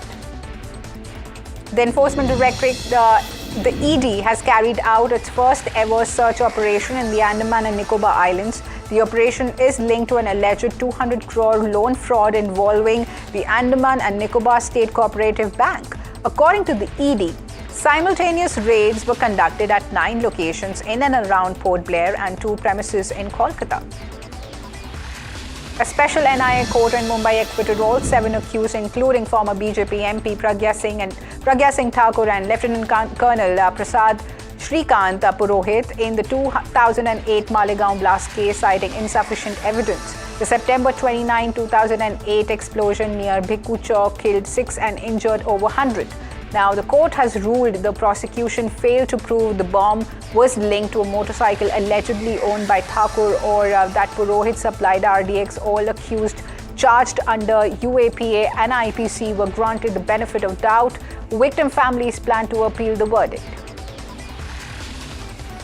A day after announcing 25% tariff rate on India in addition to an unspecified penalty tariff for India purchasing Russian energy and arms, US President Donald Trump has dubbed both the nations as dead economies. In a post on his platform, Truth Social, Trump accused India of having some of the highest tariffs in the world and what he called obnoxious non-monetary trade barriers.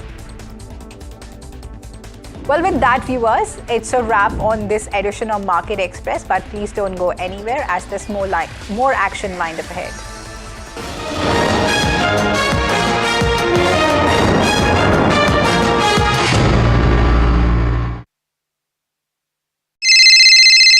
Hello बोलिए madam, डब्बा trading कब से चल रहा है पता है madam आपको? हम और आप तो जन्म भी नहीं हुआ था हमारा. We investigated a shady advisory firm that has spent big bucks on advertising on the front pages of national dailies. ये आपको बिल्कुल उसका ऐसे हल्का सा भी खौफ नहीं है. मैडम एक बात को खौफ किस लिए रखना चाहिए तो बताओ, कौन सा गलत काम कर रहा हूँ मैं? After our report, we also saw NSE came out with a cautionary circular to the investors. Market Regulator Securities and Exchange Board of India has also come out with a release talking about the actions that it has taken. Cyber complaint has also been filed against the entities involved in this entire Dabba trading scam.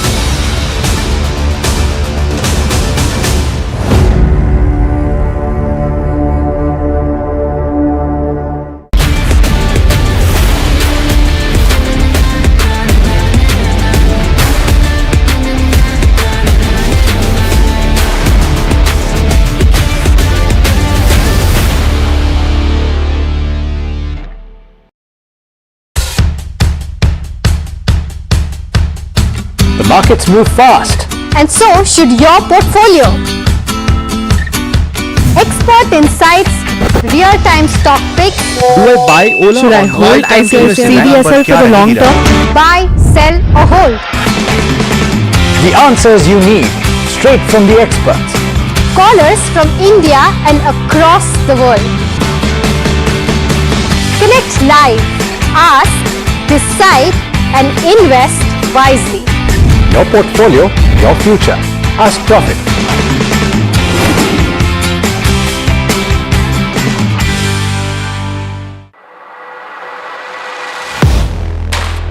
Do you really know the company you invest in? What is the real picture behind presentations and claims? Is the outlook as rosy as the company claims? Know Your Company, powered by NDTV Profit Research, shines a light on the biggest stock market movers.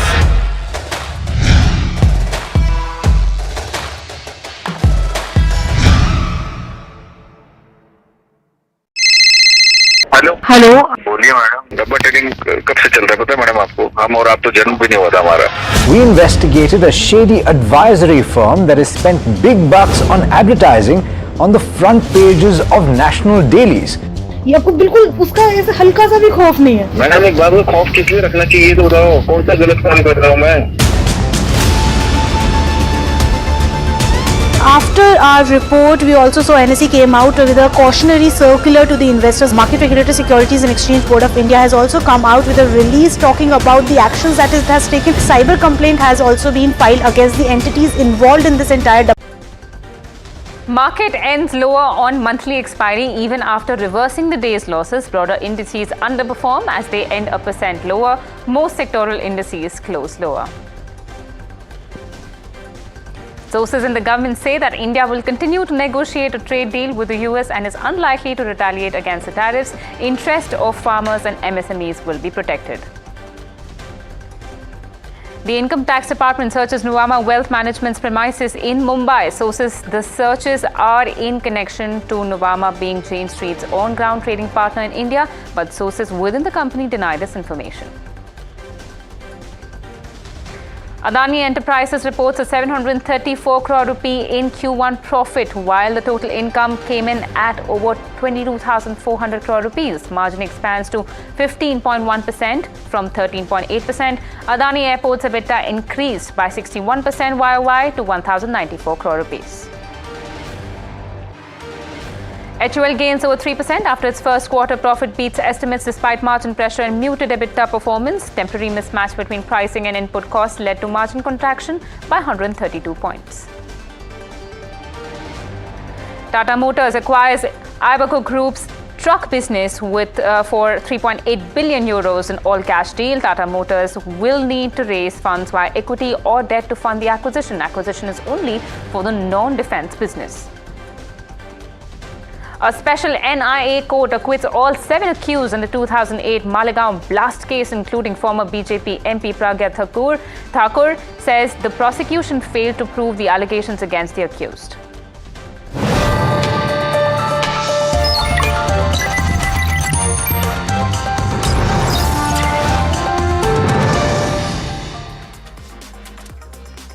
Hello and welcome viewers, this is Profit 360 on NDTV Profit. But before we give you all the news and updates, let's cut into Piyush Goyal, Commerce Minister of India, speaking in the Lok Sabha at this time. Of reference, TOR को अंतिम रूप दिया। इसके बाद दोनों पक्षों के बीच नई दिल्ली और वॉशिंगटन डीसी में 4 दौर में फिजिकल मीटिंग्स हुई हैं ताकि निर्धारित टर्म्स ऑफ रेफरेंस के अनुसार द्विपक्षीय व्यापार समझौते के अंतिम रूप के लिए काम किया जा सके। इसके अलावा दोनों पक्षों के बीच कई वर्चुअल बैठकें भी हुई हैं। सरकार हालिया घटनाक्रम से होने वाले प्रभावों का परीक्षण कर रही है। वाणिज्य एवं उद्योग मंत्रालय निर्यातकों और उद्योग सहित सभी हितधारकों से संवाद कर इस विषय पर उनके आकलन की जानकारी ले रहा है। सरकार हमारे किसानों, श्रमिकों, एंटरप्रेन्योर्स, उद्यमी, निर्यातकों, सूक्ष्म, लघु और मध्यम उद्योगों और उद्योग जगत के सभी हितधारकों के कल्याण की रक्षा और संवर्धन को सर्वोच्च महत्व देती है। हम अपने राष्ट्रीय हितों को सुरक्षित करने और आगे बढ़ाने के लिए सभी आवश्यक कदम उठाएंगे। मात्र 1 दशक से भी कम समय में भारत फ्रैजाइल 5 अर्थव्यवस्थाओं में से निकलकर दुनिया की सबसे तेजी से बढ़ती प्रमुख अर्थव्यवस्था बन गया है। हम अपने रिफॉर्म्स और अपने किसानों, एमएसएमई और उद्यमियों की कड़ी मेहनत के बल पर 11वीं सबसे बड़ी अर्थव्यवस्था से शीर्ष 5 अर्थव्यवस्थाओं में से एक बन गए हैं। यह भी अपेक्षित है कि हम कुछ ही वर्षों में तीसरी सबसे बड़ी अर्थव्यवस्था बन जाएंगे। आज अंतर्राष्ट्रीय संस्थाएं और अर्थशास्त्री भारत को वैश्विक अर्थव्यवस्था में एक ब्राइट स्पॉट के रूप में देखते हैं। भारत वैश्विक विकास में लगभग 16% का योगदान दे रहा है। पिछले दशक में सरकार ने भारत को विश्व की विनिर्माण केंद्र के रूप में बढ़ावा देने के लिए मेक इन इंडिया के अंतर्गत परिवर्तनकारी कदम उठाए हैं। भारत की युवक, कुशल एवं प्रतिभाशाली वर्कफोर्स भारतीय उद्योग की इनोवेशन और प्रतिस्पर्धा की क्षमता को निरंतर मजबूत कर रही है। पिछले 11 वर्षों के दौरान हमारे निर्यात में लगातार वृद्धि हुई है।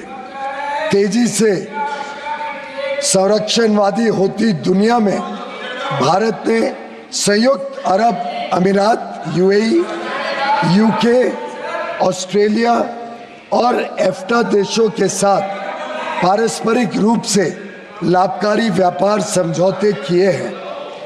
हम अन्य देशों के साथ भी इसी तरह के व्यापार समझौते करने के लिए प्रतिबद्ध हैं।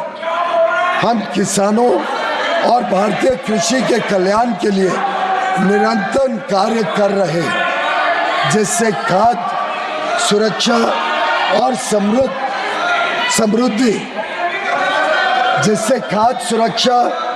समृद्धि सुनिश्चित की जा सके। सरकार को विश्वास है कि हम विकसित भारत 2047 के लक्ष्य की ओर समावेशी और सतत विकास की अपनी तेज गति वाली यात्रा जारी रखेंगे।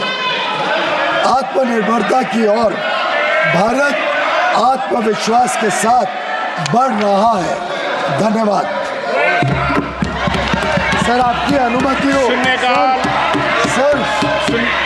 सर, मैं अंग्रेजी में भी पढ़ना चाहता हूँ। एक मिनट हो जाता। शून्यकाल बैठना चाहते हो, शून्यकाल करना चाहते हो, बैठिए। चला शून्यकाल। श्री वीके श्रीकंदन,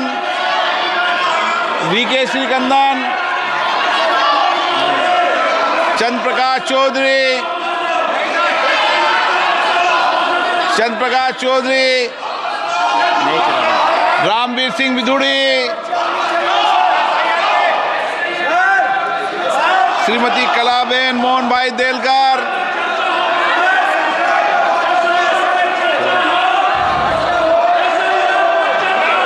शून्यकाल नहीं करना चाहते आप? मान्य सदस्य नहीं बोलना चाहते?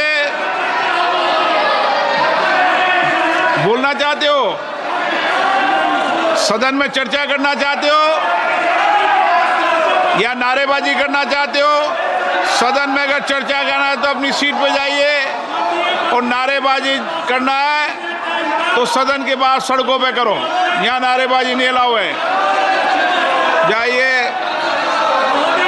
सभा की कार्रवाई शुक्रवार दिनांक 1 अगस्त 2025 को प्राप्त 11 बजे तक के लिए स्थगित की जाती है।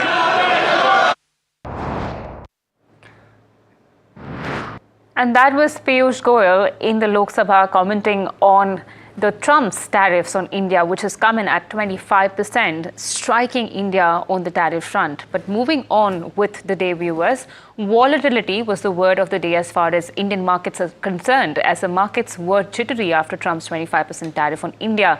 Benchmarks ended the day in the red, with the Nifty closing below 24,800, while Sensex, the 30-pack Sensex, also shed over 300 points.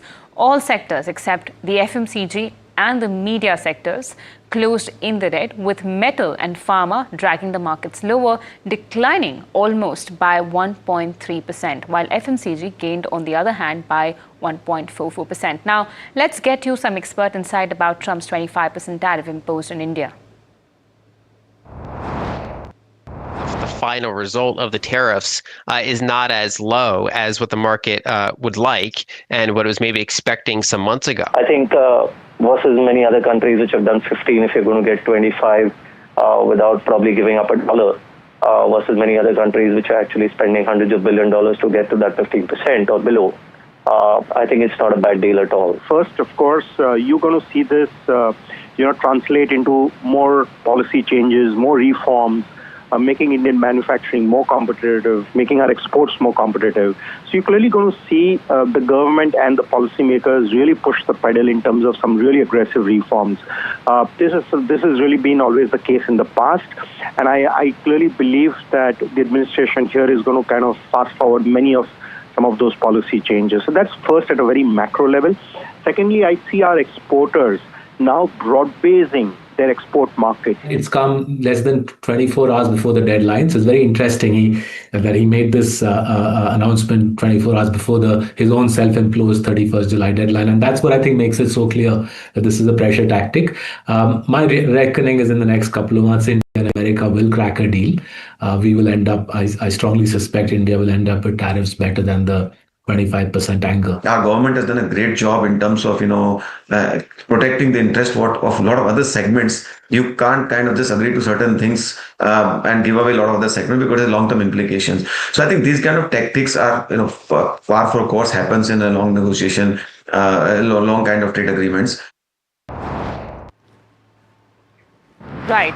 While those were some important voices on Trump's tariffs on India, but let's get you the government's response. After US President Trump announced a striking 25% tariff on India, the government has decided to hold its ground. The official statement notes that India remains committed to the objective of locking a fair, balanced and mutually beneficial bilateral trade agreement. It further establishes its priority to protecting and promoting the welfare of our farmers, entrepreneurs and MSMEs. The government says that it will take all steps necessary to secure India's national interest, just like it has so far done with other deals, such as the one with UK too. The sources also clarified at this stage, India is unlikely to retaliate against the US tariffs as the country is focused on dialogue and safeguarding national priorities. And the Petroleum Ministry is currently assessing the impact of potential tariff penalties on crude imports following US President Trump's announcement today of a 25% tariff on Indian exports, which includes penalties for nations maintaining trade relations with Russia. The ministry is awaiting further clarity via an executive order to determine specific policy responses. Indian refiners have already been diversifying their crude basket by sourcing more from the US and Brazil, aiming to reduce reliance on any single country. Let's go across to my colleague Shimi for more details on this. Well, Petroleum Ministry is closely examining the implication of this tariff penalty, and in fact they are awaiting the final executive order to understand the implication. Meanwhile, they are saying that they have diversified crude portfolio, and if need be, if the supply being cut from Russia, they are going to further diversify its crude basket. But at the same time, they are raising concern that if the tariff-led impact continues to be there, it could disrupt the entire global supply, and that is something India is watching out at this point of time. And if you remember the tariff penalty earlier this month, warning came from US of imposing secondary tariff up to 100% on countries who are trading with Russia. And in fact, latest they said that tariff could go up to 500%, especially on India and China, as they continue to get supplies from Russia as far as energy and military supplies are concerned. So they are watching this move, and this is important also as we import 35 to 40% crude from Russia, and in past few years it has risen to 8 to 10%, from $5.6 billion to $56 billion is what the latest number. So that is clearly concerning, but at the same time Indian authorities are going to have more alternative sources if they are, if there is any kind of supply cut from the Russia, is what ministry indicating at this point. Right, Shimi, thank you so much for giving us that update. And moving on, viewers, the IT department is conducting a search operation at the premises of Nuvama Wealth Management in Mumbai. Now, while our sources in the IT department hint at this search being in connection with the Jane Street case, the company denies this to be a search operation. It is instead calling it a survey. For context, Nuvama is Jane Street's on-ground trading partner in India, and Jane Street was recently busted for market manipulation by SEBI. Let's now go across to my colleague Agni, standing live in the newsroom to report more details on the IT department's scrutiny on Nuvama. Right, so income tax department officials have told NDTV Profit that they are conducting search operations at Nuvama Wealth Management's office in Mumbai's BKC. Now, the searches pertain to Jane Street's investigation into, SEBI's investigation into the Jane Street issue, and it's gone on to Nuvama because they are, like you said, the on-ground partner for Jane Street in India. Now, the searches are being conducted in multiple locations, not just the Bandra Kurla complex office of Nuvama Wealth, and action is following SEBI's report on the Jane Street order. Now, SEBI is also likely to have shared details of the Jane Street case with the IT department, is what the IT department sources have told us and what we have picked up. However, that's not all the story. Remember, there are sources within the company, within Nuvama, that we have, who have told us that the IT department survey is underway. Remember, the word survey and the word searches are very different in a lot of different contexts, and they are saying the survey is with respect to the checking of books of accounts of Nuvama Wealth and has nothing to do with the Jane Street matter. Now, they are saying that the IT survey order does not mention the Jane Street case anywhere, and Nuvama is officially expected to release a statement soon. Now, remember that we are here on location bringing you more updates. This is a developing story. However, nothing is certain till an official statement from either parties comes out. So do stay tuned as we bring you more updates. Right, Agni, thank you so much for that. And yes, reiterating that we will continue to give you a lot more updates on this, especially Nuvama story. But a bunch of large caps have announced their first quarter results today. So let's take a quick wrap of all the major earnings. Firstly, there's Adani Enterprises that came out with its quarter one results. Profit stood at 734 crore rupees and margins also expanded. Let's go across to my colleague Anushi, who will explain us their earnings report card. What we are looking at is a revenue figure of 22,000 crore, roughly at that mark, and this is with margins expanding to 15.1% as compared to 13.8%, and net profit before exceptional items also seeing roughly a 12% of a growth over here. In other key highlights also, if you're talking about the business, the incubating businesses, EBITDA saw about a 5% growth, but it's the Adani Airports which is in focus, with the EBITDA seeing about a 61% of an increase on a year-to-year basis.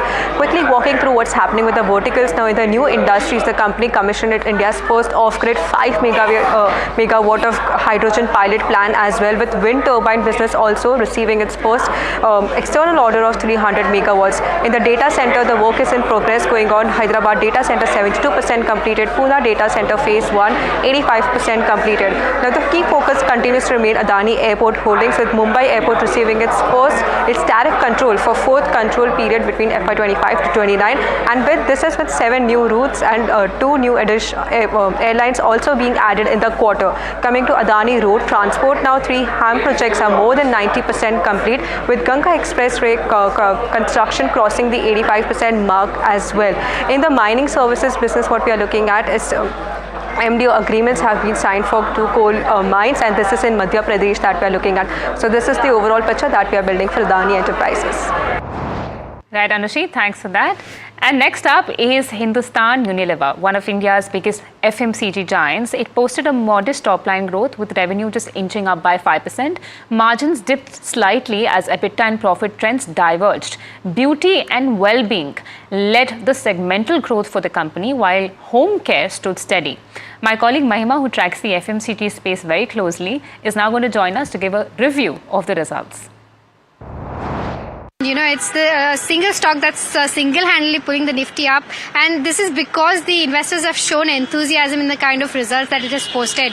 Good set of numbers. PAT did beat in fact estimates. Revenue did meet estimates. Margins largely in what the street was expecting. EBITDA almost flat as we speak. Now, in terms of what has worked this quarter, volume growth has bounced back. There's volume growth recovery that's been seen, up 4% on a year-on-year basis. Plus, the underlying sales growth also at 5% is something that the street is enthused with. Now, in terms of EPS growth as well, double-digit EPS growth is driven by top line, and mid to long-term outlook also remains of a double-digit EPS growth. In terms of the segmental performance, good set of numbers there as well. Home care saw good underlying growth of 4% odd. Beauty and well-being, good growth of 7% odd. Personal care 6% odd again here. Food, which was a negative growth last quarter, has seen a good growth of 5% this quarter. So all in all, a good set of numbers for sure for HUL, and that's why we're seeing the uptick in stock. In terms of the outlook, price growth to remain in low single-digit range is what the management has said in their press release, and EBITDA margins to remain in the range of 22 to 23%. So guidance is largely maintained in terms of where the EBITDA margin stands. Lastly, in terms of update on ice cream demerger, the demerger is set to be completed by Q4 FY26, as in when they get the regulatory approvals is what the timeline suggests right now. Right, Mahima, thank you so much for giving us those updates on HUL's Q1. But at HUL's Q1 post-results presser, viewers, my colleague Mahima quizzed CEO Rohit Java and CFO Ritesh Tiwari over their outlook. With Priya Nair set to take over as the CEO of the company, Java noted how the company's strategy will evolve further. Let's listen in. Just to follow up on the leadership change that you were talking about, you've known Priya for quite a while now. Just want to get a sense that is there going to be some change in terms of how strategy will be adopted by her? Because, you know, leadership could be different for different people. Any kind of color there, you know, if there are early signs of picking up there? So I think, let me just take that question. So look, the strategy is about moving our business to faster growth spaces and faster growth channels, benefits, brands, segments, channels. So, I mean, it's very obvious, fact that you should basically go where growth is. So I don't think that's going to change. The color and shape of the specific nuances, they have to be in line with the changing conditions. So we should never call strategy as it's not a fixed thing. It's evolutionary. But the broad direction of competitive volume-led growth is what we're going for. As you said, price growth will be lower than, say, in the past.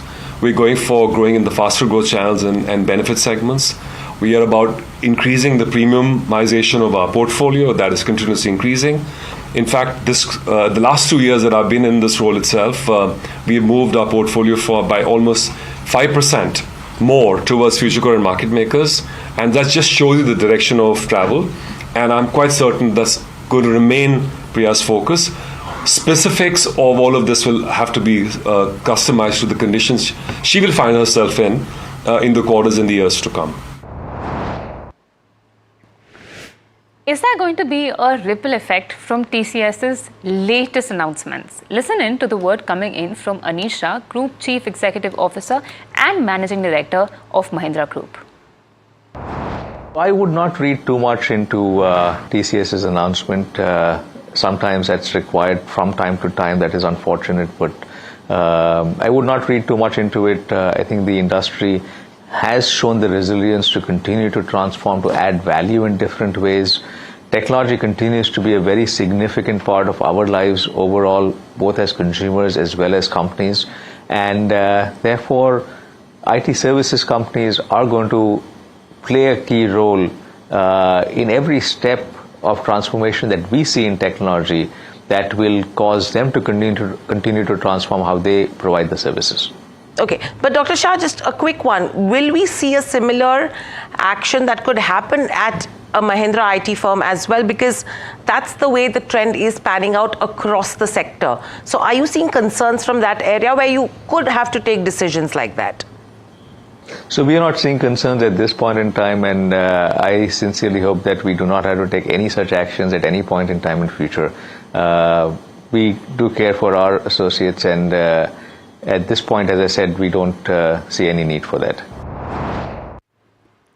And viewers, sources have told NDTV Profit that ICICI Bank is set to start charging payment aggregators a transaction fee on UPI payments from August 1st, with charges varying based on escrow account arrangements. Now, to help us understand this story further, let's go across to my colleague Subhana joining us live from the newsroom. Over to you. Sure. So ICICI Bank is set to start levying charges on payment aggregators for processing UPI transactions from tomorrow, which is August 1.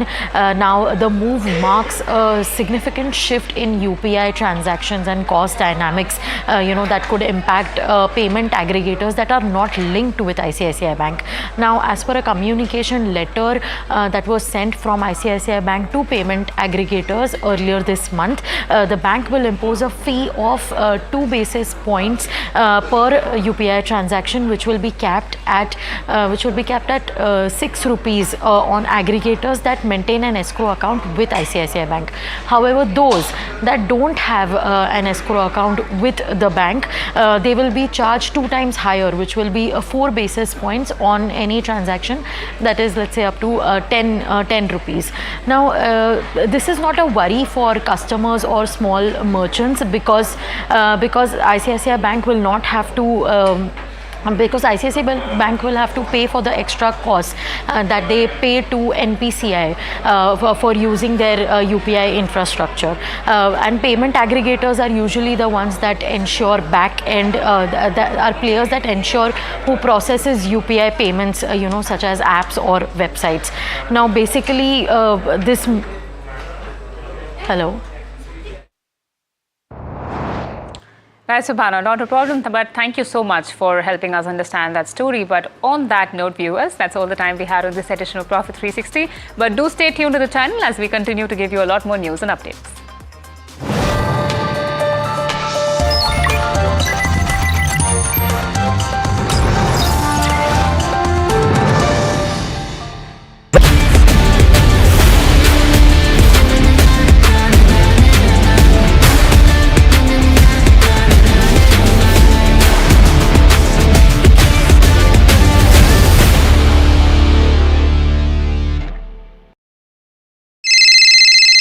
Hello बोलिए madam, डब्बा trading कब से चल रहा है पता है madam आपको? हम और आप तो जन्म भी नहीं हुआ था हमारा. We investigated a shady advisory firm that has spent big bucks on advertising on the front pages of national dailies. ये आपको बिल्कुल उसका ऐसे हल्का सा भी खौफ नहीं है. मैडम एक बात को खौफ किस लिए रखना चाहिए तो बताओ, कौन सा गलत काम कर रहा हूँ मैं? After our report, we also saw NSE came out with a cautionary circular to the investors. Market Regulator Securities and Exchange Board of India has also come out with a release talking about the actions that it has taken. Cyber complaint has also been filed against the entities involved in this entire Dabba trading scam.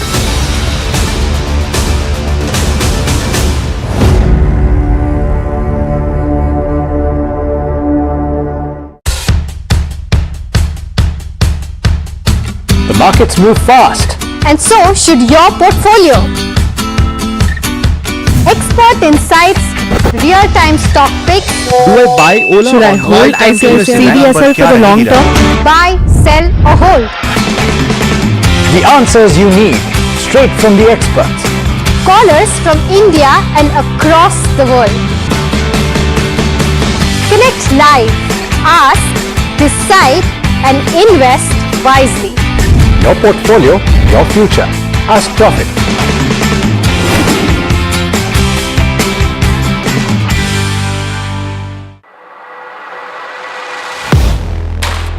Do you really know the company you invest in? What is the real picture behind presentations and claims?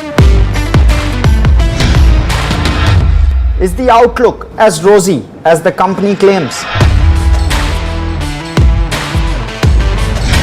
Know Your Company, powered by NDTV Profit Research, shines a light on the biggest stock market movers.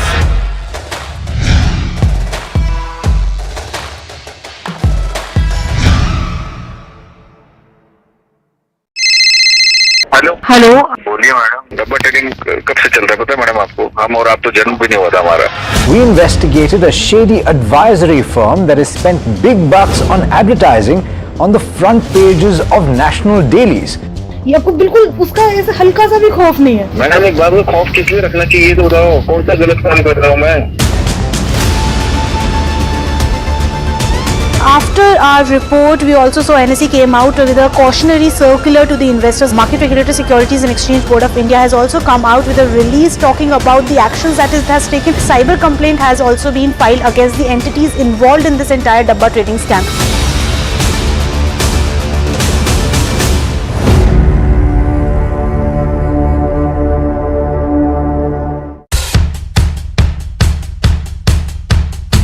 The markets move fast. And so should your portfolio. Expert insights, real-time stock picks, Do I buy Ola? Should I hold CDSL for the long term? buy, sell or hold. The answers you need, straight from the experts. Callers from India and across the world. Connect live, ask, decide and invest wisely. Your portfolio, your future. Ask Profit.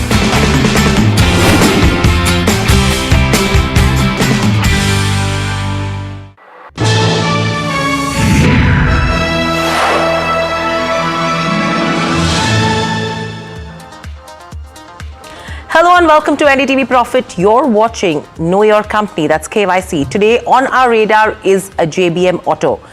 Joining me is Puneet as well, who tracks the sector pretty closely. But let's first understand, Puneet, in terms of why a JBM Auto and what are the key questions we want answers to from the management. On number one, how this pure play EV bus maker is actually navigating demand in this scenario where competition is really high.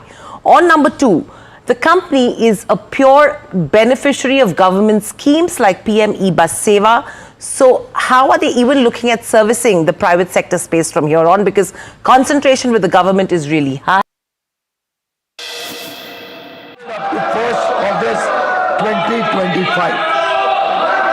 Honorable Chairman Sir, India and the US entered into negotiations for a fair, balanced and mutually beneficial bilateral trade agreement in March 2025 with a target to complete the first tranche of the agreement by fall of 2025. The two sides finalized the detailed terms of reference to enter into negotiations of the BTA on 29th March 2025 during the first physical round of discussions held at New Delhi. Thereafter, 4 physical rounds of negotiations have taken place between both sides in New Delhi and Washington, D.C. to work towards finalization of the BTA in accordance with the agreed terms of reference. In addition, there have been many virtual meetings between the two sides. Mr. Chairman, sir, the implications of the recent development are being examined by the government. The Ministry of Commerce and Industry is engaged with all stakeholders, including exporters and industry, for taking feedback of their assessment of the situation. The government attaches the utmost importance to protecting and promoting the welfare of our farmers, workers, entrepreneurs, exporters, MSMEs and all sections of industry. We will take all necessary steps to secure and advance our national interest.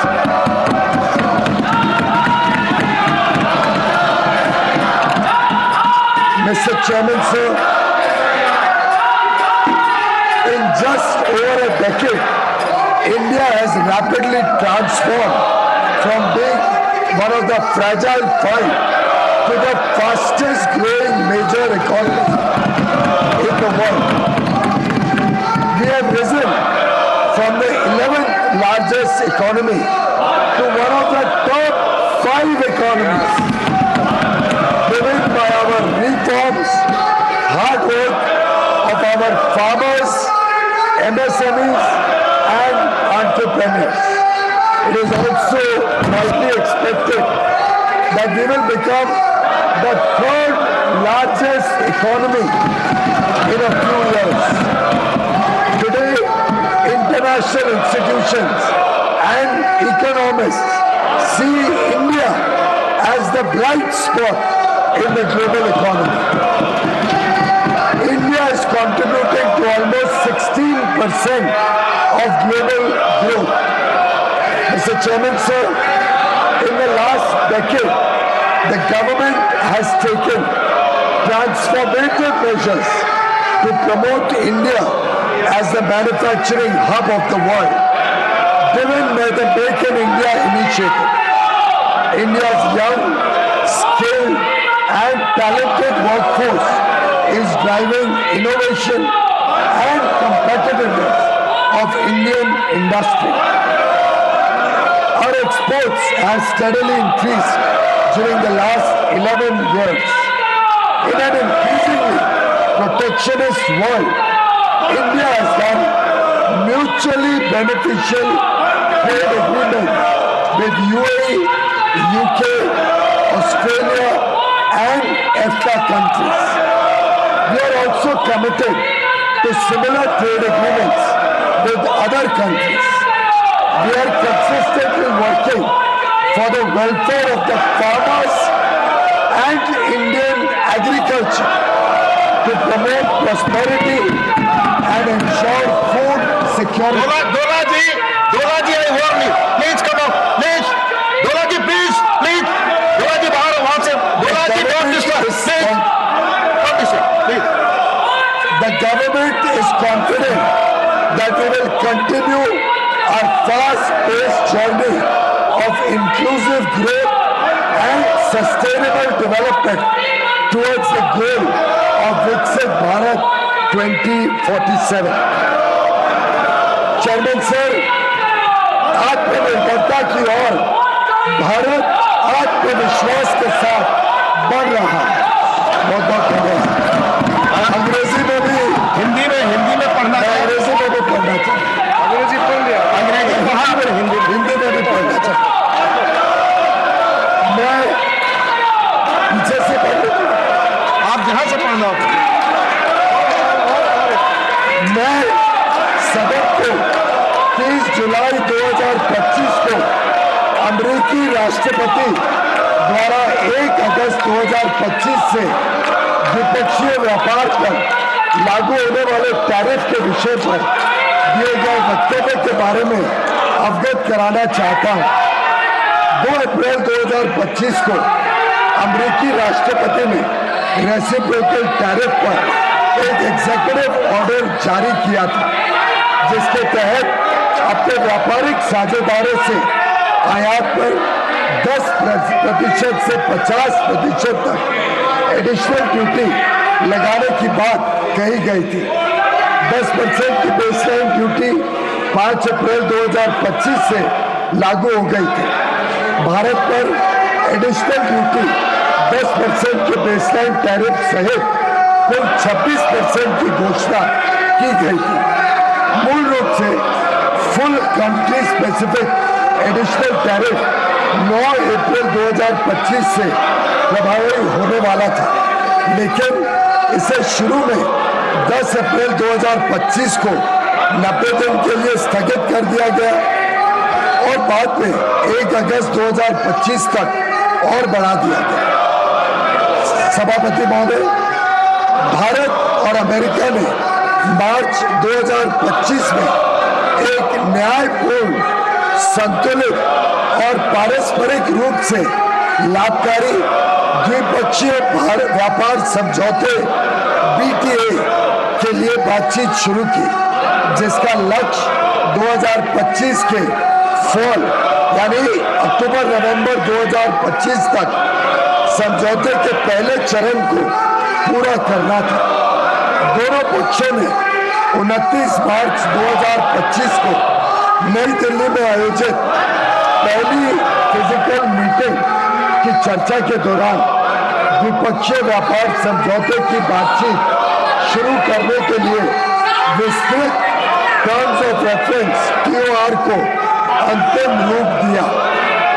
इसके बाद दोनों पक्षों के बीच नई दिल्ली और Washington DC में 4 दौर में फिजिकल मीटिंग्स हुई है, ताकि निर्धारित टर्म्स ऑफ रेफरेंस के अनुसार द्विपक्षीय व्यापार समझौते के अंतिम रूप के लिए काम किया जा सके। इसके अलावा दोनों पक्षों के बीच कई वर्चुअल बैठकें भी हुई है। अध्यक्ष महोदय, सरकार हालिया घटनाक्रम से होने वाले प्रभावों का परीक्षण कर रही है। वाणिज्य एवं उद्योग मंत्रालय निर्यातकों और उद्योग सहित सभी हितधारकों से संवाद कर इस विषय पर उनके आकलन की जानकारी ले रहा है। सरकार हमारे किसानों, श्रमिकों, एंटरप्रेन्योर्स, उद्यमी, निर्यातकों, सूक्ष्म, लघु एवं मध्यम उद्योगों और उद्योग जगत के सभी हितधारकों के कल्याण की रक्षा और संवर्धन को सर्वोच्च महत्व देती है। हम अपने राष्ट्रीय हितों को सुरक्षित करने और आगे बढ़ाने के लिए सभी आवश्यक कदम उठाएंगे।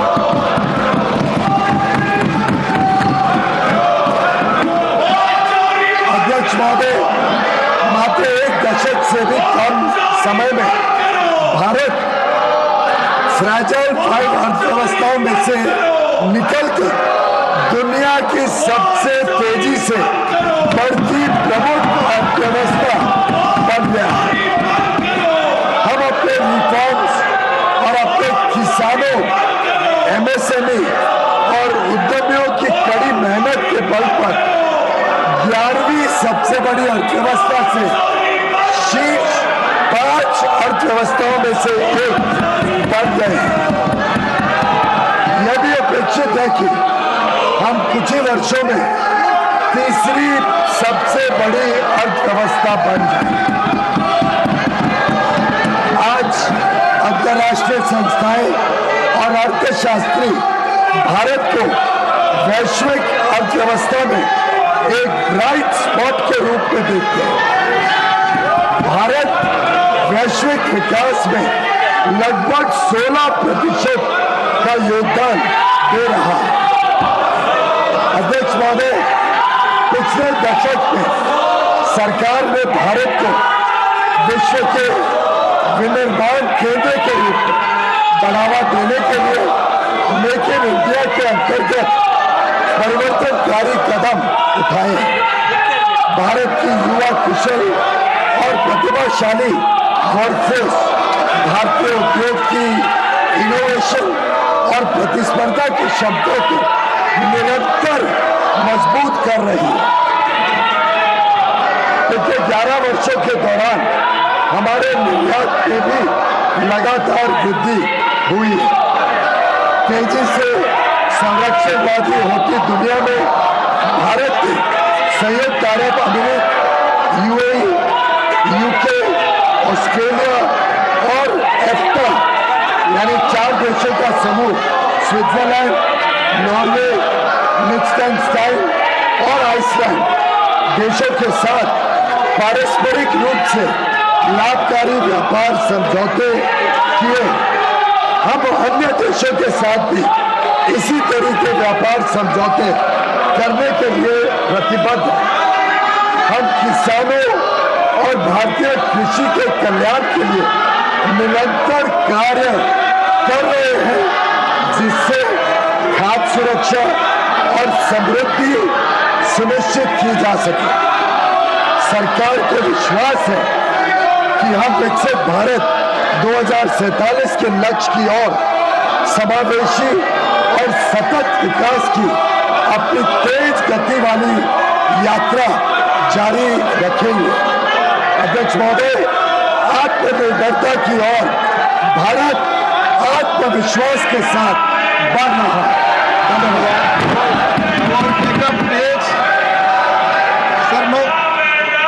Honorable members, please, I draw your attention to Rule 251 of the Rules of Procedure and Conduct of Business in the Council of States, which permits a minister to make a statement on a matter of urgent public importance with the stipulation that no question shall be asked at the time of the statement is made. Please, no. The statement just delivered by the Honorable Minister addresses a critical issue of international economic relations. I urge Honorable members to recognize the gravity of this matter and the broader national interest at stake and to extend their full cooperation by maintaining the decorum of the House. No questions, please. Sir, ये व्यवस्था नहीं है, मैंने स्पष्ट कर दिया। Rule के तहत आप कोई क्वेरी नहीं पूछ सकते, clarifications. The House stands adjourned to meet at 11 a.m. on Friday, the 1st August 2025.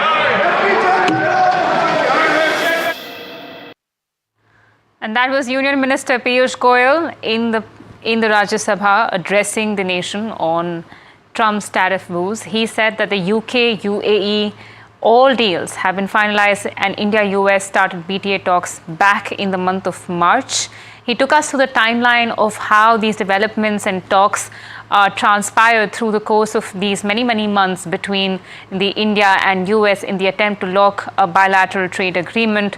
And he also mentioned that India is all set to become one of the largest economies in the world, and economists have tagged India as a big, bright spot on the world map.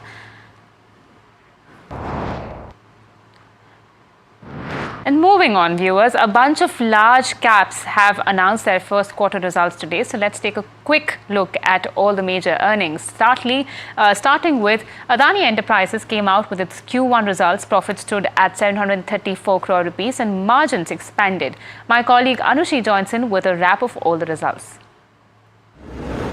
What we are looking at is a revenue figure of 22,000 crore, roughly at that mark, and this is with margins expanding to 15.1% as compared to 13.8%, and net profit before exceptional items also seeing roughly a 12% of a growth over here.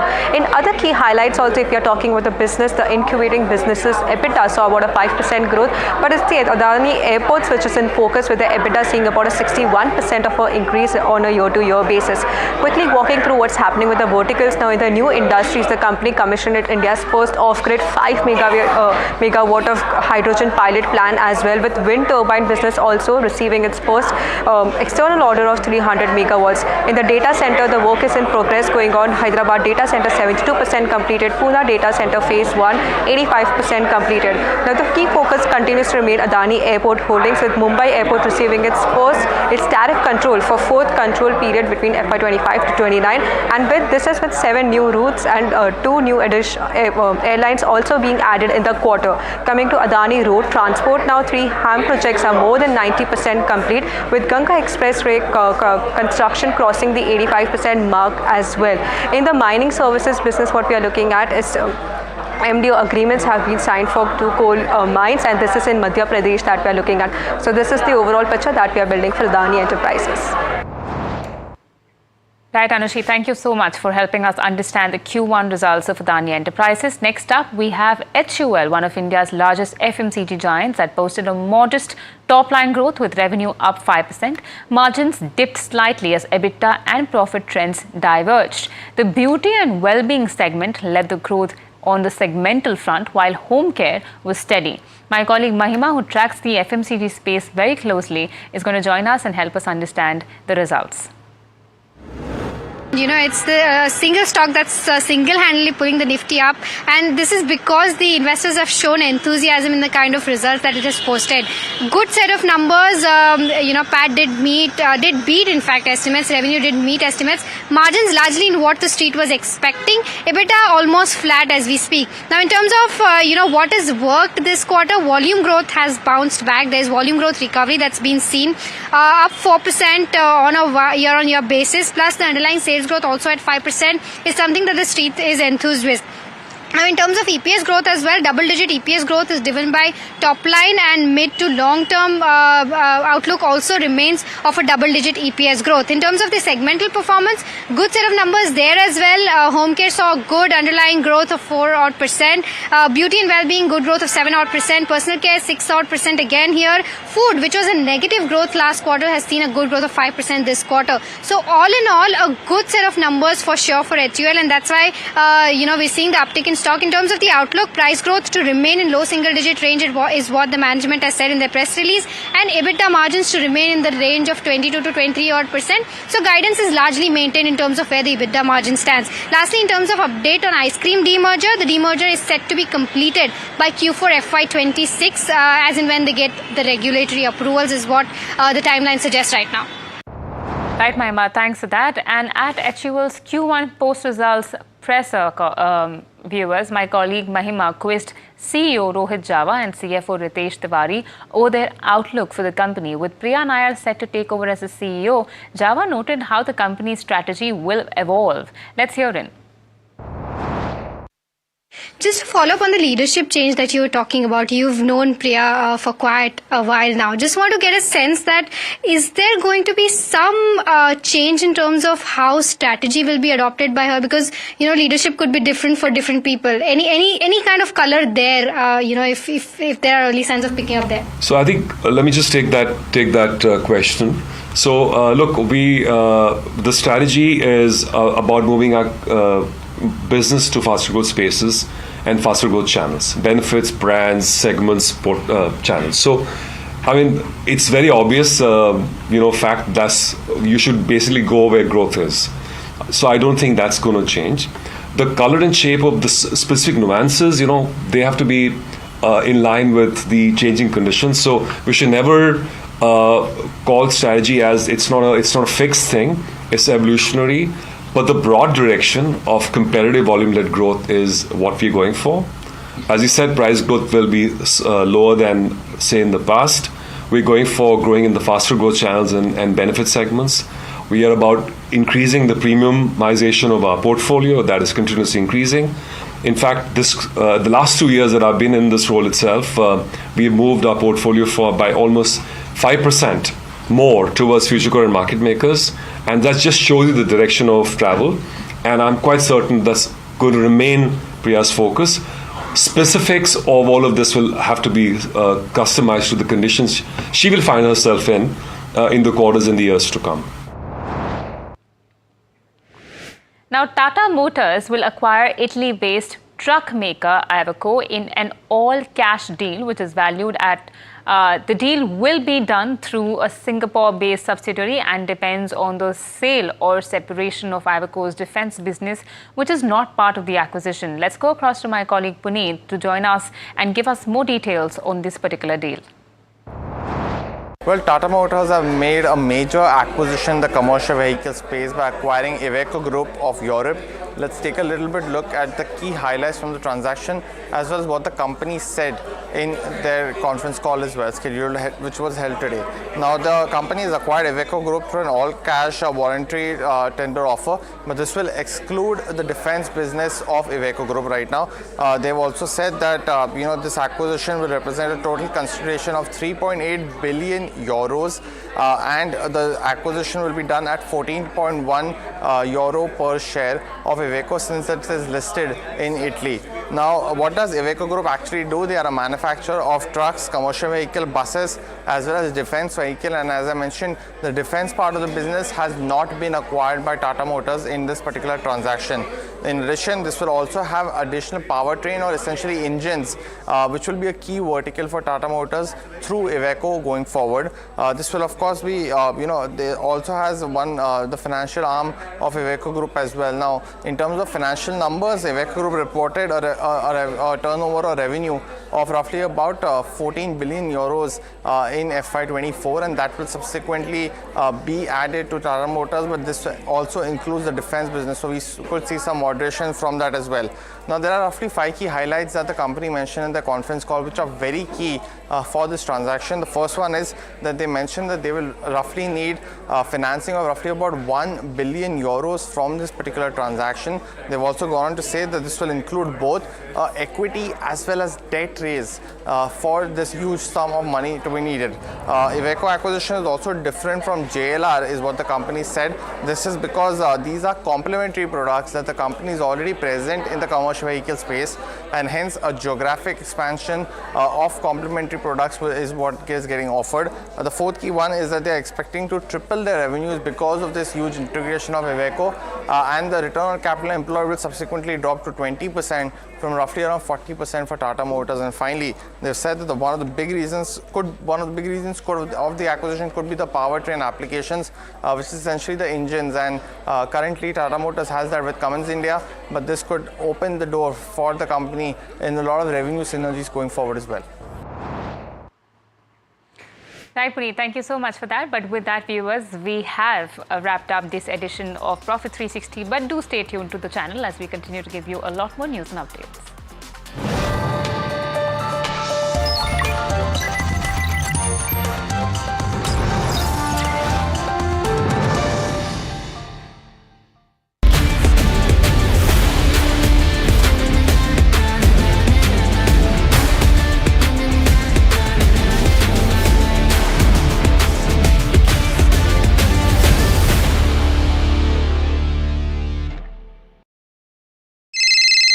Hello hello बोलिए madam, डब्बा trading कब से चल रहा है पता है madam आपको? हम और आप तो जन्म भी नहीं हुआ था हमारा। We investigated a shady advisory firm that has spent big bucks on advertising on the front pages of national dailies. ये आपको बिल्कुल उसका ऐसे हल्का सा भी खौफ नहीं है। मैडम एक बात को खौफ किस लिए रखना चाहिए तो बताओ, कौन सा गलत काम कर रहा हूँ मैं?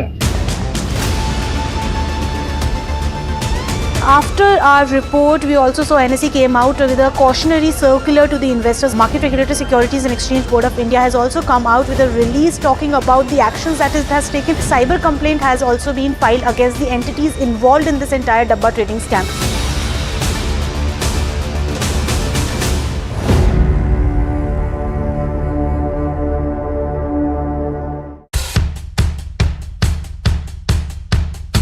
The markets move fast. And so should your portfolio.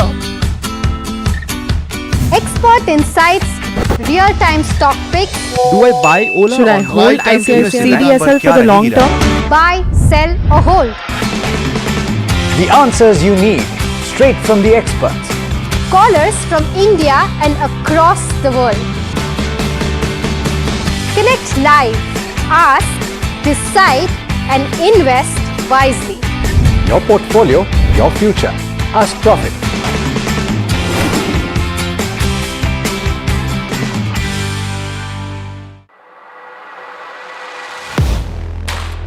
Do you really know the company you invest in? What is the real picture behind presentations and claims? Is the outlook as rosy as the company claims? Know Your Company, powered by NDTV Profit Research, shines a light on the biggest stock market movers.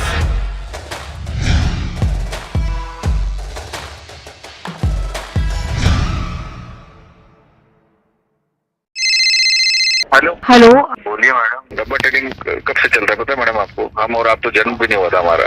We investigated a shady advisory firm that has spent big bucks on advertising on the front pages of national dailies. ये आपको बिल्कुल उसका ऐसे हल्का सा भी खौफ नहीं है। मैडम एक बात को खौफ किस लिए रखना चाहिए तो बताओ, कौन सा गलत काम कर रहा हूँ मैं?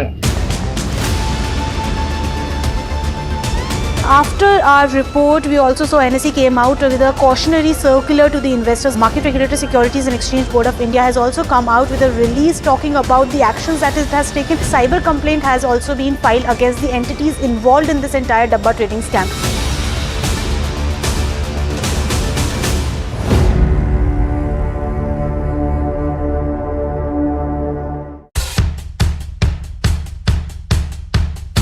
The markets move fast. And so should your portfolio.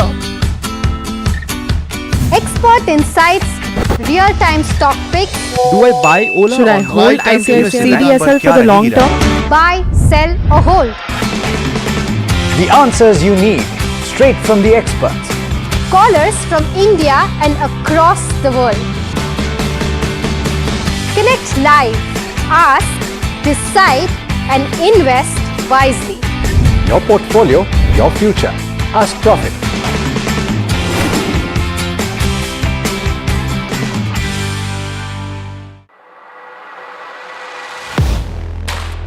Do you really know the company you invest in? What is the real picture behind presentations and claims?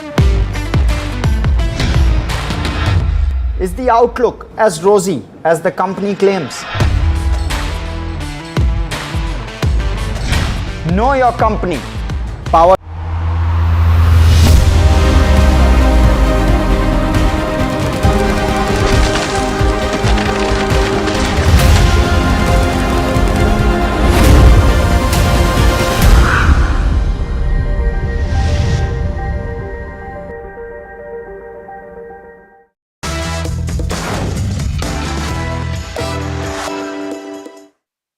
Hi, thanks so much for joining in. You're watching Your Money Matters on NDTV Profit, and my name is Alex Matthew. When I was growing up, which is not too long back, it was a pretty big deal if somebody said, oh, he's a crorepati. And it's used colloquially now as well. And the thing that I'm wondering though is 1 crore worth that much right now? Of course it is. It's a big milestone. But is 1 crore what it used to be? Back in the 1990s or the early 2000s, if you said that you've amassed 1 crore, a lot of people said, wow, you've actually achieved something. But here it seems like it's just a stepping stone to building a larger corpus. To talk about why this is important, to talk about what inflation calculators throw up and why so many people fear them, I'm joined today by Pooja Bhinde, who's a certified financial planner, and Rohin Pagdiwala, who's the founder of Pagdiwala Investments. Thanks so much to the both of you for taking the time. Pooja, would you agree that 1 crore is no longer what it used to be? So, Alex, as you rightly said, back then, I actually, went back to the memory lane of the popular game show KBC. If we all have, watched that show, like Kaun Banega Crorepati. And at that point of time, that show used to be like, oh my God, 1 crore is a thing. And, we all want to achieve this target. So I think from that show, or maybe, having those discussions in the household that, to reach to that level was a thing. But if you see, even that show after 25 years has now, become 7 crores. So even they have calculated inflation. In fact, that would be around 7 to 8% of inflation rate. And as you rightly said, 1 crore then, I mean, at that point of time, you used to, we would have bought a house, a good standard of living, good retirement, children education, everything with that 1 crore. But now, if we see for each and every goal, we need that kind of a, milestone. So I would say 1 crore is just a milestone. It's not the final goal. And you need to have more and more crores for each and every goal. It's what I feel that with this, at today's age, 1 crore will hardly last for next 8 to 10 years.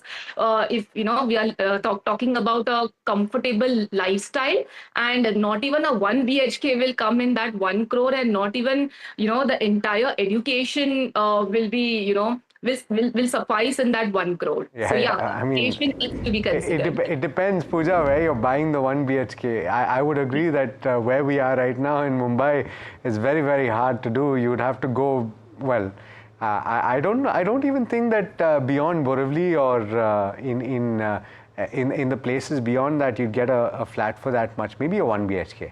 Rohin, I'm not familiar with the price of real estate beyond the borders of Borivali, but having said that, would you say that the inflation calculators and what they throw up, they point out this, right? So if you start from today and you say these are my expenses, and you see what could it be in 20 years, it's an outlandish number, and most people get put off by that. Would you agree?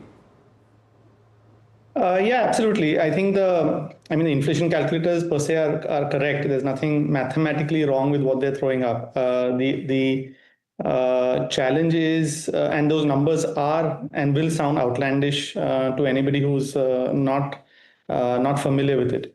But what one has to keep in mind is that it's difficult for normal human beings to perceive maths and numbers that far away, right? So they will always sound huge. But my submission to people who are looking at these calculators or these for their investments, these are the numbers, while they sound big, are eminently doable, and it takes a little bit of planning to get there. So just to carry forward the example that Pooja made of Kaun Banega Crorepati, 1 crore at that point of time sounded outlandish, sounded really big. Today, 7 crores also may not sound that big, right? So those numbers have to be, those numbers are correct, but they have to be, you have to believe that they can be achieved, because compounding has a major impact on the way wealth grows. Okay, I want to come back to you on that though, because obviously people tend to also feed numbers into SIP calculators, and also the numbers that are thrown up there are hard to imagine. And particularly because people are swayed one way or the other when dramatic shifts happen in global geopolitics, or if there is a major change in the markets. If the markets fall by 20%, then you tend to have a reaction to that. But you don't see what is going to happen over the course of 10 years or 15 years or 20 years. So would you say that achieving that 1 crore milestone in the first place, Rohin, is the most important thing? And it's really hard to do for most people that are starting from scratch. Yeah, I think the first 1 crore is most difficult, and that's something that most people, whether they've achieved that, I mean, those who achieve the number in their careers will tell you that. The reason it's the most difficult is because obviously when you're starting to build your first crore, you're younger, your income is typically lower, and therefore your ability to save and therefore the time that you have for it to compound takes that much longer, right?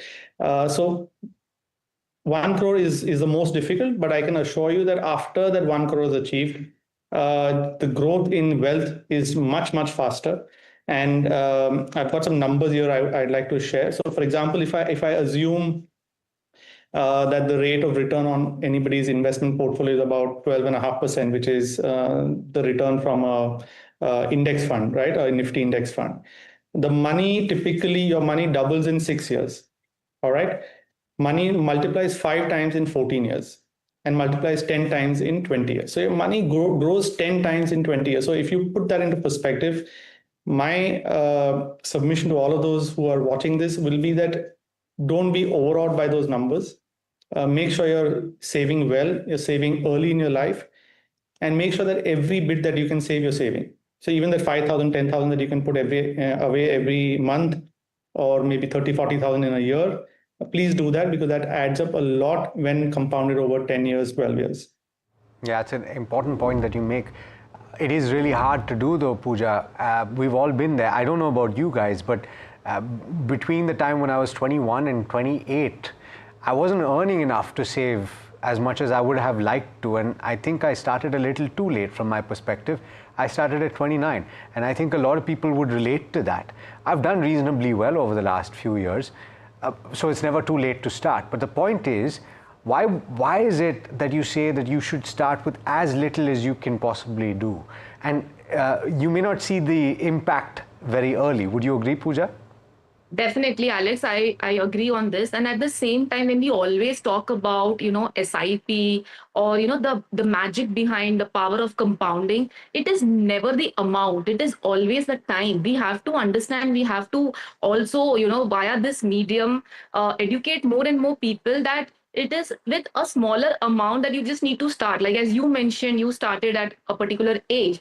I see many Gen Zs today are starting at the age of 18, 17. They really are so excited about SIPs and stuff. They are like on this DIY zone. And I think because of the social media awareness, but definitely there has to be what do you say, a particular hand holding towards the entire process. Like as also you mentioned, that because of the market volatility, many a times people tend to stop their SIPs. And today, when we are talking about reaching a particular milestone, which is obviously not 1 crore right now, we can talk about maybe a 10 crore, at the time of retirement. Because, if a 1 lakh rupee monthly, expense, if I am, considering as on today, like say, for example, if somebody is at 30 today, then at 60, that inflation will be around 5.7 lakh rupee, an odd amount. And for that amount, with post-inflation calculation, if you want for next 25 to 30 years, which is post-retirement, you need a corpus of 10 to 12 crores at the age of 60. And now to accumulate that particular corpus, you need a SIP of at least 30,000 per month, which is 30% of the 1 lakh that you are earning right now. So I think the point I want to make here is, if you, stay invested, even if during the volatile times, a smaller amount can reach you there. Now, when I made a point on 30,000 SIP, Alex, this was just a plain SIP. Nowadays, we are also educating, investors that do a step up SIP. If for the same 30 years, if I'm stepping up SIP every year by 10%, then only with the 10,000 SIP I can begin. I can begin with 10,000 SIP and I can reach a 10 crore target in 30 years. So that is also possible only with a step up option. So I think the only thing here we need to consider is, okay, we've come to a conclusion that 1 crore is just a number. We all have to evaluate what is our number. Everybody has their own different goals and expectations from life, from family and everything. So you need to just figure out what is your number, and to work towards retirement or to work towards a goal wherein you're not going to get any money post for that 20, 30 years. That is a very important thing to consider. and to, towards that, whatever SIP or whatever monthly installments you are, investing, you need to stay invested and you need to top up. I think that is something people need to understand. Yeah, that's an important point. You've listed out the number of years that it can take for you to get to that mark, right? So assuming an average return of 12%, which is slightly lower than what Rohin had calculated for the Nifty 50, 12.5%, which I think is lower than a lot of people consider. A lot of people are talking about 14%, which is not necessarily a very realistic target to have. You should be looking at around 13%, because it is your nominal GDP plus a couple of percentage points. Basically, have that in mind. Your company is going to be growing a little faster than the economy will. So Pooja, take us through that, right? If you're saving, and these are maybe IT employees who have that kind of surplus to have 1.25 lakhs that they're putting aside every month, very few people can do that. Take us through the amount of time that you'd need to take. So when we were talking, Alex, about, the first 1 crore, now, as I mentioned, everybody has a different, income and the inflows and a different lifestyle. So for that first 1 crore, if you want to make it in first 5 years, then you need to have an SIP of 1.25 lakhs per month. Now, if that is possible within first 5 years, you can hit that 1 CR. And the next one is like for 10 years, like if the SIP amount is 45,000, which is half, almost half, then it will take 10 years to reach that 1 crore. If the amount is just 20,000, which is again half, then 45, then you will take 15 years. If it is 10,000, you will take 20 years. If it is 5,000, you will take 25 years. And if it is just 2.5 to 3,000, you will take 30 years. But now when we have understood that how many years it is going for me to take or to hit that 1 crore, I think with this amount, every person, like, whether it's a low income group person also, because I can say this because I have started SIP for my maid right from 1,000 rupees, like 5 years back. Then we increased it to 3,000 and now she's hit like 5,000. So at least I know that, with 5,000 in next 25 years, she will reach 1 crore. So when we talk to people about this realistic figures that you are also going to reach 1 crore, but depending on the standard of living and what level of lifestyle you are going to, have, on that basis, you need to figure out whether the inflation is going to, hamper. Now, here I'm just making a point of what is the value of 1 crore after 10, 15, 20, 25 years. So 1 crore after 10 years is just half. It is around 50, 55 lakhs. After 15 years, it would be around 40 lakhs. After 20 years, it would be around 30 lakhs. And after 25 to 30 years, it will be hardly 14 to 20 lakhs. So when I'm talking right now, Alex, I think we also had a discussion once that at one point when our parents were investing, that time mutual funds or stocks were not much, they were not much comfortable, or, because they didn't know much. So at that point of time, the only investment they used to do was FD, and they used to get, 12% return, and they were happy with that kind of a return. And today, when they've already invested at that point of time, maybe in a complex insurance product or maybe a traditional plan, whatever, when they get that 1 lakh a year, or maybe monthly 5 or 8,000, they are so happy with it. But today their standard of living has also reduced because it is their retirement. When we are talking about a generation now which has already seen an up in their lifestyle, that lifestyle is already, the gadgets and all of these latest things they want to have, the FOMO and all of this. Yeah, so important point that you're making. So their lifestyle needs to be considered. Yeah. Rohin, quickly now, so inflation, what would you peg that at when you do mark up? Because we've been seeing 7 to 8% over the course of the last 20-25 years, but that number has come down, and one would assume as we head further down the road towards being a developed nation, that inflation figure will come down. So in the path ahead, in your opinion, what should be the calculation for inflation? Yeah, I think that currently I would take 6% as the number. I wouldn't go lower, but and 6% is in general for general calculations. If you're doing calculations for education, then that number should be about 9 or 10% inflation, because educational costs are rising much faster.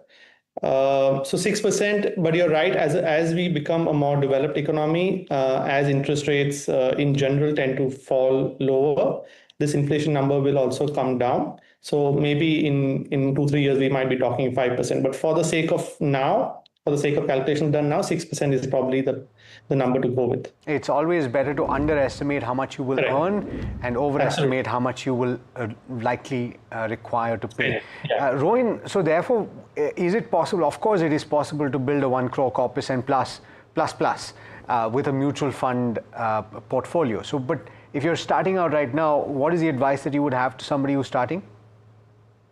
So let's say, I mean, this is a broad-based answer that I'm going to give. If somebody is starting afresh, somebody who doesn't have the knowledge of how to invest, where to invest, which funds to pick, then I would recommend a broad-based strategy comprising of balanced advantage funds, aggressive hybrid funds, or multi-asset funds. This should be the core of the portfolio. Maybe 5-10% of the portfolio can be allocated to gold.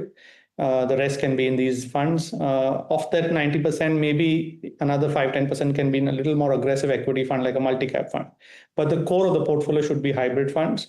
And I want to bring out an interesting piece of data that I was going through recently. The difference between the long-term performance difference between a pure equity fund and let's say a multi-asset fund or an aggressive hybrid fund is about 1.5 percentage points.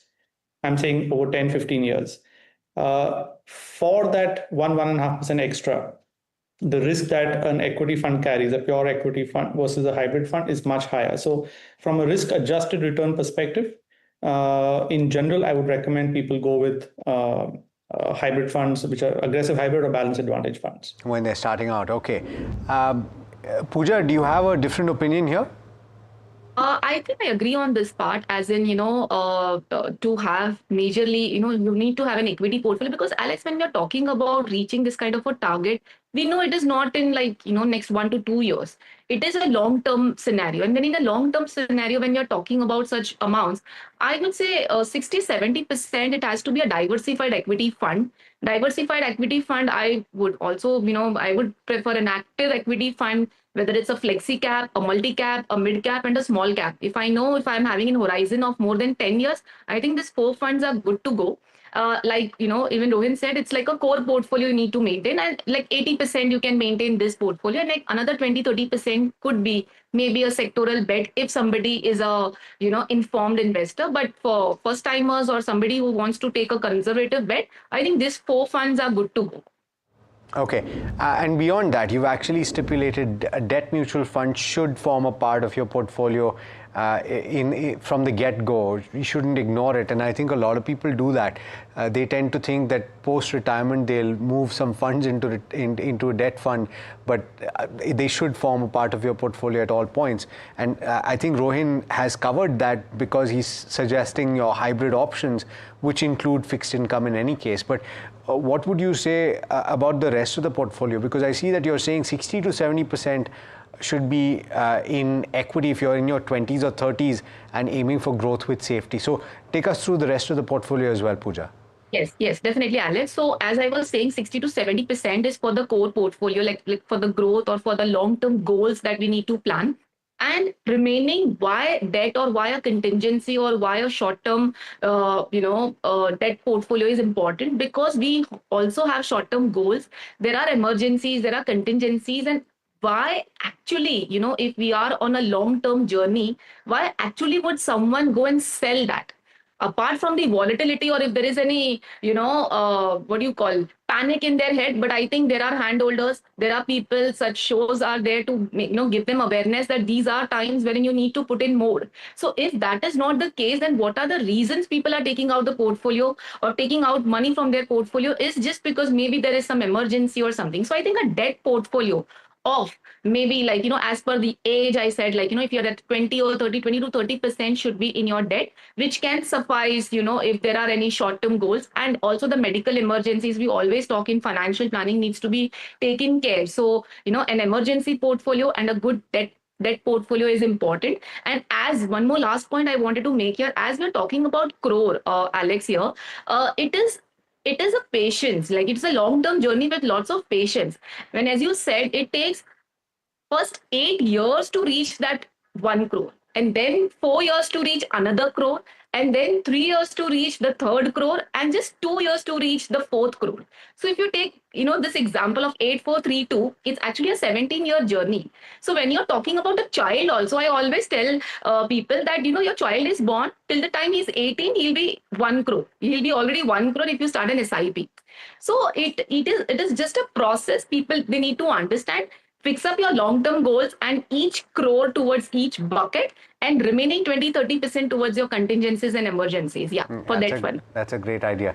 And the standard other rules apply. Rohan, and Pooja, you all can nod because we're running out of time. Don't have too many funds. 4 to 5 to 6 funds is great for you. Don't over diversify. That is also a thing. And look at portfolio overlap, because you don't want to have the same product multiple times. All of those things are important. And what I think both my guests have pointed out today is that time is more important than anything else. Stay the course and you will be rewarded. Thanks so much to the both of you for taking the time. Always a pleasure speaking with you. Thank you. All right, so that was about making it to your first 1 crore and everything that happens after. But there's more. There are several changes that are underway and will come into play on the 1st of August in the Unified Payment Interface, which is the UPI, which you use to transact. And my colleague Yukta has this report.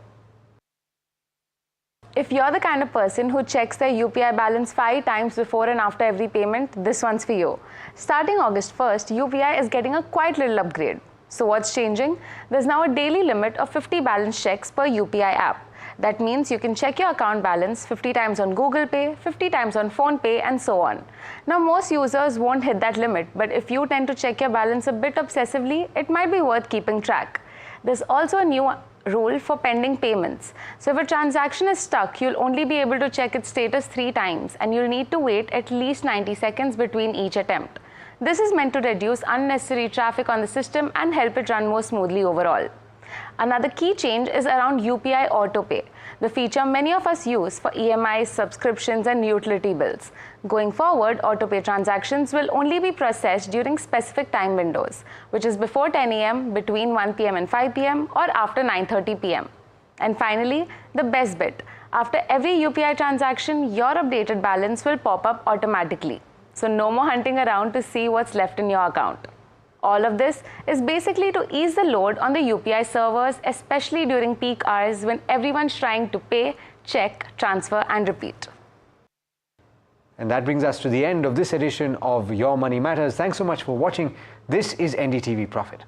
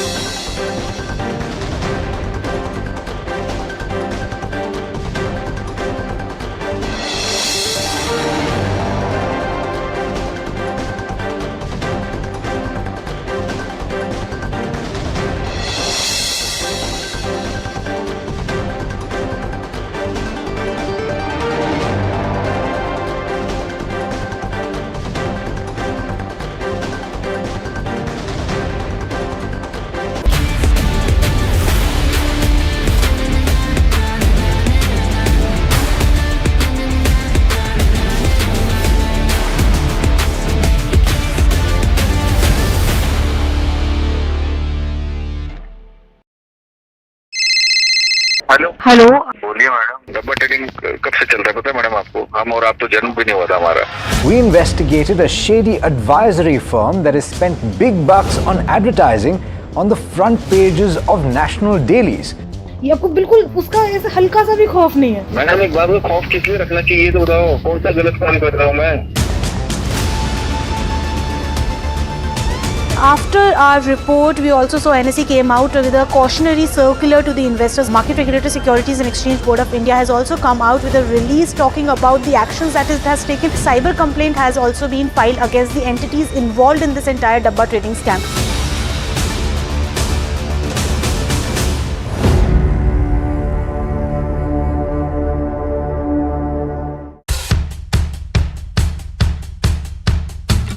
markets move fast. And so should your portfolio. Expert insights, real-time stock picks. Do I buy Ola? Should I or hold CDSL for the long term? Buy, sell or hold. The answers you need, straight from the experts. Callers from India and across the world. Connect live, ask, decide and invest wisely. Your portfolio, your future. Ask Profit.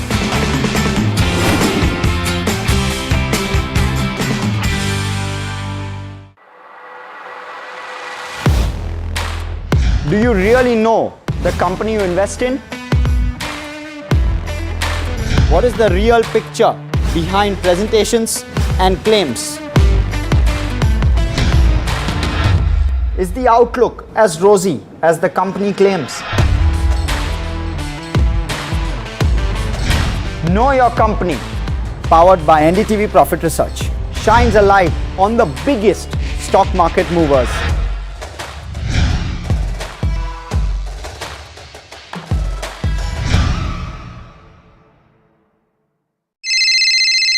Hello बोलिए madam, डब्बा trading कब से चल रहा है पता है madam आपको? हम और आप तो जन्म भी नहीं हुआ था हमारा. We investigated a shady advisory firm that has spent big bucks on advertising on the front pages of national dailies. ये आपको बिल्कुल उसका ऐसा हल्का सा भी खौफ नहीं है. मैडम एक बात को खौफ किस लिए रखना चाहिए तो बताओ, कौन सा गलत काम कर रहा हूँ मैं? After our report, we also saw NSE came out with a cautionary circular to the investors. Market regulator Securities and Exchange Board of India has also come out with a release talking about the actions that it has taken. Cyber complaint has also been filed against the entities involved in this entire Dabba trading scam.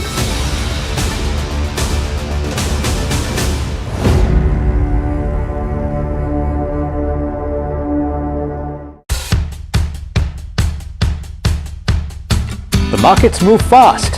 And so should your portfolio.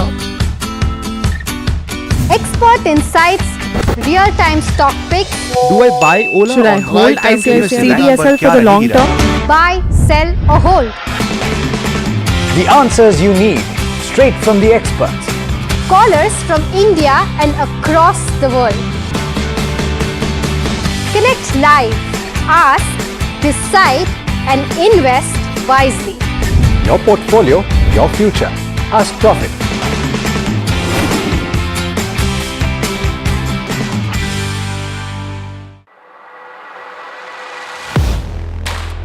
Do you really know the company you invest in?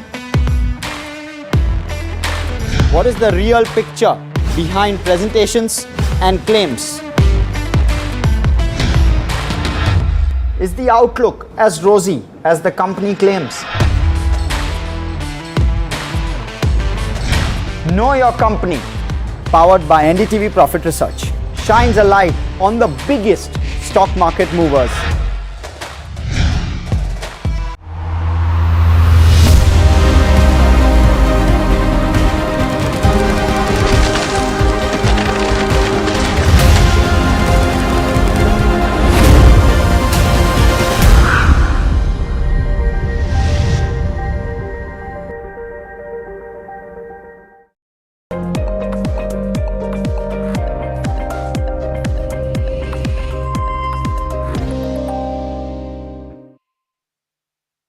Thanks for tuning into Talking Point Unfiltered. I'm your host, Neeraj Shah. Our guest today is Kenneth Andrade, founder and CIO at Old Bridge Capital Management. Kenneth, so good talking to you. Thanks for taking the time out. Thanks for having me on this show, Neeraj. Always a pleasure talking to you. I can tell you the pleasure is entirely mine. And Kenneth, I would love to know if you reckon that the markets, the cycle that we may be in, because I know you study business cycles, you study market cycles. Are we at a point of time in the cycle wherein the chances of the cycle continuing positively are higher, or is it the other way around? Okay, firstly, business cycles, and I hope market cycles follow the business cycles. Okay, so from a business cycle point of view, we've been at this place for a while. Okay, it's the best you've ever seen. and hopefully the best you'll ever see for some time, right? And I've been on multiple forums, including having conversations with you on where we are from a financial standpoint. Okay, corporate India is at its best ever, etc., etc. And I don't know if it can get better from here. Okay, but one thing they refuse to do is reinvest back into the cycle. Okay, and that's becoming a genuine problem right now. It started showing up. It started showing up for the last 2 years. Even 2025 over 2024, you had a single-digit growth. 2024 over 2023, you had a single-digit growth, and this year doesn't look any significantly different. Of course, you have a couple of companies here and there that can pull a rabbit out of its hat once in a while, but I think unless you get back to a capex cycle, more so a private capex cycle, followed by whatever the government's doing, we're stuck in that point wherein single-digit growth and very high valuations for the kind of growth you drive. Okay, and so Kenneth, it is very difficult to maybe hypothesize what will it take for corporate India to start investing, right? So does an investor wait for that turn to happen at some point of time to take advantage of a full-blown capex cycle, or does the investor move his vision elsewhere? So let's look at it from an investor perspective, right? I don't think you're going to get significant out of the fixed income market. Okay, it's very tight in terms of where yields are right now, and I'm not too sure that we're prepped for another rate cut given where the global macros are, right? That's one. Second, if you go back to equities, and if you look at equity valuations in a very different perspective, if you're at 22 times earnings, or even 23 times earnings, 23 times earnings, you're at about 4.5 times cash flow yield, earnings yield. And if you look at earnings and all of that is becoming cash flow, you're at 4.5%, which is equal to where your bond market would be.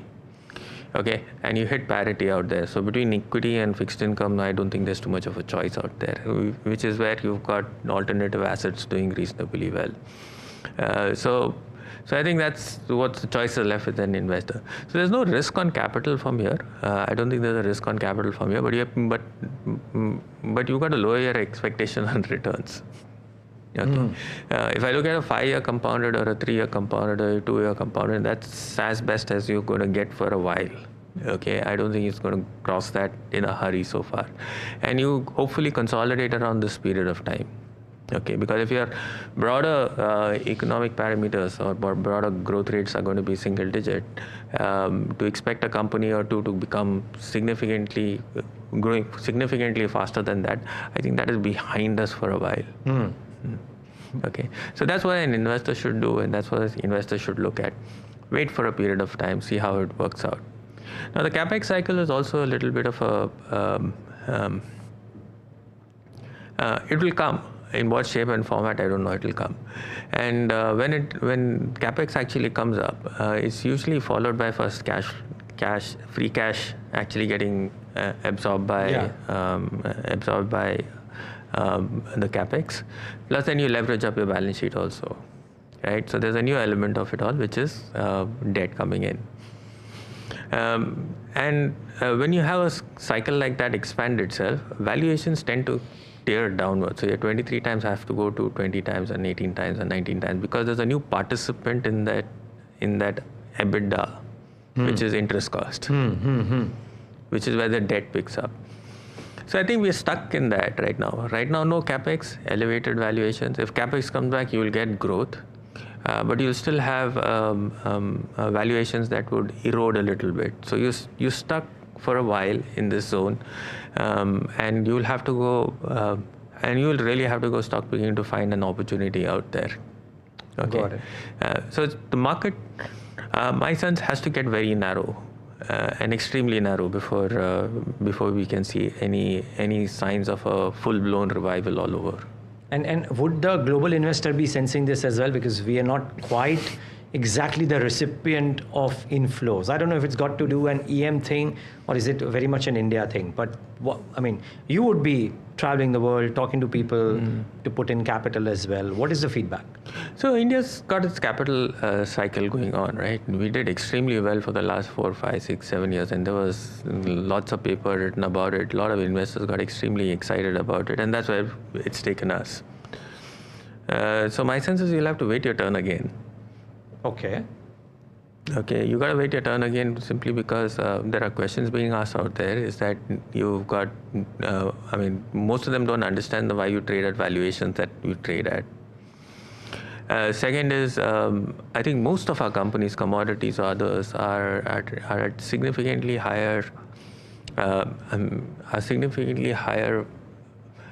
when I say valuations in this perspective, I mean the enterprise value per ton of every company that is enterprise value as a output of any product you manufacture is significantly higher than the rest of the world.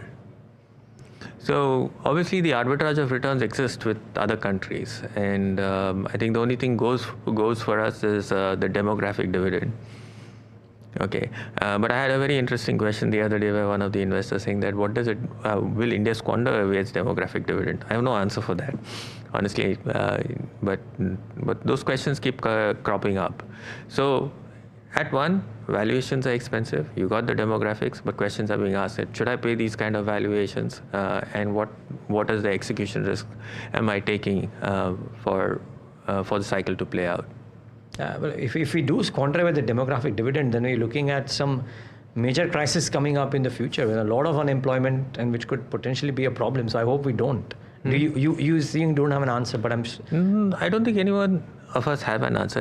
And as I've seen, I mean, we've all seen our country evolve, and we always find a way out of it, right? So it takes time. So it's an element of time. It's not about if and when. We will. The question is when. When. Got it. Okay. And how, of course. So because there is not too much to choose from right now between fixed income and equities, maybe equities could be the answer, but then you got to dig really deep, prepare and go very bottom up, and do prepare for volatility or muted returns over a period of time. But there could be exceptions to this rule. I mean, I'm just trying to think that when you're constructing your portfolio, Kenneth, there are some market performers out there which you buy for stability, size, liquidity, what have you. And then there are some which will be the jokers, which you'll try to have in your portfolio because you believe that growth could be significantly high. And there are sectors out there, energy transition, EMS, etc. All of the managements are really talking big numbers. Where do you find this combination of high growth and reasonably okay relative valuations, if you will? I know I can't use the term cheap or good valuations because that's beyond us any case.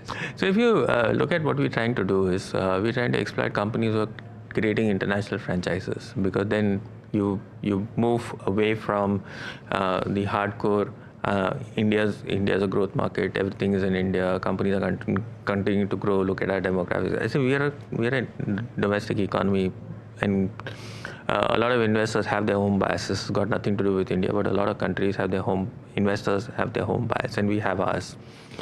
And obviously you've got the demographic dividend. But I think there are times where you can exploit the demographic dividend in terms of consumption, and you can use it for creating capacities, which are creating capacities and creating companies which focus on not just 3.5-4% of the world's GDP, which is India, but try and look at exploiting other opportunities out there. So you got to use it there. And you have to look for companies that actually will and somewhere create that international franchise, and that can give you domestic growth plus something more. Okay, so that's the only logical format we found out, or we've been running to break this. We like the domestic market at the valuations, but nothing on the other side. We've tried to look at very strong domestic franchises, and those domestic franchises are generating enormous amount of cash flows. How are they investing those incremental amount of cash flows to create franchises or to create marketplaces where they will have their advantages? Okay, so the most common places that we've seen it happening in tech, obviously services, IT services, and IT services have gone to say mid-single digit or low single digit kind of growth. So it's a fairly mature industries. Okay, in the recent past, you've had it happen with chemicals, and everyone was talking about, look, this is what's happening at chemicals. In the 2015, you had a bull market. You had a small category in pharmaceuticals that did extremely well. That might resurface. Even chemicals might resurface itself. But here, the construct is not as easy, because at the other end, you've got to figure out if you have the cost advantage at your end. If you have the cost advantage, then you're productive and then obviously you got a product that you can take to the international, that you can find buyers across the world. So there are combinations of all of this that are at work, and we will see how we'll see how some of our Indian companies, some of the Indian entrepreneurs actually exploit their cash-rich nature of business to get more market share across the world. And this would be, I mean, in your portfolio at least, or maybe the opportunity overall, is it more in manufacturing-led businesses creating this outside, or is it services-led businesses? You will find it all over the place. But where are you tilting towards? So you predominantly look at services, but a lot of manufacturing is also kicked up. I mean, we've got a fairly integrated automotive manufacturing setup. So obviously we're very good with engineering and metal forming and all the ancillaries put together, right? So that's one integrated chain that you have. You obviously have the pharmaceuticals and chemicals business that is there. So it's not that you're losing market share, but you're not gaining market share. It's not you're losing market share, but you're not gaining market share. But you're out there trying to get incremental amount of clients, okay, and then within both those industries, you've got a service element to it all, which is fairly popular in today's day and age. Okay, so a lot of those businesses are also, which is the CDMOs that everyone keeps talking about. So that's also a very popular space, and that's gaining tractions, and it's fragmenting at an extremely fast pace.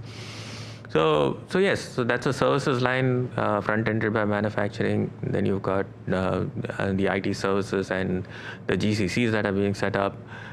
So that's the element of where some element of demographics play a big role. Okay, so it's an element of both. I can't singularly put it that it's just one thing that's playing out for India. Okay, so let's talk about a sector that has been debated quite a bit in 2025, or maybe all through its cycle, but 2025 because of the advent of AI, and that's IT services, ER&D, or the tech sector in India. Because you look at a lot of businesses cyclically, I'm trying to understand if you think of this as a cycle too, and if so, can you hypothesize the cycle for us as you see it from here on until the next 2, 3, 5 years, 7 years, as the case may be? I will put it in financial terms, or at least hypothesize this in financial terms rather than saying how this industry cycle will play out. I think you won't break that growth pattern that is already sitting out there, which is mid-single digit levels. But there's a lot you can do on costs as far as all of this is concerned. Okay, so you can automate a lot of your costs. So automation or AI, as we look at it a little differently, can be used on your cost element to see how you can push down costs. Okay, while still hopefully maintaining a single digit top line growth, because I think that's where the advantages lie. So over the near term, it will still be a hybrid model. I don't think automation is going to take off without human intervention. And in the longer term, I don't have a crystal ball, nor I have domain expertise to see how some of these models play out. Okay, but you're betting that there'll be mid-single digit or high single digit growth coupled with operational efficiency, so better margins, thereby better maybe PAT, good cash flows, good dividend yields, what have you. Yes. And therefore that makes the sector attractive. Yes. So if I look at it from a perspective of margins, which is typically what everyone talks about, right? You got peak margins and you got trough margins. Okay, a lot of companies are trading at their bottom end of their margin cycle. So obviously,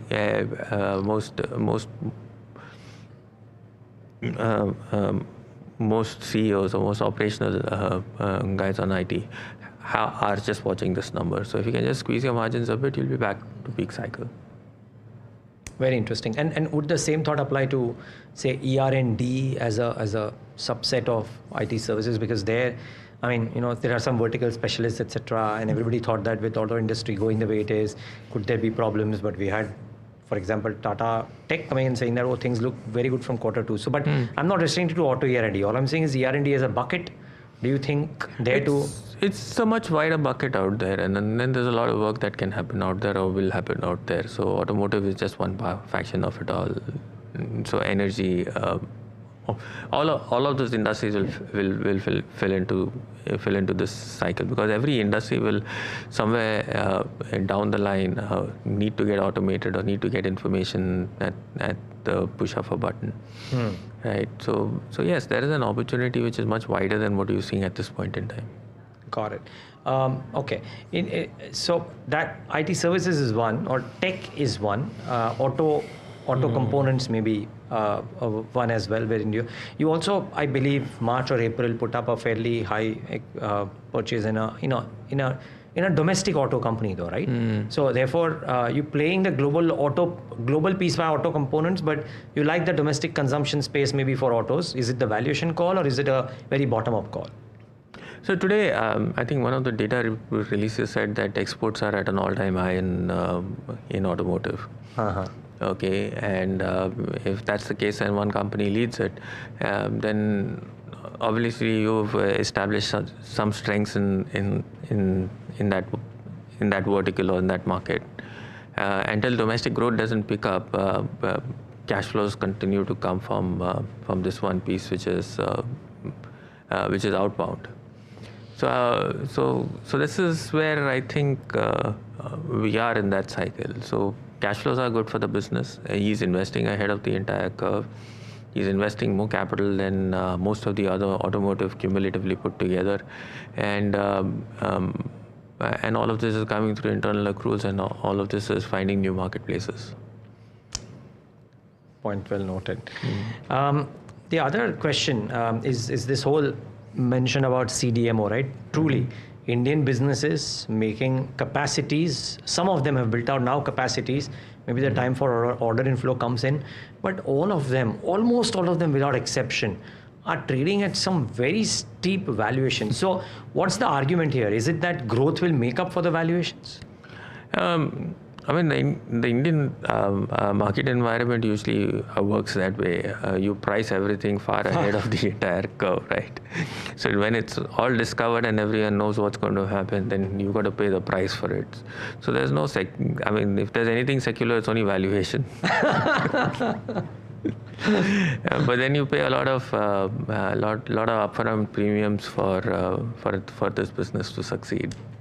Got it. Okay, but we'll have to look at it. Let me say again, the opportunity in something like this is significantly large, because the numbers are out there. There's close to about $700 billion of drugs going out of patent between 2025, which is this year, to 2035. Okay, and then after one of the companies done one of these R&D deals, I think that's another place that will take capital in, because the opportunities out there are sizable in terms of, if you get it right, the cash flow back-ended. That's true. Okay. Okay. So is again, just clarifying. So have you, whatever positioning you may have done, have you taken a basket approach here, or is it a very, very bottom up, choose one company and ride with it type of an approach? In all individual verticals in that space, we've taken a company specific. So we're not duplicating it all. No. Okay, fine. Okay. You were one of the early identifiers of the real estate cycle. Have I read correctly that you believe now that the best may be behind it? That's an interesting one because this market continues to consolidate quite dramatically. Yeah. Okay. As I like to put it, the top 5 companies are developers. The rest are all contractors. I may not. I may not be right. I may not be right, and idea is not to offend anyone out here. But if the consolidation at a national level, and this is a national level consolidation taking place, right? Then obviously the price points will be dictated by those 5 companies, and then there'll be some boutiques that will keep coming across the board, and that's how it is. So we'll have to wait and see how these companies evolve, because even today, in terms of total market capitalization, it's not a very significant part of the market yet. Right. Okay. In terms of cash representation either. One is there, I think. DLF is there on the index? No. No. Okay. So I still think there is space for it to go. Okay. Except for 1 or 2 companies which are cash flow positive, the rest are still sinking their balance sheet. I mean, they're still putting a lot of cash to work. So as I think I see it, real estate should continue to have price inflation. Real estate and real estate companies should continue to have price inflation. You'll see consolidation continue to happen. And if you see a knee-jerk temporary slump in the marketplace, you will see the top 5 or top 6 companies continue to get higher and higher market shares out there. Okay. But are the best returns still behind? So if you can pick and choose one, yes, but the rising tide carrying all boats story, which was a part for real estate for 2-3 years, maybe longer, is that now behind us? You will still, our sense is, you will still make above market returns on this. Okay. This is one industry, at least some companies or a larger part of the companies in this industry might still continue to grow faster than the broad economy. Got it. Okay. So yes, it's and I think 2 or 3 of these companies get cash flow positive starting this year or next year. So we're pretty close to that. And then they just invest in perpetuity unless they do something very silly. Got it. Okay, I'll not ask you for your theories on telecom, etc. Those are defined, well known. Your positioning speaks for themselves, and I mean virtually a monopoly business or a duopoly business. So fairly straightforward. Though I think one of the companies is having a good international presence as well. But since I have time for 2 questions, I'm going to split them up, one global and one local. Okay. The local question, Kenneth, is where do you see the risk for this market being global in nature, or could it be lack of earnings growth, etc., which could drive the market lower? I mean, the policy intent is out there, both monetary and fiscal. Can the market still come down because of a local factor, or would it need a global factor to bring it down? So you already had a stress test which is as early as 2020, right? We missed almost 4 months of sales. Okay, and in those 4 months of sales, corporate India actually tightened up their belt, raised capital, lowered debt. Okay, absolute debt, not in debt equity. The absolute debt actually came down. So to say that someone's going to have a panic attack and all will go down, I mean, I find that a little hard to believe, though I don't rule out anything. I'm not going to say this time it's going to be different. Okay, so that could happen, but it has to come from a lot of factors. If it's just going to be earnings and growth, okay, then you got a consolidating market. Nothing's going to happen. Got it. But if you have a shock shock the system, which markets plummet vertically, I don't think it's going to be a existential risk for investors or for capital markets. So whatever has happened in the cycle, the smaller companies doing well, by market cap and has got now underlying earnings to you, I don't think there's a risk now really to that trade. Though I don't want to call it, don't want to say that everything is hunky-dory. There will be companies that will go out, there'll be systemic frauds or systemic risks that will turn up. But from a capital market investor standpoint, I won't worry about it so much. Okay. Are you in the camp which says, oh, SMIDs are dangerous and therefore avoid SMIDs? And no, right? So these are market cycles, right? 2013, 2014, the only place you should have invested in was small and mid caps. Okay. 2017, the only place you shouldn't have invested is small and mid caps, right? Then 2020, the only place you should have invested in was small and mid caps. Okay. Today, nothing exists. Okay, so my sense is if 80% of your entire market in 2020 had was investable and all of them were in small and mid caps. Today the case is not so. You might just find 10% or 20% of the companies which are in that right framework. So yes, from a so if I was running a 200,000 crore portfolio, I would definitely say out there don't invest. I wouldn't invest in that basket at all. But we don't have such problems. One last question, Kenneth. A lot of people talk about forget de-dollarization, too steep a term, maybe a too long drawn, whatever. And that's a different argument. But that if the market was completely skewed the last 15 years towards investing in US assets as a percentage of the world market cap, that may change, and that brings in opportunities for emerging markets, Asian markets like India to get in global flows. Are you of the belief, and what the factors there could be? Could it just be simple moving away from the US for a little bit, or are there other factors here? So if you have to buy a currency, don't buy the dollar. Which is if I had to answer the question differently. Okay, but if you have to buy high quality, high growth businesses that are there, which basically have no valuation parameter at this point in time, the US is the only place where you can buy them. Okay, what gives you access to technology apart from the US? You obviously have a company or two or three in different parts of the globe, but not everywhere in the world. So yes, the US can't be ruled out. It always comes back, and it always comes back because it leads technology, because they have the kind of people and the quality and the DNA to do it. So yes, but if you have to buy a different currency, okay, you obviously have to move away from the dollar. So not really the market, but if you have to buy a different currency, you have to move away from the dollar. But not the market. Well, point noted. Kenneth and Raleigh, thank you so much for taking the time and being with us. Absolute delight. Super. Thank you very much, Neeraj. And viewers, thanks for tuning into this episode of Talking Point Unfiltered.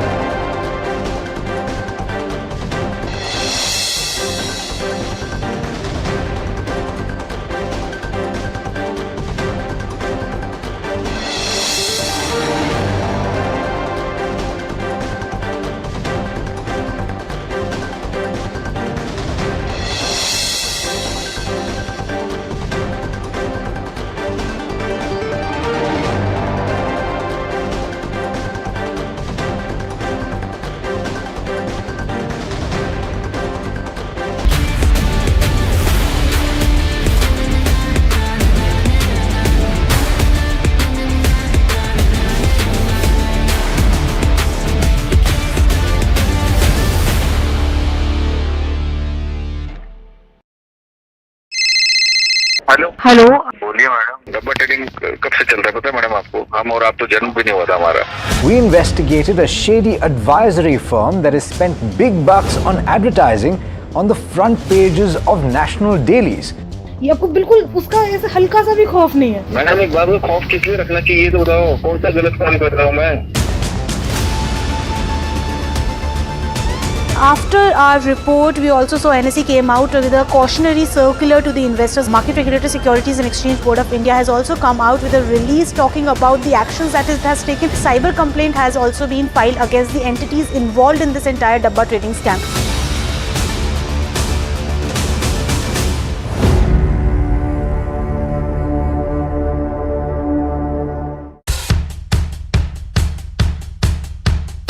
The markets move fast. And so should your portfolio. Expert insights, real-time stock picks, Do I buy Ola? Should I or hold buy time to ICICI invest? CDSL for the long term? buy, sell or hold. The answers you need, straight from the experts. Callers from India and across the world. Connect live, ask, decide and invest wisely. Your portfolio, your future. Ask Profit.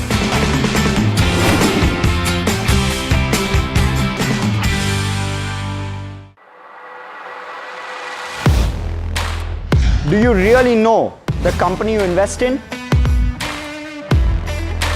What is the real picture behind presentations and claims? Is the outlook as rosy as the company claims? Know Your Company, powered by NDTV Profit Research, shines a light on the biggest stock market movers.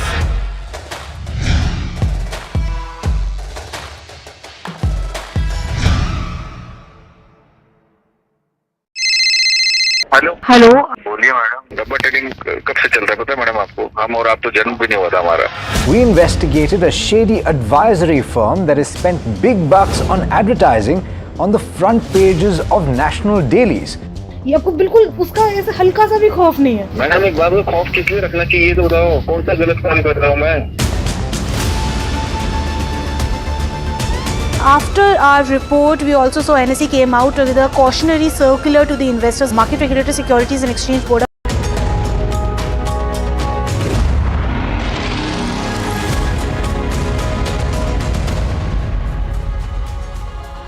Good evening, you're watching The Big Question. I'm Sanjana. Today, at a time when Indians are standing united against an unfair and unilateral trade assault by former US President Donald Trump, the Indian opposition has chosen its side. And shockingly, it isn't India. As Trump fired off a fresh tirade against our economy, threatening 25% tariffs last night and penalties, the leader of the opposition echoes his claims.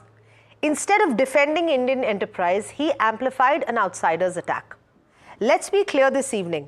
There is no big question tonight because the answer is crystal. No, the Indian economy is not dead. And every serious expert, from global investors to economists, will tell you this. India remains one of the world's fastest growing and most reliable economies, period. We've lined up a power-packed panel of experts from across the globe to cut through the noise and focus on facts this evening. Joining us this evening is Richard Harris, CEO, Port Shelter Investment Management, with a global investor lens from London. Manishi Ray Chaudhary, CEO, Emma Capital Partners, tracking Asia's investment pulse from Hong Kong. Anubhuti Sahai, Head of South Asia Economics Research, Standard Chartered Bank, with the macroeconomic view, joining us from Mumbai. And Shankar Iyer, political economy analyst and author, decoding the politics behind the perception, all the way from Toronto. Thank you so much to all of my panelists for joining me this evening. Anubhuti, GDP is growing, inflation is cooling, forex reserves are stable. What data are people missing when they say that the economy is dead? I think, as you very rightly said in the beginning, let's cut down the noise and let's focus on the facts. So let's just focus and stick to how this whole trade negotiation would go ahead and not get too enamored by the negative noise. So if you may allow, I might just quickly run down our view on what we think are the likely implications of the announcement last evening. So, I mean, in terms of the overall impact, I do believe and we do acknowledge and admit that the last evening announcement was negative. It was negative on 3 counts. First, initially, before the August 1st deadline, India was going with an expectation that tariff rates for India would be favorable between 10 to 15%, which then quickly shifted to 15 to 20%, and then we ended up with 25%. The second source of negative surprise was this tariff rate, which was announced, is much higher than what has been announced for other countries in the recent past. For instance, this morning we got a tariff rate announced for South Korea, and that was at 15%. Even if you look at Japan and EU, which had a far more difficult trading negotiation, they also have been tariffed at 15%. Vietnam is at 20%. So I think that is the second round of source why everyone took 25% as negative. And a third, which made the 25% actually look extremely, hard hitting, is the added penalty because India purchases goods from Russia. So I think these are the key issues. But as we all know how this negotiation has gone for rest of the world. So probably we'll have to be a little bit more patient and see what the final tariff rates for India turn out to. Absolutely, and I think that's a stance that the government is also taking. We just heard comments being made by the Commerce Minister, in the Lok Sabha. But I'm going to actually steer back the commentary, coming back to what was said last night by US President, what has been said in Parliament. Richard, India just clocked 7.8% GDP growth. How does that compare with economies like the UK or US that critics often hold up as models? Well, of course, those growth rates are spectacular compared to Western countries. And of course, India is still developing. It's still in a position where you are likely to have much higher growth rates. So essentially, it's doing very well. I think that people should not get terribly exercised about Trump's comment. It's clearly fatuous. It's clearly written in the spur of the moment, when perhaps head wasn't moving quite as fast as fingers. So I don't think that's really an issue. I think what we do need maybe to focus on a little bit is clearly Trump has got a downer on the BRICS. He doesn't like the BRICS. He thinks they're anti-American. And you can see that because Brazil has also been sanctioned quite heavily, indeed much more than India. They're looking at 50% tariffs on Brazil. And in addition to that, Trump is influencing or seeking to influence Brazilian politics quite significantly by looking to pardon the previous president. I mean, this is something that, America would normally decry, this kind of intervention in the detailed politics of another country, but they're doing it. And I think it's all hinging around the fact that for one reason or other, Trump really doesn't like the BRICS. Absolutely. I think you laid it out very clearly. Manishi, if the economy was indeed in ICU, would FDI continue to rise? Would Indian markets outperform most of Asia this year? What are you seeing from Hong Kong's lens? So first of all, let's, put that comment of India being a dead economy, into the dustbin, for lack of a better word. It is clearly not made in a serious frame of mind. As Richard correctly pointed out, growth rates are spectacular. They're not really comparable to Western countries because India is in a different stage of its economic life cycle. Now, as far as, your second comment about the foreign investors are concerned and their relative preference within Asia, India was actually attracting decent amount of FII flow if you look at the months of April, May, June, but that has reversed in the month of July. In July, clearly, investors are looking more at North Asia. We have had spectacular flows, 7 billion into Taiwan, 3.1 billion into Korea, very strong flows into Hong Kong, and India has had an outflow of about $2 billion. While this uncertainty regarding tariffs is one contributor, I think the bigger contributor clearly is the earnings trajectory, because this strong GDP growth, 7.4% in the last quarter, is not quite getting reflected in corporate earnings. Earnings estimates have been declining, while India still remains relatively expensive. If you look at the commentaries that we have received from the companies, particularly in consumer discretionaries, in consumer staples, and some of the IT companies as well, the picture doesn't really look all that great as far as corporate earnings are concerned. And I think it's these real variables, real on-the-ground variables that the investors are concerned about. Okay, that's fair. So, Shankar, then what about the other aspects that have been raised? And I think that the government has responded to it fairly appropriately in the Lok Sabha when it comes to jobs, when it comes to MSMEs, when it comes to GST, when it comes to demonetization. Are these kind of headlines that amplify Trump's attack and the opposition seeming to endorse it? What is the long-term cost to brand India?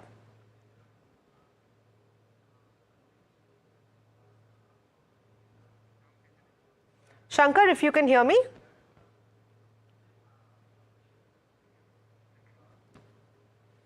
Okay. Okay, all right. We'll try and get Shankar back in just a moment. But maybe if I pose that same question to Anubhuti. Anubhuti, you know, we've seen these headlines amplifying the attack, and of course, opposition seeming to endorse it. Is there any long-term cost, number one, to brand India?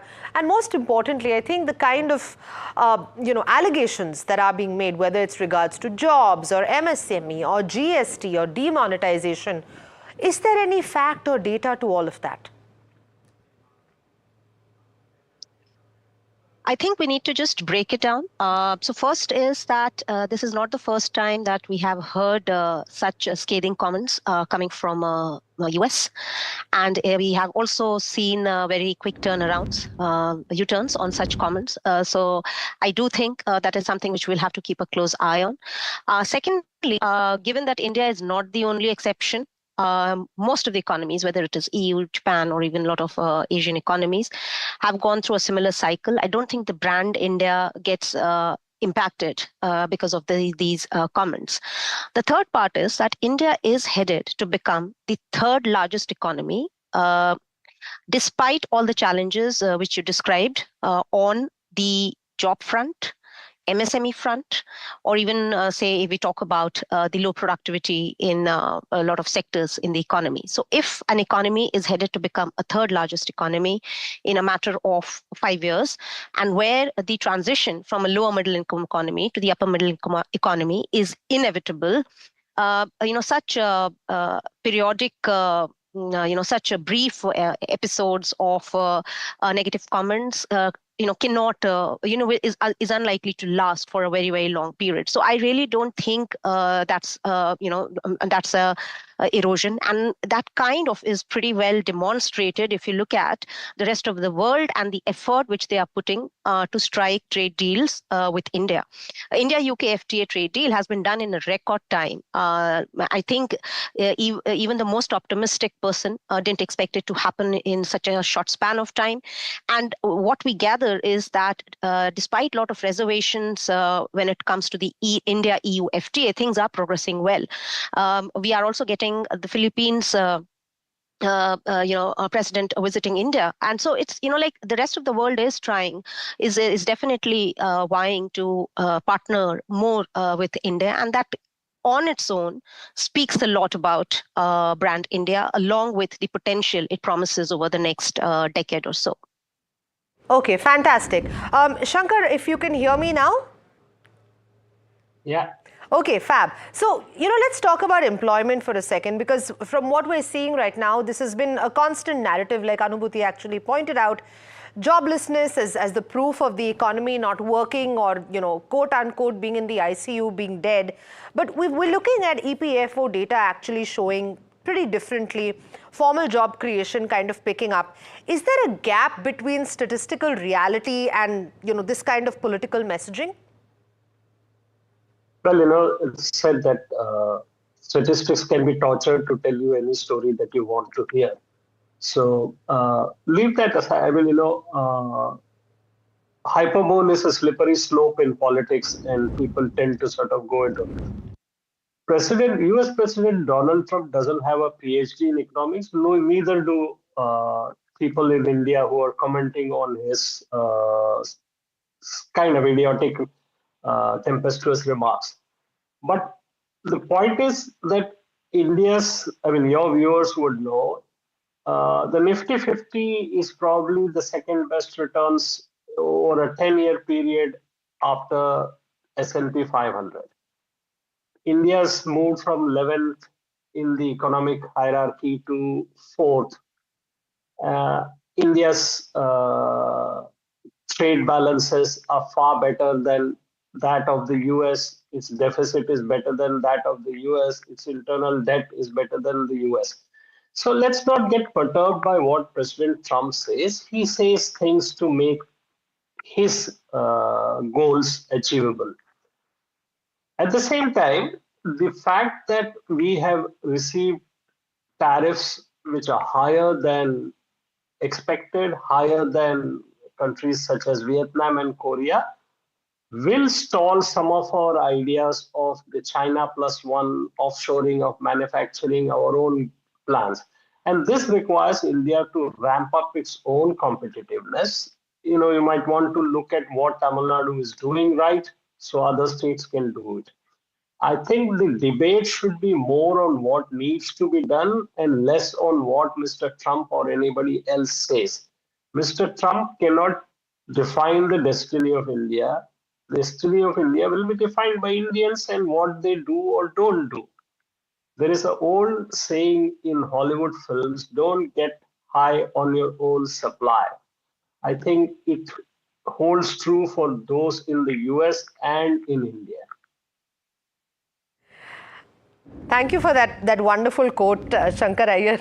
And Richard, because coming to the optics part of it, and I know that everybody of here is kind of voicing the same thing, and this is actually a pretty resilient and I would say timely and extremely poignant stance that even India has taken. Not to have any knee-jerk reactions, don't react.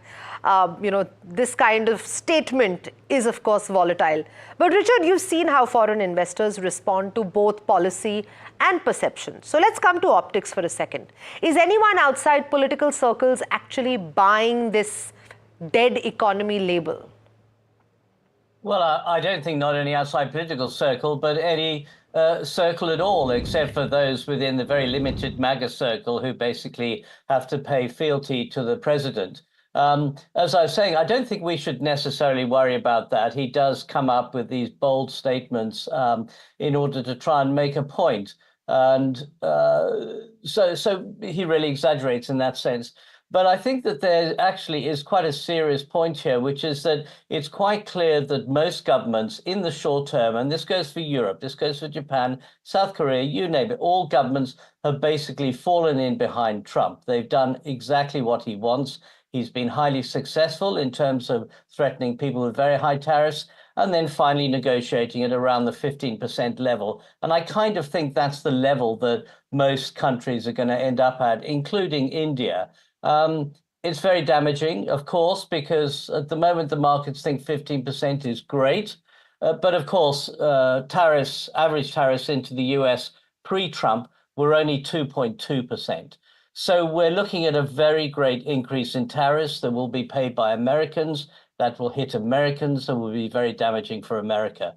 So Trump may well have won the current trade battle, but he's not going to win the trade war. And I think that it's important for investors to really look forward and look over the valley at the situation that's likely to occur when these tariffs come in full force, maybe in 6 months' time. Okay, that's fair. So then, Manishi, in that case, what do you think the real economic indicators, manufacturing, services, exports, what are they telling us about what's happening beneath this political narrative? Absolutely. So let's break it down into two parts. First, the impact of these tariffs. If they stick around, if it's actually 26%, first of all, we don't know. Because there is a sixth round of talks still yet to happen in late August. And we still don't know whether there would be any exemptions like in pharmaceuticals or so. But if we assume that this 26% is going to stick around for the full year and beyond, India's exports to the United States are about 87 billion, 85 to 87, which is about 2% of India's GDP. One has to go into some details about price elasticity of what's being exported and what part of the price increases would be absorbed by the exporters and so on. But broadly, back of the envelope calculation would lead to a conclusion of about 0.2 to 0.3% impact on the GDP. There are certain sectors which would be impacted more. where the proportion of exports to the United States are more, which are garments, leather goods, maybe pharmaceuticals, and even industrial and other manufactured components like auto components and so on. So those are the sectors that one has to really look carefully at. Ultimately, what this would lead to is obviously a stronger support and almost an imperative for domestic consumption and domestic industries. It is something what China is trying to do, in terms of revamping or rather turning around the economy more towards domestic consumption. They haven't been fully successful yet. But India would also have to continue the process that they started and possibly revamp and reinstitute, the measures like PLI and other schemes to increase domestic industrial output. And I mean, those are the only long-term solutions to this problem. Okay. All right. I'm afraid we're running out of time, so I'm going to take in one last response from Shankar. Shankar, we're seeing that this is a critique that constantly comes up, whether it's unemployment, whether it's rural distress. Would you say that these are systemic failures, post-COVID recovery pains that are being exaggerated for politics? Well, a simple fact that the employment data produced by the Government of India, the periodic labor force survey, shows that 46% of Indians are engaged in the rural economy in agriculture. Manufacturing is at 13%. And that these almost every second person who is in the workforce is dependent on 45% of the workforce dependent on 1/6 of the national income is not a happy story. So the point that we should focus on is what is that is not being done? Why are the states not adopting modern methods? Why is the new labor code still delayed? Why can't states initiate their own farm reforms? And those are the things. If we make India more competitive, the rest of the story will pan out. And it doesn't matter what Mr. Trump says in the White House or what people say in the Lok Sabha. It is for India to improve its competitiveness. There is always, as I said earlier, statistics can be tortured to tell you any story. So there is always about India. The other quote that one must remember, that everything that you hear about India, the opposite is equally true.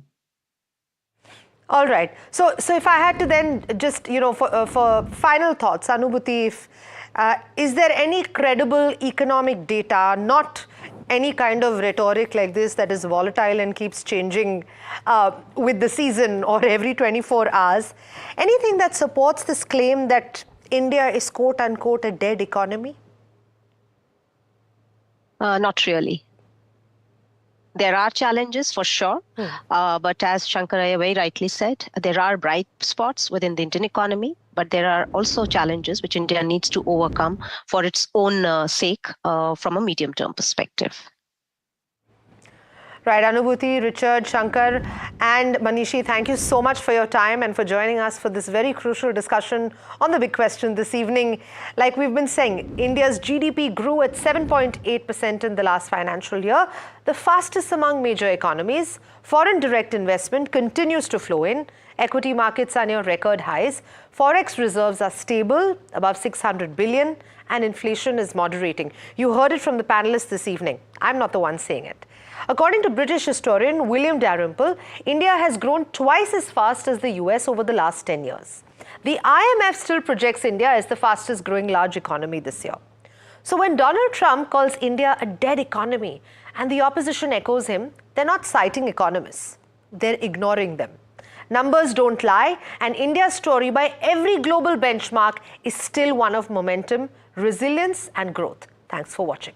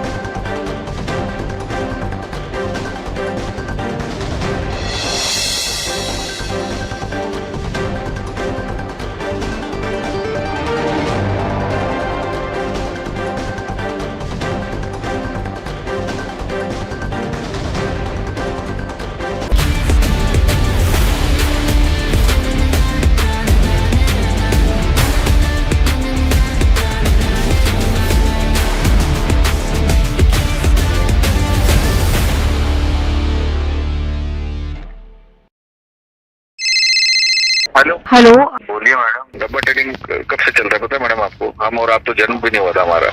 We investigated a shady advisory firm that has spent big bucks on advertising on the front pages of national dailies. ये आपको बिल्कुल उसका ऐसा हल्का सा भी खौफ नहीं है। मैडम एक बार को खौफ किस लिए रखना चाहिए तो बताओ, कौन सा गलत काम कर रहा हूँ मैं?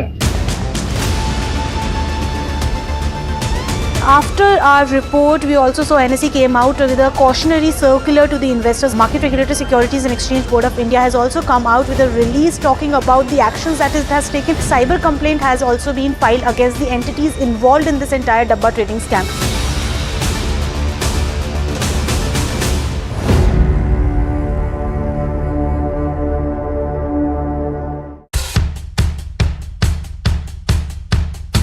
The markets move fast.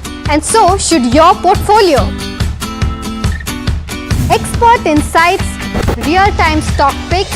Do I buy Ola? Should I hold CDSL for the long term? Buy, sell or hold. The answers you need, straight from the experts. Callers from India and across the world. Connect live, ask, decide and invest wisely. Your portfolio, your future. Ask Profit.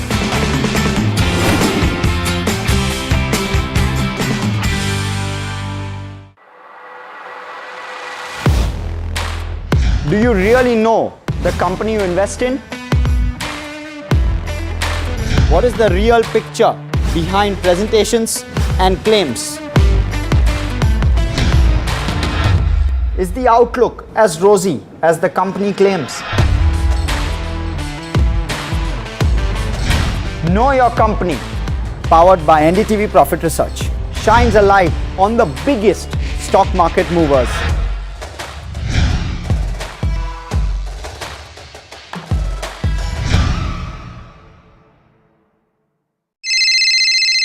Hello बोलिए madam, डब्बा trading कब से चल रहा है पता है madam आपको? हम और आप तो जन्म भी नहीं हुआ था हमारा।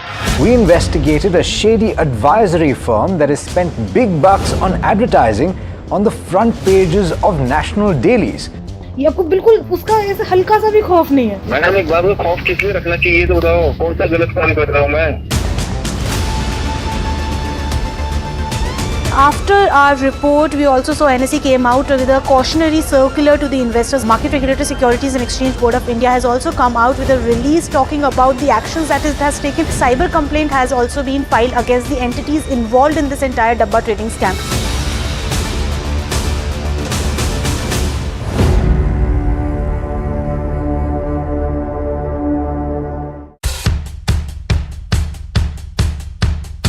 The markets move fast. And so should your portfolio. Expert insights, real-time stock picks. Do I buy Ola? Should I hold CDSL for the long term? Buy, sell or hold. The answers you need, straight from the experts. Callers from India and across the world. Connect live, ask, decide and invest wisely. Your portfolio, your future. Ask Profit.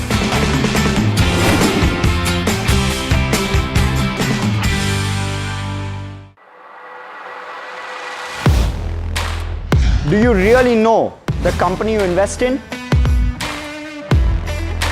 What is the real picture behind presentations and claims? Is the outlook as rosy as the company claims? Know Your Company, powered by NDTV Profit Research, shines a light on the biggest stock market movers.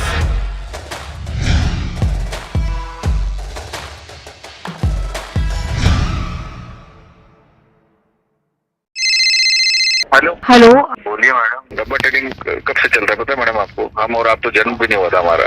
We investigated a shady advisory firm that has spent big bucks on advertising on the front pages of national dailies.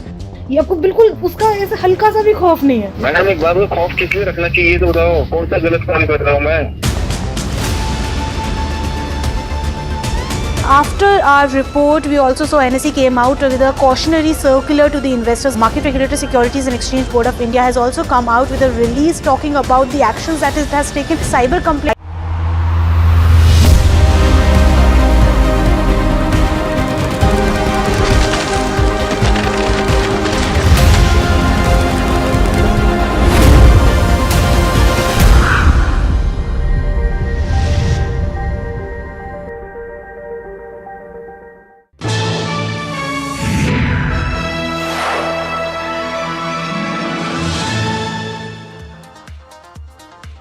Hello and welcome to NDTV Profit. You're watching Know Your Company, that's KYC. Today on our radar is a JBM Auto. Joining me is Puneet as well, who tracks the sector pretty closely. But let's first understand, Puneet, in terms of why a JBM Auto and what are the key questions we want answers to from the management. On number one, how this pure play EV bus maker is actually navigating demand in this scenario where competition is really high. On number two, the company is a pure beneficiary of government schemes like PM E-Bus Seva. So how are they even looking at servicing the private sector space from here on? Because concentration with the government is really high. And the competition which is increasing with legacy players now scaling up, how are they looking at navigating that aspect of maintaining their current market share, which is in that range of around 30 to 35%? And very lastly, what is the strategy going to be of the management to go ahead and reduce costs by insourcing components amongst others? Because right now, the major reliance is in terms of semiconductors as well as batteries, where there could be a concern. So these are the key questions that we want answers to from the management. But let's quickly understand what the company does. When you talk about JBM Auto, it's part of the JBM Group, a global conglomerate from India, operating into auto components and the equipment space. They offer EV charging infrastructure, e-mobility and battery, and they're committed to become net zero by 2040. Well, the other one is aspects of JBM Auto is about the three key segments for the company, right? So let's put that across as well for this. Specifically, we have seen components division being one of the new ones, which is to watch out for in terms of margins as well. The other one is tool room division. Now this includes the component side of the bit, and majority of the revenue for JBM Auto now comes from the OEM division. So that's about tool room. You have tools, dies, as well as molds for auto as well as non-auto sectors. Let's quickly look at the third key segment, which is the OEM division for the company. This is the main one because it designs, manufactures, supports buses, including the maintenance of the operations, which is something that the company has been doing as well. Let me quickly go across to the product line as well, which involves the EV business of the company. They have 9 platforms currently, which has 16 different variants of buses. This include luxury coaches, intercity buses, as well as tarmac buses, which are used at the airports for that use. We also have some staff and city school buses, and this is a segment that has started to grow now over the last 12 to 18 months because of the first time the demand coming back for schools as well. But Hiral, what about the EV aggregates part of the business? In terms of EV aggregates, what they're doing is they're looking at advanced Li-ion batteries for EVs as well as the ESS and solar space. Secondly, what the features included are fast charging, long life, as well as waterproofing. So that's the major features that they're looking at when you talk about EV aggregation from here on. What's interesting is the product line, Puneet, right? Yep, it includes, of course, the other auto components, and since it is an EV bus manufacturer, all these, including chassis, suspension, and safety system, is what the company is manufacturing currently.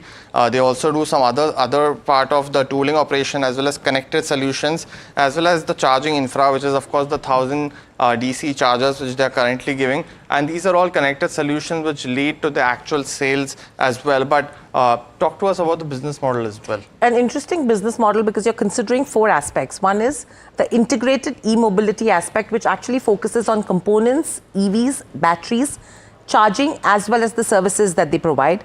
On number 2, you're talking about EMAS, which is a subscription-based mobility feature which they give. Secondly, they're looking at fleet management as well and digital fleet integration. Thirdly, when you talk about JBM Everse, this is mainly dealing into EVs, batteries, charging and the digital fleet integration that we spoke about.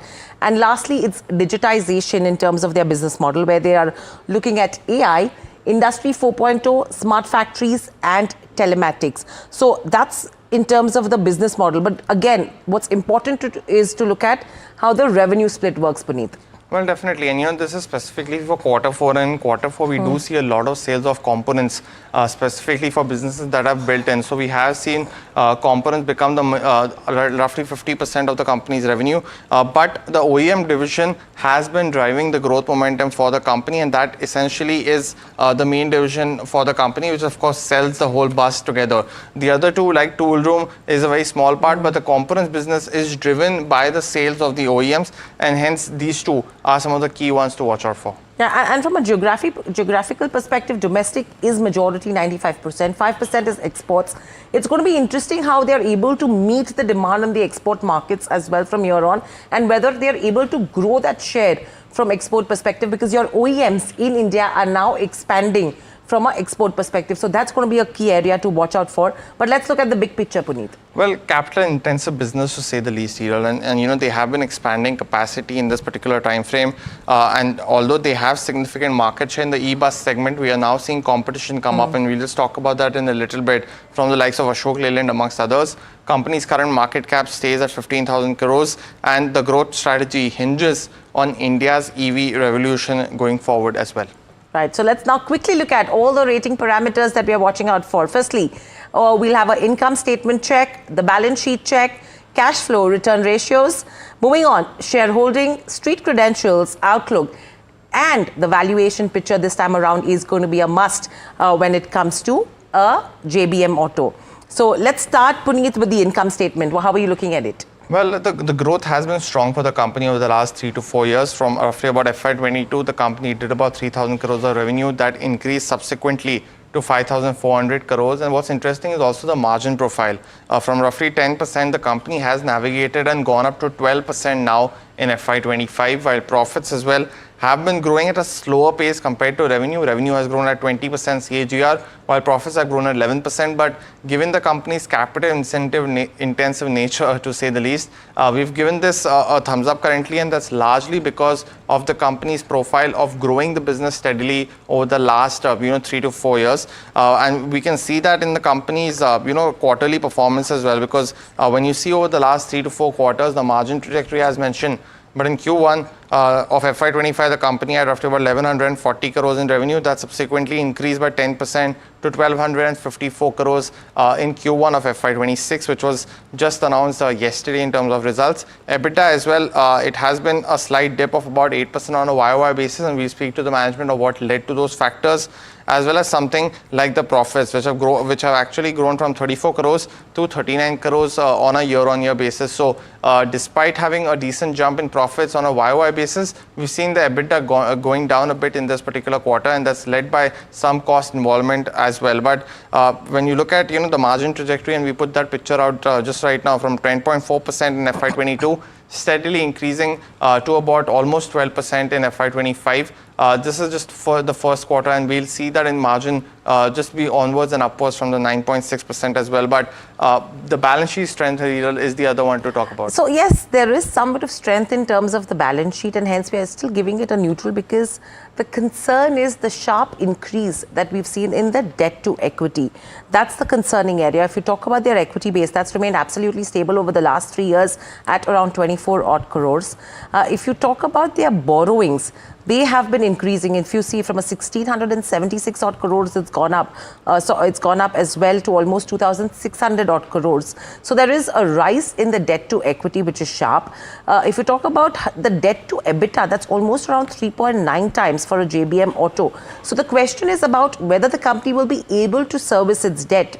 And the debt turnover ratio is lower, which is indicating that the collection efficiencies is something which is not great. And that is what is impacting the cash flows as well. And you talk about the debtor days, that has also increased sharply. So the high debt from a fast EV or a OEM scale-up is something which you should be looking at, which is a risk. And the working capital and cash flow strain on the e-bus orders is what you should be looking at. Well, the other one's, cash flow aspect, and here as well, similar to balance sheet, we've given this neutral rating largely because of the slow progress on that aspect. Now, cash flow from operations were roughly about 484 crores in FY23. That subsequently fell in FY24, and while there has been some recovery, it's still away from those levels. So that will be one key metric to watch out for. Cash flow from EBITDA, operational EBITDA as well, the CFO to EBITDA metric as we call it, that as well has come down below the 100% and it's almost down 50% from the FY23 level. So that could be one of the key concerns, because cash flow from operations to EBITDA, if that's above 100%, that's a key metric we look at. So we could see some impact there. The net cash flow position has improved, but it's not improving in line with the company's debt as well as the cash levels as well. So hence we've given this another neutral rating as well in this particular aspect. And we have another neutral that's coming in for the other parameter, which is the return ratios. You know what's interesting is it's steady in that 12 to 14% kind of a band. But the question over here is, for an Indian company who's into this segment, is there a potential for a better ROC? Because you're usually looking at that range of around 60 to 20%. That's that range we should be looking at. 12 to 14% steady, and hence a neutral rating there. And, it's the shareholding largely, nothing too much to, complain here. A big thumbs up. 67.5% has been maintained over the last 3 to 4 years. We've seen the public ownership increase and being maintained at 30% in this particular time frame. So giving this a straight thumbs up of maintaining that positive momentum and confidence by the promoters in the business. Right. In terms of the street credentials also, I mean, it's a neutral rating that we are looking at. Reason being is, there is degrowth on a YTD basis. The stock has underperformed around 15 to 17%. But if you have to look at the last 5 years, 17 times is the kind of returns investors have made as well. So long term, a good return. Short term seems to see pain.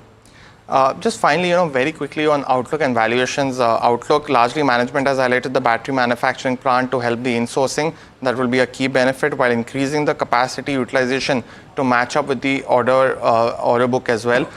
Very quickly on valuations as well, Hiral. Right, so that's with regards to where valuations are concerned. Outlook is what, you're looking at, where you're talking about battery manufacturing plant that will help sourcing is what they've said. And the capacity utilization is what is going to improve. And if you have to compare it in terms of valuations, as Puneet mentioned, we're looking at around 84 times on an Electra and a JBM, which is 74 times. So that's the trailing PE we should be looking at. But let's quickly just look at the final performance rating. If you check in terms of your income statement, it's a thumbs up. Balance sheet, cash flow, return ratios are a neutral. You're talking about shareholding, which is a thumbs up. Street credentials, outlook is a neutral, and valuation is a down. So the KYC rating that NDTV Profit has given a JBM Auto is a 5 on 8 so far. But now let's get in. Nishant Arya, Vice Chairman and Managing Director at JBM Auto. Nishant, morning and welcome to the show, and a pleasure to speak to you as always at NDTV Profit. Hiral Datia here. My first question coming to you is, if you have to look at overall numbers as well and the way things are moving, what's the kind of outlook that you have from here on for FY26 and 27? Are you seeing similar kind of range, or do you think there will be some bit of outperformance? No, because last few years we've been investing quite consistently in our technology, in our capacity, in creating new products. So I think this year from that perspective would be quite transformational. And already if you see in the Q1, we have really ensured that we have been focusing on about 14% plus EBITDA, and which is higher than the previous quarter and on YOY basis as well. At the same time, we are enhancing the asset utilization, because having a very good order book, a lot of deliveries are going to happen in this year. So definitely the top line would increase substantially. Plus, we are seeing very good traction from a lot of our private customers. And we have come up with our electric coaches. And electric coaches and electric intercity is gaining a lot of interest in the market. And we are delivering those buses as well. So a combination of all these things. And we have launched our new generation batteries. So the new generation batteries are receiving a very good, promising interest from the market. So we're getting an edge on that as well. So Nishant, my question over here is, you said, yes, private orders you are looking at, but your majority concentration is in terms of government orders. That's number one. Two, taking that large order book that you already have in place, delayed execution has led to working capital and receivables which are piling up for the company, which is evident from the balance sheet. How are you expected to maneuver that risk from here on? No, so what is happening is that we have been one of the very few companies which has been able to address the rare earth magnet challenge, because we were seeing that is something which could come up, and we created strategic inventory. So that is why you would see that in the upcoming 2 quarters also we would not have any impact basis that because of the strategic inventory which we created. Parallelly, we have tried to ensure that we have very resilient supply chains across the world with our global suppliers. So basis that this has taken place, and now with enhanced deliveries, even with the little sluggish market in the automotive sector currently, we have jumped up by more than 36% in our top line on the EV side of it. So clearly the market and the company is moving in the right direction, given the kind of execution of different orders we have. Nishant, a very good morning to you, and thanks so much for joining in. It's Puneet this side. Largely, quarter one is generally a slightly weaker quarter in terms of just starting off this year as well. So for this year, do you anticipate both the growth metrics to continue, which started late last year? Because in this year, we have seen commentary coming from other EV bus makers as well. In terms of growth, opportunity has been strong. So do you see that you will be participating more in terms of tenders, or do you think that this year will largely be the consumption of the order book, as you mentioned? No, so definitely we will keep participating in tenders which we see as strategic opportunities, and we will focus on execution, because as you see that all such projects have 1.5 to 2 years of gestation period for its turnaround to happen. Given the kind of infrastructure requirements in the bus depots, the contractual engagements and agreements to be in place, and everything else to be executed based on the routes and the complete planning which every city has to undergo. So I think that is something which we are focusing on a constant basis now. Yeah. And Mr. Arya, just in terms of what's the company's strategy for participating in tenders? Are you looking to maintain the buses for the next 10 to 12 years, or similar to the other players' strategy, do you just want to sell the bus outright and not maintain it for this particular time frame? No, so we are doing a combination of both. Because we have received a lot of support. As you see, we are amongst the only companies in the country to have Asian Development Bank and AIIB, global MFIs who are supporting us. And now we will be inking few other big partnerships which will be ensuring the growth. And also a lot of deleveraging will also happen in this year. Which will ensure that the company is getting more and more healthier, and we are on track for that. Right. Nishant, if I have to look at the debt to EBITDA is pretty much high at around 3.9 times. The debt turnover ratio is low, which is indicating collection efficiencies, which is impacting cash flows. But if I have to look at the overall cash flow as well, slight improvement that has come in from what it was in the last 2 years to FY25. What's the plan with regards to debt servicing? Are things changing? How are you looking at that aspect? No, so in this year, definitely, as I said, we'd be reducing our debt. And as the company would start generating a lot more positive cash flows in this year, that would also enhance the capacity for further growth and enhance the profitability as well. And how much are you looking at that number to be in terms of positive cash flow? No, so we are trying to see that definitely about 20% more than last year as a bare minimum. And we would be trying to see that close to 100% of ops to EBITDA is what we want to see by the end of this year, or let's say first half of next financial year. Mr. Arya, just a couple of questions. In terms of battery insourcing, have you already, what's the current ramp up of that facility of ramping up battery production?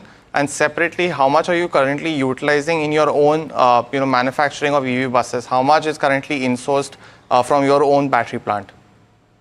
No, so 100% of our batteries are insourced, and our current capacity has been enhanced to 6 gigawatt, and which has just happened at the end of last financial year.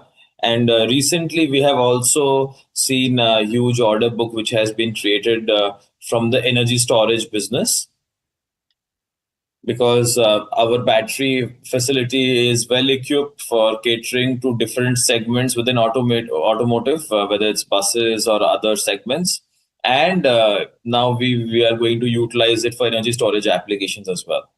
So the utilization would be going up significantly in this year. And how much would that, out of the 6 gigawatt, I'm guessing not all of it will be constructed right now, right? So what is the operational battery gigawatt capacity, and what's the utilization? That's is it the around operational 20? capacity, Puneet, yeah. So is the utilization over 30%, or is it hovering around that number right now? So this year, what we are targeting is we should have about 1/3 capacity utilization, yes. Okay. Nishant, how are you looking at the export side of the business? It's still 6% of your revenues. Though you have the India-UK FTA, which could probably help the company from here on.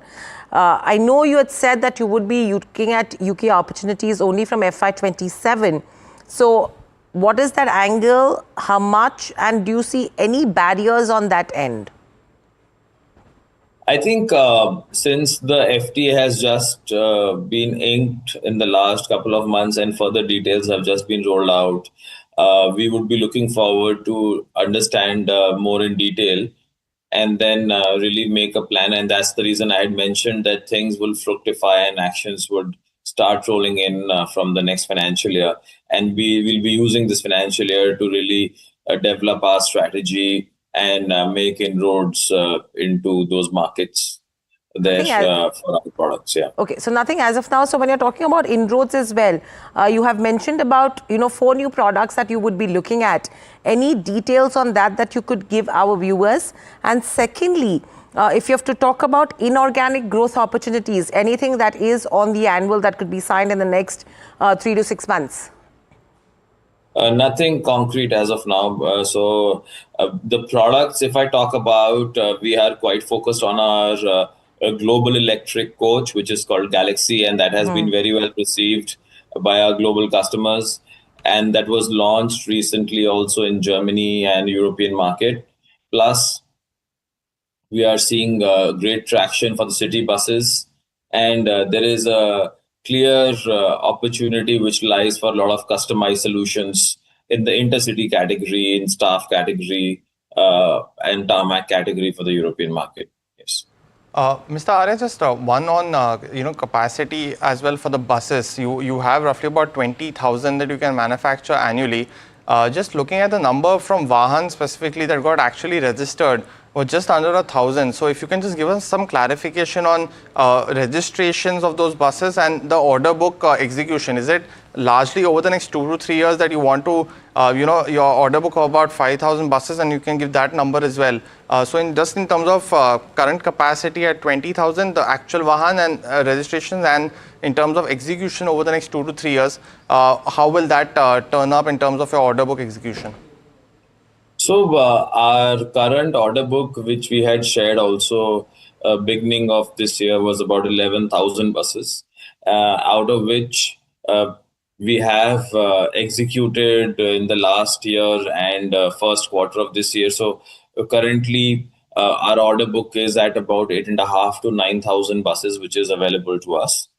And we had also supplied a lot of buses to Telangana state, in addition to Delhi, Gujarat and other places. So Telangana state is not covered under the Vahan data for some reason.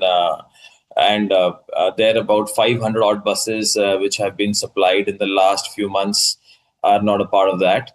But that is a part of our revenues and deliveries. And Nishant, a quick similarly, interruption here. Out of this 11,000, what percentage is government and what percentage is private? Because private does mention that they do face challenges accessing a JBM auto because your concentration is government. no, so our split if out of 11,000 is approximately 70-30. So we have 30% private sector and about 70% on the government side currently. Yeah. Got it. I think lots that we need to watch out for. 11,000 order book split between government and private in that 70 to 30 range as well. But thank you, Nishant, so much for joining us on the show on Know Your Company at NDTV Profit. Thank you from Puneet, the team that put the show together, and myself. In fact, lots more lined up on the other side. Please stay tuned to NDTV Profit.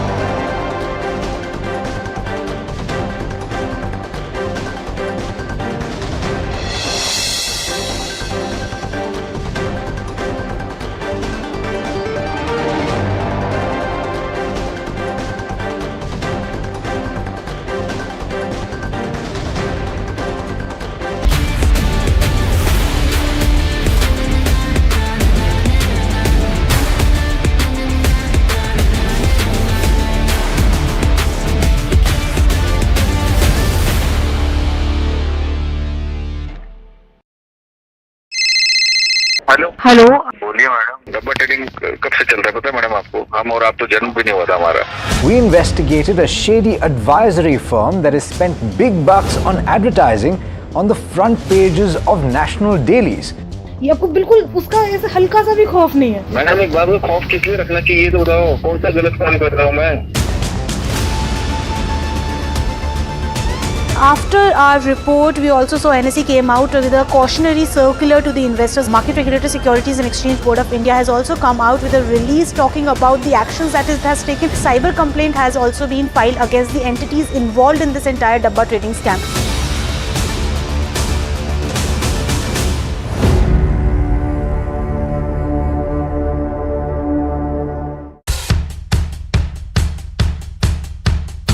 The markets move fast. And so should your portfolio. Expert insights, real-time stock picks. Do I buy Ola? Should I hold CDSL for the long term? Buy, sell or hold. The answers you need, straight from the experts. Callers from India and across the world. Connect live, ask, decide and invest wisely. Your portfolio, your future. Ask Profit.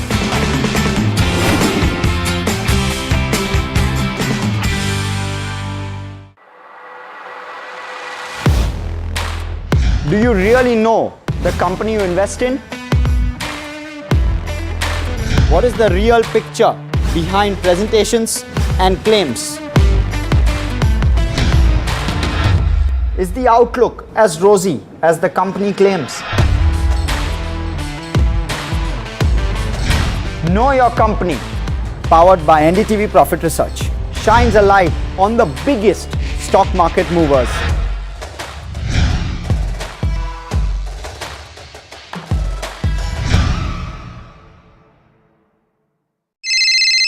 Hello बोलिए madam, डब्बा trading कब से चल रहा है पता है madam आपको? हम और आप तो जन्म भी नहीं हुआ था हमारा. We investigated a shady advisory firm that has spent big bucks on advertising on the front pages of national dailies. ये आपको बिल्कुल उसका ऐसे हल्का सा भी खौफ नहीं है. मैडम एक बात को खौफ किस लिए रखना चाहिए तो बताओ, कौन सा गलत काम कर रहा हूँ मैं? After our report, we also saw NSE came out with a cautionary circular to the investors. Market Regulator Securities and Exchange Board of India has also come out with a release talking about the actions that it has taken. Cyber complaint has also been filed against the entities involved in this entire Dabba trading scam.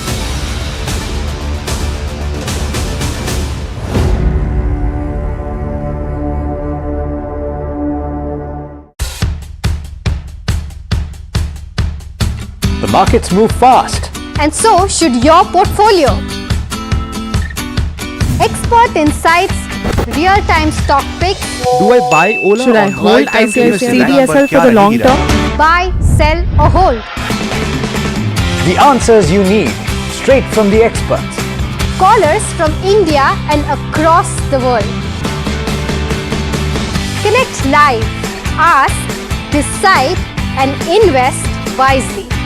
Your portfolio, your future. Ask Profit.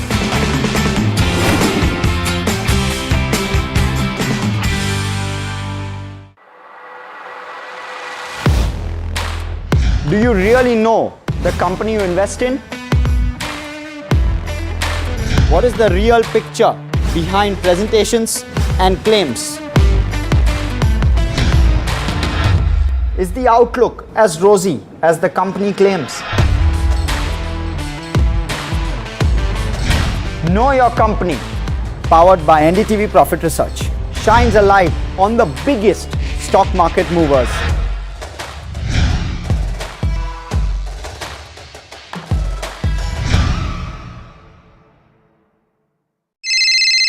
Hello बोलिए madam, डब्बा trading कब से चल रहा है पता है madam आपको? हम और आप तो जन्म भी नहीं हुआ था हमारा.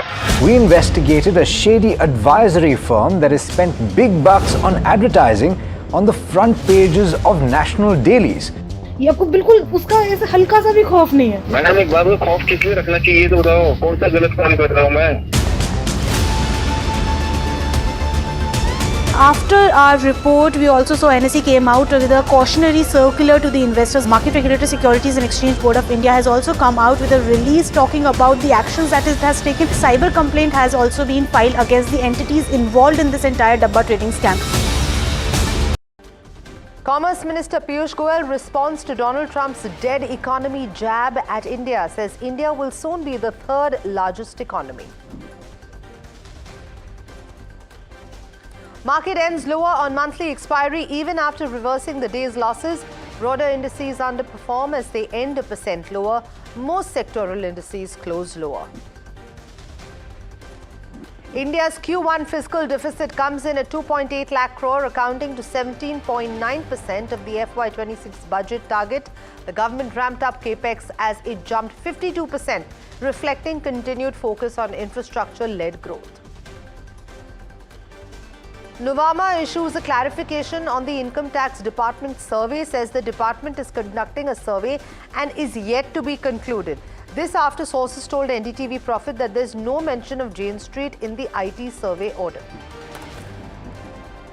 Swiggy's loss widens to almost 1,200 crore in Q1, but revenue jumps more than 50% compared to last year. Food delivery grew by 18% versus last year, while quick commerce business improved by 114%. The company plans to expand to dark stores on need and demand basis. A special NIA court in Mumbai acquits all 7 accused in the 2008 Malegaon blast case, including former BJP MP Pragya Singh Thakur, says the prosecution failed to prove allegations against the accused.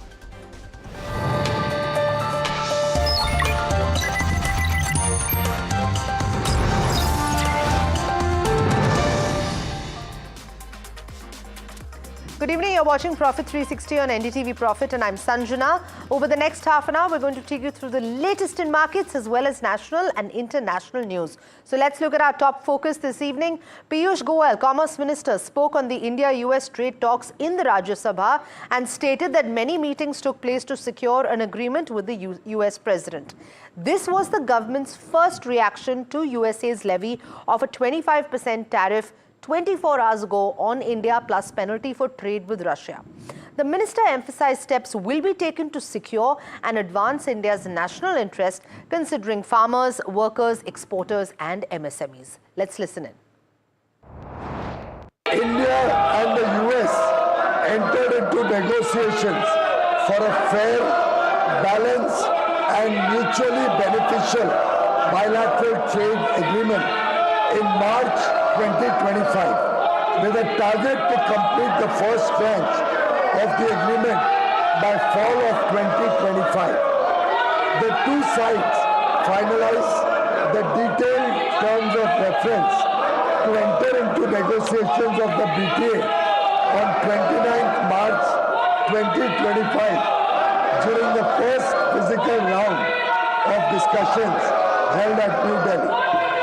Thereafter, 4 physical rounds of negotiations have taken place between both sides in New Delhi and Washington, D.C. to work towards finalization of the BTA in accordance with the agreed terms of reference. In addition, there have been many virtual meetings between the two sides.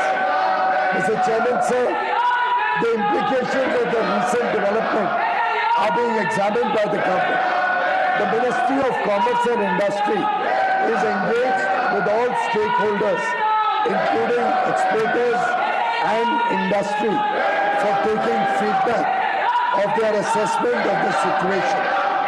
The government attaches the utmost importance to protecting and promoting the welfare of our farmers, workers, entrepreneurs, exporters, MSMEs, and all sections of industry.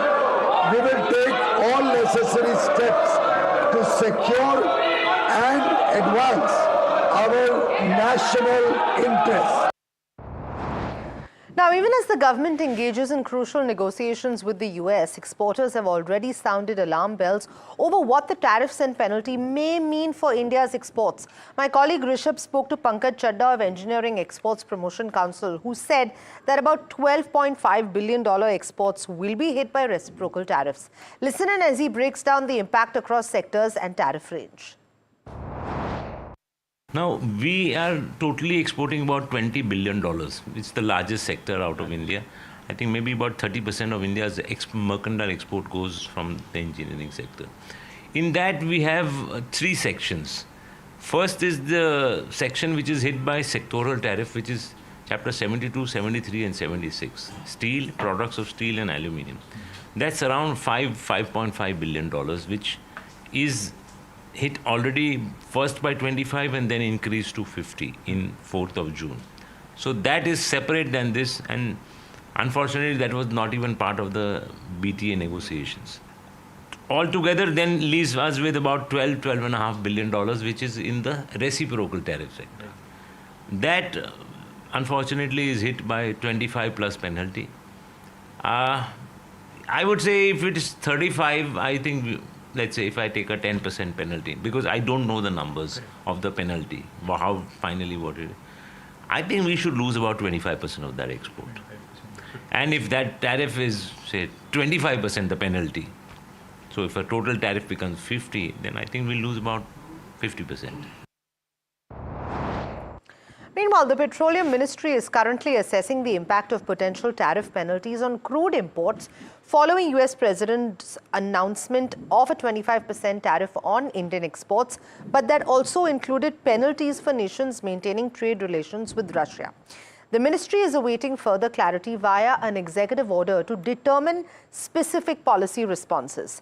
Indian refiners have already been diversifying their crude basket by sourcing more from the US and Brazil, aiming to reduce reliance on any single country. My colleague Shrimi joining us with more on this.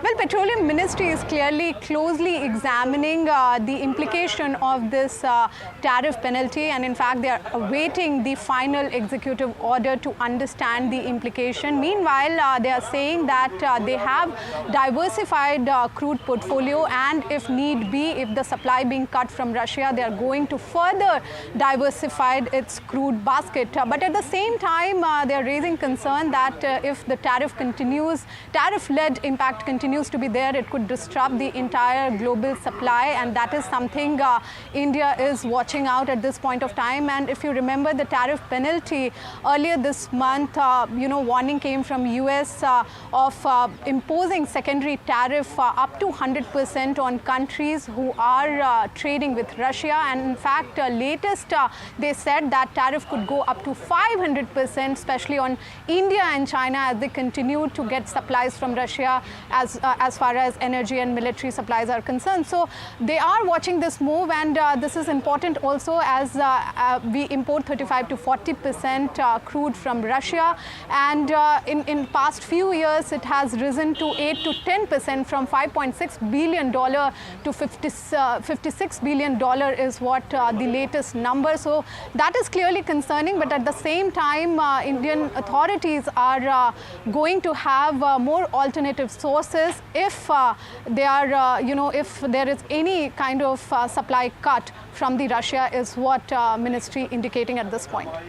Thanks for that, Shrimi. And now a look at how the markets fared today. Volatility, was the word of the day as the markets were jittery after Trump's 25% tariff on India. Let's take a look. Benchmarks ended the day in the red, with the Nifty closing below 24,800. Sensex also shed over 300 points. All sectors except FMCG and media closed in the red, with metal and pharma dragging the markets lower, declining by almost 1.30%, while FMCG gained 1.44%. Now let's get you some expert insight about Trump's 25% tariff imposed on India. Let's listen in. Even the final result of the tariffs is not as low as what the market would like and what it was maybe expecting some months ago. I think versus many other countries which have done 15, if you're going to get 25 without probably giving up a dollar, versus many other countries which are actually spending hundreds of billion dollars to get to that 15% or below, I think it's not a bad deal at all. First, of course, you're going to see this translate into more policy changes, more reforms, making Indian manufacturing more competitive, making our exports more competitive. So you're clearly going to see the government and the policymakers really push the pedal in terms of some really aggressive reforms. This has really been always the case in the past, and I clearly believe that the administration here is going to kind of fast forward some of those policy changes. So that's first at a very macro level. Secondly, I see our exporters now broad-basing their export market. It's come less than 24 hours before the deadline, so it's very interesting that he made this announcement 24 hours before his own self-imposed 31st July deadline, and that's what I think makes it so clear that this is a pressure tactic. My reckoning is in the next couple of months, India and America will crack a deal.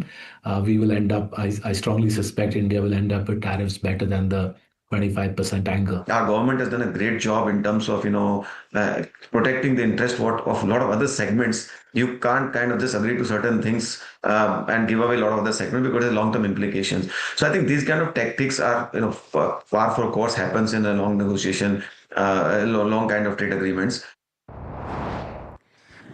Meanwhile, India's fiscal deficit stood at 2.8 lakh crore for the April-June quarter, accounting for 17.9% of the full-year target for the current fiscal. All of this according to government data released today. Now, during the first quarter, net revenue dipped 2% year-on-year, while non-tax revenues rose 33% on the back of RBI dividend. Revenue spending grew 20% and capital expenditure jumped 52%, reflecting continued government focus on infrastructure-led growth. And on to another big story. Nuvama Wealth Management has issued a clarification regarding a survey by the Income Tax Department today. Nuvama confirmed the Income Tax Department is conducting a survey today at its location. Now, this survey continues and is not yet finished. The company stated that they are cooperating with authorities and providing information. Nuvama also assured its business operations continue to run as normal. Now, a lot of the blue chips have reported earnings today, and my colleague Malika has a wrap of the key earnings that were announced. Malika, over to you. Thank you so much for that, Sanjana. Let's actually begin with understanding how Swiggy performed this quarter. And to start with, Swiggy actually sort of saw its loss widening this quarter, like revenue bet estimates, and therefore it could not really show a very strong growth. Loss widened as exactly the key takeaway number 2 was its quick commerce saw a little bit of pain. And the third one is the key metrics, however, grew as the order value and monthly transacting users saw a growth in the Q1. Dark store expansion slowed down, and this is where, remember, it's an extremely important factor for quick com players like Swiggy and Zomato. Platform companies really depend on how they expand their dark stores, and therefore that also reduced. And the fifth point here is it aims to expand into affordability and faster delivery going ahead. Now let's take a look at the key metrics as well for Swiggy, but actually let's now toss to HUL. Now the key highlights for HUL was its underlying volume growth. The underlying volume growth grew by 4%, so marking a moderate volume growth for this FMCG giant in Q1. The sales growth of HUL was, again, it came in at 5%, so a mid-single digit growth over there. And there was also an EPS growth. This was recorded at a double digit, where earnings per share really contributed to the top line and added to the healthy performance of the company. Let's take a look at Coal India now. And here are the top key takeaways that we've drawn from Coal India. Firstly, strong numbers hit at the D Street with Coal India. Second is all these key metrics bet estimates, therefore marking a strong financial performance by the company.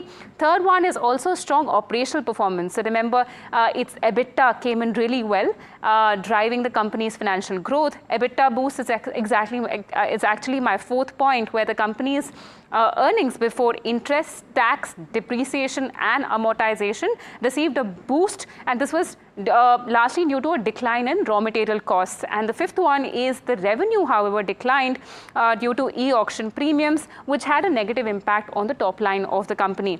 Now we have up on screen is Vedanta. Now Vedanta, let's take a look at how the numbers fared for Vedanta. So Vedanta had a mixed performance, as let me take you through the number one.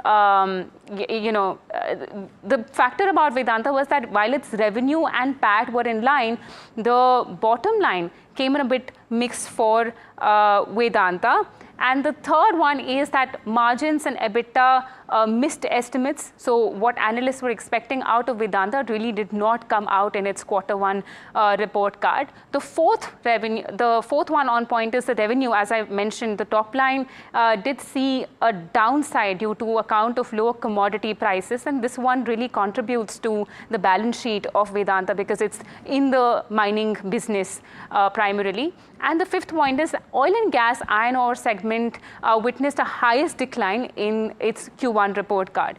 Let's take a look at Maruti as well. This is a very strong reflection of how the auto sector does in India. And the results were largely in line with estimates. The point number 2 that came across for Maruti Suzuki was that the profit beat estimates, largely boosted by other income for the company. So we'll have to see how the next quarter turns out to be for Maruti, because other income is particularly a quarter-related factor that boosts the earnings of the company. Point number 3 is that export sales grew by 37%, while domestic passenger vehicles were down by 6%. So while on the export front, Maruti did well, on the domestic front, it declined a bit. And point number 4 is that rural markets did better, and this especially coming in from a boost that rural India has been seeing, while urban was moderate. And the fifth point here for Maruti Suzuki is that it launched 2 new SUVs in FY26. So we'll have to see how business from these 2 SUVs really boosts the financial performance of Maruti Suzuki. Let's take a look at Adani Enterprises as well. Adani Enterprises, the key highlight, there were 2 key highlights. The incubating businesses saw an EBITDA growth of about 5% on a year-on-year basis, which came in about 2,800 crore. And the second highlight was the fact that the Adani Airports EBITDA increased by 61% on a year-on-year basis, coming in at 1,095 crore rupees. Let's take a look at the key metrics as well. Revenue came in at 21,961 crore rupees. The second one on our list would be how the other financial metrics also performed, which is the margins. Now, margins, if you see, they grew by 13.8% before to 15.1% now. Let's take a look at how the profit before exceptional items also fared, and that grew by about 11.7% at 1,466 crore rupees. Let's now actually toss and look at the CFO's commentary after the results came in. The current quarter financial results were affected by global trade uncertainties, which are expected to normalize during the rest of the year. Financial results for the quarter reflect start of stabilization phase of incubating businesses till we see operationalization of few of our large assets over the next 2 to 3 quarters. We will see EBITDA unlock from assets like Navi Mumbai Airport, Kutch Copper and Ganga Expressway as we move forward in financial year 25-26. Consolidated results have been impacted primarily on account of reduction in trade volume and index prices in IRM and commercial mining. Our supply chain is becoming smarter, leaner and agile with AI-enabled technology. We are proud to be the first in the industry to adopt DigiPin. We commissioned 5 million tons of capacity grinding unit over the last 3 months, and we target additional 15 million tons this financial year. We are getting younger with new assets, digitally smart platform, latest cohort of future young leaders, fueling a culture of continuous innovation and excellence. And there you heard it from my colleague Malika this earnings season. Moving on to another big piece of news that came in from the courts this morning. 17 years after the blast, a special NIA court in Mumbai has acquitted all the 7 accused, including former BJP MP Pragya Singh Thakur and Lieutenant Colonel Prasad Purohit in the 2008 Malegaon blast case.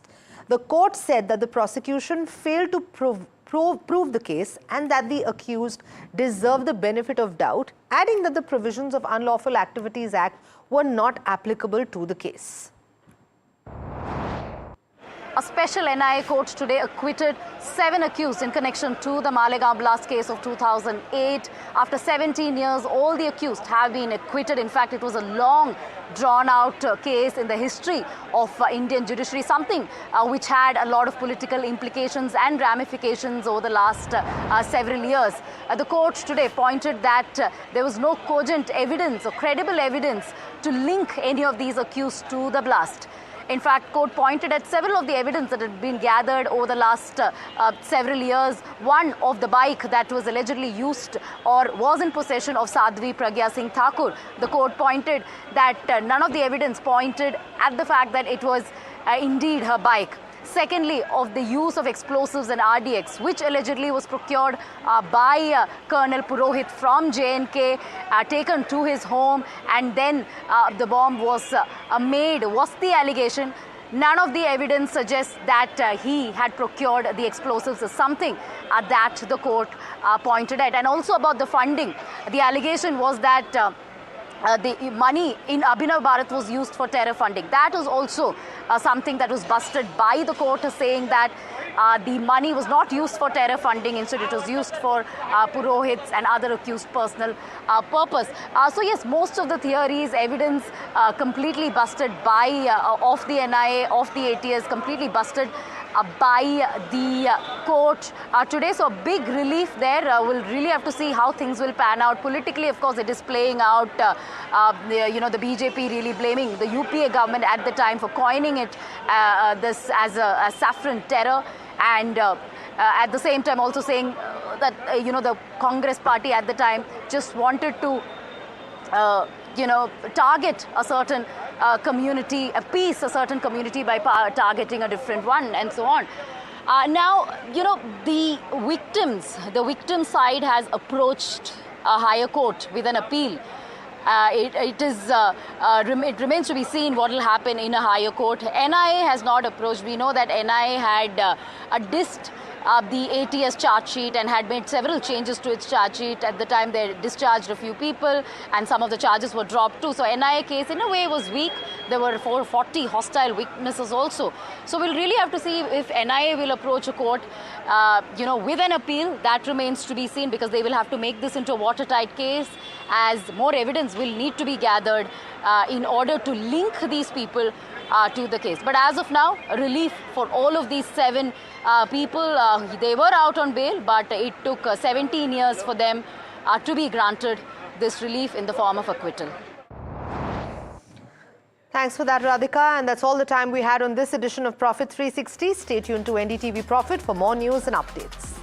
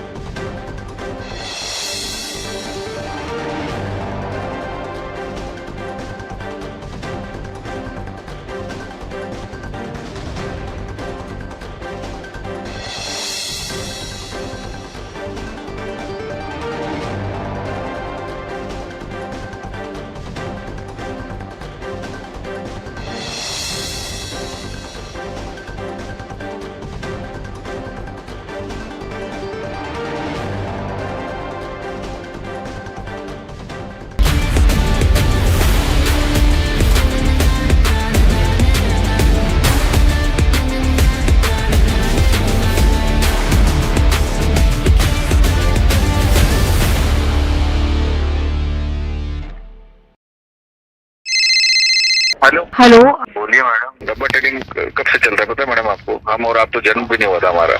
We investigated a shady advisory firm that has spent big bucks on advertising on the front pages of national dailies. ये आपको बिल्कुल उसका ऐसा हल्का सा भी खौफ नहीं है? मैडम एक बार को खौफ किस लिए रखना चाहिए तो बताओ, कौन सा गलत काम कर रहा हूँ मैं? After our report, we also saw NSE came out with a cautionary circular to the investors. Market Regulator Securities and Exchange Board of India has also come out with a release talking about the actions that it has taken. Cyber complaint has also been filed against the entities involved in this entire Dabba trading scam.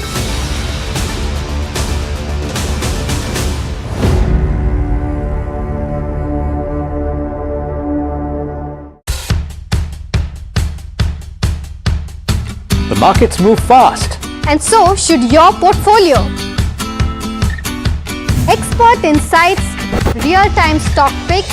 Do I buy Ola? Should I hold CDSL for the long term? Buy, sell or hold. The answers you need, straight from the experts. Callers from India and across the world. Connect live, ask, decide and invest wisely. Your portfolio, your future. Ask Profit.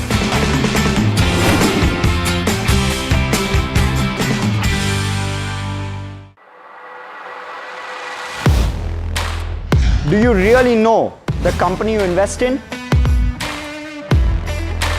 What is the real picture behind presentations and claims? Is the outlook as rosy as the company claims? Know Your Company, powered by NDTV Profit Research, shines a light on the biggest stock market movers.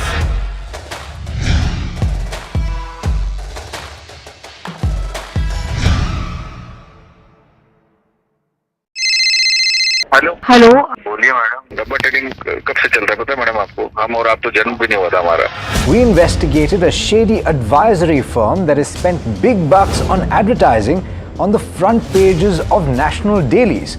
ये आपको बिल्कुल उसका ऐसा हल्का सा भी खौफ नहीं है? मैडम एक बार को खौफ किस लिए रखना चाहिए तो बताओ, कौन सा गलत काम कर रहा हूँ मैं?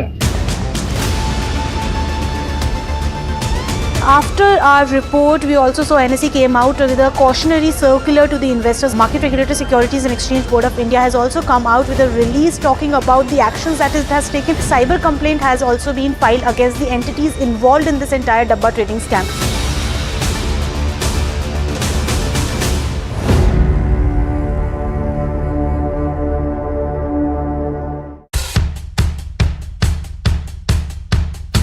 The markets move fast. And so should your portfolio. Expert insights, real-time stock picks. Do I buy Ola? Should I hold ICICI CDSL for the long term? Buy, sell or hold. The answers you need, straight from the experts. Callers from India and across the world. Connect live, ask, decide and invest wisely. Your portfolio, your future. Ask Profit.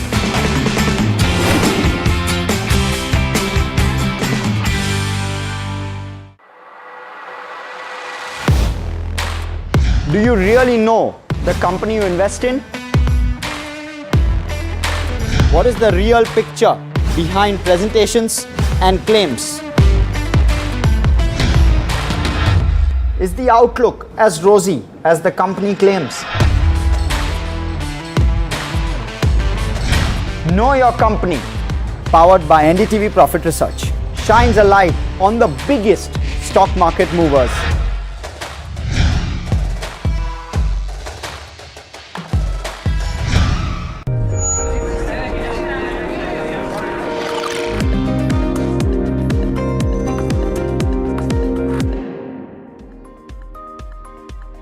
Hello and welcome. You're watching Ask Profit on NDTV Profit and I'm your host Himakshi Bahugna, and along the next half an hour I'll be taking up all your stock related queries.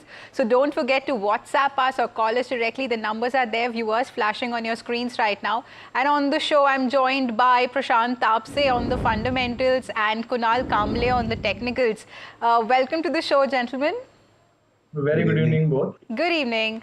Now, let's get started with the first query on the show. So, Pooja from Pune has written to us and she's asking whether it's the right entry point for Keynes Tech for long term. And since we know that, Keynes Tech rallied nearly 12% in trade today and is also the stock of the day. So, on the back of strong Q1 results there. So, Prashant, what's your sense? What points do you suggest for somebody who wants to invest in this counter now? With respect to fundamentals, yes, very rightly, right stock to be invested in the long-term portfolio. But again, when it comes to valuations, I'm not so comfortable to have a fresh buying at this point of time. I think one should wait and watch for some kind of a little bit of correction in the price and the valuations. See, the P is almost near 130 and the price to book valuation of 13. So very difficult to have a very comfortable buy position at this point of time. But again, what I'm saying, business-wise, very strong. I think the growth which it has shown in the June quarter numbers, which says almost the numbers are very much strong in terms of YOY or QOQ growth. Very positive on the stock, but not the right price to buy. Okay, so not the right price to buy. I'd also like to take the technical view on it. Kunal, since, the stock has rallied and these might be the elevated levels right now, but what are the correct levels that you would, suggest to Pooja who wants to invest in it? The stock is currently trading nearest resistance zone, so it's better not to enter at current level. It will be better to enter at a breakout level that will be above 6,432. So above 6,432, it will be a right level. We can see an upward momentum towards 6,840 level, the next resistance where it is placed. Currently, the stock is trading above its major EMI. That is a good sign. So above the resistance breakout, it will be a great opportunity. But at current level, I will suggest to wait. Okay, so at current levels, there's a pause and you can accumulate in the later when the stock actually drops down to the levels suggested by our experts there. With that, we have another WhatsApp query. So Ram Prasad from Bihar holds 55 shares of Adani Enterprises at 3,010 rupees. And he's asking, our expert's view in Hindi.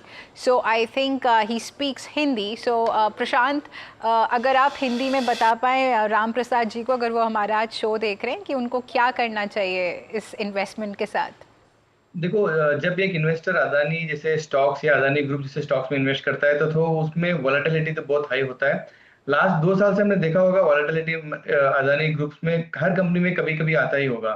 But जिस तरीके से ये results के time पे high low करता है, 5% 10% ऊपर नीचे, थोड़ा रिस्की बन जाता है। बट जिस तरीके से उनका बाइंग प्राइस है ऑलमोस्ट 3,000 के ऊपर के आसपास, मुझे लगता है कि थोड़ा सा एवरेज आउट कर सकते हैं एवरी डिप पे। और थोड़ा सा लॉन्ग टर्म मतलब 6 से 12 महीने का अगर व्यू रखते हैं तो शायद एवरेज जो प्राइस आएगा प्लस कुछ ना कुछ तो प्रॉफिट बन सकता है। बट अगेन होल्डिंग पीरियड 6 महीने से 12 महीने के ऊपर रखना चाहिए। Okay. Thank you so much for that. And just a quick disclaimer for our viewers, NDTV is a subsidiary of AMG Media Networks, which is an Adani Group company, the channel you're watching right now. With that, we are joined by Karthik on the phone line, first caller today from Hyderabad. Hi Karthik, good evening. Yeah, good evening, ma'am. Yes, Actually, please. I want to invest in housing finance sector. Okay. So I am confused whether to invest in other housing or India shelter. Both looks good to me. So Okay. I want to know for 1 to 2 years perspective. Understood. So Prashant, again a fundamental query on the show. So how are the fundamentals of Aadhar, housing finance and India shelter looking like, and what would your pick be for somebody who wants to invest in it? I think Karthik has selected a right sector to be invested as a long-term investment. Again, housing finance, it is one of the favorite sector which I am tracking for many months. But again, with respect to valuation concerns, I think I would go with a stock, something called as LIC housing or PNB housing. That gives me a lot of comfort level with respect to downside protection. But other, obviously, yes, fundamentally very strong company. He can take exposure in this company. But again, I would like to advise him to have 2-3 stocks. One would be Bajaj Finance, second would be LIC Housing, and third would be Aadhar Finance as a portfolio stock focusing on the housing sector. Okay, thank you so much for that. Another caller joining us from Hyderabad as well. Hi Varun, good evening. Yeah, hello. I'm Yes. holding Global Spirit shares at an average price around 1098. Okay.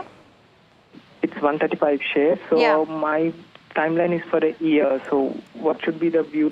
Should I already sell it? Because I yes. have been holding since November last year. Okay. So Prashant, since he has made some profits with this investment of his, so Global Spirits is the company. What's your 1 year outlook on the company? Should he stay invested in it? Very positive on the Indian-made Indian liquors. So very positive on the volume growth. Was very positive on the margin improvement in this sector, especially in the Global Spirit as a company. Despite having a very expensive valuations, I'm still holding a very positive view with a target of at least 1,400 from the current level for next 6 months to one year. Right. And Kunal, I'd also like to come to you on this. So seeing the charts, it's trading in its upward trend. So what's your sense? What are you picking up from the charts? So the overall trend is positive. Till the time the stock is trading above 1210, we can expect the stock to move toward 1360. This is the level from where the stock has slept. So it will be better to book some profit near 1360. Till the time it is holding above 1208, we might see the stock moving more upward. It is at its elevated level, but still the momentum is there in the stock. Okay, so the momentum is still upwards. With that, we have another caller joining us from Bengaluru. Hi, Mr. Murli. Good evening. Good evening, ma'am. Yes, how can I help you today on the show? My query. Yeah. Hello? Yes, Mr. Murli, please go ahead. I bought 500 shares of CMS Infosystems Okay. recently at a rate of 462. Okay. I am a long-term investor. So what is the view? Okay. So, Prashant, I'd like to come to you on CMS Info. What's your sense? Because Mr. Murli, the prices have fallen from the levels he had bought. But fundamentally, are you viewing it as a strong counter there? No, I think with respect to the Indian cash management system, I'm not so comfortable for a long-term growth. No, even the valuations are very much cheap as of now. But again, the ATM points and the cash management system, I think the growth will be very limited because we as in India are moving more towards the digital economy, digital cash and all. So I think this business may not yield good for the company as well on the long term basis. So I would like to advise Murli sir to have a profit booking opportunity whenever the cost comes to his buying level. But long term, I don't see any good momentum in the stock. Okay, so a negative on CMS Info from a long-term perspective. And Kunal, if you could just quickly tell us that do you also hold the same view technically? Yes, the overall formation is negative. Any bounce back should be used as a opportunity to take an exit. The stock is trading near its 100 EMI on a weekly time frame. If it break below that, that will be a negative side, and we might see the stock slipping below 400. So any bounce back should be taken as an opportunity to take an exit. Understood, understood. Now let's go across to Amol joining us on the phone line from Noida. Hi Amol, good evening. Hi, good evening. Yes, how can I help you today? Yeah, actually I'm holding 50 shares of Kolpal. Okay. And I bought it at around 2500 price. Okay. And I want both fundamental and technical view. And on technical side, can we say the bottom is formed and can I add a few more stocks at the current level? Because today we could see some movement in the stock. Right. So, Prashant, coming to you, rightly pointed out, the stock is witnessing a fall there. And if I also look at the valuation, it seems pretty stretched. But do you still think that there's some positivity with the company so that investors can stay put with their investments for long term? I think I will advise him to keep a positive view on the stock at least for 6 months from the current levels. The way how FMCG as a sector has turned around, I think if you see ITC numbers and other FMCG numbers, there is some kind of volume growth which is been seen. Even HUL has delivered today very good numbers. So I'm expecting at least the turnaround in the quarter by quarter growth in the next quarter. So at least his cost of buying can be seen in next 3 to 6 months. So later then he can decide what to do on the levels. Okay. And Kunal, I can see there's a downward trajectory there on the charts, but what's your sense? How are you gauging these charts of Colgate-Palmolive? So first of all, in FMCG, Kolpal is underperforming. We have seen the major participation from HUL, but Kolpal again on a daily time frame has entered into his oversold zone. We might see some bounce back coming in the stock. The bounce back will be towards 2,340 levels. But at current level, it won't be appropriate to say that it is a bottoming out stock. About 2,420, we might see that the stock might bottom out. But at current level, a pullback will be seen towards 2,330 levels. Right. Thank you so much for that. And now Bindu is joining us on the phone line from Vijayawada. Hi Bindu, good evening. Hi, good evening. Yes, Miss Bindu, please go ahead with the query. I'm holding 500 shares of Himmat Singha seed at 150 rupees. Yeah. 150 rupees, yeah. Yeah. So I want to know about the short-term target. I want to know whether it will reach 165 to 170. Okay, and when did you invest in it? Yesterday. Yesterday. And what was the thought process behind it? 2 to 5% gains. All right. And for how long are you planning to hold this, Miss Bindu? 1 or 2 months. 1 or 2 months. All right. So a trading perspective on Himmat Singha seed. So Kunal, especially after Trump imposing 25% of tariffs. So this is one counter that was, we had kept in mind that this might see a reaction, and today, it was down over 2%. So what's your sense for somebody who wants an outlook from a trading perspective? So do you see any sort of recovery there in the stock within 1 to 2 months? So overall, I am not expecting a major upward momentum in the stock. The stock might slip below 135, and if it slip below 135, we might see the stock coming below 120 level as well. So overall, the projection is on the negative side. The trend is on the negative side. On the upward at resistance, we have seen a double top formation in the stock, and it has given a breakout. So the target are coming towards 130 levels. So overall, the trend is negative. Price are trading below its EMA. Obviously, the volumes are on the negative side, and we have seen a crossover of directional fund DI minus about DI plus. That is again, it's a negative trend. So overall, I will suggest to take an exit. It's better to take an exit because we might see the stock slipping towards 125 as well. All right, so that's a wise advice there coming in by Kunal. Now we have Pankaj on the phone line from Karnataka. Hi Pankaj, good evening. Hello, good evening, ma'am. Ma'am, I just want to ask, as I am very new in this investing field, so as a beginner, what should be the right approach to invest me for long term, ma'am? All right, all right. So Pankaj, I must just tell you that you are not alone, and I'm sure there are many people out there who want to start and begin their investment journey in the stock market. So, so Prashant, for somebody who wants to take fresh positions and who wants to begin their journey of investment journey in the stock, so what's your suggestion to them, and what sort of recommendations do you have for them? Always happy to see such kind of new people getting into markets. See, every day is the right time to start as an investor. To start with, I think large cap should be the focus stocks like Maruti, Kotak, HDFC Bank, large caps which will give you very comfortable, decent returns for a long-term returns. Because these are well-researched companies and they are very important to the sector to growth. And even they are very important for the economy to grow further. So if you see India's growth story is very much intact as a long-term story. So I think focus should be on the large cap. And again, if you want to be conservative and then want to play the markets, then mutual fund should be the second best option. One should go for investing, that too through a SIP route. Yes, yes, absolutely. And Kunal, you can also add your portion of wisdom there. So for somebody who is starting off with his, investment journey in the market, so what's your suggestion to them?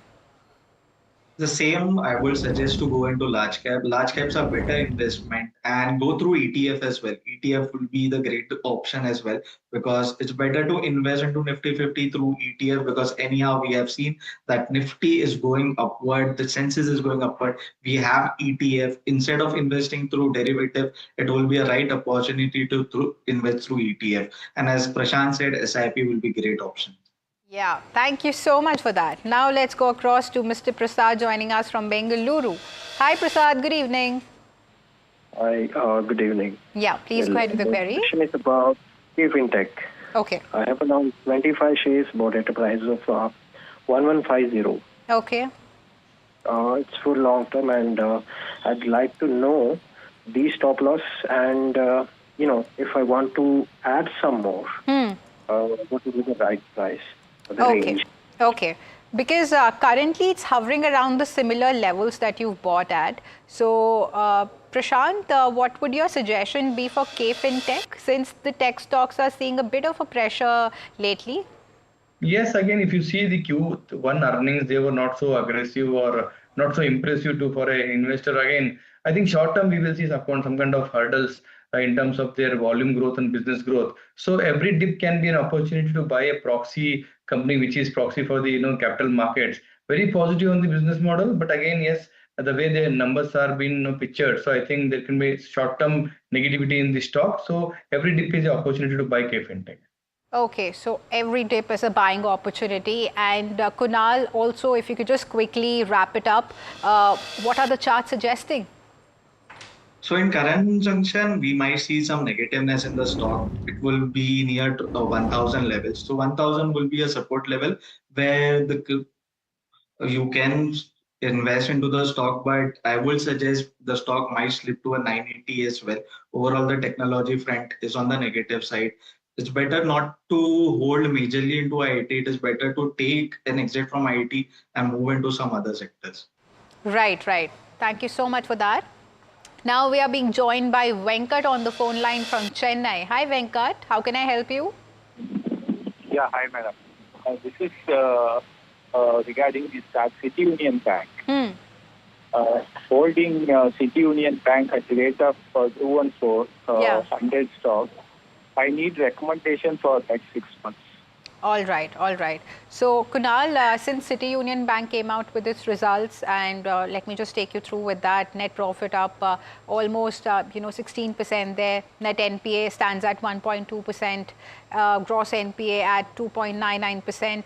So these are some decent numbers there posted by the bank. So what sort of movement are you anticipating on the charts?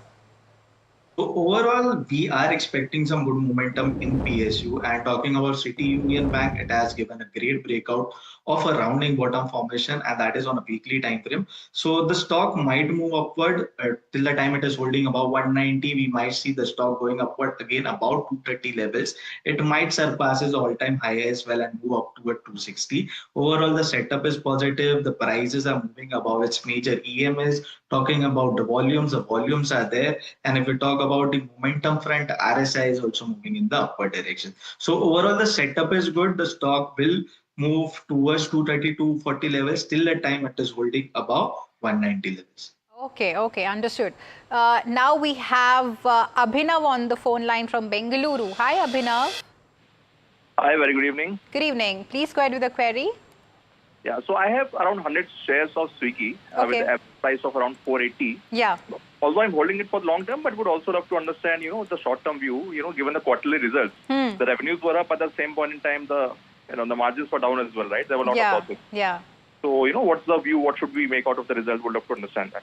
Understood. So, Prashant, without wasting much time, firstly, I'd like to come to you and addressing the numbers as well. So, considering all these aspects in mind, what's your holistic view on Swiggy? So Swiggy and the sector which the company is into, I am very much bullish on the sector because of the fastest growth in the current market. So I would like to advise the viewer to have both Zomato, the Eternal, as well as Swiggy in his portfolio, because these two are the horses which can run together for a long-term story.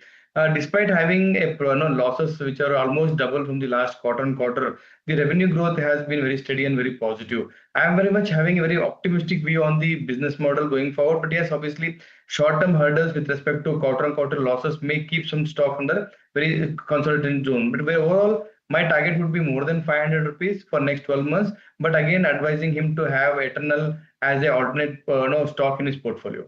Yeah, yeah. So in the quick commerce space, you can have Eternal apart from Swiggy as like a backup option there. And Kunal, firstly coming to you also, talking about the charts and technically for somebody who wants to invest in it for short term. So what would your advice be? So Swiggy on a daily time frame has shown some divergence. So we might see the stock slipping toward 378 to 350 levels. So at 350 to 360, that will be a junction where it can be bought. Overall, the formation is good. We have seen that the stock at a lower level has seen some accumulation. So till the time it is holding above 320, it should be a comfortable buy around 350 to 360. We might see stock moving towards 450 to 500 level as Prashant said itself. So it will take a long time. The stocks look good on the chart for a short term as well as for a medium term. Understood, understood. Thank you so much for that. And now we have Siddharth joining us on the phone line from Tirupati. Hi Siddharth, good evening. Hi ma'am, good evening ma'am. Yeah, please go ahead with the query. My query is regarding Ashok Leyland, ma'am. Can I invest 5 lakhs in Ashok Leyland at current levels for next some 8 to 9 years? Okay, okay. So Ashok Leyland, Prashant, with somebody having a corpus of around 5 lakh rupees and Ashok Leyland trading at 121 with very attractive valuations if I look at. So do you suggest him to continue with this process? Yes, the sector looks very good for me for at least next 5 years. The CV sector will be growing very fast, and recently there had been a very good corporate action with respect to bonus as well. CV as a segment, I think he should not invest in one stock. He should have at least the alternative stocks like Tata Motors or Mahindra & Mahindra, which will have CV as well as PV as a product in his own portfolio. So only taking exposure to the CV and the two Ashok Leyland would be risky because the sector may see some kind of pressure only when it has only one kind of segment exposure. So have exposure to a Tata Motors as well as Mahindra & Mahindra, where some days CVs will move, some days PVs will perform well. So overall, the portfolio will deliver you good returns. Okay, thank you so much for that. Now we have Dinesh joining us from Mumbai itself on the phone line. Hi Dinesh, good evening. Yeah, good evening, madam. Yeah, please go ahead with the query. My inquiry about Mishra Dhatu. Yeah, what about it? I have got 300 share quantity at the rate of 425. Okay. Now I can accumulate more also. I can hold with 2 years. Okay. Understood. So, Prashant, Mishra Dhatu, if I look at the valuations, it seems pretty stretched to me, trading at high valuations there, but still, do you find it, decent enough for somebody who wants to stay invested in it for long term? And are these the correct levels to accumulate more? I am very much positive on the business products, the two in the super alloys and titanium, as well as the specialty steels, which are used in the defense segments. Mishra Dhatu as a management